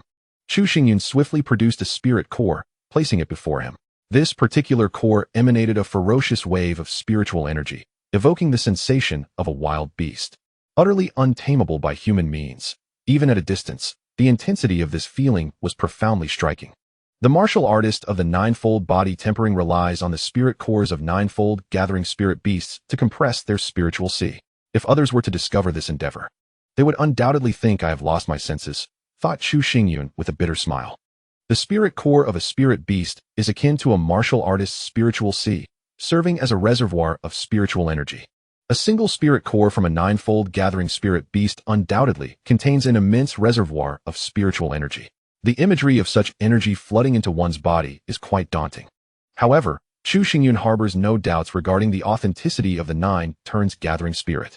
His deep friendship with the Hunyuan martial emperor, with whom he often engages in martial training, lends credibility to this technique. The method was directly conveyed by the Hunyuan martial emperor himself, who even demonstrated it personally, thus ensuring its reliability. Taking a deep breath, Chu Xingyun retrieved a vial of spiritual liquid and tilted his head back to consume it. Instantly, the pure spiritual energy contained within the liquid erupted, coursing through his meridians and ultimately converging in his dantian, where it subtly formed a hazy vortex. This vortex represents the spiritual sea of the martial artist. Ordinary martial artists would rejoice upon reaching this stage, eagerly beginning the process of solidifying their spiritual sea, inching closer to the long-desired gathering spirit realm to become true martial artists. Yet, Chu Xingyun remained composed. As the spiritual sea gradually took shape, he acted with intent, enveloping the spirit core entirely with his spiritual energy and began to fervently absorb the ferocious spiritual energy within. With a thunderous crash, the wild spiritual energy surged into his meridians, causing a muffled sound to resonate within him. The two distinctly different energies collided violently, akin to crashing waves, with each impact inflicting excruciating pain that contorted Chu Xingyun's face.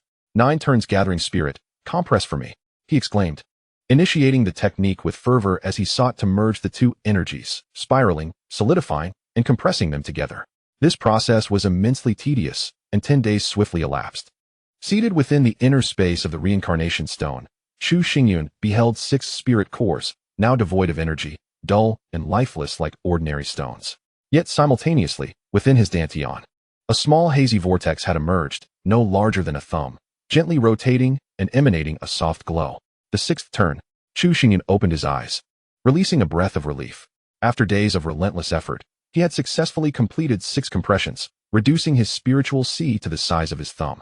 With 3 more compressions remaining, he could achieve his goal.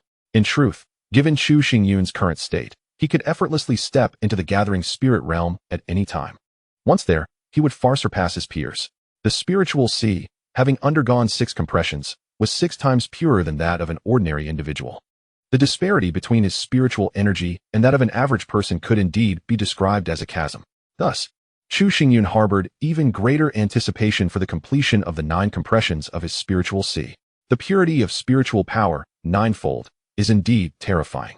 With such a solid foundation established, coupled with the martial arts techniques he has mastered, it is akin to enhancing strength upon strength, elevating his prowess to several times beyond the past.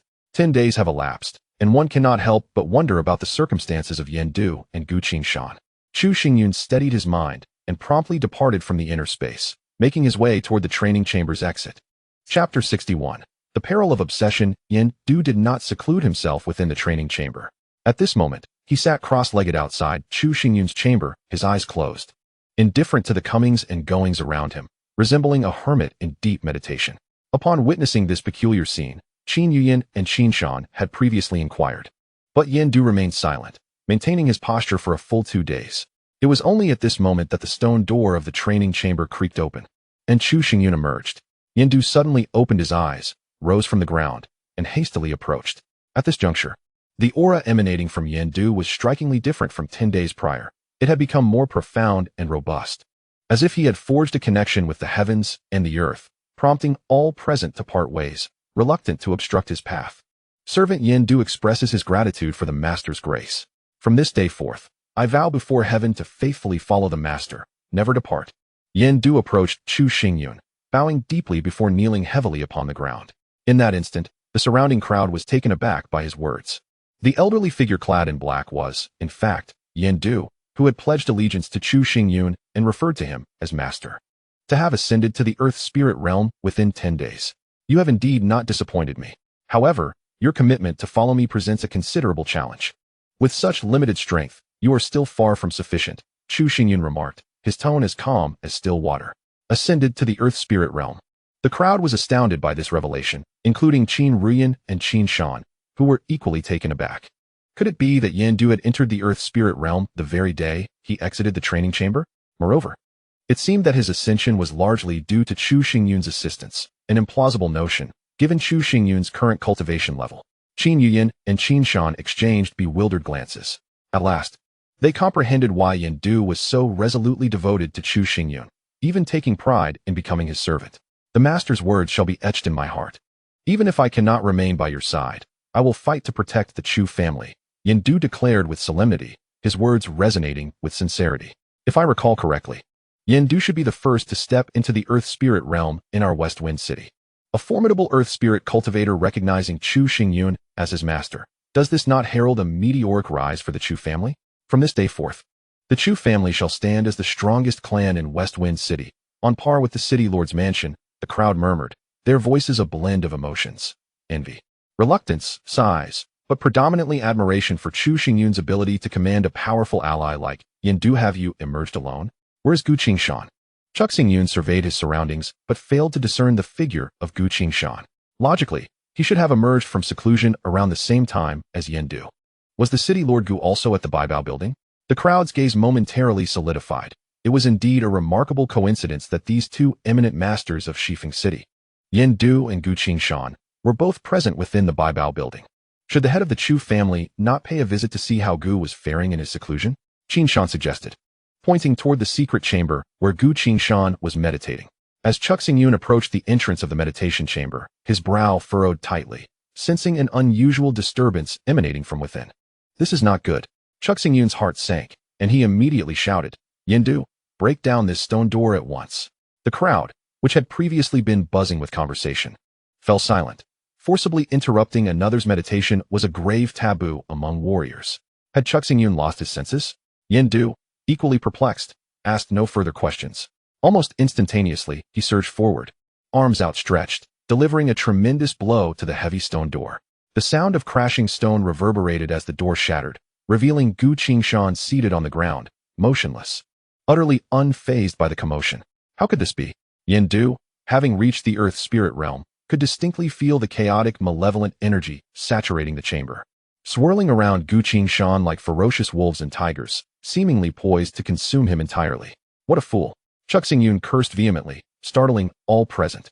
Though he had the protection of a formidable ally like Yin Du, such brazen insults directed at Gu Qingshan were exceedingly audacious. I had explicitly warned him not to rush. Chu Xingyun continued, his voice rising in fury. Now he is ensnared by madness, with this malevolent energy invading his body, evidently beginning to corrupt his vital organs. Ignoring Gu Qingshan's esteemed identity, he unleashed a torrent of invective, ensuring that everyone could hear. Was there still a chance for redemption? Qin Yuyin felt a surge of anxiety. Yin Du, guard the entrance. No one is to enter, Chu Xingyun commanded, his form flickering as he dashed into the chamber, coming face to face with Gu Qingshan. At that moment, Gu Qingshan opened his eyes, devoid of any luster, appearing dim and lifeless. The spiritual energy within his sea of consciousness roiled chaotically, rampaging without order. Gu Qingshan, Chuk Xingyun exclaimed, extending his right hand and striking Gu's shoulder with force. A surge of spiritual energy erupted, compelling Gu Qingshan to lift his head. A flicker of faint brilliance momentarily illuminating his dull gaze. The duality of yin and yang, the 5 elements and 8 trigrams within the cosmos. The human body serves merely as a vessel, capable of containing all. With yin below and yang above, we transition from yin to yang. Chuk Xingyun enunciated each word clearly, as if wielding a certain enchantment. The light in Gu Qingshan's eyes grew increasingly radiant, and the malevolent energy surrounding his body suddenly became considerably more docile, no longer raging uncontrollably. Suddenly, Gu Qingshan regained consciousness, feeling a formidable force surging within him. With a sweeping motion of his hands, a tempestuous gust of wind erupted, hurling Chu Xingyun across the room. Yin Du, keenly observing every movement within the chamber, swiftly stepped forward and caught Chu Xingyun before he could hit the ground, gently lowering him back to safety. What happened? Qin Yuyin rushed over, and upon seeing Gu Qingshan lying motionless on the ground, her heart sank, her complexion turning ashen. I will personally intervene, even if he has crossed the bridge of helplessness. I can bring him back, Chu Xingyun declared, his voice laced with a hint of weakness. He stepped forward once more, performing an action that left everyone speechless. He retreated a few paces, then, with a sudden burst of energy, propelled himself forward like an arrow released from its bow. Just as he was about to collide, he executed a precise kick that landed squarely on Gu Qingshan's chest. Chapter 62. No need. The force behind Chu Xingyun's kick was tremendous, sending Gu Qingshan crashing against the wall. As he opened his eyes, his face contorted in agony, and he spat out a mouthful of thick, dark blood. Who dares to lay a hand on me? Gu Qingshan roared, his voice echoing like that of an enraged lion, causing the entire chamber to tremble under his immense spiritual power. Chu Xingyun strode forward, hands clasped behind his back, and replied indifferently, "It was I who delivered that kick. Is there a problem?" Chu Xingyun. Gu Qingshan seethed at the nonchalant demeanor of Chu Xingyun, his anger boiling over. Yet, he soon realized that his entire being felt invigorated, brimming with boundless energy. Before you entered the chamber, I warned you not to rush your progress. Do you understand? If I had not intervened just now, you would have been a lifeless corpse. To dare attempt to breach the Earth's spirit realm without fully comprehending the yin evil energy is sheer folly. It is no wonder you have been stuck at the 9th layer of spirit gathering for so many years. You deserve it. Chu Xingyun berated Gu Qingshan, his voice rising with each word. Impatient individuals were not unfamiliar to Chu Xingyun, but Gu Qingshan, having already suffered once, exhibited such foolishness that it left Chu Xingyun at a loss for words. Had he not noticed in time and guided Gu Qingshan with his mantra, Gu Qingshan would certainly not be standing here, full of life. He would have been on the brink of death. Gu Qingshan was momentarily stunned by Chu Xingyun's tirade. His gaze shifted to the puddle of dark blood on the ground. Recalling the moment, he forcibly absorbed the yin evil energy, causing beads of sweat to form on his forehead, accompanied by a twinge of shame. With Chu Xingyun assisting him so selflessly, he had the audacity to scold him. Such conduct was utterly humiliating, making Gu Qingshan wish for a crevice to burrow into. Master Chu, I acknowledge my mistakes. I have finally found an opportunity to step into the Earth's spirit realm, and in a moment of forgetfulness, I disregarded your warning. Perhaps this is my fate, to never achieve the Earth's spirit realm. Gu Qingshan sighed in resignation. Are you not in the Earth's spirit realm now? Yindu interjected suddenly. Gu Qingshan's expression momentarily froze, only to be swiftly replaced by the realization of a shadowy aura emerging within his Yuan Si. It was an intensely cold and gloomy energy, unmistakably the Yin Sha energy that evoked both love and hate within him. He could not help but exclaim in a loud voice, I, Gu Qingshan, have finally stepped into the Earth spirit realm. Good heavens, could this be a dream? If Lord Gu believes he is dreaming, I can assist you with that. Chu Xingyun said with a smile that didn't reach his eyes, delivering another kick to Gu Qingshan's chest, sending him crashing against the wall once more. However, this time, it was not black blood that spilled forth, but a mouthful of fresh crimson. The intense pain surged through him again, causing Gu Qingshan to cry out. Yet his face was still illuminated by an ecstatic smile as he exclaimed, It hurts. This is no dream. I have truly entered the Earth spirit realm. Witnessing Gu Qingshan's frenzied joy, Chu Xingyun couldn't help but roll his eyes, choosing to disregard him as he stepped out of the cultivation chamber, preparing to retrieve the remaining 3 spirit cores from Qin Yuyin. Master Chu, Gu Qingshan suddenly regained his composure, first bowing deeply to Chu Xingyun, then stating, now that my hidden ailment has been cured and I have entered the Earth Spirit realm, as per our agreement, I am willing to become a guest elder of the Chu family for a tenure of 10 years. Before uttering these words, Gu Qingshan felt a twinge of concern regarding his status. However, once spoken, he felt a wave of relief wash over him, even experiencing a hint of delight. Having nearly lost his life due to his own reckless actions, it was remarkable that Chu Xingyun had managed to save him. Such profound abilities were indeed commendable. And becoming a guest elder of the Chu family, allowing for more interaction with Chu Xingyun, seemed to be a fortuitous opportunity. Nevertheless, Chu Xingyun's demeanor turned icy as he replied indifferently, "Let us forego the 10 years. After what transpired earlier, I believe that Chu Town does not require a guest elder as foolish as you, lest you fall into madness again and waste my time." Unnecessary? A foolish guest elder? The crowd listened intently, their eyes nearly popping out in disbelief. Many even bit their tongues, emitting sounds of pain. Following Yin Du's ascension to the Earth Spirit realm, Gu Qingshan had finally taken that step, becoming the second Earth Spirit powerhouse of West Wind City. His initiative to declare himself a guest elder for 10 years had already been shocking enough, leading many to believe that the Chu family had solidified its position as the strongest family in West Wind City, boasting 2 Earth Spirit powerhouses. Never did they expect that Chu Xingyun would so coldly reject Gu Qingshan, labeling him a fool. Here stood a dignified Earth Spirit powerhouse, dismissed by Chu Xingyun as if he were a mere beggar, unworthy of further consideration, even when Gu Qingshan offered himself willingly. What astonished them further was that Gu Qingshan did not react with anger to Chu Xingyun's words. Instead, he approached with a smile, ingratiatingly stating, "The master is right. I am indeed a foolish one. In the future, should I encounter any uncertainties in my cultivation, I will first seek guidance from Yin Du, striving not to disturb you." Yin Du, taken aback, glanced at Gu Qingshan, acknowledging his astuteness. Indeed, a person familiar with the intricacies of court politics could turn the tables faster than one could turn a page in a book. Just a moment ago, he had been filled with rage, and now he was utterly subdued. However, one can understand Yin Du's perspective. The methods exhibited by Chu Xingyun are indeed enigmatic and unfathomable. Even the slightest insight gleaned from him would be of immense benefit for a lifetime. To follow such a master is undoubtedly the most astute choice. Qingshan, observing the scene before him, felt a shock akin to that of the others, leaving him somewhat numb. As soon as he saw Chu Xingyun approaching, he instinctively presented the 3 spirit cores, as if it were a reflex. In fact, he did not even notice when Chu Xingyun had departed. He merely stood there in a daze, gazing at the retreating figures of Chu Xingyun and his companions until they vanished from sight. At which point he abruptly came to his senses. Miss Qin Yuyan, turning back in a huff, discovered that Qin Yuyan had also just regained her composure, her beautiful eyes shimmering with a brilliant light, as if she had made a significant discovery. "Qingshan, how much time remains until the martial house selection begins?" Qin Yuyan suddenly inquired. Qingshan promptly replied, "There are still 12 days remaining. The martial house selection will officially commence in 12 days. 12 days should suffice." The brilliance in Qin Yuyan's eyes intensified as she commanded, "You must immediately journey to the imperial city. No matter what, ensure that our master represents the Lingxiao martial house at this selection. If he inquires further, present him with these 3 pill formulas." As she spoke, Qin Yuyan carefully retrieved 3 pill formulas from her storage ring. These 3 formulas were for the fire spirit powder, tranquil heart pill, and Wanyang pill, all crafted by the hands of Chu Xingyun. Chapter 63.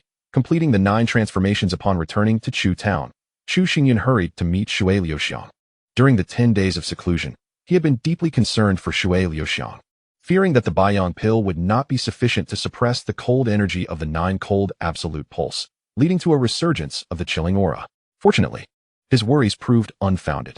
As soon as he stepped into the courtyard, he beheld Shui Liuxiang seated in meditation, exuding a vibrant energy, devoid of any trace of coldness, and instead radiating vitality. "Liuxiang, how have you been during this time?" Chu Xingyun inquired as he approached. Shui Liuxiang replied with a gentle smile, "Since taking the Baiyang pill, the cold energy within me has dissipated significantly. It only feels more pronounced during the night, but it does not pose a considerable impact. That is a relief." Chu Xingyun finally let go of the weight on his heart.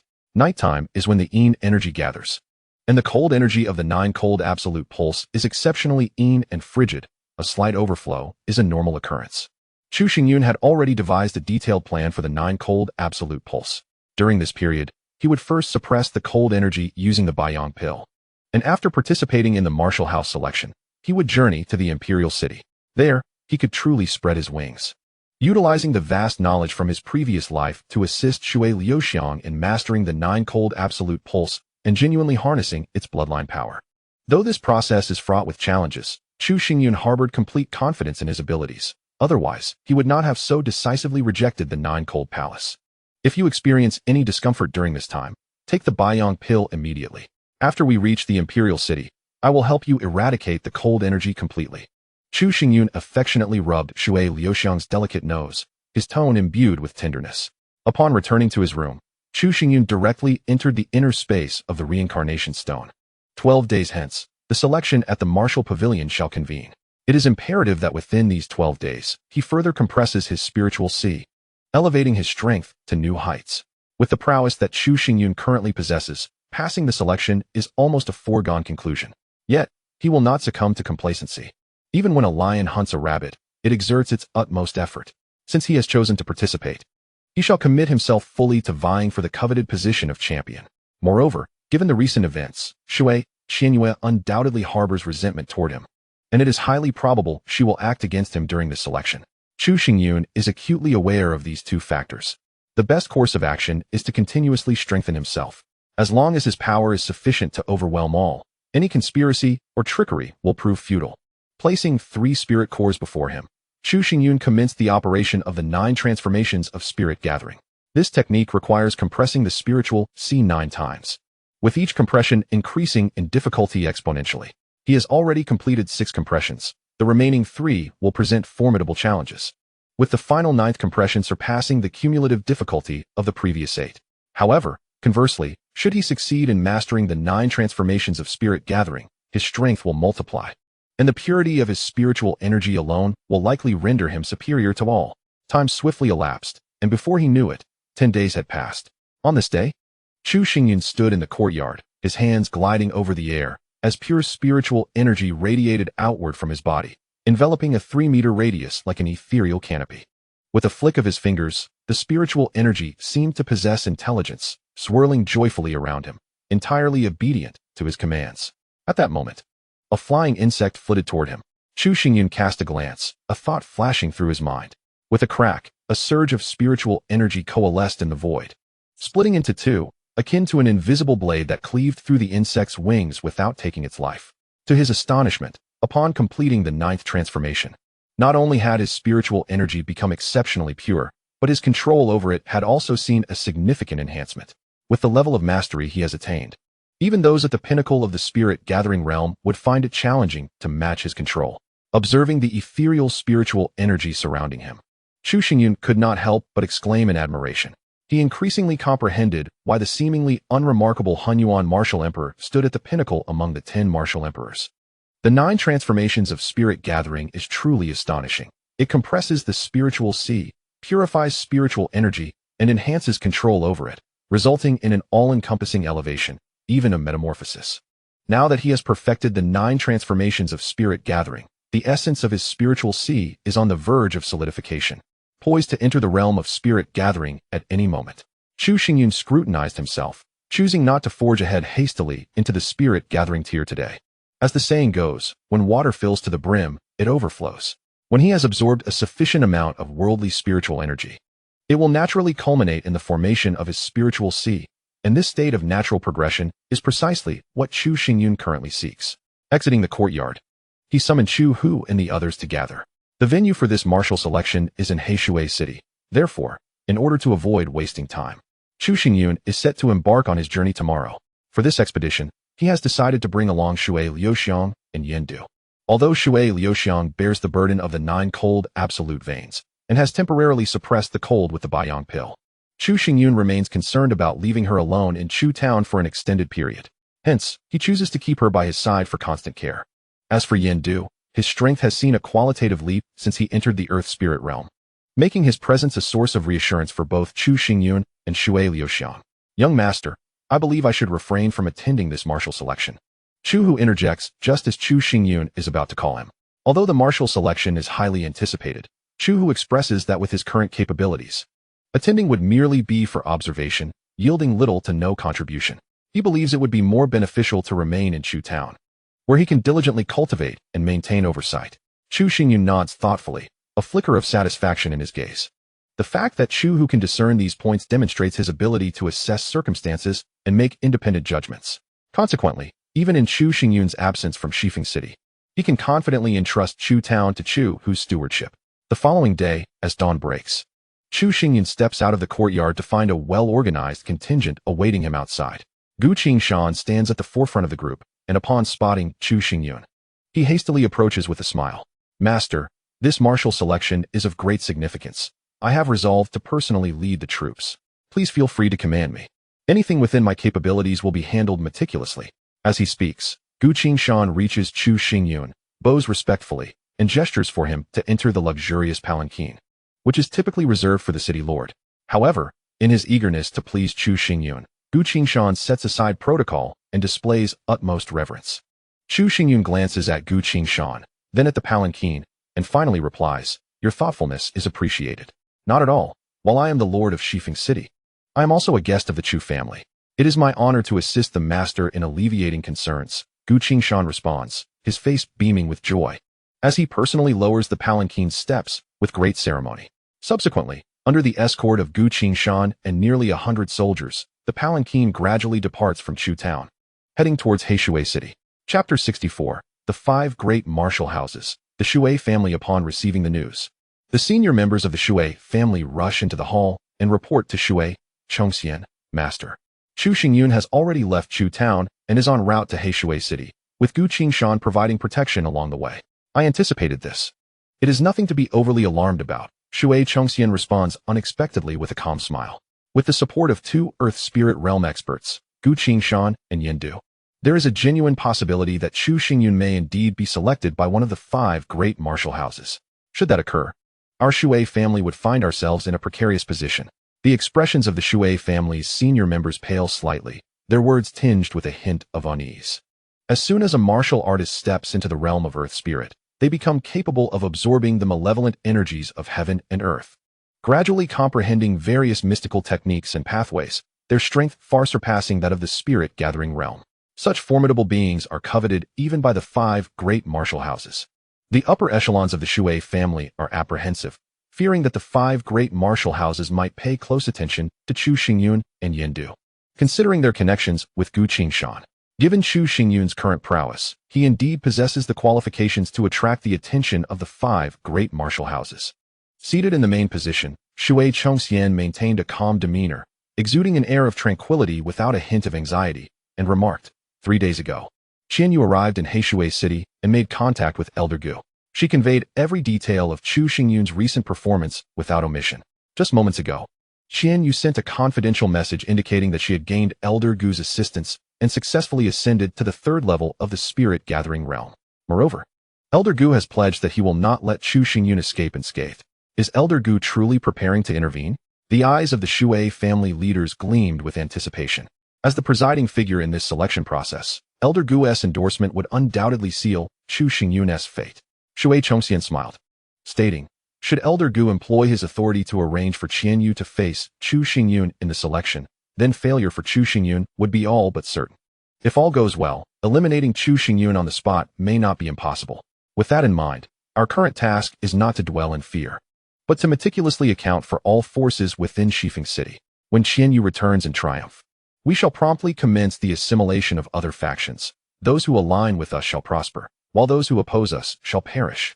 Shui Chongxian suddenly rose, his eyes radiating a sharp gleam, brimming with vitality and an imposing aura. The faces of the Shui family leaders also brightened with smiles, secretly contemplating. With the formidable support of the Yunmeng martial house, this selection process is indeed foolproof. Aside from Chu Xingyun, many young martial artists from Shifeng City are also heading to Heishui City to participate in the selection. The 5 great martial houses represent a vast force within the Luyun dynasty, serving as a cradle for nurturing powerful warriors.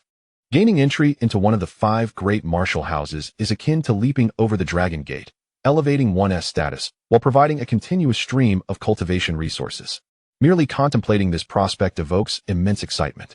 In addition to Shifeng City, numerous participants are also coming from the 13 surrounding cities, akin to a swarm of fish crossing the river, with numbers that are truly staggering. Even before reaching Heishui City, one can already sense the fervent atmosphere. With so many skilled individuals, it appears that this selection process will be intensely competitive. Shui Liuxiang glanced outside at the martial artists traversing the path. A flicker of nervousness washing over her, making her reluctant to meet their gaze. This selection, where all 5 great martial houses are recruiting disciples simultaneously, has naturally attracted a multitude of young martial artists. However, while the numbers are vast, they also indicate an increase in the selection's difficulty. Gu Qingshan rode his noble steed, diligently safeguarding Chu Xingyun and the others, and began to elucidate. According to the intelligence I have gathered, this selection by the martial house is primarily divided into 2 significant stages, which assess both talent and strength. It is said that the evaluation of talent is exceedingly stringent, with a staggering elimination rate of 90%. 90%? That seems rather excessive. Shui Liuxiang exclaimed, her eyes wide with astonishment. The 5 great martial houses have been established for centuries, possessing profound heritage, and even the Luyun royal family dares not underestimate them. One must question how such a formidable force could possibly allow mediocrity among its ranks. Yindu interjected at this juncture. Within the Luyun Empire, the 5 great martial houses stand as towering pillars, supporting the entire realm alongside the Luyun royal family, fostering its continued prosperity and flourishing. The simultaneous public selection by these 5 houses is naturally immensely rigorous, each vying to attract genuine prodigies to their respective establishments. Brother Yun, which martial house do you aspire to join? Shui Liuxiang inquired, a hint of curiosity lacing her tone as she turned to Chu Xingyun. At her words, Yin Du and the others also cast their gazes toward him, eager to hear his response. Anyone will do. They are all quite similar. Chu Xingyun shrugged nonchalantly, his demeanor casual. Master, there are distinctions in strength among the 5 great martial houses. The strongest is undoubtedly the Lingxiao martial house, from which a significant number of individuals are said to ascend to the earth spirit realm. In fact, several of the few heavenly spirit realm experts in the Luyun Empire have deep ties to the Lingxiao martial house. Following Lingxiao is the Yunming martial house, which has also nurtured numerous masters, predominantly from the noble families of the imperial city, holding an influence that rivals that of Lingxiao. As for the subsequent Songfeng, Jialan, and Ziyang martial houses, their powers are relatively equal. If given the opportunity, it would be prudent to choose between either Lingxiao or Yunming. As the lord of a city, Gu Qingshan was well acquainted with the intricacies of the 5 great martial houses, and he naturally hoped that Chu Xingyun would join the prestigious Lingxiao martial house. If not, Yunming would suffice. I am fully aware of what you have shared, yet for me, the choice of which martial house to join bears little significance. Simply being in the imperial city suffices. Chu Xingyun maintained his nonchalant demeanor. His primary objective for participating in the martial house selection was to gain entry into one of the 5 great houses, allowing him to delve into the investigation of the Yunming martial house and the tragic events of 16 years prior. As for which house to join, Chu Xingyun was genuinely indifferent.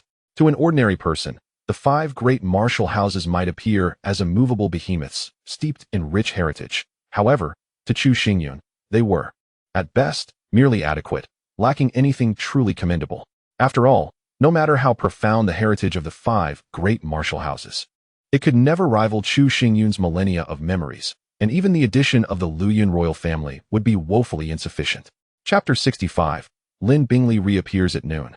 The blazing sun hung high in the sky, radiating scorching rays that turned the entire land into a veritable furnace. Gu Qingshan brought the team to a halt, allowing them to rest beneath the shade of trees. At this moment, they were not far from Heishui City, and at their previous pace, they would surely arrive before dusk. Being from the same windy city, the young warriors in the company shared a camaraderie, engaging in quiet conversations or practicing martial arts, creating an atmosphere of harmony. Chu Xingyun sat before Shui Liuxiang, his fingers weaving with spiritual energy, like ethereal threads coursing through her being. The chill had indeed intensified significantly, starting today. She would need to take a Baiyang pill every 3 days to suppress the encroaching cold. Moreover, it was crucial to refrain from activating spiritual power, lest the cold grow even more potent. Chu Xingyun's tone bore a weight that prompted Shui Liuxiang to nod repeatedly. Her lips pursed as if she were a child caught in a transgression. She opened her mouth, ready to speak, but Chu Xingyun continued, in summary. The cold from the 9 cold absolute veins has been controlled. Once we reach the imperial city, I am confident I can fully master it. By then, you shall not only be free from the torment of the cold, but will also grow increasingly formidable, perhaps even surpassing me in strength. As he spoke, Chu Xingyun affectionately ruffled Shui Liuxiang's long hair, his confident smile instilling a sense of reassurance in her. causing the words she had intended to speak to vanish. In this desolate wilderness, you seem to share quite the romantic flair. A voice, icy and indifferent, rolled forth like thunder, resonating in the minds of all present. The group turned towards the source, where, at some point, a stunning woman clad in white had appeared. She walked upon the air, each step causing the temperature of the surroundings to plummet. When this enchanting figure stood before the crowd, the heat vanished, replaced by an extreme chill. With thick frost blanketing the ground, reflecting cold light under the sun's rays. Lin Bingley. Chu Xingyun's voice grew somber upon recognizing her. This striking woman was none other than Lin Bingley, an elder of the Nine-Cold Palace. The crowd fell silent, not daring to utter a word. Though unaware of Lin Bingley's identity, the cold aura emanating from her was suffocating, as if any movement could result in their bodies becoming frozen statues. Even Gu Qingshan, a figure of the Earth spirit realm, found himself rigid, unable to do anything but watch. I did not anticipate that despite your inadequate strength, you possess a multitude of strategies, even resorting to using pills to suppress the cold and delay the eruption of the 9 cold absolute veins. Lin Bingley regarded Chu Xingyun with a gaze that held astonishment and a hint of embarrassment. On that day, Chu Xingyun had confidently asserted he would rely on his own methods to quell the cold within Shui Liuxiang, prompting Lin Bingley to scoff. Considering him a frog at the bottom of a well, utterly unaware of the terror of the 9 cold absolute veins. She had even boasted that Chu Xingyun would kneel before her, begging her to accept Shui Liuxiang. The echoes of her every word from that day still resonated in her ears, yet the outcome had entirely defied Lin Bingley's expectations. Chu Xingyun had indeed managed to suppress the cold of the 9 cold absolute veins. I, Chu Xingyun, have never uttered empty words. On that day, I vowed to Lu Xiang to assist her in restraining the chilling energy of the 9 cold absolute veins. Thus, I shall undoubtedly fulfill this promise, never to renege. Standing resolutely before Shui Liuxiang, my voice resonated with conviction. Lin Bingley's expression darkened further, her gaze penetrating as she regarded me. Gradually, her demeanor softened, and in a tone devoid of emotion, she remarked, I concede that I underestimated you. You may step aside now. What does this imply? A flicker of concern crossed my features as I placed my hand upon the hilt of my sword. Though it remained sheathed, a fierce and sharp aura radiated around me. Shui Liuxiang bore the 9 cold absolute veins, deeply entwined with my 9 cold palace. No matter the circumstances, she must join us and serve our cause. As Lin Bingley spoke, a glimmer of frost flashed in her eyes. A howling wind surged forth, centering around Lin Bingley, as countless shards of ice spread out, conjuring a chaotic snowstorm that encased the entire realm in a world of frost. The young warriors, taken aback, desperately fled, yet their swiftness paled in comparison to the tempest, which swiftly overtook them, rendering them into lifeless ice sculptures as they fell. Lin Bingley advanced, instantaneously appearing before Shui Liuxiang, her hand reaching out to whisk her away. At that moment, a crisp shattering sound resonated, as the frost surrounding me fractured, and a sharp sword ray flashed forth, hissing through the air, aimed directly at Lin Bingley's chest. With a voice like thunder, I declared, Wrath of wind and thunder. A surge of spiritual energy erupted from within me, coalescing into a ferocious vortex of wind and thunder, intent on cleaving through her defenses. However, Lin Bingley merely glanced at me, her hand dismissively striking forward. With a thunderous crash, a terrifying force of frost descended, instantly freezing the vortex of wind and thunder. I felt myself suspended in midair before crashing heavily to the ground, spitting up a mouthful of blood. Overreaching, Lin Bingley scoffed, her gaze shifting away as another sword chant echoed behind her. Growing impatient, she unleashed another palm strike. Yet, at that very moment, the sound of the sword faded, replaced by an intangible wind blade surging toward her brow. This invisible wind blade was not only cunningly angled, but also exceedingly elusive. Almost as soon as Lin Bingley reacted, it seized the fleeting moment, and before she could comprehend, the wind blade was upon her, unavoidable. A thunderous roar erupted as azure light surged from Lin Bingley, coalescing into an ancient ice door towering over 10 meters tall, enveloping her entirely. The slicing wind blade struck the ice door, leaving merely a shallow crack before vanishing entirely. Infuriating, so close yet so far, I muttered, clenching my teeth in frustration. That strike of mine was akin to an antelope's horn, nearly piercing Lin Bingley's brow. I had never anticipated that her martial spirit would possess such formidable defensive capabilities, classified at the 5th tier, effortlessly countering my wind blade in that fleeting moment. As the ancient frost gate gradually dissipated, it revealed the exquisite visage of Lin Bingley, albeit one now marred by fury and hatred, rendering it somewhat grotesque. Chu Xingyun, did you truly believe I would hesitate to kill you? Lin Bingley uttered through clenched teeth. She, an esteemed elder of the Nine-Cold Palace and a master of the heavenly spirit realm, commanded reverence even from the likes of the flowing cloud monarch. Yet, just moments ago, Chu Xingyun, a mere head of an insignificant family, had audaciously attacked her time and again, nearly inflicting harm. This transgression had crossed her threshold of tolerance. Thus, Lin Bingley resolved to eliminate Chu Xingyun and vindicate her honor. Chapter 66. A profound sense of helplessness, a flash of murderous intent flickered in her mind. And in an instant, Lin Bingley's body surged forth, merging seamlessly with the endless frost, charging towards Chu Xingyun. Gu Qingshan, intervene. Yen Du sensed Lin Bingley's lethal intent, and his spiritual energy erupted, shattering the frost that enshrouded him, as he joined Gu Qingshan in an attempt to thwart Lin Bingley. You two think you can stop me? How utterly laughable. Lin Bingley did not even cast a glance in their direction. Behind her, the ancient frost gate reappeared, effortlessly suppressing them, rendering them immobile. As Lin Bingley descended before Chu Xingyun, she pressed down her hand, the cold radiance resembling a constellation of stars, emanating a chilling aura of impending death. Chu Xingyun gritted his teeth, unleashing his spiritual energy without reservation, as he executed his slashing void sword technique, forming a wind blade aimed at Lin Bingley's palm. However, this time, Lin Bingley was resolutely intent on killing and showed no mercy. With a swift motion, her hand struck out, shattering the wind blade effortlessly. The residual frost, undiminished, enveloped Chu Xingyun's body the moment they made contact, freezing his meridians and rendering his blood immobile. Weren't you quite boastful just now? Is this all you are capable of? Lin Bingley's entire being radiated with murderous intent, embodying the power of life and death, as her spiritual energy coalesced into her hand, gripping Chu Xingyun's neck and lifting him slowly. Chu Xingyun's face flushed crimson. He yearned to move, yet his body lay completely ensnared by frost. Unable to summon even a fraction of his spiritual energy, left entirely at Lin Bingley's mercy, his gaze fixed in desperation. Given the favor of Shui Liuxiang, I contemplated sparing your life, but I never anticipated your utter lack of awareness. A wretched insect daring to flail before me. How audacious. Lin Bingley tightened her grip, her spiritual energy sharp as a blade, causing blood to seep from Chu Xingyun's 7 orifices. Yet, she showed no intention of relenting, coldly declaring, now, you shall comprehend just how effortless it is for me to end your life. Her voice turned icy as her right hand extended, a single finger shooting forth like a beam of light towards the center of Chu Xingyun's brow. This finger radiated an extreme chill.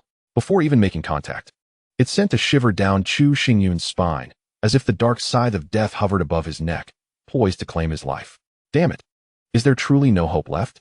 As he gazed at the approaching icy finger, an overwhelming sense of helplessness surged from the depths of Chu Xingyun's heart. Had it been in a previous life, a formidable being like Lin Bingley, a master of the celestial realm, would have been effortlessly extinguished by Chu Xingyun, who would have deemed her no more than an insignificant insect. However, at this moment, Chu Xingyun was no longer the exalted emperor of war, but rather appeared as an insect in Lin Bingley's eyes, easily suppressible and utterly devoid of any power to resist, left only to await the inevitable arrival of death. It is over. The light in Chu Xingyun's eyes dimmed as a resplendent ice flower blossomed upon his icy fingers, expanding until it completely enveloped his gaze. With a thunderous roar, a torrent of frigid air swept across his face, causing his tightly shut eyes to snap open in disbelief. I am not dead? As he looked ahead, he was astonished to see Shui Liuxiang standing before him, her delicate form upright, bravely intercepting Lin Bingley's lethal strike. Lin Bingley, clearly unprepared for this turn of events, widened her eyes in shock, only to witness an overwhelming chill erupt from Shui Liuxiang's body, sending her hurtling away. Once this was done, the frigid energy dissipated, and Shui Liuxiang staggered, blood spilling from her lips as she collapsed. Observing this, Chu Xingyun rushed to embrace her, his gaze sweeping over her exquisite features now stained crimson with blood, her breath emanating an icy chill akin to a winter's gale. Liuxiang, why are you so foolish? Do you not realize that your actions will provoke the 9 cold absolute veins, endangering your internal organs? Chu Xingyun's eyes reddened, his hands turning purple from the biting cold. Oblivious to his own state, it turned out that Shui Liuxiang had forcibly summoned the chilling energy of the 9 cold absolute veins, gaining temporary strength to shield him from the lethal strike, and even pushing Lin Bingley back. Yet, this came at the cost of unleashing the cold energy within her body, which now ravaged her internal organs without restraint, leading her to a point of no return. With great effort, Shui Liuxiang opened her eyes. extending her hand to gently caress Chu Xingyun's face, softly proclaiming, "Brother Yun, you are my husband, the only one who has ever treated me with kindness in this world. Even if it meant provoking the 9 cold absolute veins or facing immediate death, I would never wish to see you harmed." Hearing her words, Chu Xingyun's eyes became hollow, his hands trembling uncontrollably. This scene struck him with a sense of déjà vu. In a past life, when they faced an endless tide of beasts, Shui Liuxiang had bravely stood before him, sacrificing her life to shield him from a fatal claw, preserving his existence. In this life, she once again placed herself in harm's way to save him, even prematurely unleashing the 9 cold absolute veins, subjecting herself to the torment of the cold. This selfless act pierced Chu Xingyun's heart with profound anguish, a pain that twisted within him. In both lives, he had been unable to protect Shui Liuxiang, the woman he cherished dearly. Not far away, Lin Bingley swayed as she stood up. Her gaze shifted in this direction, her tone icy as she remarked, "Shui Liuxiang, you would go so far as to unleash the chilling energy of the 9 cold absolute veins to save this boy's life. Do you truly believe that such a mere fraction of coldness can deter me?" With a flicker of intent, the colossal frost ancient gate became strikingly clear, descending and unleashing waves of frigid radiance, transforming the already cold space into a realm of frost, where even the surrounding celestial energies crystallized into ice, cascading down like snowflakes. Seeing Lin Bingley prepare to act, Shui Liuxiang took a deep breath, seemingly arriving at a final decision. "Your ultimate aim is merely to have me join the 9 cold palace, to gain complete control over the 9 cold absolute veins within me. Very well. I accept your terms. If you agree to spare Brother Yun and the others, I am willing to accompany you to the 9 cold palace and abide by your commands." Upon hearing this, Lin Bingley felt a surge of joy within her heart. If she could secure Shui Liuxiang's full cooperation, then the 9 cold palace would essentially have already seized control of the 9 cold absolute veins, precisely what she desired. As for the life of Chu Xingyun, she had intended to take it, but could also choose to relinquish it. As she had stated, Chu Xingyun was merely an insignificant insect, a trivial life unworthy of jeopardizing the grand ambitions of the 9 cold palace. Shui Liuxiang's Achilles' heel was Chu Xingyun. For his sake, she would even forsake her life. If only I had discerned this sooner, I could have subdued her with force from the outset and spared myself this protracted ordeal, Lin Bingley murmured quietly, casting a glance at Chu Xingyun, her lips curling into a mocking smile. "Chu Xingyun, you vowed to protect Shui Liuxiang, to never let her leave you. Yet now, she must depart to save you. How delightful it is to witness your hypocrisy." Silence. Chu Xingyun's eyes brimmed with fury, a cold glint in his gaze. "Rest assured, from this day forth, we shall never meet again. You may continue to live your life as the insect you are. I will not, nor do I wish to, intrude upon your existence." Lin Bingley relished the hatred radiating from Chu Xingyun, finding a perverse pleasure in his torment. In fact, she felt it might be better not to kill him. To extinguish his life would only inflict a fleeting moment of pain, whereas sparing him would ensure he endured the agony of powerlessness and the anguish of separation day after day. The mere thought of this invigorated Lin Bingley, a thrill surpassing even her ascension to the heavenly spirit realm, as she released all her pent-up anger and hatred. Glancing up at the sky, Lin Bingley had savored enough of Chu Xingyun's gaze and stated resolutely, "Time is of the essence, Shui Liuxiang. It is time for us to depart." The 9 cold palace lay in the farthest reaches of the North Desolation domain, a considerable distance from the Luoyuan dynasty, necessitating a lengthy return journey. Furthermore, with Shui Liuxiang's earlier unleashing of the 9 cold absolute veins energy, the imminent danger to her life was palpable. Thus, Lin Bingley resolved to hasten their return to the 9 cold palace to avert any unforeseen complications. "Brother Yun, I must take my leave." Although her heart ached with reluctance, Shui Liuxiang was compelled to utter these words that she dreaded. Chu Xingyun looked up as if electrified, his teeth clenched tightly. Feeling the reluctance in Chu Xingyun's gaze, Shui Liuxiang could no longer contain the tears that surged forth. How she wished to remain by his side, even if she could never master the 9 cold absolute veins, even if it were for a fleeting 6 months. Yet, deep within her heart, she understood that her presence would only bring endless peril to Chu Xingyun. Rather than subject him to such fate, she preferred to depart. Even if they were never to meet again, she wished for his well-being above all else. "Rise," Lin Bingley commanded, a blue glow enveloping her and Shui Liuxiang, gently lifting them into the air. Chu Xingyun gazed at the receding figures, gritting his teeth. And with every ounce of strength, he shouted, "Liuxiang, wait for me. In a year at the earliest, 3 at the latest. I will come to the 9 cold palace to find you. When that time comes, I shall trample the nine cold palace underfoot and make them pay a bloody price for their actions today. His words rang with resolute clarity. Even the young martial artists sealed in frost could hear him distinctly, igniting a fervor within their hearts. In youth, there is passion. Faced with the formidable nine cold palace, Chu Xingyun dared to utter such bold declarations. This ambition alone was enough to leave all in awe. You intend to trample the nine cold palace beneath your feet? Lin Bingley looked down upon Chu Xingyun with a gaze that held no anger, but rather a captivating smile. Yet, to the onlookers, this smile appeared grotesque, akin to the malevolent spirits dwelling in a dark abyss. 3 years is neither long nor short. Given your current talents and with diligent effort, you may have a chance to enter the Earth spirit realm, which would grant you considerable strength. However, let me assure you, within the nine cold palace, the Earth spirit realm is abundant. Among my disciples alone, there are no fewer than 10. Your claims are utterly preposterous. Lin Bingley did not hide her scorn. In a mere 3 years, Chu Xingyun believed he could penetrate the nine cold palace and have it bow at his feet. What a jest! The nine cold palace has endured for a millennium, teeming with powerful individuals. Even an ordinary disciple could easily vanquish Chu Xingyun 1,000 times over without breaking a sweat. In Lin Bingley's eyes, it seemed that Chu Xingyun had lost his sanity, unable to bear the anguish of parting, rendering him a complete madman. How else could he utter such words? Very well, I shall await that day. Shui Liuxiang momentarily froze, then wiped the tears from the corners of her eyes and nodded earnestly. She knew Chu Xingyun well, since he had spoken those words. He would undoubtedly strive to fulfill them. What a foolish pair! Lin Bingley disdained the love between Chu Xingyun and Shui Liuxiang, accelerating her pace to leave the place swiftly. Chu Xingyun gasped for breath, his eyes devoid of tears, replaced instead by unwavering determination. Watching Shui Liuxiang's figure gradually fade away, he hoarsely declared, Liuxiang, you must wait for me. I will come to find you. His voice echoed through the mountains and forests, startling the birds into flight. Shui Liuxiang did not respond further, fearing that if she spoke, the tears would flow uncontrollably. She aims to imprint her most beautiful and resplendent self deeply in Chu Xingyun's mind, vowing to await his arrival in silence, regardless of whether it takes 3 years, 30 years, or an eternity. The harsh sounds slicing through the air gradually faded into obscurity, until they vanished completely. The pervasive chill that enveloped the entire space began to dissipate slowly with Lin Bingley's departure.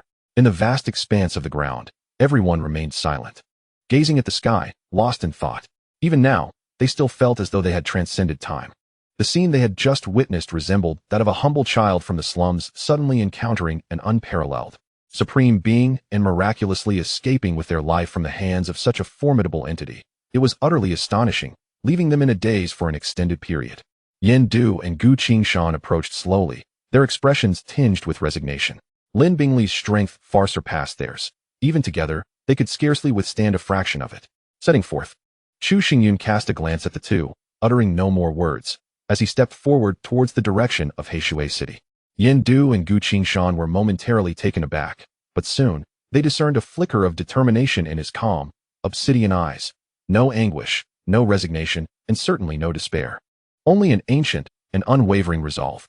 They exchanged glances, each perceiving the astonishment reflected in the other's eyes. Swiftly, they shook off their despondency, cleared their throats, and proclaimed to the crowd, we shall depart immediately, and it is imperative that we reach Heishui City before dusk. Chapter 68. The Thunder Eagle Emperor. The Luoyuan dynasty comprises 64 cities, divided into 5 major provinces. The Northwest Province, where Shifeng City is located, has 14 cities, with Heishui City serving as the central city. This is why the 5 major martial houses chose Heishui City as the site for their selection. As the sun set behind the mountains, darkness gradually enveloped Heishui City. In a tranquil courtyard, Chu Xingyun stood quietly, gazing intently at the Baiyang pill in his hand for an extended period. When he finally lifted his gaze, his dark eyes shone with resolute determination. As long as I, Chu Xingyun, exist, the Nine Cold Palace shall never know peace. I care not if you are a millennia-old sect or a hidden behemoth. On the day my strength is sufficient, I shall obliterate the millennia of traditions of the Nine Cold Palace. Looking at the luminous full moon, Chu Xingyun vowed with fierce intensity. The hatred he bore for the Nine Cold Palace was so profound that even the waters of the 4 seas could not cleanse it. He must avenge today's grievances. Yet, as the words left his lips, scenes from the daylight involuntarily surfaced in his mind.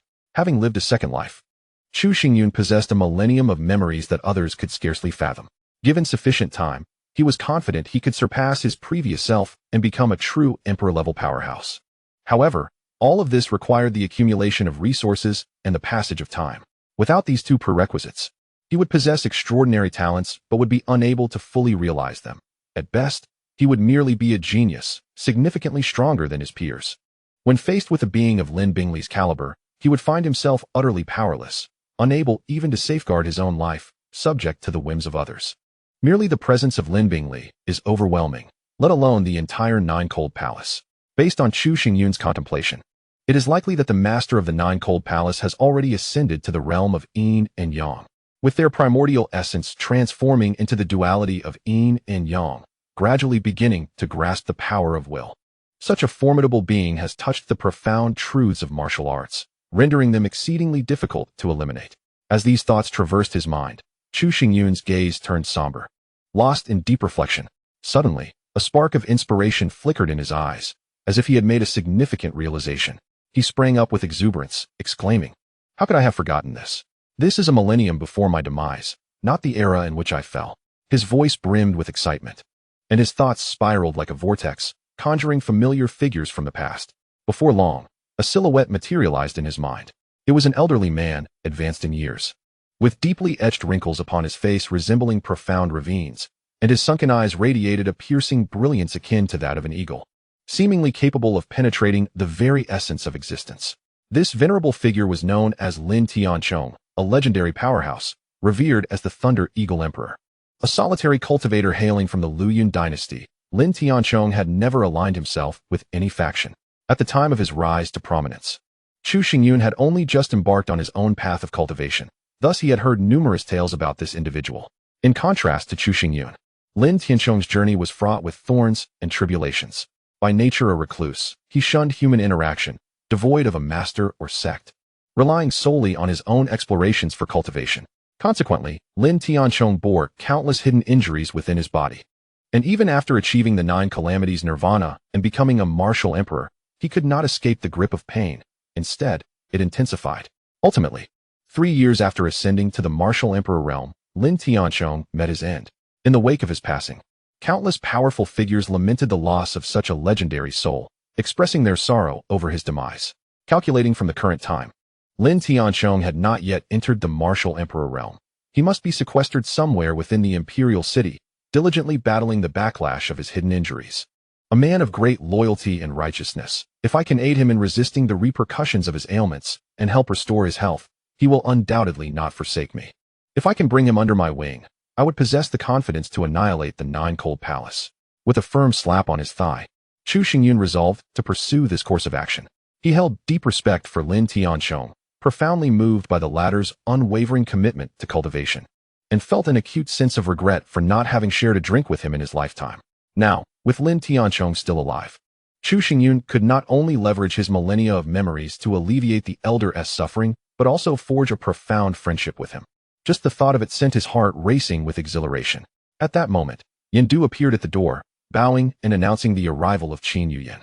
Chu Xingyun promptly refocused his thoughts, turning to see Qin Yuyan approaching gracefully, clad in a striking red dress, her beauty as captivating and enchanting as ever. I suspected that, given your cautious nature, you would arrive at Blackwater City ahead of time. Qin Yuyan smiled faintly, her gaze sweeping the surroundings, and inquired, "Where is Shui Liuxiang? Why didn't you bring her along?" The incident involving Shui Liuxiang being taken away by Lin Bingli had been entirely sealed off under Gu Qingshan's arrangements. Leaving Qin Yuyan unaware of the truth, her question stemmed merely from curiosity. "You arrived late at night. It cannot be merely to inquire about this, can it?" Chu Xingyun's heart quivered slightly, yet he maintained a facade of calm, concealing his emotions expertly, making it impossible for others to discern his thoughts. Qin Yuyan did not dwell long on this topic, casually finding a place to sit and smiling lightly. "I shall not waste words. I have come to you today in the capacity of a mediator to introduce you to my master, allowing you both to meet in advance and become acquainted." "Your master?" Chu Xingyun furrowed his brow slightly. "Indeed, my master is named Yang Yan, a master alchemist of the Luoyuan dynasty, ranked among the 5th-tier alchemists. Coincidentally, he is also an honorary elder of the Lingxiao Martial Academy, representing the academy in this martial selection. If you can gain his approval, perhaps you will have the opportunity to join the Lingxiao Martial Academy," Qin Yuyan said with a hint of pride. Yang Yan's name is well known throughout the Luoyang dynasty, a veritable titan of alchemy.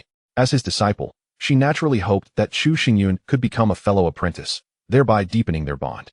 However, Chu Xingyun did not exhibit the surprise Qin Yuyan anticipated. Instead, he appeared somewhat indifferent and remarked, "If I fail to gain Yang Yan's approval, I will not be able to join the Lingxiao Martial Academy?"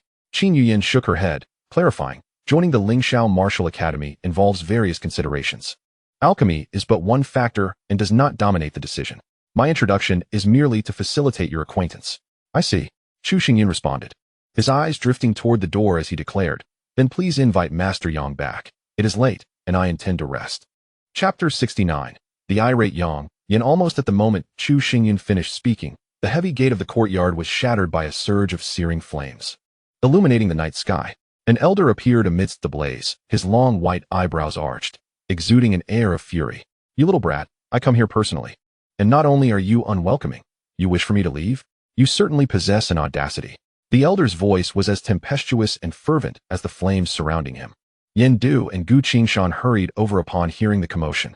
Upon witnessing the flames in the courtyard, their eyes widened, and upon seeing the source of the fire, they were left utterly stunned, immediately bowing in respect. "Greetings, Master Yang," Gu Qingshan said reverently, nearly pressing his forehead to the ground. The irate elder before them was none other than Yang Yan, the foremost alchemist of the Luoyang dynasty and Qin Yuyan's master. Not only did he possess profound alchemical skills, but his own cultivation was also exceptionally formidable, having long since entered the Earth spirit realm, holding a status equivalent to that of the Academy's president. Aside from his astonishing prowess and esteemed position, Yang Yan is also renowned for his eccentric temperament. A mere disagreement can send him into a furious rage, impervious to any attempts at restraint. Consequently, few dare to approach him over time. Yang Yan strode purposefully towards Chu Xingyun, his brows furrowed and fury palpable, evidently incensed by Chu Xingyun's earlier remarks. "Please, temper your anger, master." Chu Xingyun was merely jesting. Someone of your caliber as a master alchemist would never be outrightly rejected at the door. Qin Yuyan hastily interjected, attempting to placate Yang Yan. "Is that so?" Yang Yan's ire somewhat subsided. With Qin Yuyan offering him an avenue for retreat, he was not inclined to refuse. She cast a glance at Chu Xingyun, urging him to utter some words of appeasement. However, to her surprise, Chu Xingyun merely shrugged and replied, "I was not joking. The night is late, and I indeed must rest.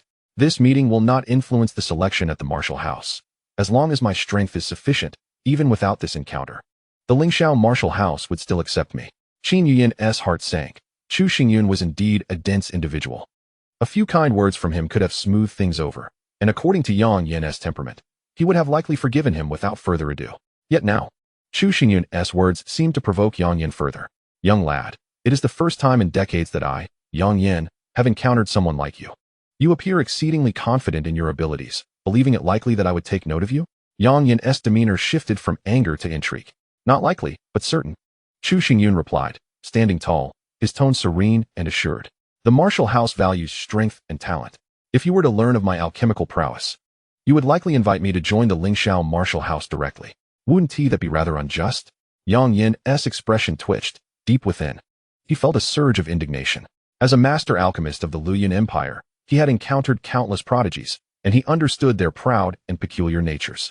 However, the confidence exuded by Chu Xingyun was formidable, bordering on arrogance in Yang Yan's eyes. Chu Xingyun's statement implied that through his alchemical talent, he could effortlessly join the Lingxiao martial house, and even without it, his strength and potential would suffice for acceptance. Such audacity was beyond Yang Yan's imagination. For a fleeting moment, he questioned whether the Lingxiao martial house still held its status as the foremost martial institution of the Luoyang Empire, feeling an unsettling sense of inadequacy. "Could you not refrain from speaking so much?" Qin Yuyan shot a disapproving glance at Chu Xingyun and turned to smooth over the situation, only to hear Yang Yan intone gravely, "You are Chu Xingyun, yes?"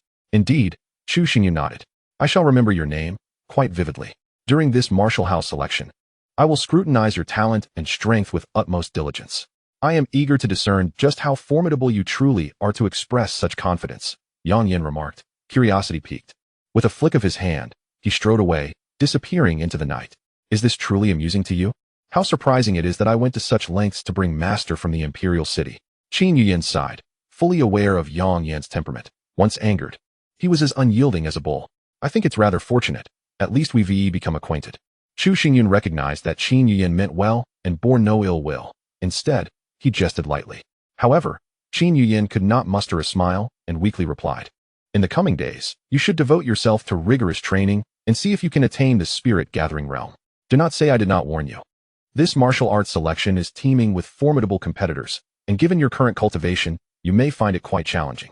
I truly cannot fathom why you insist on adhering to some notion of fairness. Alchemy is a form of talent. If you were to flatter a bit more, perhaps today you could have been accepted as a disciple by Master, directly entering the Lingxiao martial house." Qin Yuyan could not help but voice her thoughts. Chu Xingyun merely smiled, offering no reply. For him, this selection was not only a pathway into the imperial city, but also represented his year-long promise with Shui Qianhua. Naturally, he would not forsake this commitment for the sake of convenience. This is the essence of Chu Xingyun's character. By the way, Chu Xingyun called out to Qin Yuyan, inquiring, "Since you are Yang Yan's disciple, you must hail from the imperial city. Your surname is Qin. What is your relation to Qin Tianyu? Why do you ask this?" Qin Yuyan raised her delicate brows, sensing something peculiar. Qin Tianyu is the head of the Qin family in the imperial city, and the Qin family is a titan in the trade of the Luoyuan dynasty, possessing astonishing wealth. Is that not strange? Chu Xingyun countered. Qin Yuyan scrutinized Chu Xingyun for a moment before responding. "He is my father." "Father?" Chu Xingyun was taken aback. Although he had sensed that Qin Yuyan's background was extraordinary, he had not anticipated that she was the cherished daughter of the Qin family. After a brief contemplation, Chu Xingyun approached Qin Yuyan and lowered his voice. "Recently, the imperial city has been in turmoil, and the Qin family may become embroiled in some disturbances. It would be prudent for you to investigate your uncle, Qin Tianfeng." Qin Yuyan's delicate frame trembled slightly as she looked at Chu Xingyun with astonishment. Chu Xingyun added, "Believe it or not, I am merely offering a casual reminder. In light of your previous assistance." With that, he departed the courtyard and entered his chamber, leaving Qin Yuyan in a state of shock, her expression pensive as she contemplated Chu Xingyun's words. Chapter 70. An unparalleled beauty. I truly did not expect that Qin Yuyan would be the daughter of Qin Tianyu. As Chu Xingyun entered the reincarnation stone, he still found it hard to believe. He was not unfamiliar with Qin Tianyu. In fact, from a certain perspective, Qin Tianyu could even be considered a benefactor. After Chu Xingyun left West Wind City, he wandered with Shui Lu Xiang in the Luoyuan dynasty, living a life of hardship. One day, upon entering the imperial city, they were violently expelled by the imperial guards, sustaining serious injuries. At that moment, coincidentally, a Qin family caravan passed by. Seeing their plight, Qin Tianyu generously intervened, rescuing them and providing some silver to ensure their safe passage. In the eyes of Qin Tianyu, this matter might have seemed trivial. Yet for Chu Xingyun, it was etched in his heart, and he vowed to repay Qin Tianyu and the Qin family 100-fold in the future. However, fate is often unpredictable. Not long after this incident, a tempest swept through the imperial city, and the Qin family, a colossal entity in the business realm, fell victim to a heinous assassination. Many members of the Qin family, including Qin Tianyu, vanished that very night. 3 days later, their lifeless bodies were discovered in the wilderness. Each met with a gruesome fate, their remains scattered. Following Qin Tianyu's demise, his younger brother Qin Tianfeng ascended to the position of the head of the Qin family, marking the beginning of the family's decline into tyranny and brutality, earning them the contempt of all. The Qin family was a titan within the Luoyuan Empire, their power formidable, making it nearly impossible for them to be eradicated overnight. Moreover, amidst the massacre of so many Qin family members that night, only Qin Tianfeng survived, casting a shadow of suspicion over him. Chu Xingyun had privately investigated this matter in the past and harbored doubts about Qin Tianfeng. Unfortunately, time had eroded all traces, and the incident gradually faded into the annals of history. Now, as events unfold, the imperial city is poised to be embroiled in turmoil, and the Qin family is likely to be implicated. Not wishing to witness another night of horror befall the Qin family, he took it upon himself to caution Qin Yuyan, hoping to instill a sense of vigilance within her. As for the mastermind behind that tragic event, whether it was indeed Qin Tianfeng, Chu Xingyun intended to delve into it upon his arrival in the imperial city, seeking to repay the kindness Qin Tianyu had shown him in the past. With these thoughts swirling in his mind, Chu Xingyun soon gathered his focus and entered a state of cultivation, refusing to squander even a moment that could enhance his strength. On this day, the stars in the sky gradually faded, giving way to the first light of dawn on the eastern horizon. Chu Xingyun opened his eyes, feeling a profound sense of ease. He rose, adjusted his attire, and strode forth from the courtyard. Today marked the commencement of the martial selection at the martial house and the fulfillment of a year-long promise made to Shui Qianyue. A promise that would finally reach its conclusion. As the sun ascended, its scorching rays bathed the ancient city of Heishui in golden light. The city was adorned with pavilions and grand structures, which, under the sun's embrace, appeared majestic and imposing. Long, cobbled streets extended toward a central location, where a colossal martial arena stood, flanked by an impressive grandstand. At this moment, multitudes had gathered in the stands. A mix of local inhabitants of Heishui and numerous powerful families from other cities, all drawn together to witness the fervor of the martial selection at the martial house. Suddenly, a flurry of figures appeared in the distance, capturing the crowd's attention. As they drew nearer, it became evident that these figures were clad in formal robes, intricately embroidered, emanating a vibrant vitality.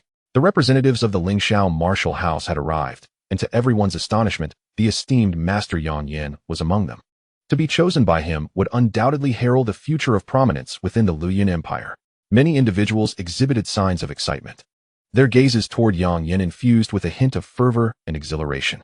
The Yunming martial house also made an appearance, represented by Gu Qingsong, indicating their high hopes for the upcoming martial selection. The Jialan martial house, Songfeng martial house, and Ziyang martial house, the 5 major martial houses, had finally gathered. Gasps of astonishment echoed through the crowd, clearly indicating that this was their first time witnessing the convergence of these 5 esteemed houses, as well as an unprecedented assembly of formidable talents. The 5 martial houses took their places at the front of the viewing platform, initially surveying the crowd before gradually settling down. Among the representatives from Yunming martial house stood a middle-aged man dressed in green, his eyes shaped like triangles and his gaunt face reminiscent of a fox. This man, Gu Qingsong, served as the elder responsible for the transmission of teachings at Yunming martial house and was also the host of this martial selection. Addressing the gathering with a calm demeanor, he proclaimed, "Today, anyone under the age of 20 with a cultivation level exceeding the 8th layer of body refinement is eligible to participate in this selection. Those who meet these criteria, please ascend the stage promptly." No sooner had his words resonated than numerous individuals surged forward, though many others sighed in resignation. Indeed, the criteria of being under 20 and at the 8th layer of body refinement had significantly raised the bar for this martial selection. "Isn't that Lin Chuan?" murmured someone in the crowd. He was the most gifted talent from Longjing City, reportedly possessing a cultivation level of the 2nd layer of spirit gathering and wielding a 3rd-rank blue tiger martial spirit. A remarkable figure indeed. Yi Xuanfeng, nearing 18, had only recently entered the spirit gathering realm, yet he had mastered a mid-tier spiritual sword technique, capable of striking with an ethereal finesse, thus presenting a substantial chance of being selected by the martial house. Then there was Su Qingru, the foremost genius of Heishui City, only 17 years old, at the 2nd layer of spirit gathering, with a 3rd-rank wind butterfly martial spirit. Given her exceptional talent, she was almost guaranteed a spot. The crowd directed their attention toward these long-celebrated prodigies, their murmurs rising in a crescendo, infusing the atmosphere with a palpable intensity. At that moment, Shui Qianyue rose from her seat on the platform. Instantly, silence enveloped the crowd, as all eyes were drawn to her. The foremost talent and beauty of Shifeng City, at the 3rd layer of spirit gathering, and possessing a 4th-rank Xian water spirit, fox martial spirit. This enchanting maiden bore an abundance of accolades that commanded admiration from all. Shui Qianyue reveled in the attention, her graceful steps captivating the audience, her flowing black hair dancing in the breeze, and her beauty so exquisite that even the slightest smile could set hearts aflutter. A paragon of beauty and an extraordinary genius. Many could not help but exclaim in heartfelt admiration, for her unparalleled beauty and exceptional talent suggested that the title of champion might very well fall to her. Standing atop the arena under the gaze of the crowd, Shui Qianyue appeared at ease, as if all eyes and the brilliance of the sun were concentrated upon her. Radiating an overwhelming splendor, "Chu Xingyun," she called out, "when you proclaimed a year's promise, stating that you would reveal who the toad beneath the stinking ditch truly was during the martial selection, I have now ascended the stage. Why do you remain hidden below? Are you afraid?" Shui Qianyue inhaled deeply. Her words, imbued with profound spiritual power, resonated clearly in the ears of everyone present, leaving the crowd momentarily stunned. Chapter 71. A bloodied retort, a year's promise? Many began to murmur, fully aware of the terrifying talent possessed by Shui Qianyue. Who was this Chu Xingyun? So audacious as to make such a pact with her? Foolishness. The youths from West Wind City were no strangers to this event. They cast their gazes towards Chu Xingyun's position, parting ways and regarding him with a mocking glint in their eyes. Instantly, the once boisterous square fell into a profound silence. All eyes turned towards Chu Xingyun, filled with astonishment, curiosity, and even ridicule, their hearts swirling with complex emotions. To dare propose a year-s agreement with Shui Qianhua, Chu Xingyun truly underestimated the gravity of his actions. Upon hearing Shui Qianhua's declaration, Yang Yin immediately recalled their meeting from the previous night, narrowing his eyes into a slit. Chu Xingyun was inherently reckless, yet his talent was undeniable. Qin Yuyan sensed Yang Yin's lingering anger and quickly spoke up, but noticed his expression remained unchanged, causing her heart to flutter with concern. She hoped Chu Xingyun would perform well, otherwise, Yang Yin would certainly not accept him. On the martial arts platform, Shui Qianhua looked down at Chu Xingyun, a hint of mockery flickering in her beautiful eyes as she laughed. To this day, you have yet to step into the spirit-gathering realm. Chu Xingyun, you are truly disappointing. Chu Xingyun met her gaze in silence, a cold smile gracing his lips. Observing his lack of response, Shui Qianhua grew even more arrogant, proclaiming loudly, Chu Xingyun, during this year, you have schemed and allied with numerous families, intending to inflict grave harm upon the Shui family, all to disrupt my focus and hinder my cultivation. You underestimate me greatly. Today, on this martial arts platform, I shall make you acutely aware of your own frailty. You certainly hold yourself in high regard. Chu Xingyun shook his head in resignation. Throughout the past year, all his actions were aimed at revitalizing the Chu family, allowing it to flourish. Yet, Shui Qianhua seemed to believe that all he did was for her. For that year's agreement, regarding such an egotistical individual, Chu Xingyun had no desire to engage further. Any words exchanged would be futile. It seems you are the one who overestimates yourself. Shui Qianhua, irritated by Chu Xingyun's demeanor, felt disregarded and sneered. Initially, you leveraged the marriage contracts of two families as bargaining chips, brazenly boasting at the Shui family, and then deliberately declared that you would not marry me, but rather that wretched water Liu Xian. Ultimately, you made a year's promise to humiliate me. Your absurd actions merely reflect your inflated sense of self-worth, striving for a mere sense of vindication. Now, you are merely at the 9th level of body refinement, yet to enter the spirit-gathering realm, and thus, you are no match for me. Whether you appear on this martial arts platform or not makes no difference. You will inevitably face defeat. With these words, Shui Qianhua felt a rush of exhilaration, releasing all the pent-up frustration she had endured during this period. Upon hearing Shui Qianhua's scornful remarks, the surrounding crowd cast disdainful glances at Chu Xingyun. It appeared that a multitude of events had transpired between Shui Qianhua and this individual, with a cacophony of mockery echoing in the air. Silence. At this moment, Gu Qingsong uttered a command, instantly silencing the crowd. He fixed his gaze on Chu Xingyun, his triangular eyes glinting with a coldness that exuded an ominous chill. Chu Xingyun, if you wish to participate in the Martial Academy selection, ascend the stage promptly. If you lack the courage to compete, then leave at once and cease disturbing the order here. Chu Xingyun's expression immediately grew somber. He could sense a subtle yet palpable chill in Gu Qingsong's gaze, indicating that the Yunming Martial Academy and Shui Qianhua had evidently conspired together, colluding in their intentions. Since I have only spoken a single sentence thus far, how can you claim I am disrupting the order? Gu Qingsong, as the host of this Martial Academy selection, you ought to be impartial and fair. To unjustly accuse me on account of Shui Qianhua is unacceptable. Should she take issue with anyone else in the future, will you then expel them as well? Be quiet. Gu Qingsong bellowed in anger. How dare you slander me? The onlookers were acutely aware of who was truly casting aspersions. What I, Chu Xingyun, seek is merely fairness, nothing more. Standing tall, he met Gu Qingsong's gaze without a hint of fear. This audacity to confront Gu Qingsong was intriguing. He possessed admirable integrity, though regrettably, his cultivation was somewhat lacking. With Gu Qingsong presiding over the selection, it was likely that this fellow would encounter some trouble. Even if Gu Qingsong refrained from intervening, Shui Qianhua would not let him off easily. A few representatives from the Martial Academy whispered among themselves, seemingly impressed by Chu Xingyun's words and actions, yet their admiration was fleeting. The Martial Academy selection was intended to identify genuine talents. Mere bravado without skill was but the mark of a fool, and none were inclined to accept such candidates. Teacher, Gu Qingsong is cunning. You must keep a vigilant watch to prevent any underhanded tactics. Qin Yuyan cautioned Yang Yin, having anticipated this scenario. True genius, when faced with any schemes, could navigate through them effortlessly. If Chu Xingyun could not even overcome this minor adversity, why would the Lingxiao Martial Academy consider him? Yang Yin smiled broadly. finding a sense of delight in Chu Xingyun's predicament. In truth, several days prior, he had heard from Qin Yuyan about Chu Xingyun's exploits and had contemplated taking him as a disciple. However, after their interactions, he deemed Chu Xingyun too brash and felt the need to temper his arrogance. Now, with Chu Xingyun facing opposition, enduring some hardships would likely temper his demeanor. When the time came for Yang Yin to intervene again, Chu Xingyun would undoubtedly show deference, which was the essence of mastering others. Elder Gu, the time is drawing near. Let us prepare to commence, Qin Yuyan interjected, fearing a complete fallout between Chu Xingyun and Gu Qingsong, thereby drawing everyone's attention.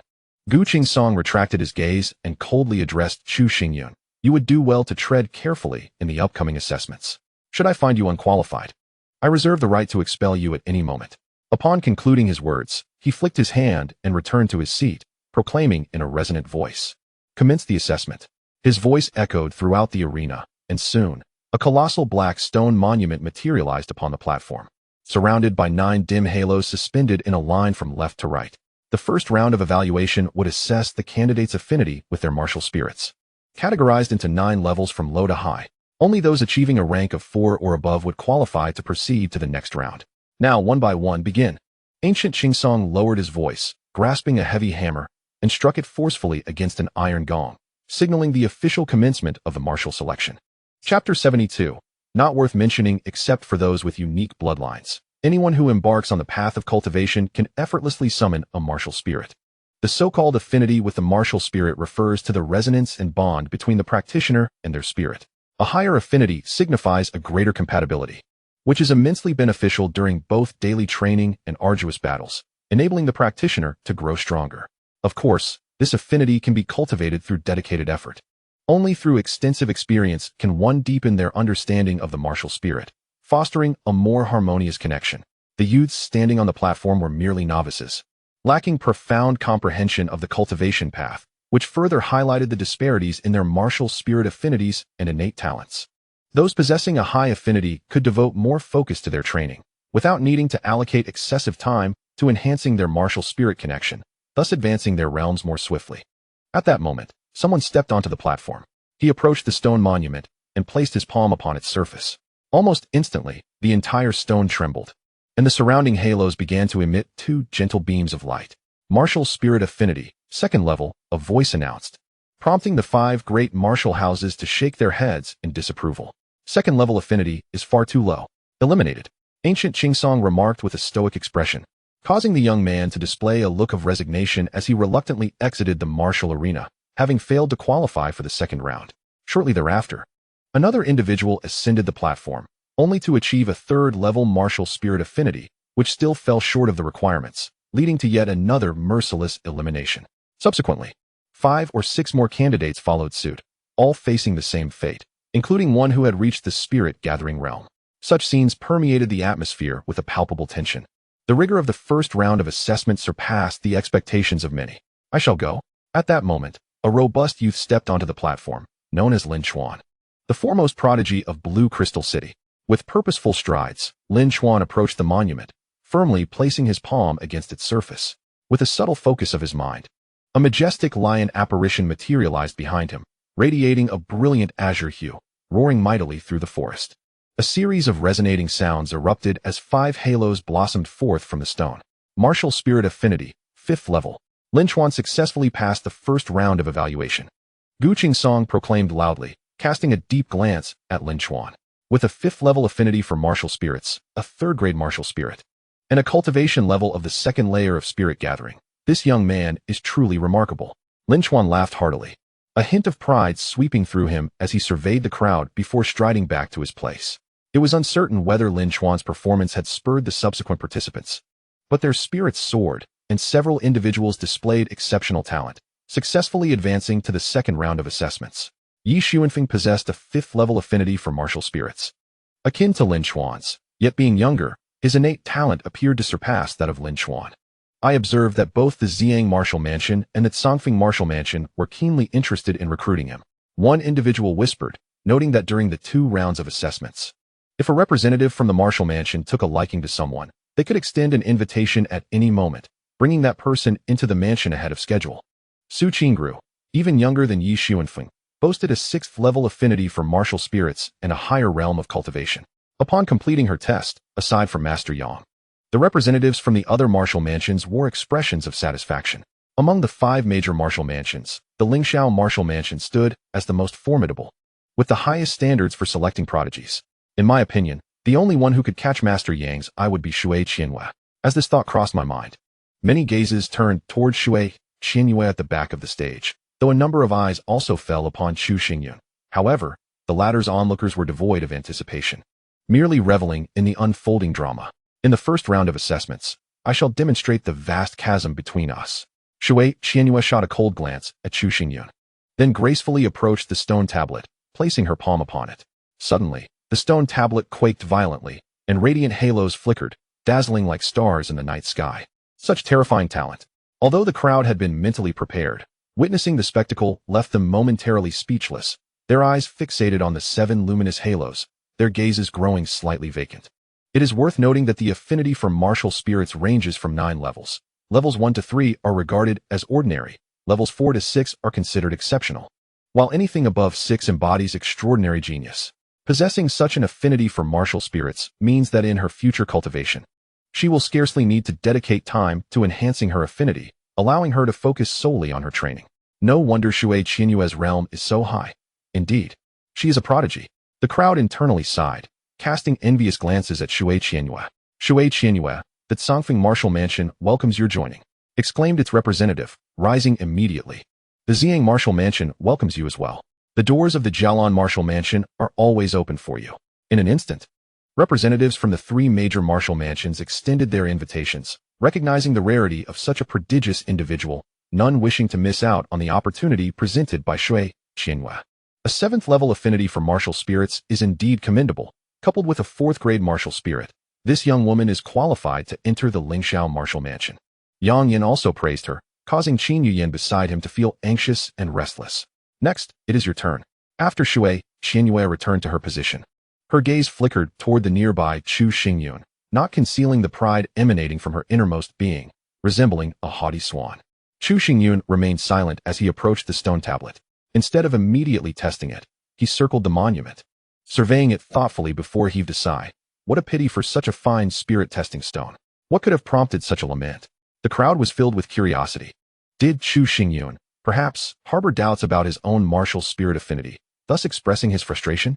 As the onlookers gazed on, Chu Xingyun finally placed his hand upon the stone tablet. In an instant, the monument trembled violently, and a series of radiant halos illuminated the surroundings, 7 in total, blinding like the sun in the sky. A 7th-level talent, rivaling Shui Qianyue. The crowd's pupils constricted, astonished that Chu Xingyun's talent could stand alongside that of Shui Qianyue, truly formidable. Chu Xingyun turned to the astonished Shui Qianyue and grinned broadly. A 7th-level martial spirit affinity is hardly impressive. With that, a glimmer of brilliance sparked in his eyes, causing the black stone tablet to quiver even more violently, igniting the remaining 2 dim halos, their dazzling light enveloping the entire martial arts arena and leaving everyone in a state of shock. All 9 halos shone brightly. How could this be? Just as the crowd gasped in astonishment, a crisp cracking sound echoed through the air, and in the next moment, the heavy black stone tablet was marred with a multitude of fissures, from which intense light began to emanate.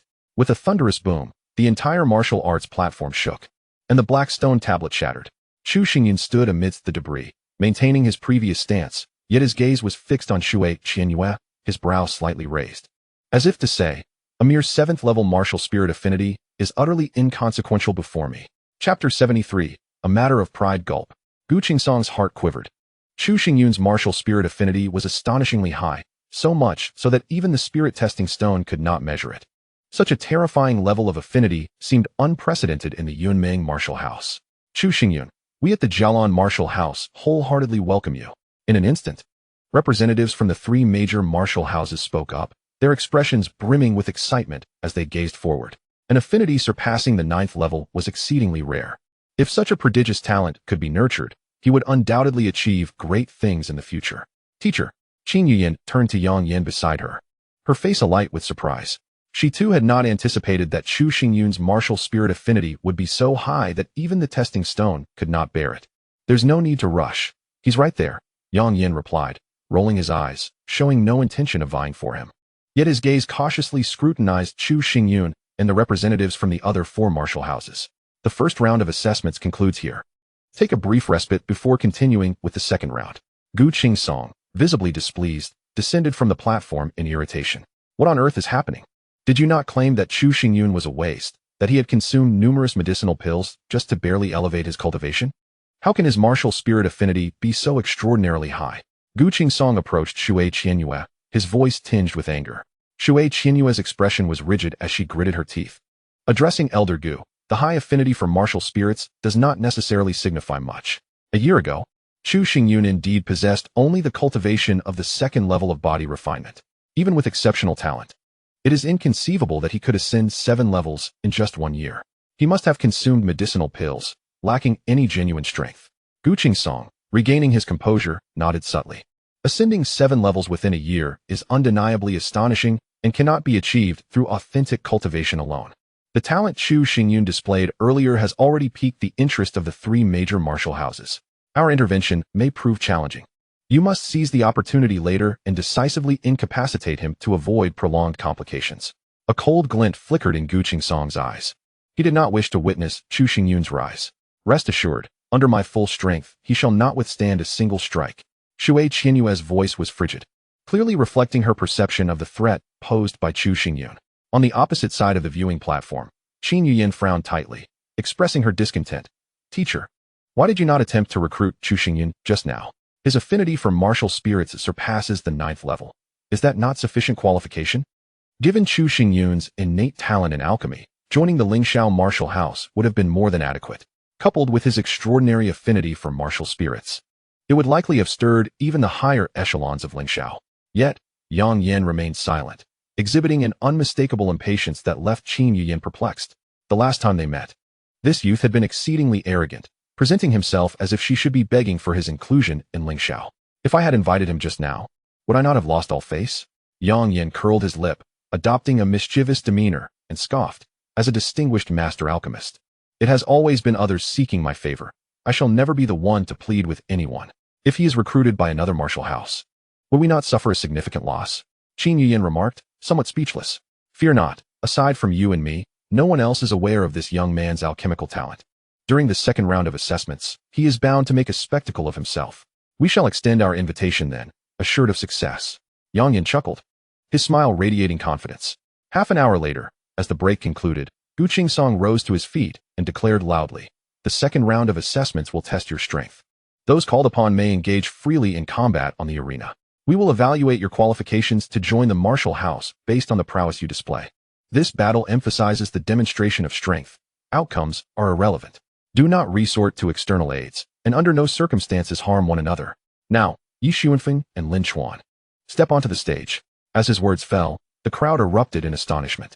The first bout, a decisive clash between 2 prodigies, promised to be exhilarating. Before long, Yi Xuanfeng and Lin Chuan ascended the arena, locking gazes as they emanated powerful auras simultaneously. One stood poised with a sword, while the other exuded a domineering presence akin to a tiger, igniting a fervent atmosphere.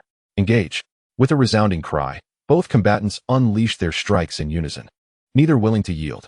As they collided at the center of the arena, flashes of sword light and waves of blue radiance enveloped the spectators, who cheered in exhilaration. Ultimately, these 2 individuals respectively joined the Xiang martial house and the Jialan martial house, earning the envious gazes of many. To be accepted into one of the 5 great martial houses is the aspiration of all. The next battle features Su Qingru against Shirlei. The second match commenced immediately. The youth named Shirlei, hailing from Heishui City, possessed commendable cultivation, standing at the first level of the gathering spirit realm.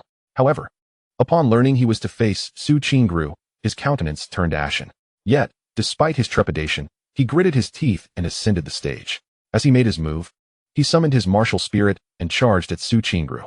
Shirlei was acutely aware of his limitations, knowing he could not surpass Su Qingru, but in this arena battle, victory or defeat was not the primary concern. Merely showcasing one's prowess could lead to selection by one of the 5 great martial houses.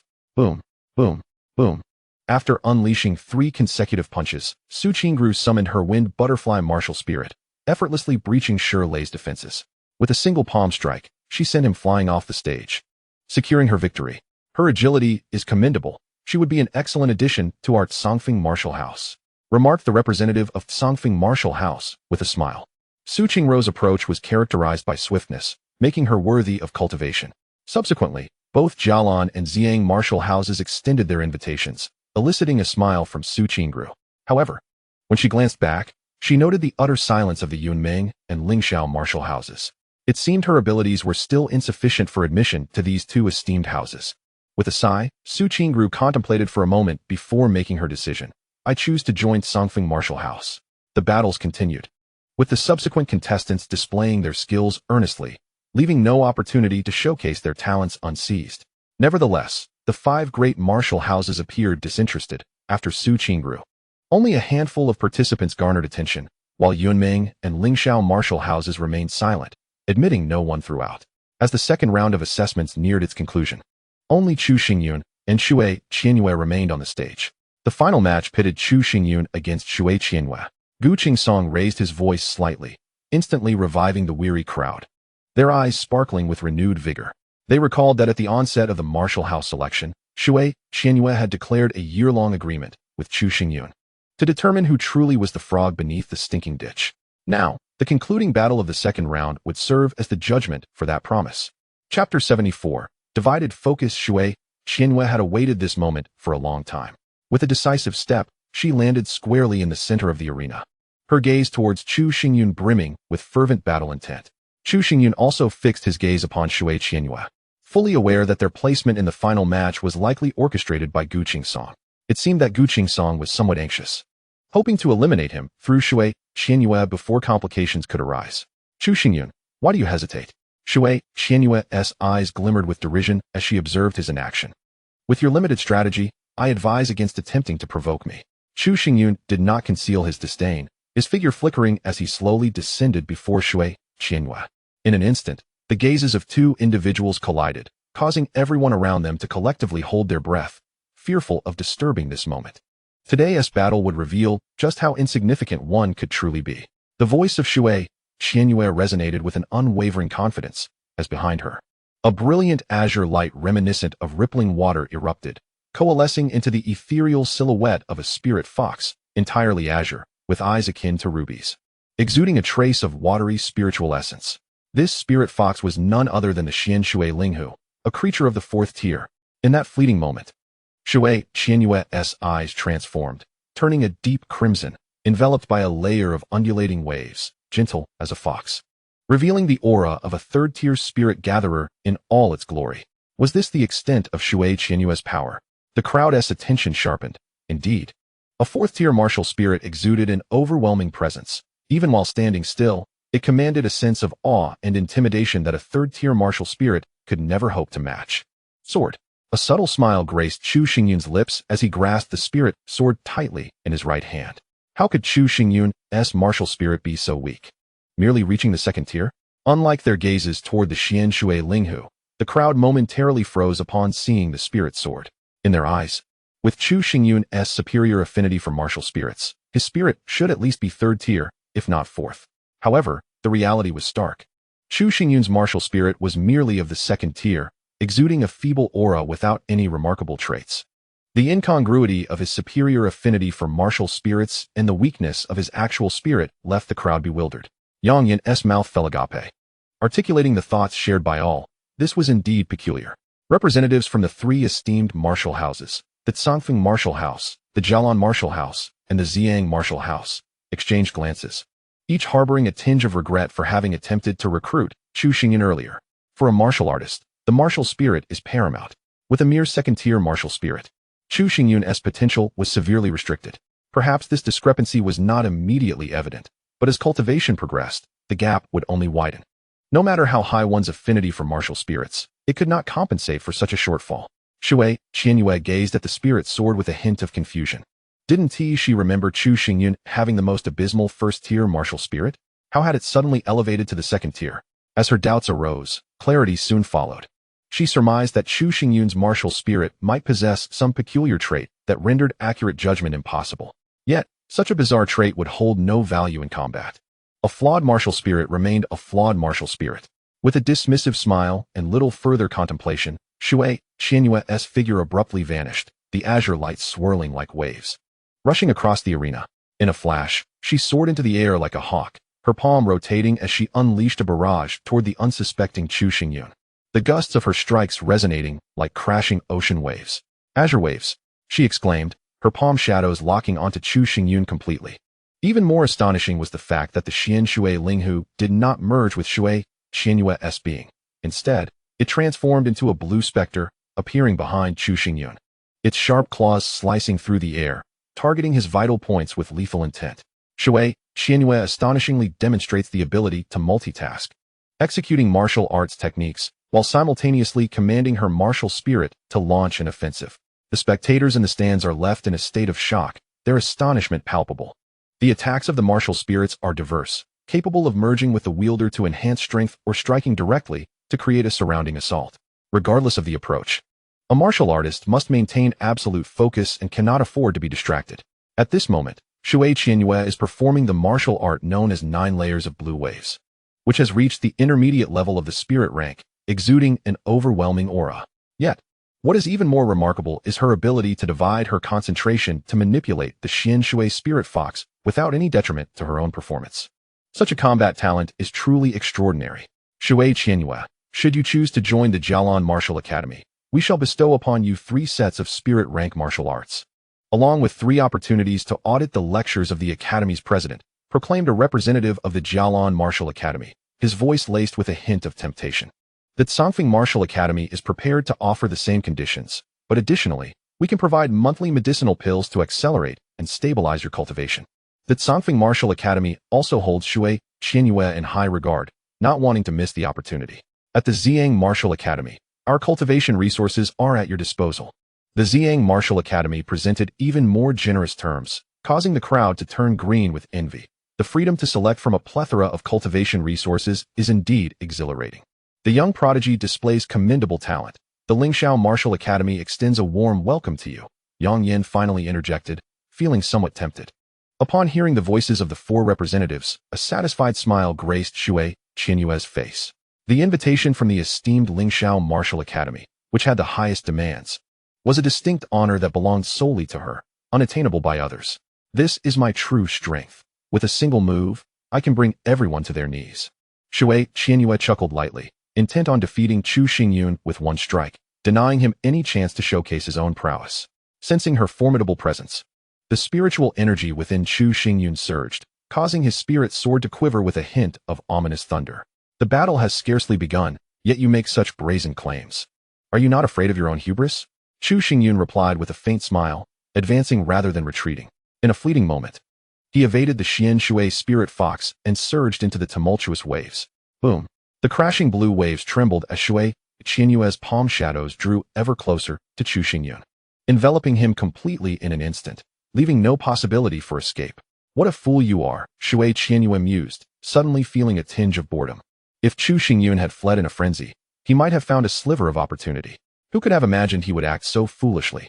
Charging directly into the shadows of the blue wave palm, the outcome of this battle held no suspense whatsoever. Chapter 75. The use of secret techniques. The sound of the sword's chant grew increasingly intense as Chu Xingyun raised his spirit sword, his eyes flashing with electric intensity, as though he could see through everything. With a single thrust, the thunderous roar of wind and lightning erupted. This strike, ethereal and seemingly non-existent, resembled a thunderbolt concealed beneath thick, dark clouds, capable of tearing apart and annihilating all in its path. The 2 forces rapidly converged, colliding in midair and instantly stirring up a tempest that swept across the entire martial arts arena. Break! A chilling word escaped from Chu Xingyun's lips as he lightly raised his wrist. The overlapping shadows of his palm astonishingly failed to touch his body, while the glimmer of his sword caused Shui Qianyue to exclaim and retreat frantically. Was Shui Qianyue's palm shadow thus shattered? Gu Qingsong's expression suddenly stiffened. He was well acquainted with the 9 layers of azure waves and understood the formidable nature of this technique, which could seamlessly connect layers, rendering it nearly indomitable.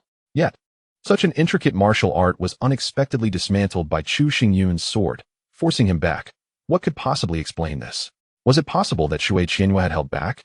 The onlookers, witnessing Shui Qianyue being repelled by Chu Xingyun, wore expressions of disbelief. They had anticipated the conclusion of the battle, only to be met with such a dramatic turn of events. That sword strike had been as swift as a gale and thunder, keenly exploiting the vulnerabilities within the azure wave palm shadows. Such terrifying insight could only stem from a mastery honed through relentless practice. Yang Yin, well-versed in martial arts, immediately recognized the underlying principle, and his gaze towards Chu Xingyun grew profoundly contemplative. Shui Qianyue retreated to the edge of the arena, casting a glance at her tattered sleeve. Her face instantly contorted with fury. That was merely luck on your part. I shall show no mercy next time. Luck? Chu Xingyun chuckled in disbelief. Shui Qianyue had quite the audacity to claim his success was merely a stroke of fortune to mask her own embarrassment at having her azure wave palm shadows broken. Martial spirit fusion, Shui Qianyue declared coldly, as the mystical water spirit fox immediately melded into her being, elevating her form and enveloping her in gentle waves that resembled a suit of soft armor. Her hands extended slightly, sharp glimmers flashing at her fingertips. Even in defeat, if I can fuse with a martial spirit, I shall have something to boast about. With a smile, Shui Qianyue's ruby-like eyes sparkled, reminiscent of the true water spirit fox. With a swift motion, Shui Qianyue vanished. Almost simultaneously, Chu Xingyun sensed a dangerous aura approaching from the side, prompting him to shift his position and evade by 3 feet. A thunderous sound erupted as a blue palm shadow bore down upon him, crashing into the very spot where he had just stood, shattering the once sturdy arena floor. How swift! Chu Xingyun's expression shifted to one of mild astonishment as he witnessed the dissipating palm shadow morph into blue waves, regrouping and charging towards him once more. Moreover, palm shadows emerged from both his left and right, encircling him in a relentless onslaught that left him no respite. The water spirit fox embodies the essence of water, ceaselessly flowing. Under my spiritual influence, it can continuously launch assaults, truly the perfect complement to the 9 layers of azure waves. Chu Xingyun, what will you use to counter this? Shui Qianyue's form flickered like a wisp, her alluring voice resonating throughout the arena. Chu Xingyun's face remained impassive, as his internal spiritual energy surged forth, coalescing around his spirit sword. Who said I must defend? He declared in a low voice, fixating on the advancing barrage of palm shadows. The spirit sword trembled violently, and in an instant, it seemed to unleash countless strikes. Yet each sword failed to collide with the palm shadows, producing only the sound of slicing air. In an instant, under the astonished gazes of the crowd, the radiant sword lights of wind and thunder severed the connection between them. Seizing this fleeting moment, Chu Xingyun advanced steadily towards Shui Qianyue until he stood before her. 9 palms of rising waves. Shui Qianyue suddenly panicked, her silver teeth clenched tightly, as she unleashed her mightiest strike against Chu Xingyun. 9 cascading palm shadows coalesced into an immense hand that descended with a thunderous roar, accompanied by surging waves, as if intending to completely engulf Chu Xingyun. However, this formidable blow could not impede Chu Xingyun's advance. With a seemingly unremarkable thrust of his sword, the sword light of wind and thunder howled forth, piercing through the water currents that enveloped Shui Qianyue and arriving at her forefront. The chilling sword aura caused Shui Qianyue's expression to change drastically, leaving her with no avenue for evasion. She retaliated with a strike, but her spiritual energy was instantly rent asunder, causing a splash of scalding blood to erupt. Shui Qianyue had indeed sustained an injury. The crowd was taken aback. The overwhelming martial spirit and cultivation that Shui Qianyue possessed had seemingly placed her at a disadvantage, resulting in a wound to her palm. The 9 palms of rising waves was indeed a perfect match for the Xian water spirit fox, yet regrettably, she had merely scratched the surface, mistakenly believing she had grasped the essence of it. The 9 palms were merely ostentatious in nature. Chu Xingyun regarded Shui Qianyue with a hint of disdain, shaking his head slightly. Shui Qianyue's face contorted with anger, her hands clenched tightly. Each of her previous words felt like a resounding slap, stripping her of dignity. This was self-inflicted. Suddenly, Shui Qianyue let out a furious cry, her aura surging violently, reaching the 4th tier of spirit gathering. The waves around her boiled with ferocity. Had Shui Qianyue truly broken through? The crowd was bewildered, but soon they witnessed her launch herself at Chu Xingyun once more. Her speed increased by 30%, rendering her nearly invisible. A secret technique. Shui Qianyue had employed a secret technique. Qin Yuyan, vigilant and observant, immediately discerned that Shui Qianyue had not truly advanced in cultivation, but rather forcibly enhanced her power through a secret technique. Such techniques were rare, once activated. They could provide overwhelming combat strength for a limited time, yet they exacted a tremendous toll on the user's body. Old Master Gu. Shui Qianyue's forced use of a secret technique makes this battle unnecessary to continue. Qin Yuyin declared loudly. A secret technique is indeed a part of one's strength. I see no fault in its use. Moreover, even Chu Xingyun remained silent. What is there to be anxious about? Gu Qingsong did not even glance at Qin Yuyin. Nor did he halt the competition. Qin Yuyin found herself at a loss for words, her heart racing as she gazed anxiously at the arena. At that moment, Shui Qianyue's eyes turned crimson, her strikes becoming increasingly rapid and vicious, each blow seemingly aimed at Chu Xingyun's life. The thunderous sounds echoing as she created numerous craters in the arena. The prodigious talent in everyone's eyes was resorting to a secret technique to deal with me.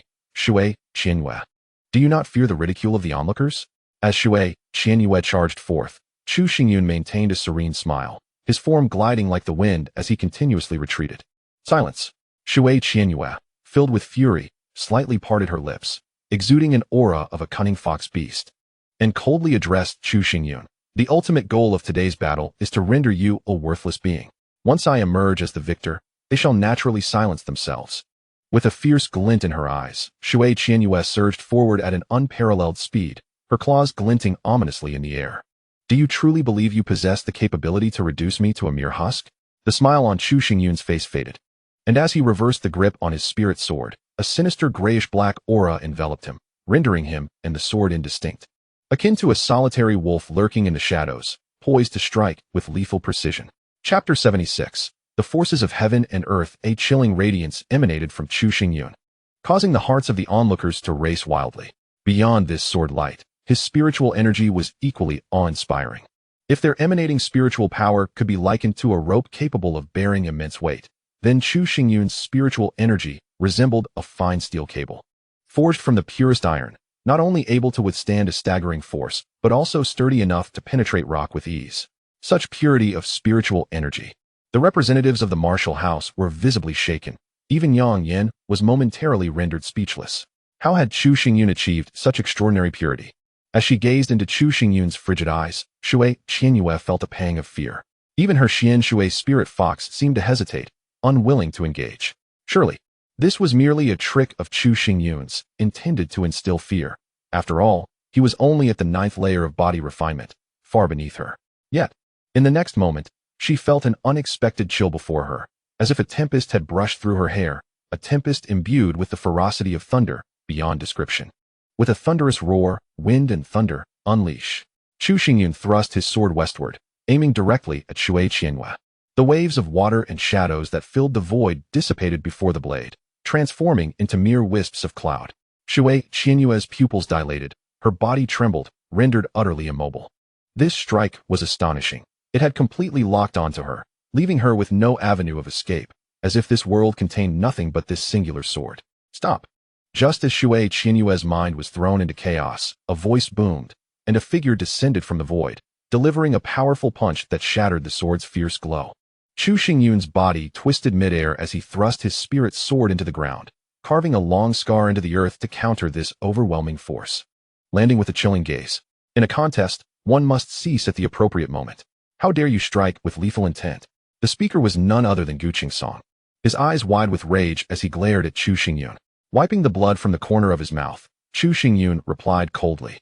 Which of your eyes perceived my strike as an attempt to kill Shui Qianyue? It is you who disrupted the contest and injured me. What audacity from the Yunming martial house! Ancient Qingsong roared in fury, infuriated that Chu Xingyun had the audacity to insult him as a dog and accused him of disturbing the peace, displaying an utter lack of respect. With a swift motion, he directed his palm towards Chu Xingyun, and above him, a colossal phantom of a mysterious tortoise coalesced, descending from the void and directly imposing itself upon Chu Xingyun. Old Master, the representatives of the martial house exclaimed in unison, sensing that ancient Qingsong was genuinely enraged, as he unleashed the power of the mysterious tortoise martial spirit, intending to suppress Chu Xingyun right then and there. Teacher, we can't wait any longer, act now. Qin Yuyin pleaded, nearly in tears. Ancient Qingsong was a formidable force at the earth spirit realm, vastly superior to Chu Xingyun. Delaying further would surely lead to a dire fate for Chu Xingyun. Yet, Yang Yin remained utterly still. Seated calmly, his eyes narrowed slightly, he observed that despite the oppressive force of the mysterious tortoise martial spirit bearing down on him, Chu Xingyun exhibited not a trace of panic. Instead, his gaze deepened, coldly fixated on ancient Qingsong. From the very beginning, I harbored doubts about the fairness of this martial house selection. It appears my suspicions were well-founded. The Yunming martial house is evidently intent on protecting Shui Qianhua. If that is the case, what significance does this selection hold? They might as well let Shui Qianhua choose her martial house directly, sparing everyone the waste of time. Chu Xingyun raised his voice, causing the surrounding crowd to murmur among themselves. This marked the second time ancient Qing Song had intervened on behalf of Shui Qianhua, even resorting to force to rescue her. Such actions rendered any notion of fairness moot, as it was clear he aimed to elevate Shui Qianhua at the expense of everyone else's efforts, making her the ultimate victor. Upon hearing the discontent from the crowd, ancient Qing Song's expression darkened further, his voice cold as he retorted, "Well, you, Chu Xingyun, refuse to acknowledge your errors and still seek to malign my Yunming martial house. If I do not act, how can I pacify the masses?" He placed all blame squarely on Chu Xingyun, pressing down with both hands once more, causing the mysterious tortoise martial spirit to swell in size, cracking the ground of the martial arena with a web of deep fissures. Indeed, ancient Qing Song was tyrannical. Under such terrifying pressure, it was likely that Chu Xingyun would either suffer grievous injuries or worse. Several representatives of the martial house side, although their status was not beneath that of ancient Qing Song, he presided over this selection, representing the entire Yunming martial house. If they intervened, they risked enmity with the Yunming martial house, and for the sake of one Chu Xingyun, such an action was unwarranted. However, it seemed that Chu Xingyun had not faltered. Yang Yan, who had been silent until now, suddenly remarked, his eyes gleaming with intensity as he focused on Chu Xingyun on the martial arena. The crowd was taken aback, and Qin Yuyan, puzzled, looked up to see that in the center of the arena, Chu Xingyun stood tall against the oppressive force of the mysterious tortoise martial spirit. In fact, he was moving, slowly but resolutely advancing towards ancient Qing Song. With each step, his dark eyes radiated determination, and with every footfall, his resolve intensified. What is happening? Yang Yan, the most powerful among them, observed the scene on the arena and noticed the air around Chu Xingyun growing peculiar. With each step he took, the entire arena trembled. In that fleeting moment, Yang Yan felt an illusion, as if the surrounding spiritual energy of heaven and earth converged towards him, following the footsteps of Chu Xingyun, as if imbued with life itself. In the face of my overwhelming pressure, you still dare to resist? It seems you are determined to oppose the Yunming martial house. A glint of murderous intent flickered in Gu Qingsong's eyes, seeking to use this as an excuse to utterly incapacitate Chu Xingyun. A torrent of violent spiritual energy surged into his right hand, emanating a fierce, earthen-hued brilliance that coalesced into a colossal fist, laden with a heavy aura. Die! Gu Qingsong unleashed a punch, the force creating a swirling vortex that shattered the very air, crashing down upon Chu Xingyun. At that moment, Yang Yan finally rose to his feet. If he did not intervene now, it seemed Chu Xingyun would truly perish on the spot. Stepping forward, a surge of scorching spiritual energy erupted from him. Yet his gaze shifted to discover a sudden arc of determination on Chu Xingyun's resolute face. He was smiling. Chu Xingyun was actually smiling. Old fool, do you really think you can bring about my demise? You are sorely mistaken. Chu Xingyun burst into laughter, opening his mouth wide to draw in all the surrounding spiritual energy of heaven and earth. This energy coalesced in his dantian, transforming into a hazy brilliance that merged into his yuan sea, causing the needle-like spiritual sea to whirl incessantly before erupting with a thunderous roar. Without warning, a formidable aura emanated from Chu Xingyun as the spiritual energy of the world surged towards him like an endless vortex, intent on devouring all. He had broken through. The crowd was taken aback. In the face of Gu Qingsong's oppressive might, Chu Xingyun had shattered the shackles of his cultivation and ascended into the gathering spirit realm. No, this was not an ordinary breakthrough. There was an additional force emanating from Chu Xingyun, seemingly the momentum of heaven and earth. Yang Yan perceived it with greater clarity than anyone else. At the moment of Chu Xingyun's breakthrough, he was astonished to discover a powerful force from the heavens and earth rolling towards him, gathering upon the spiritual sword in a mad frenzy. Chapter 77. One sword shatters illusions. The momentum of heaven and earth surrounding Chu Xingyun grew increasingly potent, causing the spiritual sword to tremble slightly, its sound ethereal, with countless sword shadows manifesting in the void, each one strikingly real. In a world of turmoil, one sword shatters illusions. Chu Xingyun's gaze sharpened as he softly uttered these words. The overlapping sword shadows swiftly merged into the spiritual sword, transforming into a transcendent blade that could sever all falsehoods, soaring forth to pierce Gu Qingsong's fist. No wonder he sought to channel the momentum of heaven and earth into the spiritual sword. Yang Yin suddenly experienced a moment of enlightenment. He could distinctly sense the terror of Chu Xingyun's strike, the sheer force reaching a holy tier, and of the highest caliber. Given Chu Xingyun's current strength, he could not possibly unleash a technique of such magnitude. Thus, he ingeniously harnessed the momentum of heaven and earth to propel his sword move. The forces of heaven and earth are an elusive power, requiring profound insight into the cosmos. Even I have only scratched the surface of this understanding. How could someone as young as Chu Xingyun achieve such a level?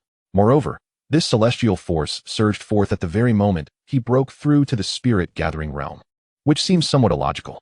How did he manage this? Yang Yan's mind was clouded with doubts as he stared in astonishment at that breathtaking sword strike. His thoughts a complete muddle. He was not alone in this. The entire assembly was left utterly transfixed, setting aside Chu Xingyun's sudden ascension to the spirit-gathering realm. The mysterious aura radiating from that single sword was something they had never encountered before, leaving them wide-eyed and empty-headed. Gu Qingsong gazed intently at the sword light, and even before contact, he sensed the terrifying power within it. His sleeves were instantly torn apart, and his arms began to bleed from deep gashes. With a resounding crash, the clash of fist and sword unleashed a chaotic whirlwind that swept across the martial arts arena. To the astonishment of the onlookers, Gu Qingsong's body was sent flying, blood showering from him as he was hurled far from the stage. Upon witnessing this, Chu Xingyun exhaled deeply, his face paling and his body trembling slightly. Though that strike was largely empowered by the forces of heaven and earth, it had nonetheless drained every last vestige of spiritual energy from within him. Observing Chu Xingyun's predicament, not a single soul dared to mock him. Instead, a profound silence enveloped the crowd, rendering the square eerily quiet. Gu Qingsong, an esteemed elder of the Yunmeng martial house and an undeniable powerhouse of the earth spirit realm, had not only been repelled by a single sword strike from Chu Xingyun, but had also sustained injuries. At this moment, the minds of all present were still grappling with the recent events, replaying that singular sword strike over and over again, unable to shake the image from their thoughts. Beast. At that moment, Gu Qingsong stood outside the arena, his mouth agape, his voice filled with unbridled fury. He glanced at the blood on his own body and then at the dazed crowd, an overwhelming sense of shame surging within him. As an elder of the Yunmeng martial house, his status was immensely prestigious, second only to one, above thousands. Even in the politically intricate imperial city, he held a place of honor. Yet today, he had been wounded by Chu Xingyun, and in front of all, had been sent flying by a single sword strike.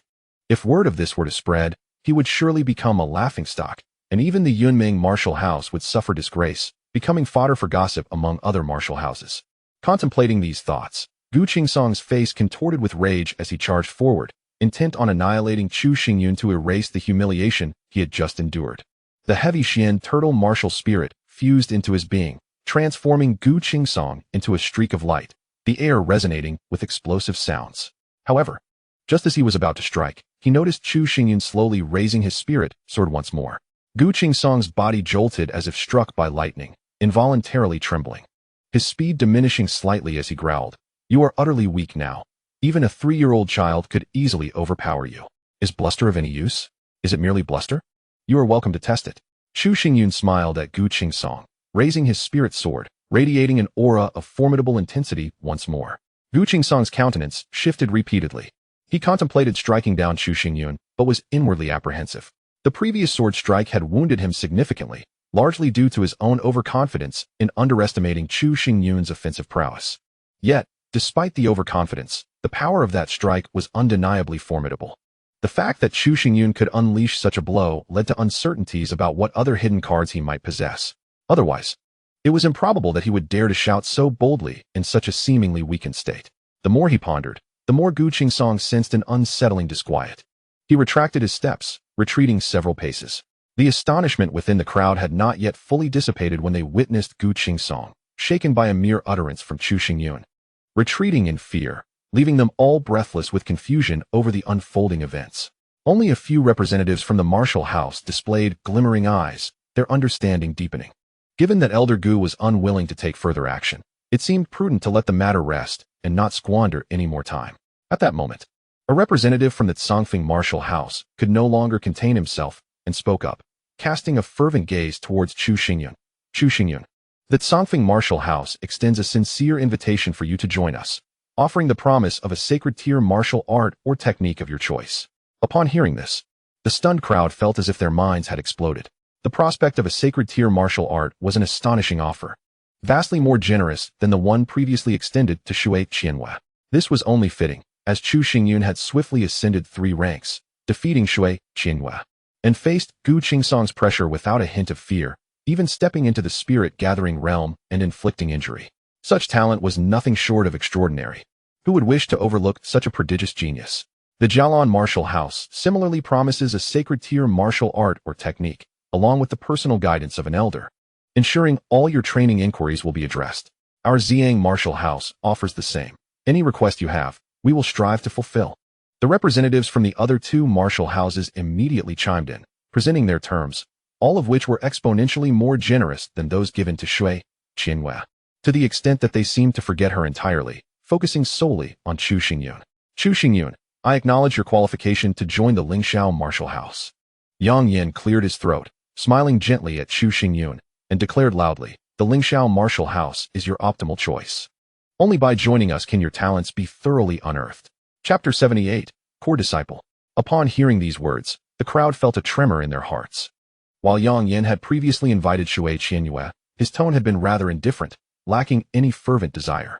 However, in addressing Chu Xingyun, Yang Yin's urgency was palpable, emphasizing the need to fully exploit his talents, clearly indicating that the Lingxiao martial house held Chu Xingyun in higher regard. Should Chu Xingyun decide to join the Lingxiao martial house, he would undoubtedly receive substantial support and cultivation. However, Chu Xingyun did not spare a glance at Yang Yin. Instead, he directed his gaze towards the representatives of the 3 martial houses, his eyes shimmering with contemplation. The Lingxiao martial house has never been stingy with promising talents. Chu Xingyun, should you have any requests, feel free to express them, and we can discuss further. Yang Yin, feeling increasingly anxious, quickly interjected. Upon hearing this, Chu Xingyun turned his attention to Yang Yin, a faint smile gracing his lips. If you can agree to one condition, I might consider joining the Lingxiao martial house. You arrogant brat, do not be so presumptuous. Yang Yan's eyes darkened. Despite lowering his status to engage, Chu Xingyun merely stated he would consider joining, which felt exceedingly disrespectful. However, recalling the formidable strength Chu Xingyun had just displayed, he spoke solemnly. Do tell me your condition. The crowd was taken aback by this exchange, many chuckling at Yang Yan's peculiar temperament. He was threatening while simultaneously inviting Chu Xingyun to state his terms. Quite amusing indeed. My condition is rather simple. Upon joining the Lingxiao martial house, I wish to be recognized as a core disciple, Chu Xingyun stated calmly. Impossible.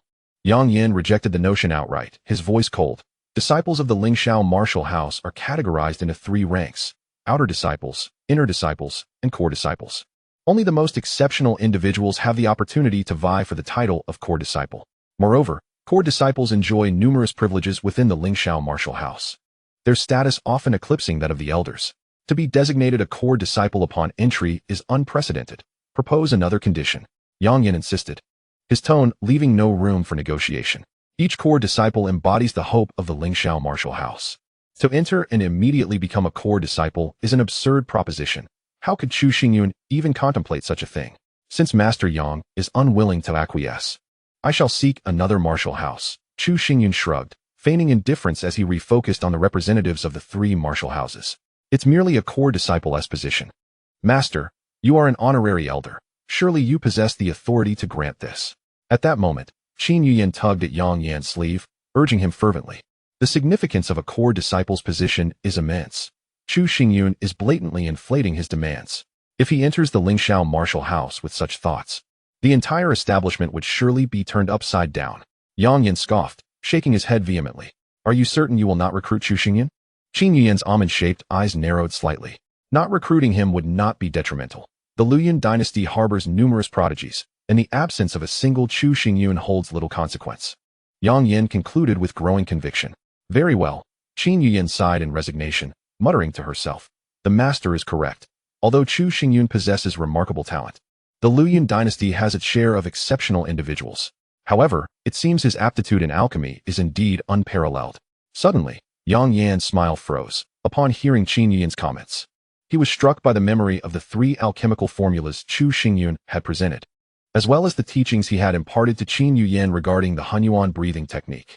A year ago, Chu Xingyun had yet to embark on the path of alchemy. Today, merely 1 year later, he has already mastered the art of concocting second-tier elixirs. I recall that it took me 3 years to ascend to the rank of second-tier alchemist. Moreover, my advancement to third-tier alchemist was largely due to the guidance of Chu Xingyun. In my estimation, given a year and a half, he could effortlessly reach the status of a third-tier alchemist. The pursuit of becoming a sixth-tier alchemist in the future is certainly within his grasp. With every utterance from Qin Yuyan, Yang Yan's expression shifted, growing increasingly animated. However, this did not pose any issue. For the principal of the Tsangfeng Martial Academy is also an alchemist, although he may not rival my teacher. He possesses the acumen to recognize and nurture Chu Xingyun's alchemical talent. Under his mentorship, it is highly probable that within a few years, a prodigious alchemist will emerge in the Luoyuan Empire, thereby elevating the reputation of the Tsangfeng Martial Academy. Upon reflecting on this, Qin Yuyan sighed once more. As she was about to speak again to Yang Yan, he abruptly leaped to his feet and exclaimed, Chu Xingyun, I accept your terms. As soon as you step through the gates of the Lingxiao Martial Academy, you will be granted the status of a core disciple. The crowd was left in stunned silence at Yang Yan's sudden eagerness, especially after he had just remarked on the rarity of core disciple slots. Turning his gaze, Chu Xingyun narrowed his eyes and replied, Thank you, Master Yang, for acquiescing to my proposal. By the way, I have heard that becoming a core disciple of the Lingxiao Martial Academy allows one access to the Lingxiao Pavilion, where one may freely select an item of their choosing. Is that privilege truly available? Naturally, Yang Yan confirmed. Once you join the Lingxiao Martial Academy, we will arrange for your entry into the Lingxiao Pavilion. Qin Yuyan interrupted Chu Xingyun, exchanging a knowing glance with Yang Yan. Yang Yan's face twitched slightly, but he remained silent, merely nodding begrudgingly. Very well. I am willing to join the Lingxiao Martial Academy and become a part of it, Chu Xingyun finally declared with a smile. Then turned to the representatives of the 3 major martial academies, offering a slight bow. I am deeply grateful for the favor shown by the 3 academies. The representatives of the 3 academies exchanged bemused expressions, fully aware that Chu Xingyun's previous actions were a strategic maneuver to provoke Yang Yan into making a decision. However, they bore no resentment towards him, only feeling increasingly disheartened. Such talent and cunning truly exemplify a prodigious genius. The Lingxiao Martial Academy stands to gain immensely by accepting Chu Xingyun as a core disciple. After dismissing the other contenders, Yang Yan approached Chu Xingyun, his demeanor brimming with indignation, clearly vexed by the clever ruse. He extended his hand, presenting a black token inscribed with the characters for Lingxiao, which serves as proof of core disciple status. Chu Xingyun accepted the token and tucked it into his storage ring, a subtle smile gracing his lips, further aggravating Yang Yan, who muttered under his breath, You wait until you arrive at the Lingxiao Martial Academy. You will have your share of challenges. Chapter 79. Ridiculous pride during the selection of the Martial Arts Academy. All the young martial artists from the northwestern provinces gathered. Prior to this event, nearly everyone believed that Shui Qianyue would shine brilliantly and become the coveted target of the 5 major martial arts academies. However, the final outcome revealed that the most dazzling figure was not Shui Qianyue, but rather the obscure Chu Xingyun. Not only did Chu Xingyun join the formidable Lingxiao Martial Arts Academy, but he also received permission from Yang Yan, and upon entering the academy, he instantly became a core disciple, enjoying numerous privileges and resources for cultivation. This news was unprecedented and left everyone profoundly astounded. The selection process traditionally involves designating a champion. Yet this time, such a necessity seemed redundant. Gu Qingshan approached with immense joy, his eyes nearly crescent-shaped. Chu Xingyun's victory over Shui Qianyue and his triumph over Gu Qingshan, coupled with being chosen by the Lingxiao Martial Arts Academy as a distinguished core disciple, were honors witnessed by all. The title of champion was undoubtedly his alone. Congratulations on entering the Lingxiao Martial Arts Academy. Yan Du expressed his excitement, having been stirred by the earlier battle between Chu Xingyun and Shui Qianyue. However, he thought it was merely a single quota, not warranting such exuberance. Chu Xingyun remained composed. To him, entering the Lingxiao Martial Arts Academy was merely the first step into the imperial city, and indeed, the most fundamental one. Can you not be a bit more humble? Yang Yan rolled his eyes, and then remarked, After the selection concludes, I will grant you 2 days to attend to family matters. Once you are finished, you will accompany Yang Feng to the imperial city to formally register at the academy.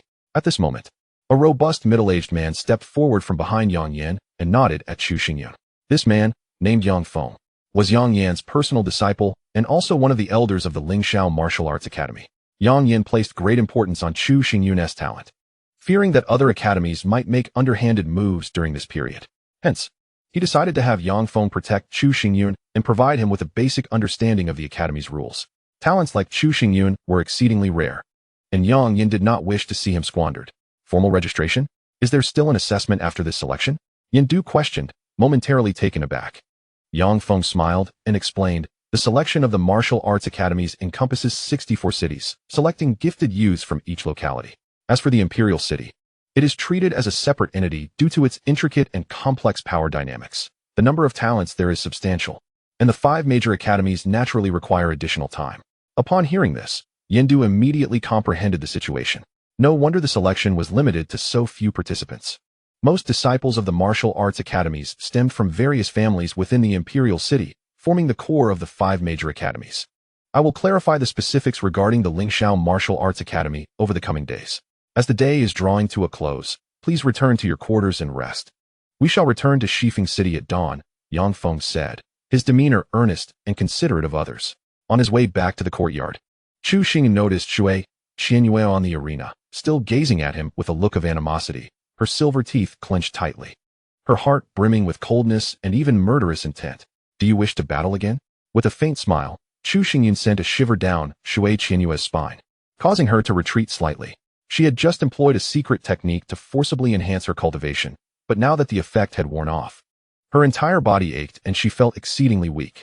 Moreover, even the Earth Spirit Realm expert, Gu Qingsong, had been injured by Chu Xingyun. How could she possibly stand against him now? To continue fighting would merely be an act of self-destruction.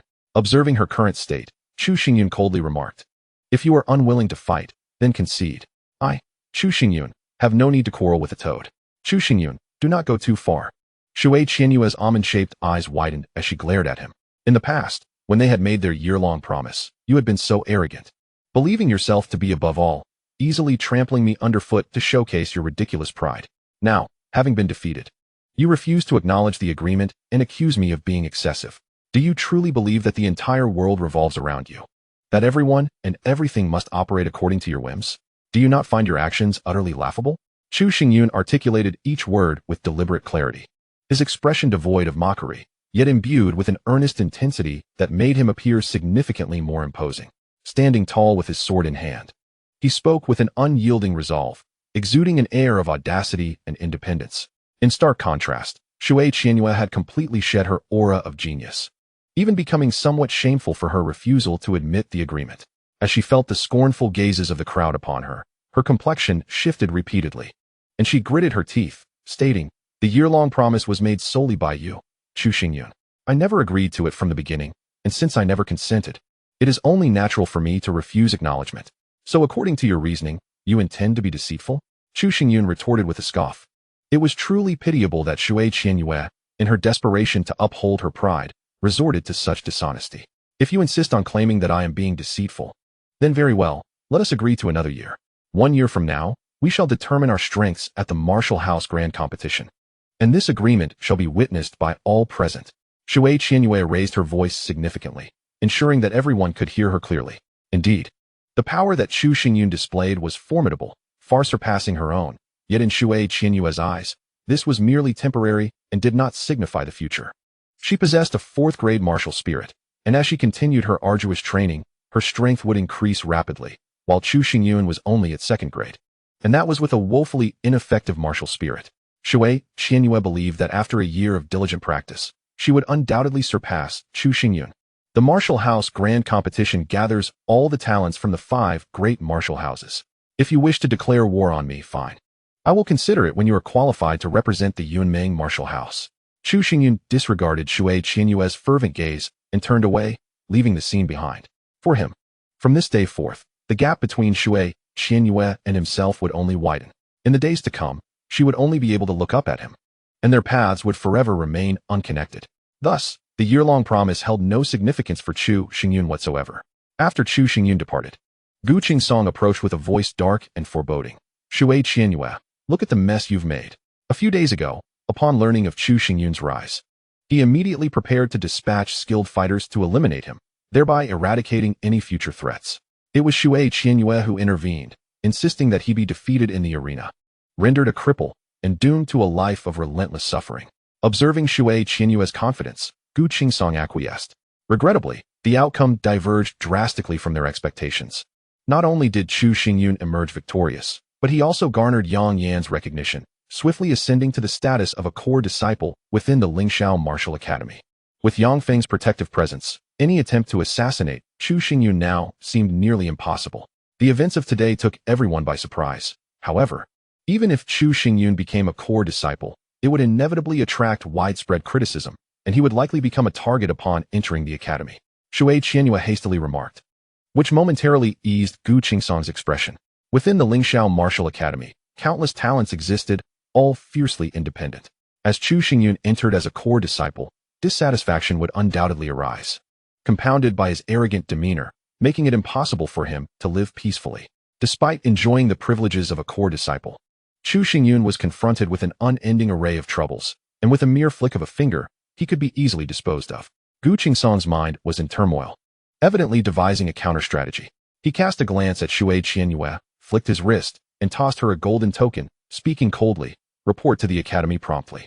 If any further issues arise, do not blame me for standing idly by." With that, Gu Qingsong swept away, striding off the arena. Chu Xingyun, our grievances shall be settled in the imperial city. Shui Qianyue clenched the Yunming Martial Academy token tightly, her gaze growing increasingly sinister. She was determined to cleanse the humiliation of today with Chu Xingyun's blood. Chapter 80. 2 paths. Upon returning to the courtyard, Chu Xingyun firmly shut the door, spread his arms wide, exhaled a heavy breath, and smiled faintly. "Come out." With a swift motion, a graceful figure appeared before him, adorned in red. Her features exquisite, none other than Qin Yuyan. "I have only just returned to the courtyard, and Miss Yuyan has rushed here in such haste. Could it be that she seeks something from me?" Chu Xingyun had already sent Yen Du and Gu Qingshan away, leaving only the two of them in the courtyard. "Seek something? What do you mean by that?" A glimmer of curiosity flickered in Qin Yuyan's eyes.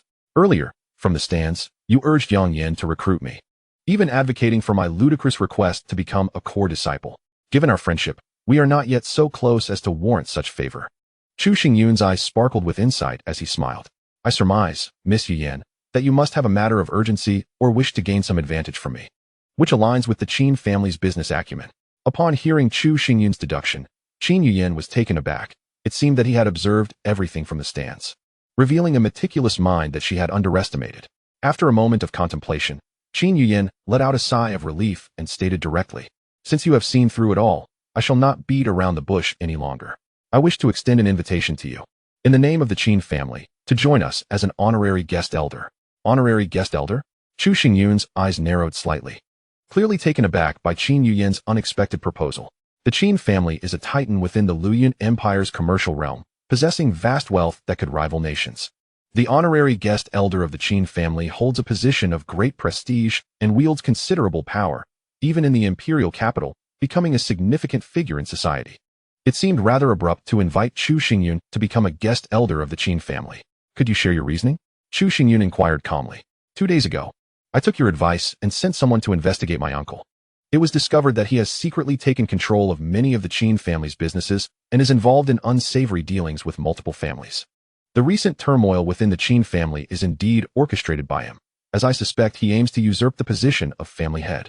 Qin Yuyan clenched her fists, still grappling with disbelief. A month prior, she had learned from Gu Qingshan that the Qin family had been subjected to successive blows, with internal strife and external threats leaving them in an unprecedented predicament. At that time, she began to search for the cause, but made little progress. Only 2 days ago, when Chu Xingyun urged her to investigate Qin Tianfeng, did she realize that everything was under his covert manipulation, with the intent to oust Qin Tianyu and seize the position of head of the Qin family. Indeed, it is Qin Tianfeng. A chill coursed through Chu Xingyun. His earlier suspicions had proven correct. Returning his gaze to Qin Yuyan, he continued, "Since you are aware that this entire scheme is orchestrated by Qin Tianfeng, what purpose does inviting me as a guest elder serve? To be honest, my father has been gravely ill for several years and is unable to manage the affairs of the Qin family. Furthermore, Qin Tianfeng has long since cultivated his own faction. Even if my father were to speak out against him, it may yield little effect and could even push Qin Tianfeng to retaliate, placing my father in a dire situation. Currently, you are the only one who can assist both me and the Qin family. I hope you will accept my invitation and lend us your strength," Qin Yuyan implored, bowing slightly towards Chu Xingyun. As she articulated her plea, it became evident that the options to aid the Qin family were indeed dwindling. Chu Xingyun, with his astute mind and profound understanding of the family's plight, was her sole ally. I am inherently free-spirited and abhor being bound by others. Thus, I cannot accept the position of guest elder. Chu Xingyun's gaze remained fixed on Qin Yuyan, and his words sent a tremor through her heart, leaving her momentarily stunned. Moreover, even if I were willing to assist you, our combined strength would not suffice to restore the Qin family. The so-called upper echelons of the Qin family have already been bribed by Qin Tianfeng. In their hearts, there is no longer a place for Qin Tianyu. Even if we were to eliminate Qin Tianfeng, they would eventually rebel, and the Qin family would still face annihilation. Chu Xingyun's tone was resolute, and his words were grounded in truth. For a vast family to flourish and prosper, unity is paramount. Once the hearts of the people scatter, the family cannot endure. When the hearts of the people grow estranged, the family is destined for ruin. After the demise of Qin Tianyu, Qin Tianfeng ascended as the new head of the Qin family, yet it was not long before the clan met its demise. A stark indication that the hearts within the Qin family had long since diverged. Even if they were to be salvaged, it would merely be a futile endeavor, devoid of any hope for revival. With a vacant gaze, Qin Yuyan sank to the ground, her voice trembling as she uttered, "Is there truly no way out? Is our Qin family doomed to extinction?" The words of Chu Xingyun echoed in her mind, plunging her into a profound state of confusion. Scalding tears streamed down her delicate face, leaving behind traces upon the ground. Yet, solutions were not entirely absent. Witnessing Qin Yuyan's despair, Chu Xingyun felt a pang of compassion. What solutions? She seemed to cling to a lifeline, her eyes alight with yearning. The internal structure of the Qin family had already become hollow, with numerous businesses falling under Qin Tianfeng's control. To turn the tide, one must resolutely eliminate those with ulterior motives and re-establish the Commerce Guild to confront the adversary. Chu Xingyun's eyes sparkled with determination as he articulated his thoughts. To eradicate those with treacherous intentions and to rebuild the Commerce Guild? Upon hearing these words, Qin Yuyan felt as though the very heavens were spinning around her. After a moment of contemplation, she regained her composure and, with a hint of bitterness, remarked, "Though the eradication of traitors is challenging, if we exert ourselves fully, there remains a glimmer of hope. However, the reconstruction of the Commerce Guild seems insurmountable, an impossibility."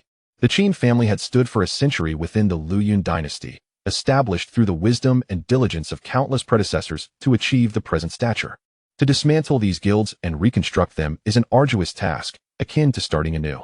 More critically, the current Luyun dynasty is rife with familial powers, with every domain already partitioned among them. To seek opportunities for growth is akin to seizing food from a tiger's jaws, an exceedingly daunting endeavor. I have conveyed all that I needed to express. You may either watch as the Qin family falls into the hands of Qin Tianfeng or rise anew through a path of bloodshed. The choice is yours to ponder deeply. Chu Xingyun approached Qin Yuyan, his gaze imbued with solemnity, stating, "Relay today's discourse verbatim to your father.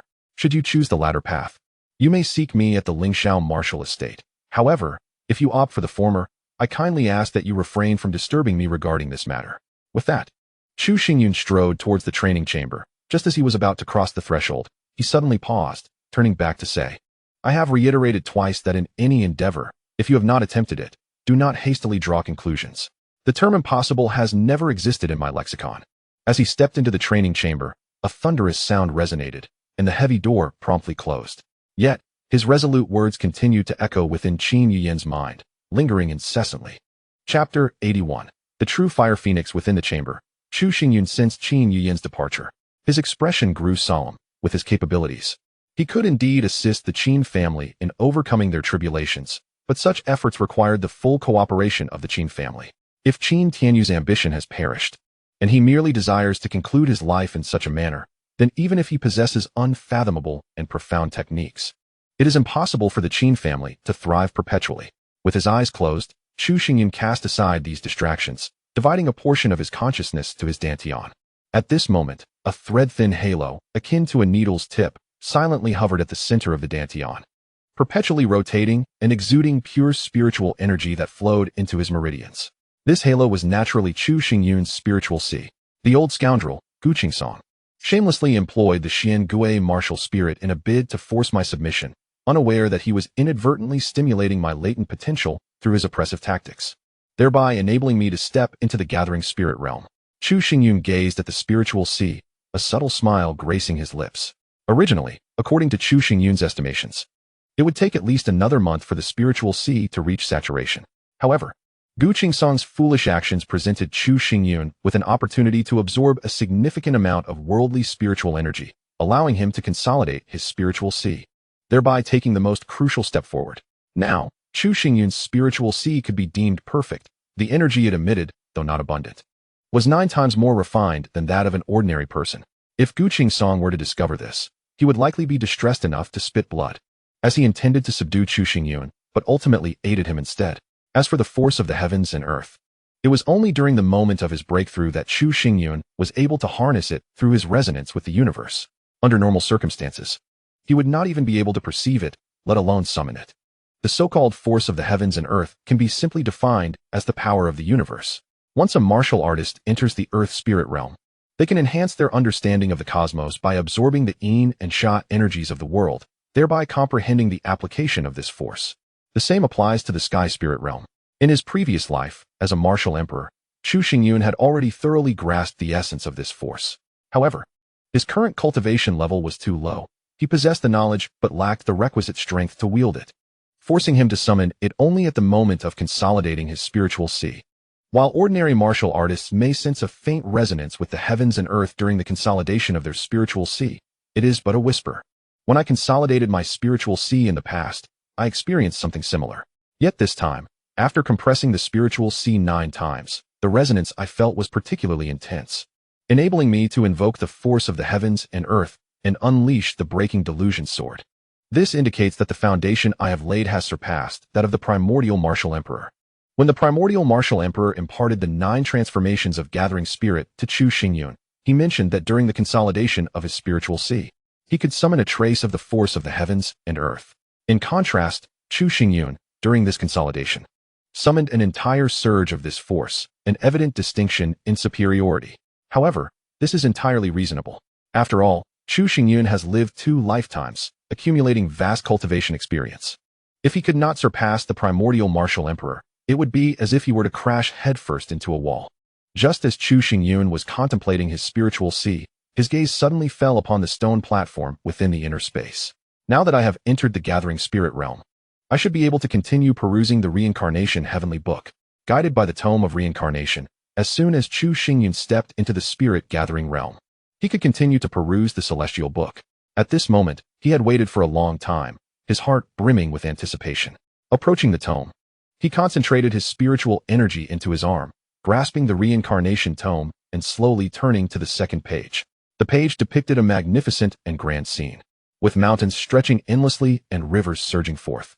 Even in mere contemplation, one could sense the overwhelming grandeur, as if transported to the primordial wilderness of ancient times. At the center of the page, a colossal avian creature floated, its beak sharp like that of a pheasant, its body resembling that of a mandarin duck, and its wings akin to those of a roc. Each feather gleamed like a razor's edge, exuding a searing aura that was utterly astonishing. Is this the true fire phoenix? Chu Xingyun instantly recognized the magnificent creature, a wave of shock coursing through him. The phoenix and the true dragon are the supreme beasts, legendary embodiments of divinity. Such a terrifying existence possesses power at the level of an emperor. Even in his past life, Chu Xingyun had never beheld one, having only glimpsed their true form within ancient texts. This true fire phoenix was depicted with lifelike precision, as if it were a living being. Chu Xingyun surmised that only one who had truly witnessed the true fire phoenix could capture such an essence. The reincarnation tome, being the lifeblood of the reincarnation emperor, led him to ponder whether the emperor himself had ever laid eyes upon the true fire phoenix. As this thought crossed his mind, he gazed deeply at the page and felt a wave of intense heat wash over him. Suddenly, a resounding cry of the phoenix echoed, and to Chu Xingyun's astonishment, the true fire phoenix sprang to life, its wings flapping, igniting an endless blaze of scorching flames. Under the searing heat, the pages began to turn transparent, and in an instant, the true fire phoenix lunged forth, soaring into the void. In the blink of an eye, the entire interior space transformed into a crimson hue. The true fire phoenix reveling in its newfound freedom, soaring joyously while emitting piercing cries of triumph. It has come to life. Chu Xingyun inhaled sharply, utterly astounded that the true fire phoenix within the tome was indeed a living entity, now vividly present before him. A truly breathtaking revelation. The true fire phoenix, sensing Chu Xingyun, turned its body and dove down, its searing flames distorting the very fabric of the void, transforming all it touched into a fiery inferno. Could it be that Having been trapped for so long, it sought to unleash its wrath upon me? Chu Xingyun's countenance paled with fear as he attempted to evade, only to discover he was locked in by the true fire phoenix's gaze, rendered utterly motionless. Such a legendary beast possesses terrifying power. Even a mere glance could compel Chu Xingyun to prostrate himself in submission. As the true fire phoenix drew ever closer, his vision was engulfed in a torrent of flames. His body instantaneously enveloped, drenched in fire. In that moment, as the flames enveloped him, Chu Xingyun was astonished to find that he was still alive. The flames surrounding him did not possess the terrifying heat one might expect. Instead, they exuded a comforting warmth, rendering him entirely devoid of pain. However, it became apparent that the true fire phoenix before him was not a living creature, but rather a wisp of lingering soul. Chu Xingyun quickly regained his composure. If the true fire phoenix were indeed a living being, then even a mere flicker of flame would be sufficient to incinerate him 1,000 times over. Yet, why did a fragment of the true fire phoenix's soul exist within the reincarnation heavenly book? What purpose did this remnant serve? As Chu Xingyun pondered these mysteries, the true fire phoenix slowly descended, its phoenix eyes quivering, casting a radiant crimson light that enveloped his being, causing his consciousness to gradually wane. With a cry, a piercing sound echoed, but this time, it resonated within the confines of Chu Xingyun's mind. As he slowly opened his eyes, he found himself in a transformed landscape. No longer within the confines of the reincarnation stone, but amidst an endless expanse of majestic mountains. The true fire phoenix circled above him, its wings unfurled, flames radiating outward as it soared through the skies, seemingly vying for brilliance with the blazing sun above. The mountains appeared oddly familiar. Chu Xingyun's gaze intensified as he surveyed the peaks, his heart racing. He realized he was back at the place of his demise, the heavenly spirit mountain. As he slowly scanned the mountain range, every solitary peak, every flowing river, even the densest thickets exuded an undeniable vitality, all eerily reminiscent of his past. What could this mean? Why had the true fire phoenix brought him back to heavenly spirit mountain, and what message did it wish to convey?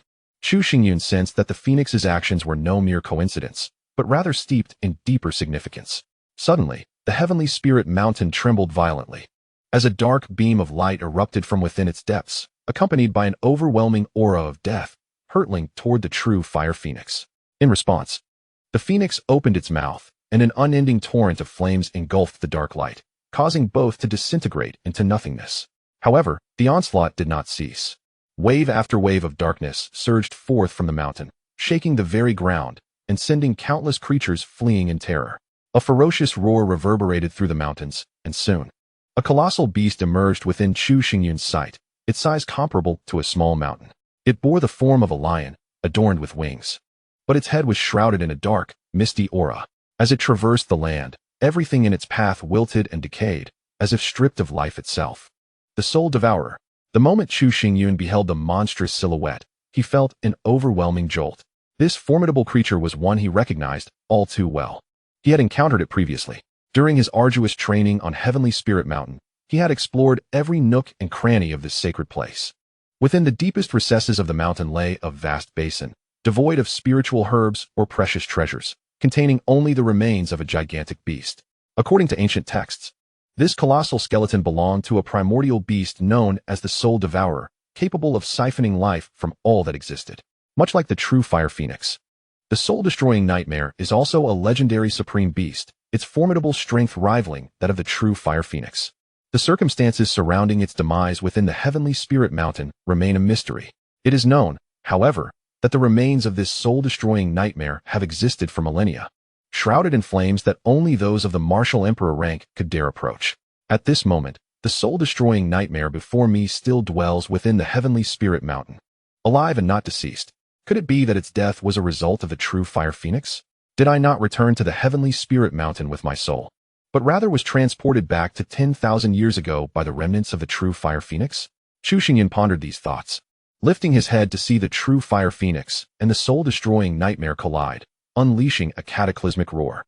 The soul-destroying nightmare is an exceptionally ferocious divine beast, its head devoid of form, manifesting as a swirling mass of inky mist.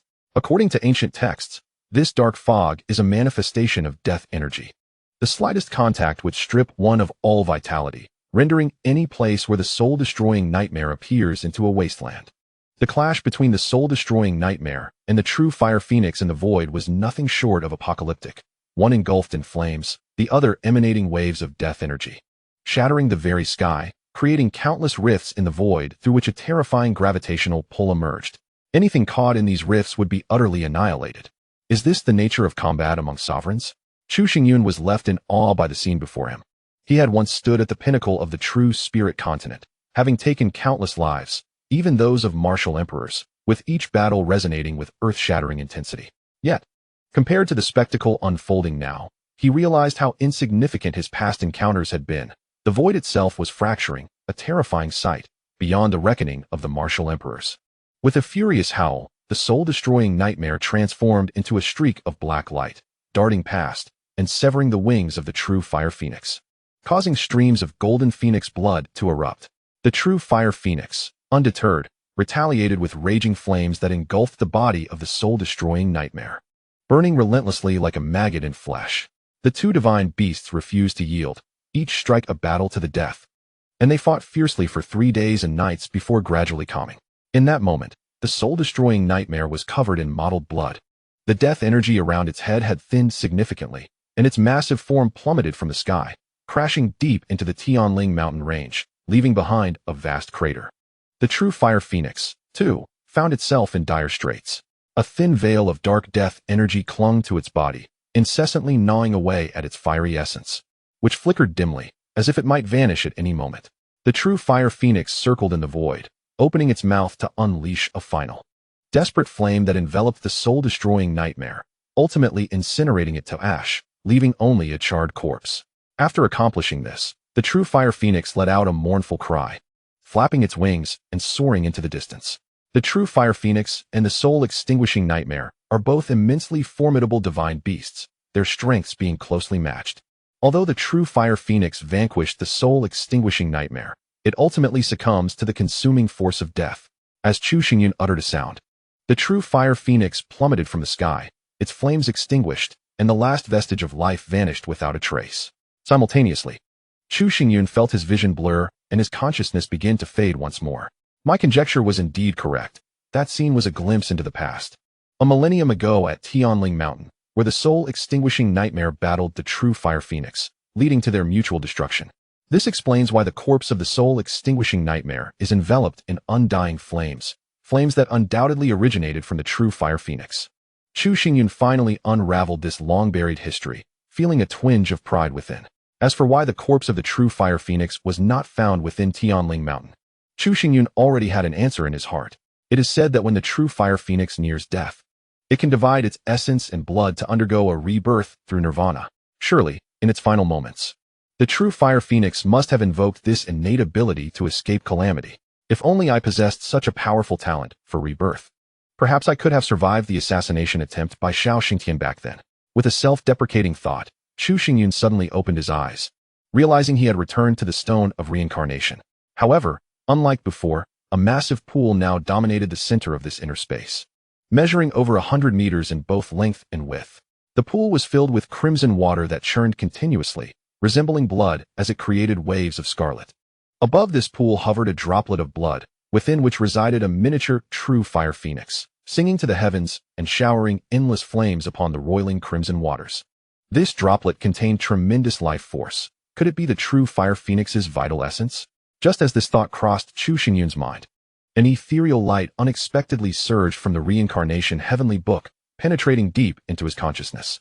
Chapter 83. The Life Forger Body Refinement Technique. The light was imbued with a vast stream of information, erupting forth in a raw and unrestrained manner, causing Chu Xingyun immense pain, as if his head might explode. Fortunately, this agony did not persist long, and he gradually regained his composure. Upon opening his eyes, a glimmer of understanding illuminated his expression. He finally grasped the entirety of the situation. It turned out that this true fire phoenix was the personal steed of the reincarnation heavenly emperor. In ancient times, when the reincarnation heavenly emperor perished on Tianling Mountain, the true fire phoenix remained there to guard his remains, inadvertently inciting the hostility of the soul-extinguishing nightmare. The two divine beasts engaged in a desperate struggle, ultimately resulting in the soul-extinguishing nightmare being incinerated, while the true fire phoenix failed to invoke its rebirth, transforming instead into a droplet of its vital essence, sealed within the reincarnation heavenly book. The blood pool before him was thus formed from the true fire phoenix's vital essence. The mere thought of this filled Chu Xingyun with excitement. The most renowned aspect of the legendary true fire phoenix is its ability to be reborn through nirvana. This drop of life essence, condensed from the remains of a true fire phoenix, encapsulates a lifetime of dedication and vitality. Though it is but a single drop, it possesses immense life force. As long as it does not incur fatal damage, it can restore itself to its original state within a short period. The Cycle Emperor, indeed a formidable figure at the imperial realm, harbors treasures of great worth. This singular drop of life essence is as precious as any royal artifact. If I were to cultivate a body-tempering martial art, would I not be able to forge a perfect physique? A flash of inspiration ignited within Chu Xingyun's mind, his face alight with excitement. Practicing body-tempering martial arts would enhance his physical prowess and significantly bolster his defensive capabilities. The life essence could provide vitality, enabling rapid repair of both internal and external bodily injuries. Should the two be harmoniously combined, Chu Xingyun would essentially possess a flawless body, remarkable in defense and recovery, rendering him nearly invulnerable to death.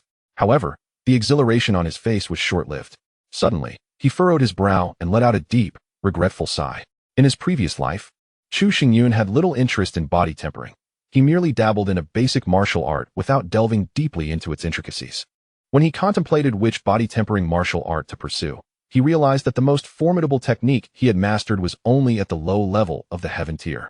Such a level of body tempering martial art could not possibly unleash the full potential of the life essence. Had he known this would come to pass, he would have sought the guidance of the primordial martial emperor to learn body tempering. That individual's martial talent was so profound that he surely created a transcendent level body tempering art. Chu Xingyun sighed repeatedly, growing increasingly frustrated with his thoughts. Alas, a low-level heaven-tier art would have to suffice for now. He would make do and see if he could discover a superior body tempering technique in the future. Ultimately, Chu Xingyun resigned himself to this harsh reality and began to reflect on martial arts principles within his mind. At that moment, a fragment of memory surfaced in his consciousness. It was during his arduous training in the endless sea of tribulation, when he and Xiao Xingtian were still sworn brothers. They had endured a life-and-death crisis while honing their skills in the sea of tribulation. Chu Xingyun recalled that they had just emerged from an ancient secret realm, having acquired numerous treasures, and were about to divide their spoils when a cloaked elder appeared before them. This elder, also a martial emperor, exuded a weak aura, barely having reached the martial emperor realm, and held little renown. Chu Xingyun, already well known, and with Xiao Xingtian's assistance, felt no fear towards this individual and intended to eliminate him without a second thought. However, the outcome took both Chu Xingyun and Xiao Xingtian by surprise. Though the cloaked elder's strength was not formidable, his physical defense was astonishingly terrifying. Even with Chu Xingyun's full strength, he could only inflict minor wounds upon him, failing to deliver a fatal blow. Ultimately, after a full day and night of collaboration, they succeeded in slaying the cloaked elder, but both sustained severe injuries, teetering on the brink of death. After that moment, Chu Xingyun came to realize that the astonishing physical defense of the cloaked elder stemmed from his mastery of a martial art known as the vitality extraction body refinement technique, which he had cultivated to the seventh realm. Contrary to being an extraordinary martial art, the vitality extraction technique was widely recognized. However, few had managed to practice it. The scarcity of practitioners was not due to the technique's complexity, but rather because most who attempted it met with untimely demise, leading to a gradual decline in its practice over time. The essence of the vitality extraction technique is elegantly simple, encapsulated in two words: extract vitality. This entails the practitioner drawing forth their own life force as a foundation for refining their physical form. Those who undertake this martial art possess an extremely formidable physical defense, rendering them nearly invincible among their peers, with few capable of breaching their defenses. However, the deeper one delves into this technique, the more life force is required, often culminating in a tragic fate of lifelessness due to depletion of vitality. As Chu Xingyun understood, the vitality extraction technique was divided into 9 realms, with each subsequent level demanding an increasingly greater sacrifice of life force. The elder's ability to reach the 7th realm likely stemmed from some extraordinary treasure that significantly enhanced his vitality. Once, Chu Xingyun had contemplated mastering the vitality extraction technique, but he ultimately abandoned this notion, as the martial art was exceedingly tyrannical. Now, possessing the life essence of the true fire phoenix, he pondered whether this could counteract the technique's detrimental effects. His heart raced at the thought, The life essence could provide an inexhaustible supply of vitality, while the technique continuously consumed it. The potential for mutual enhancement seemed almost perfect. Taking a deep breath, Chu Xingyun recalled the cultivation method of the vitality extraction technique. He bent his knees and leaned back, resembling a drawn bow, as an unusual aura emanated from within him. Consolidate, he uttered forcefully, and in an instant, a horrific pain coursed through his body, as if countless blades were tearing him apart, forcing a cry from his lips and draining the color from his face. The agony of the first move was so intense that it earned the moniker of self-torture. Chu Xingyun muttered in frustration, yet he refused to relent. Having achieved the martial emperor realm in his youth, his resolve was unwavering. Mere pain could not deter him. He rose again, arching his back once more like a bow, forcibly extracting the life force within him to refine every sinew and bone. With a loud thud, roughly 10 seconds later, Chu Xingyun collapsed to the ground, his organs churning violently, hot blood seeping from every pore. Again, he bellowed, a surge of determination erupting within him. With the nine-turned spirit gathering, I have already coalesced the most powerful spiritual sea in history. If I can utilize my life essence to perfect the vitality extraction technique, there will be no one in the world capable of slaying me.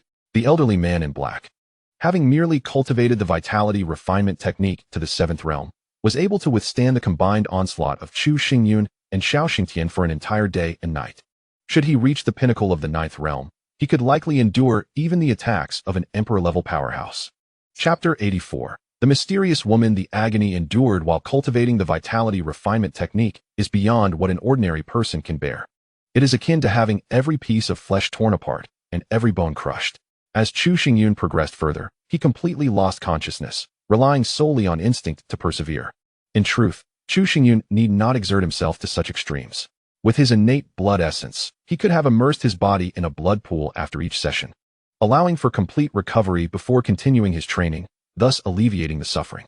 Yet, he chose not to do so. He only entered the blood pool when he was on the brink of death, dragging his battered body into its depths. He believed that one can only unlock their full potential when teetering on the edge of mortality. Given his nurturing blood essence, he felt compelled to repeatedly unleash his capabilities and transcend his limits. In comparison, what was a mere moment of pain? The following day, Chu Xingyun awoke from his slumber. To his astonishment, his once battered body had fully restored itself under the nurturing of the blood pool, free of scars and radiating a luster akin to exquisite jade. He hurriedly exited the blood pool, took a deep breath, and unleashed a powerful punch forward. With a whoosh, the shadow of his fist flickered momentarily, producing a sound that pierced the air, causing his eyes to gleam with excitement. His punching speed had indeed increased by 20%, and his movements felt remarkably invigorating. Truly, this was the renowned, unparalleled martial art of body refinement. Just a single night of training yielded such remarkable enhancement. As Chu Xingyun retracted his fist, he felt immense satisfaction with his current state. Of course, his rapid improvement was not solely due to his relentless training. The innate blood essence played a significant role as well. It replenished his life force and thoroughly nourished every sinew and bone, rendering his vitality increasingly resilient and formidable. This was not merely a process of consumption and replenishment. It entailed a continuous enhancement of life force amidst the cycle of expenditure and recovery. Such a feat could likely be accomplished by none other than Chu Xingyun. The average individual lacks both the innate blood essence of the true fire phoenix and the indomitable willpower that defines Chu Xingyun. Both elements are indispensable. Upon exiting the room, Chu Xingyun observed Yan Du and others tidying up their belongings. Since his induction into the Lingxiao martial house, congratulatory gifts had been pouring in, even from the Lord of Blackwater City, who had come personally to pay his respects. The reason was simple. Upon joining the Lingxiao martial house, Chu Xingyun became a core disciple, and everyone believed he would undoubtedly achieve greatness, eager to foster favorable relations with him in advance. Master, Yan Du exclaimed upon seeing Chu Xingyun, hastily putting down the congratulatory gifts and bowing respectfully. Once everything is in order, let us set forth back to West Wind City. Chu Xingyun commanded. Just as he was about to turn, his gaze fell upon a jade vial on the table. Within the jade vial rested a cerulean liquid, exuding a faint, ethereal fragrance. Yan Du hastily elucidated. Blackwater City is nestled against the iron blue mountain range, beneath which lies a spring known as the Xianlan Spring. This substance is none other than its water. Xianlan Spring. Upon hearing this name, a long-buried memory suddenly surfaced within Chu Xingyun's heart. He turned to Yan Du and said, "Take me to the Xianlan Spring." Although Yan Du did not comprehend Chu Xingyun's intentions, He refrained from questioning further and led him towards the iron blue mountain range. Accompanied by Gu Qingshan and Yang Feng. Both were concerned for Chu Xingyun's safety, thus they ventured together, looking out for one another. Before long, they arrived at the Xianlan Spring. Although referred to as a spring, it resembled a small lake of considerable expanse. Appearing from a distance like a sapphire embedded in the earth, shimmering brilliantly under the sun's rays. Chu Xingyun surveyed the surroundings, seemingly in search of something.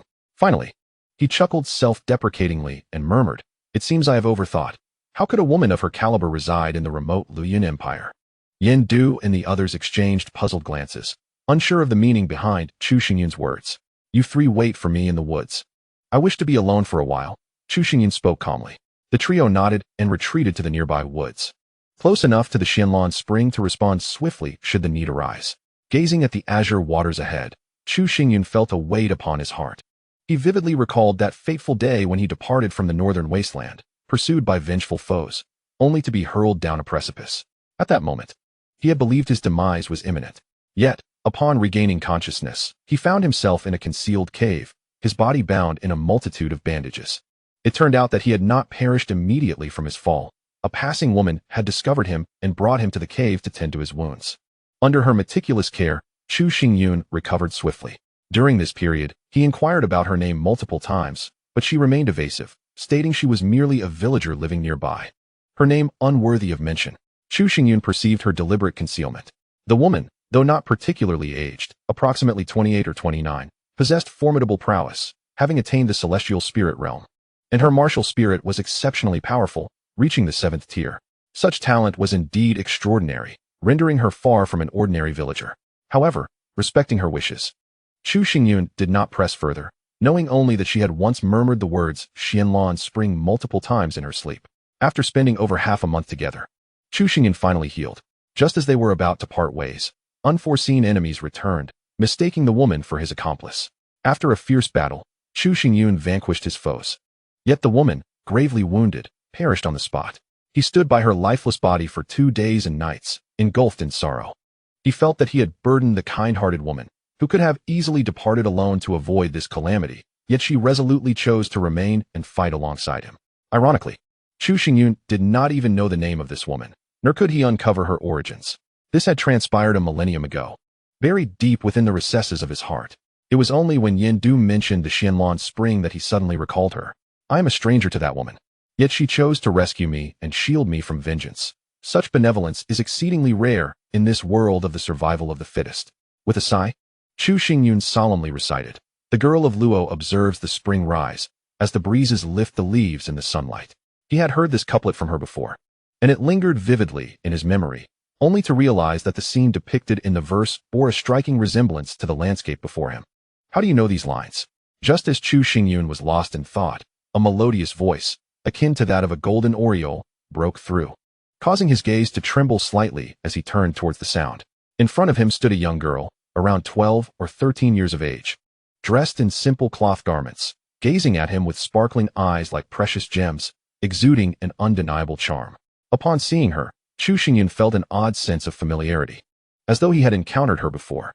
Sensing his puzzled glance, the girl took a deep breath and said, "I am Luo Lan. I also participated in the selection of the 5 great martial houses, but I was eliminated in the first round. However, I know you. You are Chu Xingyun, the champion of this selection and a member of the Lingxiao martial house." The girl seemed somewhat nervous, and by the end of her statement, her face had turned crimson, her hands fidgeting restlessly. Chu Xingyun stepped closer to her, smiling. "You recognize the couplet I just recited?" "Of course." The girl tilted her chin slightly, pride evident in her voice. "These lines were written specifically for me by my father. Did you not notice that they describe the very scenery of the Xianlan Spring? Moreover, the first characters of the lines spell out my name, Luo Lan." Upon hearing this, Chu Xingyun's heart trembled. His gaze suddenly froze, filled with disbelief. Could it be that the benevolent woman who once saved him was none other than this girl named Luo Lan? "Could you show me your martial spirit?" Chu Xingyun's voice quivered slightly as he sought to confirm the thoughts swirling in his mind. In this world, martial spirits are unique to each individual. If Luo Lan's martial spirit were to align with that of the kind-hearted woman, it would serve as proof that she was indeed the same person. "All right." Luo Lan nodded readily, but then added, "My martial spirit is of low rank, so please do not mock me after you see it." With that, Luo Lan stepped back a few paces, and a deep blue light emanated from her, coalescing into a budding lotus. Chu Xingyun's pupils constricted sharply. As I mentioned earlier, my martial spirit is quite humble. Luo Lan curled her lips slightly, raising her head to discover Chu Xingyun's eyes wide with astonishment, as if struck by something profound. Indeed, it is you. You are the one, she exclaimed. A surge of uncontainable joy illuminated Chu Xingyun's face. This water lily was none other than the martial spirit of a kind-hearted woman, known as the 9-star water lily, an exceedingly rare growth-type martial spirit.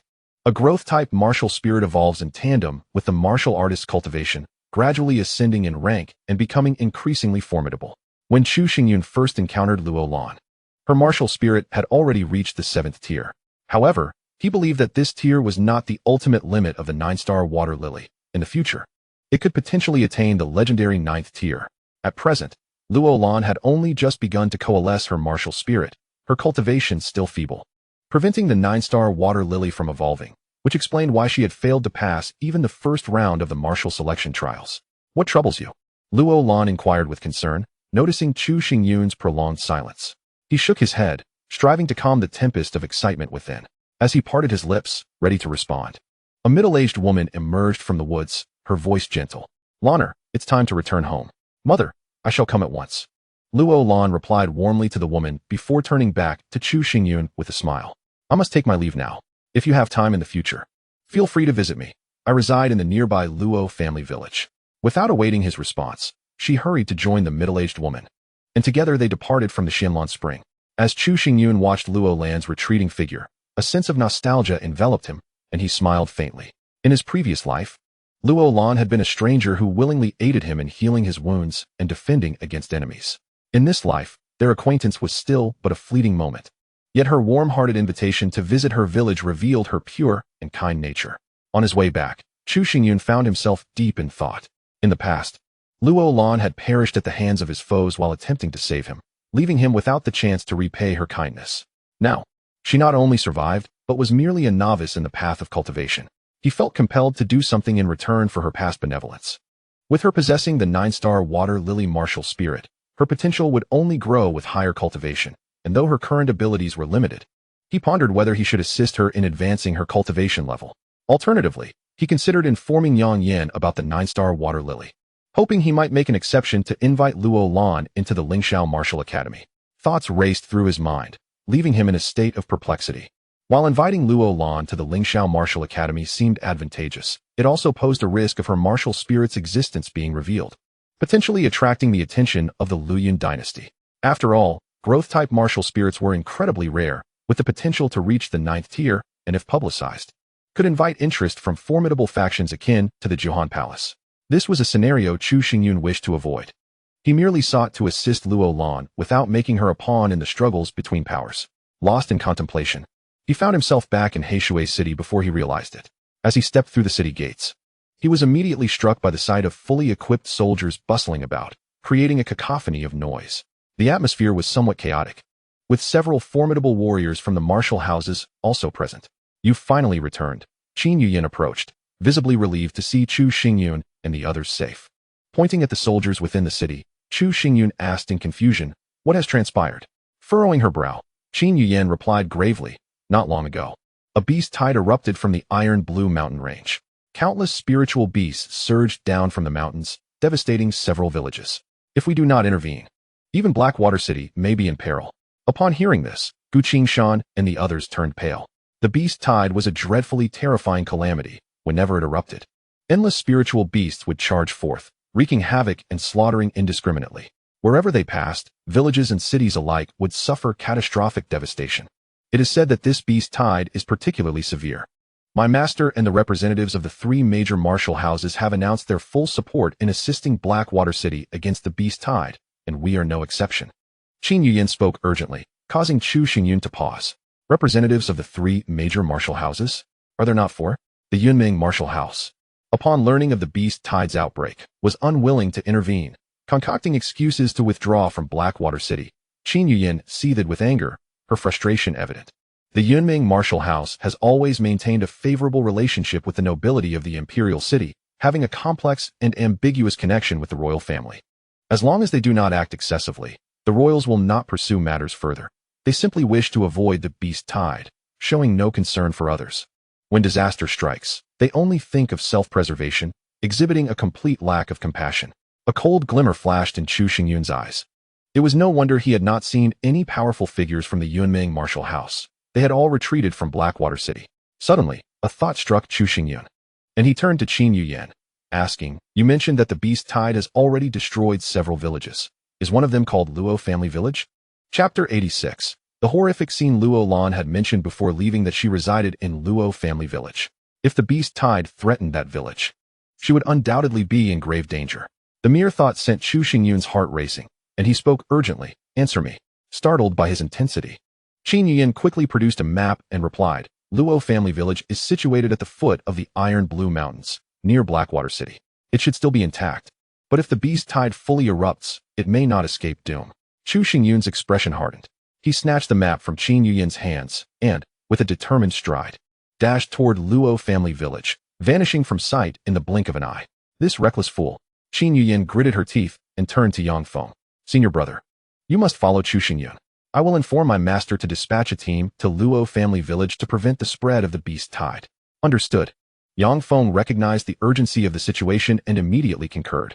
Both parties commenced their respective actions simultaneously. Before long, Qin Yuyan obtained Yang Yan's permission to lead a formidable force of 500 towards Luo Village, accompanied by several powerful warriors from the martial house. Nestled at the foot of the Iron Blue Mountain Range, Luo Village was a notorious hotspot for beast tides, and Yang Yan, wary of the impending danger, dispatched only the elite. Initially, he contemplated joining them to ensure Chu Xingyun's safety, but realizing the protection offered by Yin Du and others, he set aside that thought. There were, after all, several other locations that also required his urgent assistance. The 5 great martial houses had endured for centuries within the Luoyuan dynasty, not solely due to their profound heritage, but also owing to their duty to safeguard the denizens of the dynasty. With the outbreak of beast tides in the Iron Blue Mountains and various regions in peril, top-tier experts like them were compelled to rush to the most perilous areas. Naturally, this did not include the Yunming martial house. The treacherous Gu Qingsong, upon hearing of the beast tide, hastily fled Blackwater City, displaying an utter disregard for any potential losses. Truly a disgraceful act. Guided by the map, Chu Xingyun and his companions arrived at Luo Village. Upon witnessing the scene before them, they were rendered speechless. The once thriving village had transformed into a desolate ruin, with countless spirit beasts darting about. The ground and homes lay in disarray, stained a vivid crimson by blood. How could this happen? Su Qingru, who had recently joined the Cangfeng martial house, felt her pupils constrict like needles. The overpowering stench of blood made her retch uncontrollably. Not just her, even the seasoned soldiers turned pale, their stomachs churning at the horrific sight. They had never encountered such a brutal scene. The village lay in ruins, corpses strewn about, and numerous spirit beasts feasting on the bodies, reminiscent of a hellish battlefield. "There's still people." Yin Du, with keen eyes, spotted several survivors in the village's center, armed and fiercely resisting the onslaught of beasts like small boats amidst a turbulent wave. "Attack!" Chu Xingyun commanded, rushing forward. Yin Du and Gu Qingshan exchanged glances before following suit, while Yang Feng and Qin Yuyan directed the soldiers to force their way into the beast horde, striving to carve out a safe passage. Suddenly, a piercing scream echoed through the air. A few spirit beasts appeared, lunging towards Su Qingru. Their eyes glowed a menacing red, and their gaping maws dripped with remnants of internal organs, exuding a terrifying aura that left Su Qingru trembling, paralyzed by fear. "Act now!" Yang Feng shouted urgently. Startled, Su Qingru snapped back to reality, preparing to retaliate, but the beasts were already upon her, crushing her throat in an instant, her head severed and tumbling to the ground. In that moment, an eerie silence enveloped the scene, broken only by the heavy breaths of the onlookers. Su Qingru, the most gifted talent of Blackwater City, had met her demise just like that. She had not even summoned her martial spirit before being slaughtered by the spirit beasts, her body torn asunder. Chu Xingyun observed this unfolding tragedy with an expression that betrayed no emotion. He possessed a familiarity with the beast tide that surpassed that of anyone present. This was not a familial trial, nor a sect examination, but rather a genuine calamity. The spiritual beasts within the tide were devoid of any rationality. Their minds consumed by a frenzied desire to kill. At the slightest opportunity, they would swarm forth, attacking in a mad frenzy. Those like Su Qingru, who harbored a sense of hope against the odds, would find themselves unable to escape death, regardless of their strength. Every member remained vigilant. Complacency was out of the question. Yang Feng cast a glance at Su Qingrou's lifeless form, sighing inwardly, his voice imbued with spiritual energy, resonating clearly in the ears of all present. The death of Su Qingrou rendered the crowd cautious, each step taken with trepidation as they slowly advanced towards the center of the village, slaying spiritual beasts along the way. Yet, even so, when they finally reached the village's heart, many had already fallen beneath the claws of the beasts, their bodies piled upon one another, rendering identification impossible. Thank you, esteemed ones, for your intervention. Please allow me to bow in gratitude. The village chief of Luo family village, an elderly man nearing his 70s, was overwhelmed with emotion upon seeing Chu Xingyun and his group arrive, kneeling with tears streaming down his face. Many villagers followed suit, kneeling in reverence, without assistance. They would have never endured the entire village destined to be trampled by spiritual beasts, leading to their utter annihilation. Chu Xingyun surveyed the scene. Noting the absence of Luo Lan, he turned to the village chief and inquired, "Is there a young lady named Luo Lan in your village? Where is she?" "Luo Lan is indeed one of us," the chief replied, nodding before his expression darkened. "However, her home is quite distant. The beast tide erupted so suddenly that she may not have had time to arrive. As for her whereabouts now?" Chu Xingyun interrupted the chief, his eyes sharpening with determination.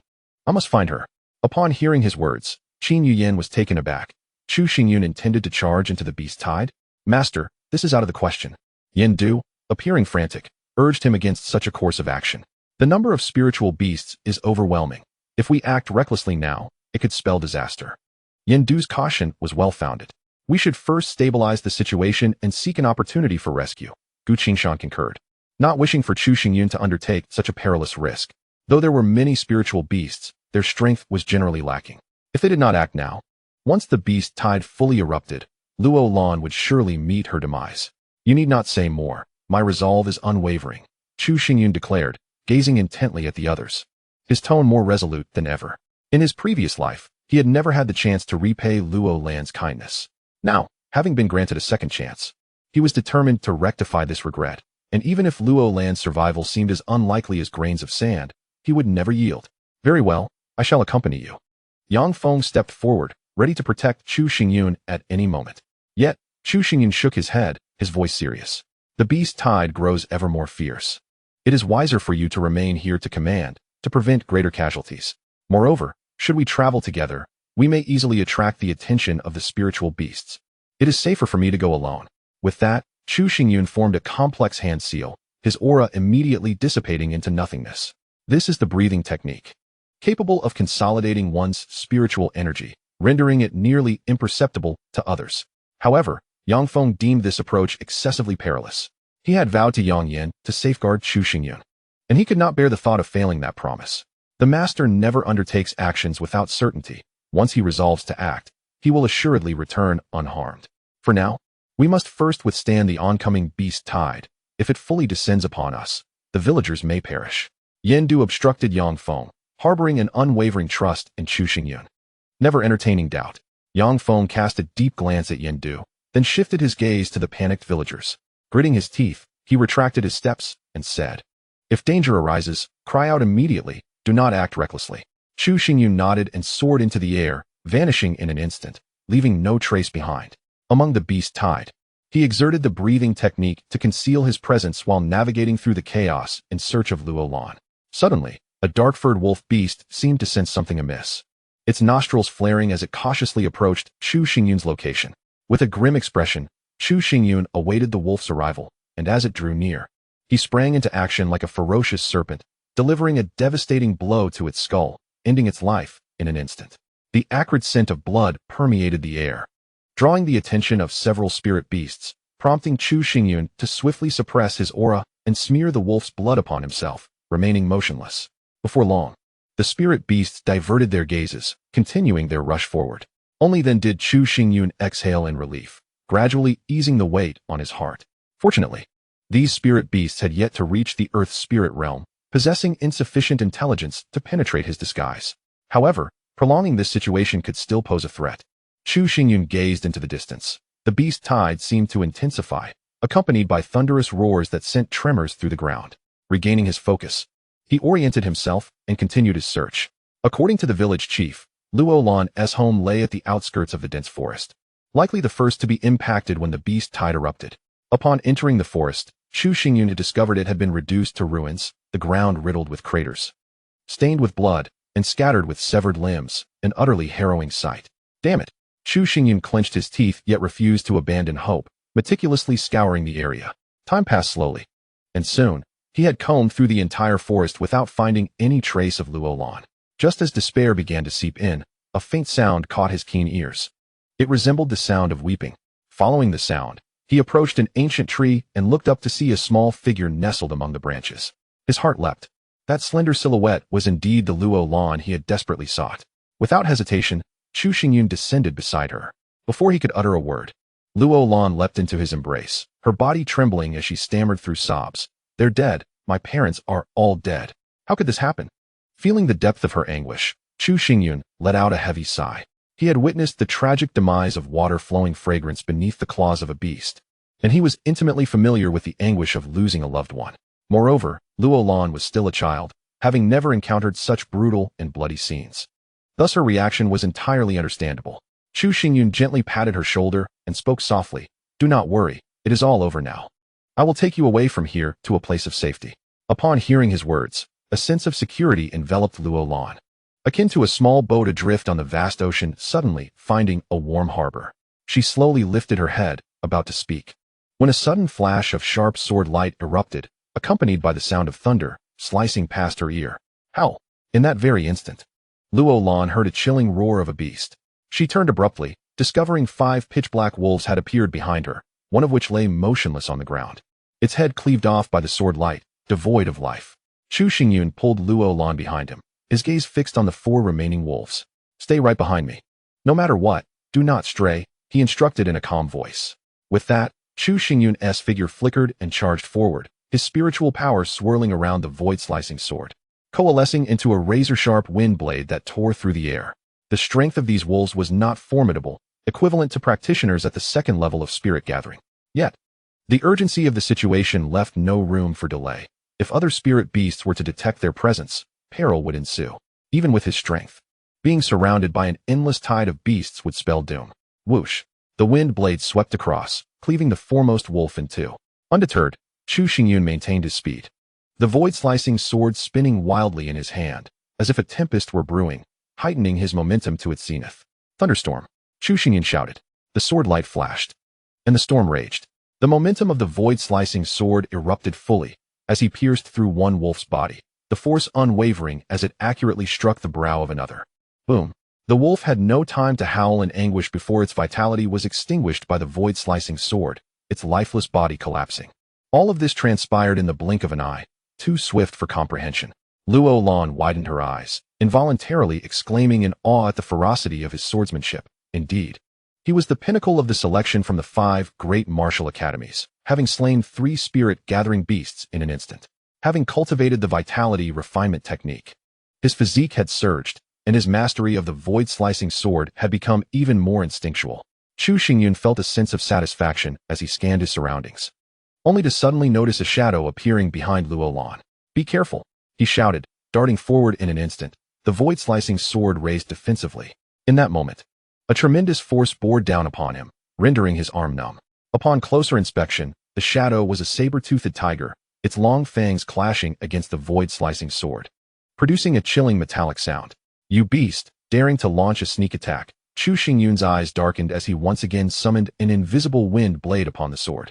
However, just as he was about to strike down the saber-toothed tiger, the remaining wolf beast swiftly lunged forward, opening its massive maw to pounce upon Luo Lan. Having witnessed the ferocity of Chu Xingyun in the previous battle, the wolf beast was keenly aware of his formidable strength, and thus preferred to avoid confrontation with him, opting instead to eliminate the weaker Luo Lan first. Chapter 88. Sacrificing oneself to save another. The speed of the wolf beast was astonishing, reaching Luo Lan in an instant. "Get away!" Chu Xingyun shouted desperately, constrained by the saber-toothed tiger and unable to intercept the wolf beast. But Luo Lan was far too feeble to mount any form of defense. Her face turned pale, devoid of the strength to move, as she could only watch helplessly as the wolf beast charged at her. Chu Xingyun's gaze hardened as he beheld Luo Lan's trembling figure, and an image flickered in his mind. one from beneath the Wanjua cliff in the 8th desolate domain. There, he and Luo Lan had been besieged by enemies. And after a series of fierce battles, they had narrowly escaped and hidden within a secluded cave.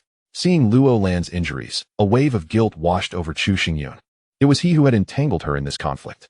The wounds she bore were a result of her efforts to save him, several of which had grievously affected her meridians.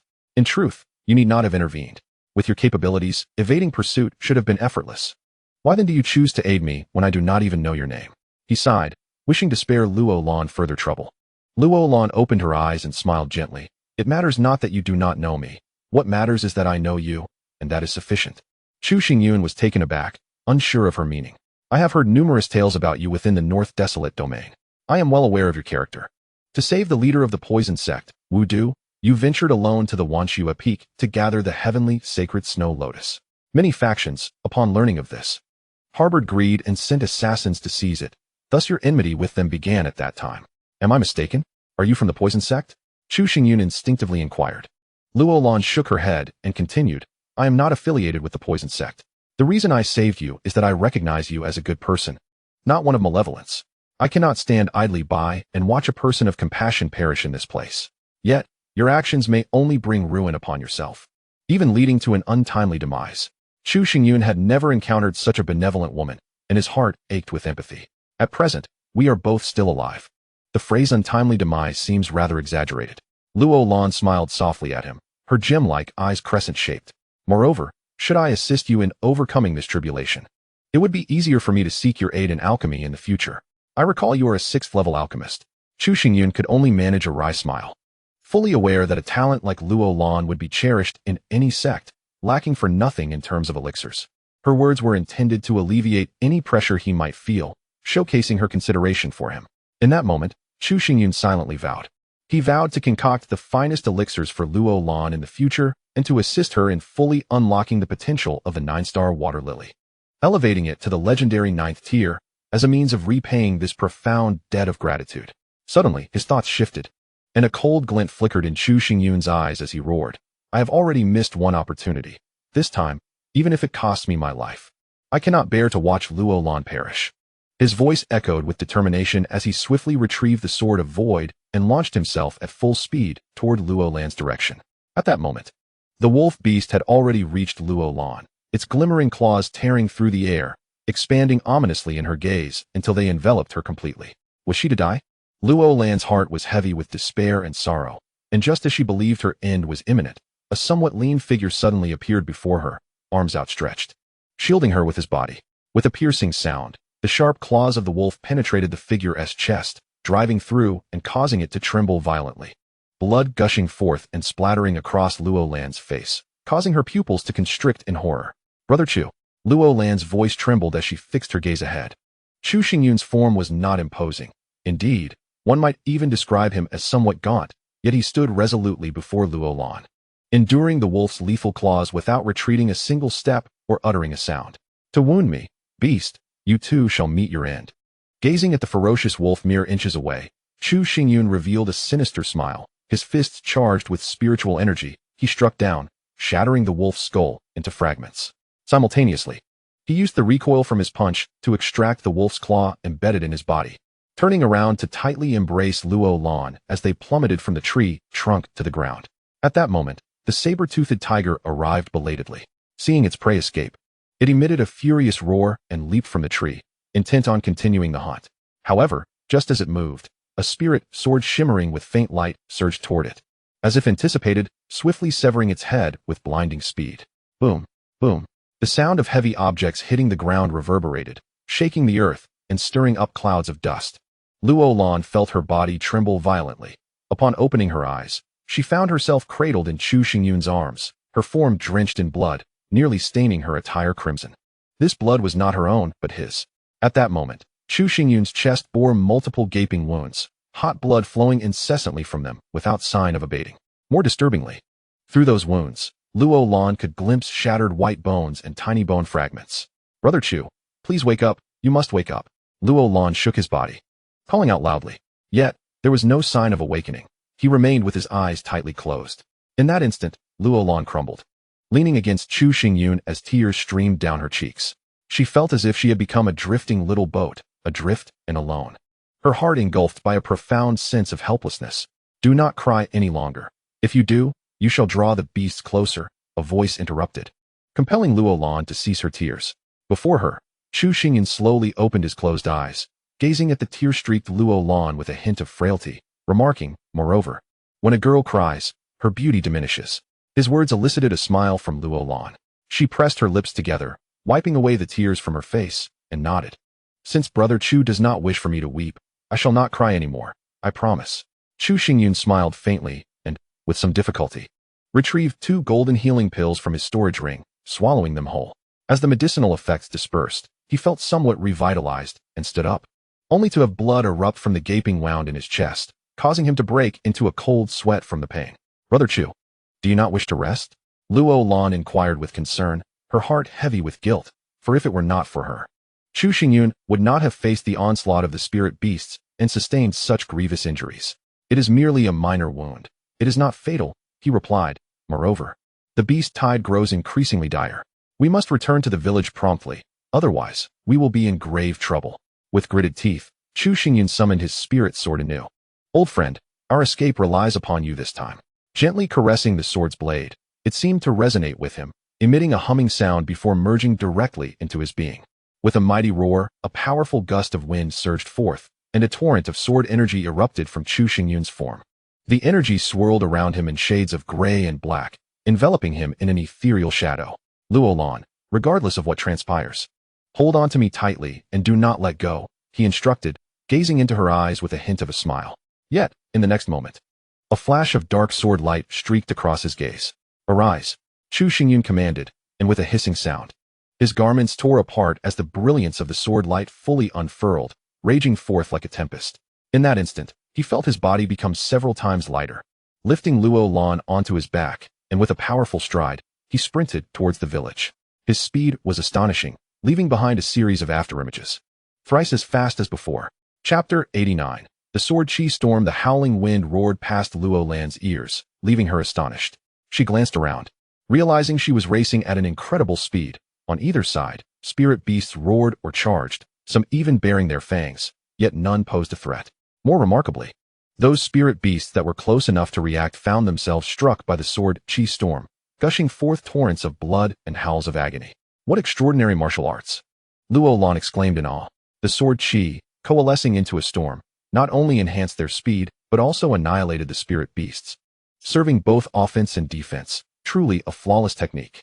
This is not merely martial arts. It is a manifestation of martial spirit talent, came Chu Xingyun's voice, resonating through the tumult. The 6 realms of martial arts consist of the body refinement realm, the spirit gathering realm, the earth spirit realm, the heaven spirit realm, the yin-yang realm, and the nirvana realm. Among these, the body refinement realm serves as the foundation, primarily focusing on the consolidation of martial spirits and the strengthening of the physical form.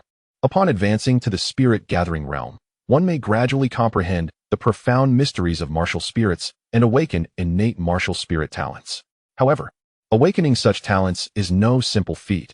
It requires a profound understanding of the martial spirit, and every time one utilizes this innate ability, it demands a substantial expenditure of spiritual energy. Consequently, martial artists refrain from employing these abilities unless absolutely necessary. With 2 lifetimes of experience, Chu Xingyun found it relatively effortless to awaken his martial spirit talent. The talent he awakened upon entering the spirit gathering realm is known as the sword chi storm, which enables him to transform the martial spirit's sword into an infinite tempest of sword energy that envelopes his body. Anyone who ventures too close will inevitably be assailed by this sword energy. From this perspective alone, the sword chi storm qualifies as an impressive martial spirit talent, capable of both offense and defense. Even more astonishing is the fact that the sword chi storm enhances Chu Xingyun's speed, tripling it, akin to giving wings to a tiger.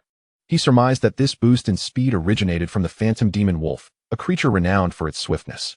Upon consuming the wolf, the spiritual sword inherited this characteristic, rendering the martial spirit talent even more formidable. This aspect underscores the extraordinary power of the unnamed technique. The more martial spirits the spiritual sword devours, the greater its strength and the more significant the enhancement to its innate abilities. In the past, Chu Xingyun managed to slay countless martial emperors, securing his position among the top 10 martial emperors. all thanks to his exceedingly potent martial spirit talent. Is there only the 6 realms of martial arts? What about the legendary martial emperors? Luo Lan couldn't help but harbor doubts. She had heard whispers of martial emperors before. Yet Chu Xingyun's explanation suggested that they exist beyond the confines of martial arts. The powerful martial emperors have transcended the realm of martial arts. What they comprehend is the royal Tao, and beyond that lies the imperial Tao, both of which represent supreme existences. As Chu Xingyun spoke, his gaze deepened. The path of cultivation is, indeed, boundless. In days gone by, he stood atop the true spirit continent, having thoroughly grasped the royal Tao, and was on the verge of stepping into the ethereal imperial Tao. Yet, even this was far from the pinnacle. Beyond the royal Tao lies the imperial Tao, and whether there exists an even more profound and transcendent realm above the imperial Tao remains unknown to Chu Xingyun.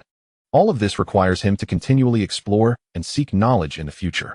The 6 realms of martial arts, the royal Tao, and the imperial Tao, how wondrous. Upon hearing Chu Xingyun's elucidation, Luo Lan felt her horizons expand significantly. She realized that the world she inhabited was rife with such mysterious existences. Before encountering Chu Xingyun, she had been entirely unaware of all this.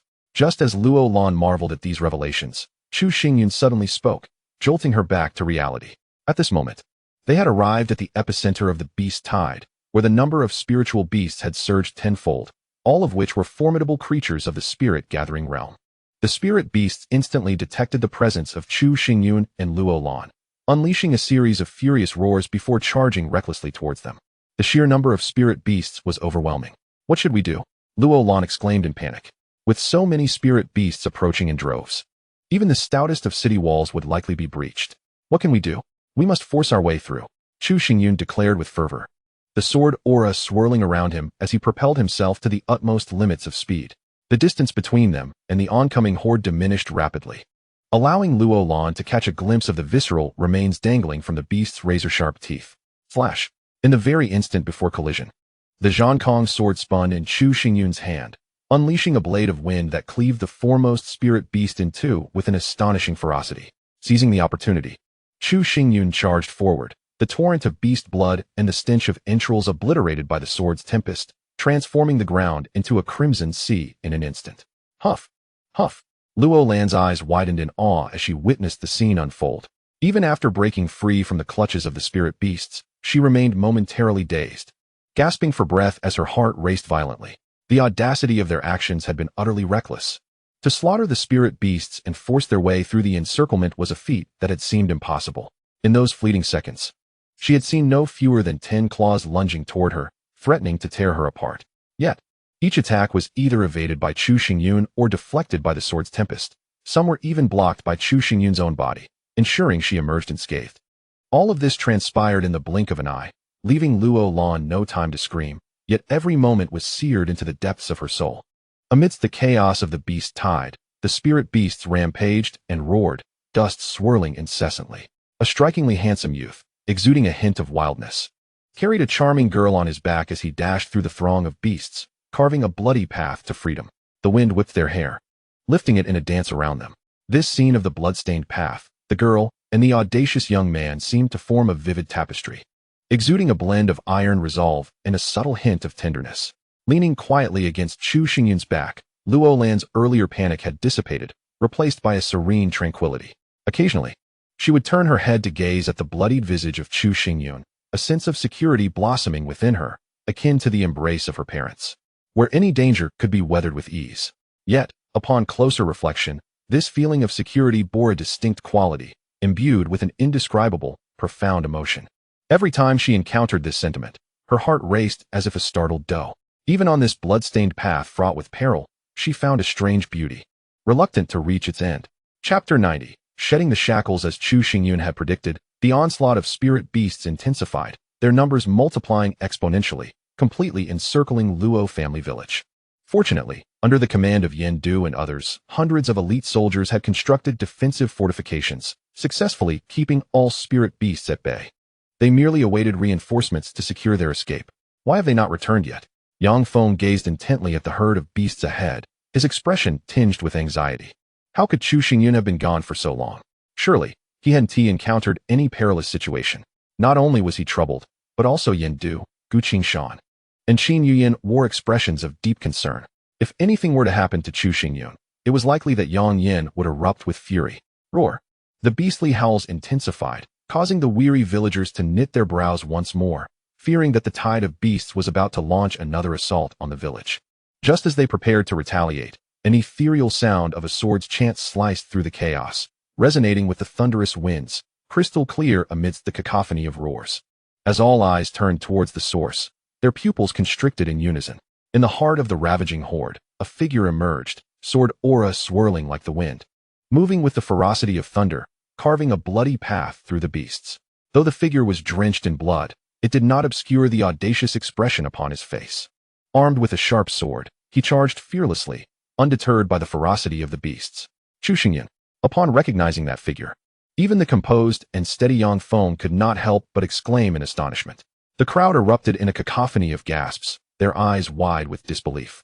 That audacious silhouette was indeed Chu Xingyun, and upon his back, there appeared to be another figure, a charming young girl. Silence enveloped the crowd, each individual rendered mute by the astonishing spectacle before them.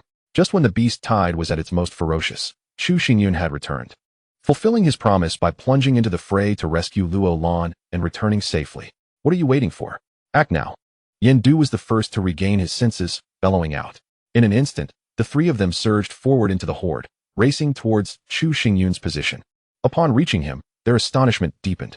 Even Yang Feng, who had previously harbored dissatisfaction towards Chu Xingyun's actions, swallowed his words and gazed at him with respect.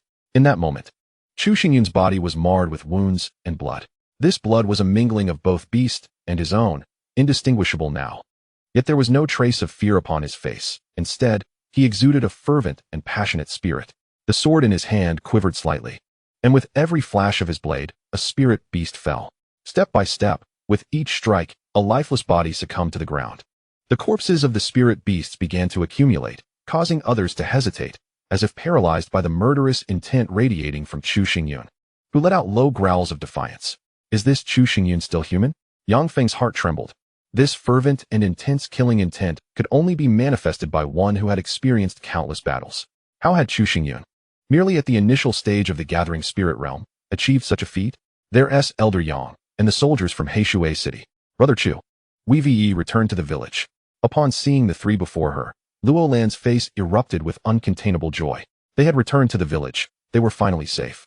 Upon hearing Luo Lan's words, Chu Xingyun's blood-red eyes gradually regained a glimmer of spirit. As he gazed into the distance, a powerful wave of dizziness washed over him, causing his vision to blur. Soon after, he felt his consciousness begin to fade. His battered body could no longer bear the weight of his injuries, and he collapsed backward, succumbing to a deep unconsciousness. When Chu Xingyun awoke, he found himself lying on a humble bed. As he surveyed his surroundings, it became apparent that he was in a simple dwelling, furnished with little more than a bed and a few tables and chairs. He moved his body slightly, feeling a heaviness in his head. He vaguely remembered that during his unconsciousness, Yen Du and his companions had appeared before him, driving away the frenzied spirit beasts and rescuing both him and Luo Lan. However, the events that followed were completely lost to him. He could not recall a single detail. Regardless, this ordeal had finally come to an end. As Chu Xingyun examined his injuries, a heartfelt sigh escaped his lips. To his astonishment, he discovered that there was scarcely a single unscathed part of his body. His skin was marred with scars, bones were fractured, and several gruesome wounds marred his chest. Even his meridians bore damage in over a dozen places. It was no wonder, having just entered the spirit-gathering realm, he unleashed a storm of sword energy and maintained it for an extended period. Even with his exceptionally pure spiritual sea, the burden was considerable. The martial spirit talent was a double-edged sword. The more formidable it was, the greater the consumption. For an ordinary person, sustaining such a powerful talent as the sword energy storm for that long would have resulted in meridian rupture and death. However, Chu Xingyun bore no significant concern regarding his injuries. Possessing the essence blood of the true fire phoenix, he could continuously draw upon life force. Though his wounds were severe, they would heal quickly, even strengthening his physique in the process. Such life and death moments, when pushed to the limits, only served to make Chu Xingyun stronger, a pursuit he ardently embraced, constantly striving to transcend his limits and surpass himself. No one who could ascend to the status of a martial emperor was weak, and as a distinguished martial emperor himself, Chu Xingyun embodied this truth. At that moment, the door creaked open, and Luo Lan stepped inside, her steps measured. Upon seeing that Chu Xingyun had awakened, she hurried over, her eyes shimmering with unshed tears, longing to cry, yet suddenly recalling his earlier words, she stifled the urge to weep. Did you think I wouldn't make it? Chu Xingyun smiled at Luo Lan, his warm smile causing her eyes to glisten once more with tears that threatened to spill. What a simple-hearted girl she was. Observing her struggle between tears and composure brought a sense of lightness to Chu Xingyun. In the past, whenever he thought of her and recalled her previous words, it felt as though a heavy shackle was deeply embedded within him, making it hard for him to breathe. But today, having saved Luo Lan and ensured she suffered no harm, he finally shed that burden, no longer feeling guilt or sorrow. Brother Chu. Luo Lan approached Chu Xingyun, her gaze fixed upon him as she inquired, "May I pose a question?" Chu Xingyun, pulling his thoughts back, nodded slightly. "Please, ask." "I heard Elder Yang mention that you risked yourself amidst the beast tide to save me. Could you share with me the reason behind your willingness to assist me in such a perilous manner?" Taking a deep breath, Luo Lan articulated the thoughts that had been swirling in her mind. To her, Chu Xingyun appeared as a lofty genius, one who had no need to endanger himself for her sake. Yet, not only did he save her, but he also shielded her with his body from the claws of the beasts, ensuring her safety, which left Luo Lan both touched and incredulous. Chapter 91. The personal mate. Upon hearing Luo Lan's question, Chu Xingyun could not help but chuckle. In the past, at the base of the Wanjua cliff, he had posed a similar question to Luo Lan. It was truly unexpected that in this lifetime, the roles had reversed, with Luo Lan now being the one to inquire. It must be said that the affairs of the world are indeed marvelous and unpredictable, eluding comprehension. Feeling the intensity of Luo Lan's gaze upon him, Chu Xingyun replied nonchalantly, "It was merely an act of saving someone. What reason is required? If you truly seek an answer, consider it as a debt from my previous life that I owe you." Luo Lan's mouth fell open, her expression morphing into one of confusion, prompting Chu Xingyun to laugh heartily. It was delightful to discover that not only was Luo Lan innocent and endearing, but she also possessed a charmingly naive side. "Is there something else on your mind?" Chu Xingyun's laughter subsided as he observed Luo Lan standing there, seemingly hesitant to speak, prompting him to inquire further. "Well, it's not exactly a question, but rather a request, and I hope you could grant it," Luo Lan said, her head lowered as she nervously fidgeted with her fingers. "I wish to remain by your side, as your humble personal maid." A personal maid? This time, it was Chu Xingyun's turn to be taken aback, his eyes widening in surprise at her bold declaration. "Indeed." Luo Lan nodded resolutely, her seriousness evident. "The recent beast tide has left me with nothing, my home is gone, and my parents have perished. Had it not been for your intervention, I too would have met a grim fate. Since my life was saved by you, I feel compelled to repay this kindness. However, I currently possess no wealth and my martial spirit is weak. The only way I can express my gratitude is by caring for your daily needs. I sincerely hope you can acquiesce to my humble request." With that, Luo Lan knelt before him, believing this to be the only means through which she could repay Chu Xingyun. Seeing her kneel, a bittersweet smile crept across Chu Xingyun's face. To an outsider, Luo Lan might appear destitute and vulnerable, much like a beggar on the street, with no resources and a lowly martial spirit. Yet, Chu Xingyun understood well that in the near future, Luo Lan's 9-star water lily martial spirit would undoubtedly flourish, and her strength would become formidable, elevating her to the status of a goddess in the hearts of many. Given enough time, she could even ascend her 9-star water lily martial spirit to the 9th tier and step into the realm of the martial emperor, and perhaps even into the fabled imperial realm. It was indeed such an extraordinary woman who now knelt before Chu Xingyun, desiring to become his personal maid. Even someone of his stature found himself momentarily dizzy, struggling to come to terms with the situation. Seeing Chu Xingyun fall silent, Luo Lan assumed he looked down on her and hurriedly said, "Brother Chu, I understand that I am quite foolish and lack talent, but I will take care of you diligently and fulfill all your requests. Whatever you ask of me, I shall comply." Chu Xingyun gazed back at Luo Lan, his thoughts in disarray. He could not confide in her that his reason for saving her was to repay a debt of gratitude from a past life. Such a revelation would be too astonishing and implausible for anyone to believe. Moreover, it might lead Luo Lan to think he was dismissive of her, fabricating an absurd excuse. Luo Lan was merely a child, having just endured a calamity that left her orphaned. Should she face further adversity, it could shatter her completely. "Very well. You may stay by my side." Chu Xingyun finally nodded and added, "However, there is no need for you to be my personal maid. If you don't mind, let us refer to each other as siblings."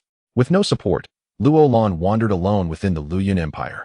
Chu Xingyun, unable to shake off his concern, decided to keep her close. This arrangement would allow him to care for her, while also helping her fully awaken the potential of her 9-star, sleeping lotus martial spirit. Being Brother Chu's sister feels like an honor I cannot attain. I would prefer to be your maid. I simply wish to care for you. And that would suffice for me, Luo Lan replied, her cheeks flushing, her heart racing. Finally, she stood up and dashed out of the room. Chu Xingyun watched her leave, shaking his head in resignation. If she wishes to be a maid, so be it. In the end, it makes little difference since she remains by my side. After resting on the bed for a while, Chu Xingyun's thoughts shifted, and he entered the inner space of the reincarnation stone. The water in the pool began to churn violently as the flames enveloping his life essence descended upon him. Rather than scorching, they radiated warmth, aiding in the repair of his bodily injuries. Chu Xingyun did not squander this time. He closed his eyes in quiet meditation, absorbing the pure spiritual energy from the spirit stones to nourish his depleted spiritual sea, achieving both recovery and cultivation simultaneously. This state persisted for 2 days. With the collaboration of the 4 great martial houses and Heishui City, the terrifying beast tide was finally contained. Although there were many casualties, the outcome could still be considered a blessing in disguise. On this day, Chu Xingyun emerged from his dwelling, basking in the gentle warmth of the sun, which felt exceedingly pleasant. Following the end of the beast tide, Luo family village was fervently engaged in repairs. The villagers supported one another, breathing new life into what had become a desolate ruin. Has it truly been restored in just 2 days? Yang Feng approached, astonished, scrutinizing Chu Xingyun with disbelief. He was well aware of the severity of Chu Xingyun's injuries. Even he would require 10 to 15 days to rise from bed, with a full recovery taking at least a month. Yet, Chu Xingyun had fully recuperated in merely 2 days. Wasn't he that a bit too astonishing? I took some medicinal pills, which expedited my recovery, Chu Xingyun replied, having anticipated the question, shrugging nonchalantly.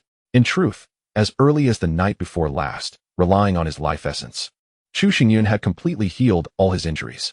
He even dedicated an entire day to cultivating the body refinement technique, enhancing the refinement of his physique. However, such matters were not convenient for him to disclose. After recovering in merely 2 days, Yang Feng was already astounded. If he were to reveal the truth, it would likely cause Yang Feng to faint on the spot. Since he was fully restored, it was time to set forth for the imperial city. Yang Feng, snapping back to reality from his astonishment, addressed Chu Xingyun. Due to the sudden outbreak of the beast tide, we have already delayed for 3 days and cannot afford to linger any longer. As for matters in West Wind City, we will dispatch someone to assist you. Upon hearing this, Chu Xingyun's expression grew troubled. With Chu Hu overseeing affairs in Chu Town, there was no cause for concern. His only lingering worry was the hidden truth from 16 years ago. According to Shui Chongda, both the Yunming martial house and the royal family were involved in the events of that year, yet only Shui Chongxian from the Shui family possessed the specific knowledge. Chu Xingyun needed to return to West Wind City to obtain answers from Shui Chongxian before he could continue his investigation. Elder Yang, I have some grievances with the Shui family that must be resolved before heading to the imperial city. I hope you can grant me an additional day. Chu Xingyun implored Yang Feng, confident that with his current strength, he could uncover the answers within that time frame. Yang Feng's expression grew serious as he contemplated this request. Just as he was about to respond, when Gu Qingshan's voice reached them, tinged with a sense of helplessness. Master, your grievances with the Shui family cannot be settled in such a short time. Chapter 92. Disruption of plans under the gaze of the gathered crowd. Gu Qingshan rushed over from a distance, beads of sweat dotting his face, conveying a sense of urgency. He approached Chu Xingyun, bowed slightly, and explained, I have just received urgent intelligence. During the recent days of the beast tide, Shui Chongxian has already relocated the Shui family from West Wind City to the imperial city alongside Shui Qianhua. Relocating to the imperial city? Yindu was taken aback. He was well aware of the enmity between Chu Xingyun and the Shui family. If the Shui family sought refuge in the imperial city, they would undoubtedly seek the protection of the Yunming martial house. Given that the Yunming martial house had numerous connections with various noble families in the imperial city, should the 3 parties unite, it would exponentially complicate Chu Xingyun's efforts to confront the Shui family, rendering the situation exceedingly precarious. In addition to this development, Miss Yu Yin had departed from Heishui City the previous night, leaving behind a note before her departure. Gu Qingshan retrieved the note from his storage ring and handed it to Chu Xingyun. Upon opening it, Chu Xingyun scanned the contents swiftly. It contained little information, essentially stating that following the conclusion of the beast tide, the Qin family faced renewed crises, and due to the urgency of the situation, Qin Yuyan had to return to the imperial city immediately. As for Yang Yan, He was to report the details of the beast tide to the royal family. Thus both would not be able to accompany Chu Xingyun.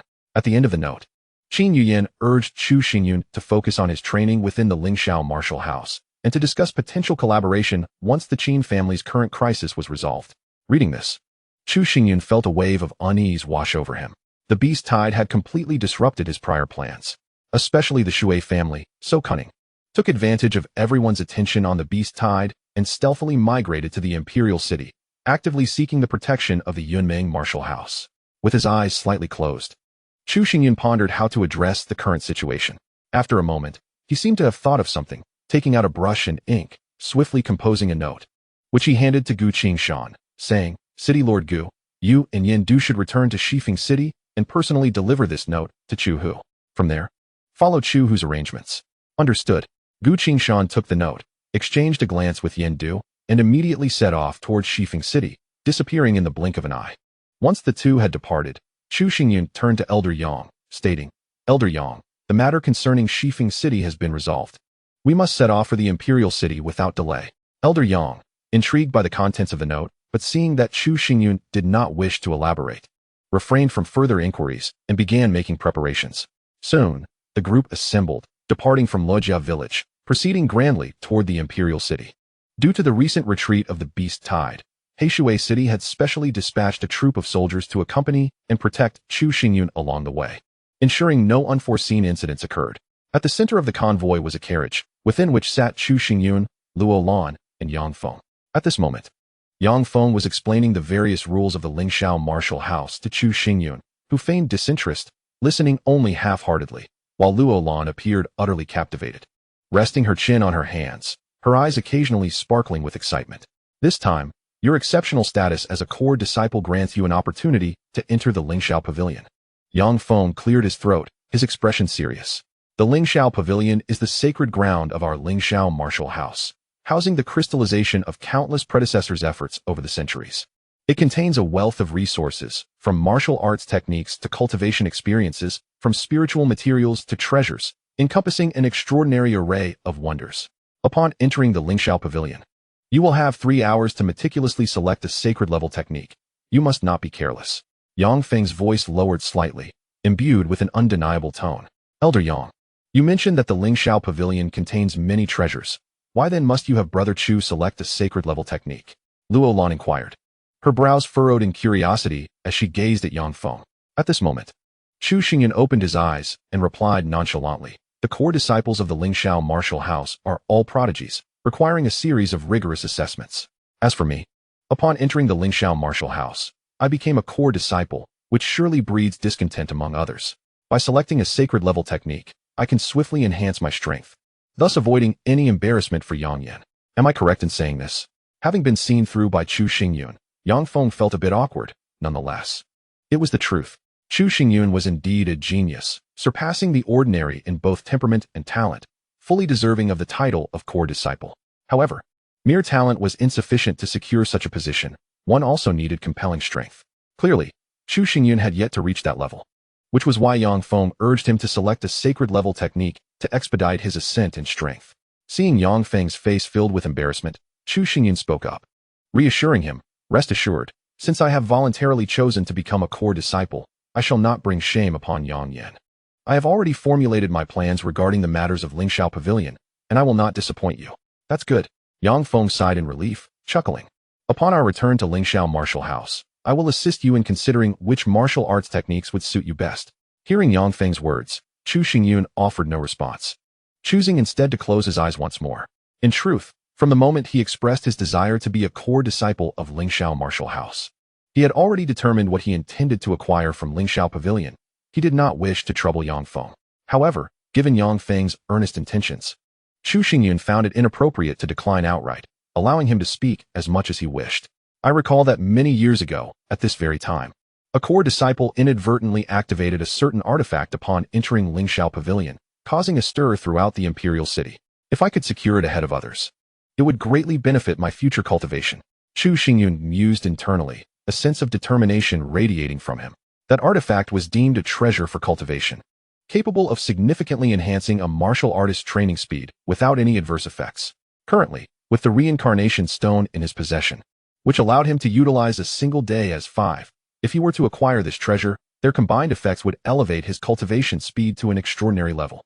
Once his cultivation reached new heights, whether it was unraveling the secrets of 16 years past or retrieving Lu Xiang from the Johan Palace, he would find immense assistance. Hence, I must obtain that treasure. With that thought, Chu Xingyun entered a state of cultivation, wasting not a single moment, and began his arduous training with unwavering resolve. In the ensuing days, the trio traveled throughout the night, and by the dawn of the third day, Chu Xingyun finally arrived at the imperial city. Chapter 93. The vast imperial city. The imperial city spanned a territory of thousands of miles, its area immensely vast, serving as the largest city of the Luoyuan dynasty. Flourishing and densely populated, the Western Wind City, in comparison, was leagues behind.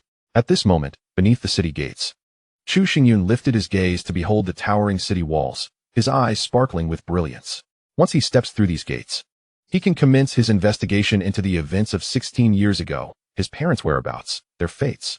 All would be unveiled within this imperial city. Brother Chu, let us enter the city, Luo Lan suggested, drawing Chu Xingyun back from his thoughts. Nodding slightly, the three of them proceeded toward the city gates and entered the imperial city. Within the city, structures rose majestically, and the wide stone-paved avenues stretched for dozens of meters, seemingly endless. No matter how many people filled the streets, it would never feel congested. Spirit beasts. Suddenly, Luo Lan exclaimed, retreating behind Chu Xingyun. On the stone avenue, numerous martial artists rode spirit beasts, the sounds of their roars echoing in a cacophony. Having experienced the terrifying beast tide firsthand, which nearly cost her life, Luo Lan was particularly sensitive to spirit beasts. Moreover, the spirit beasts here exuded a formidable aura, with the vast majority having reached the spirit gathering level. Within the imperial city, countless masters abound, and it is quite common to see spirit beasts as mounts. However, not all these steeds are spirit beasts, some are martial spirits. With a smile, Chu Xingyun addressed Luo Lan, who appeared somewhat perplexed, and inquired, martial spirits as mounts? Since we are not engaged in battle, why do they release martial spirits? I once mentioned that once a martial artist communicates with the heavens and the earth, they can condense martial spirits.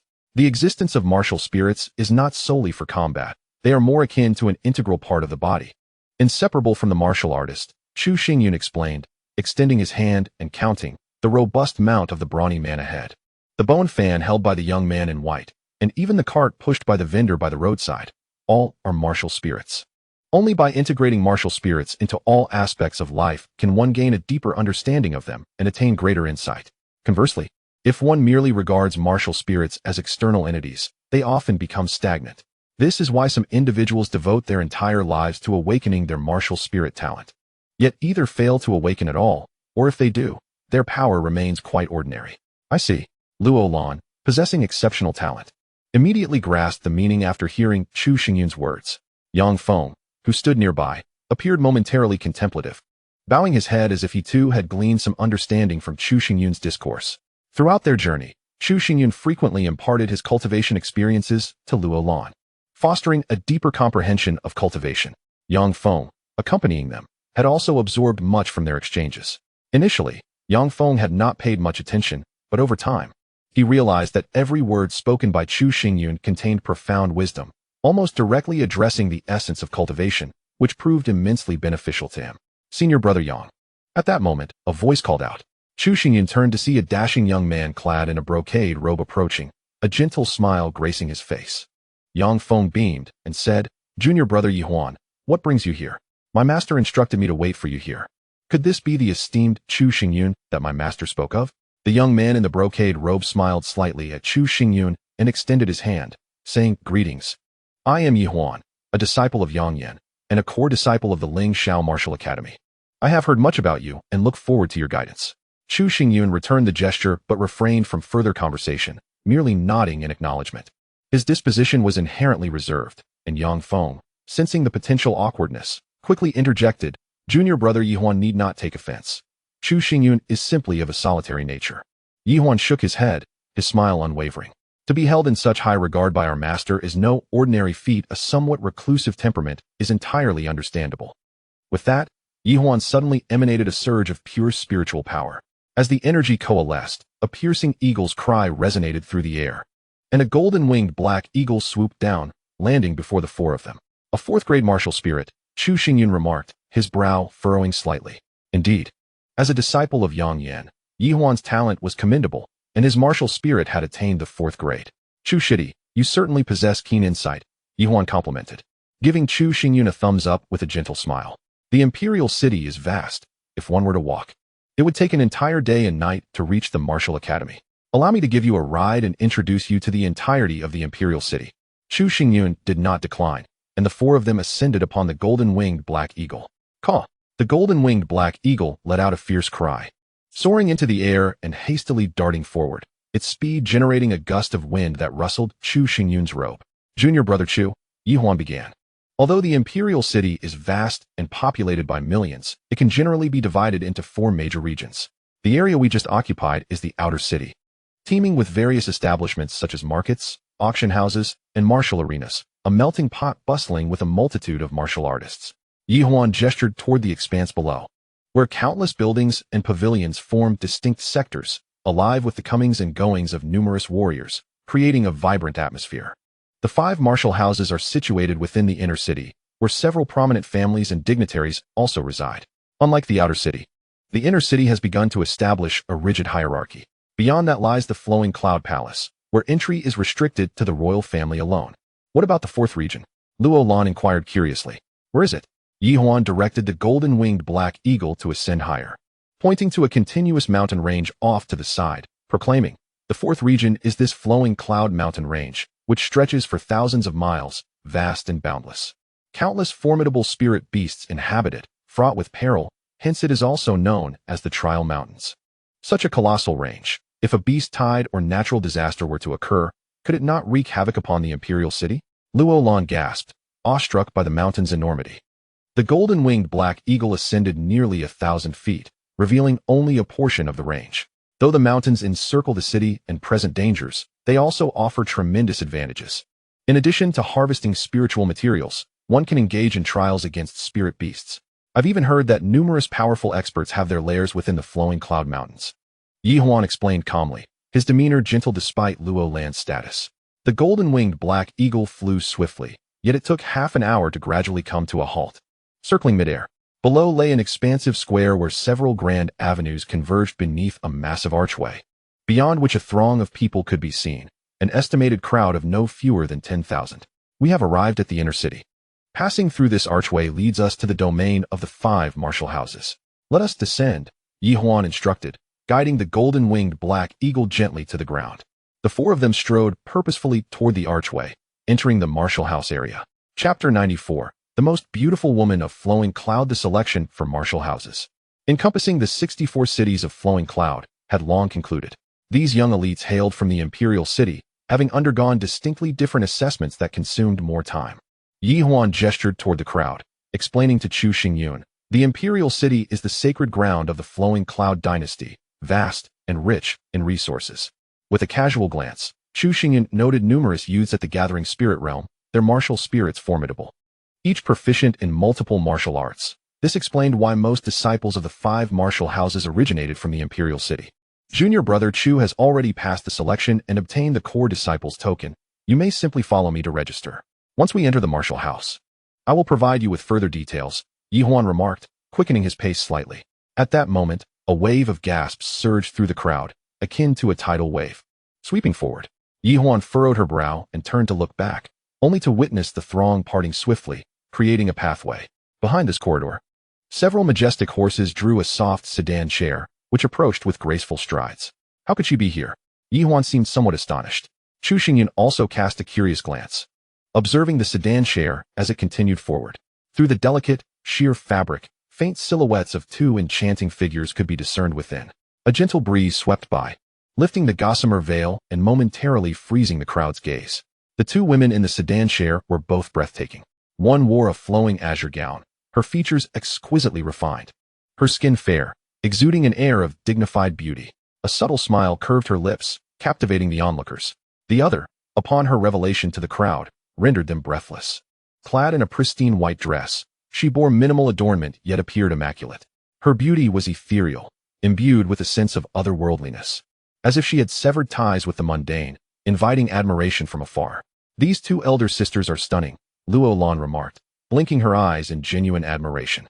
The one in the azure dress was named Lin Qing, while the other was called Xue Qingwu.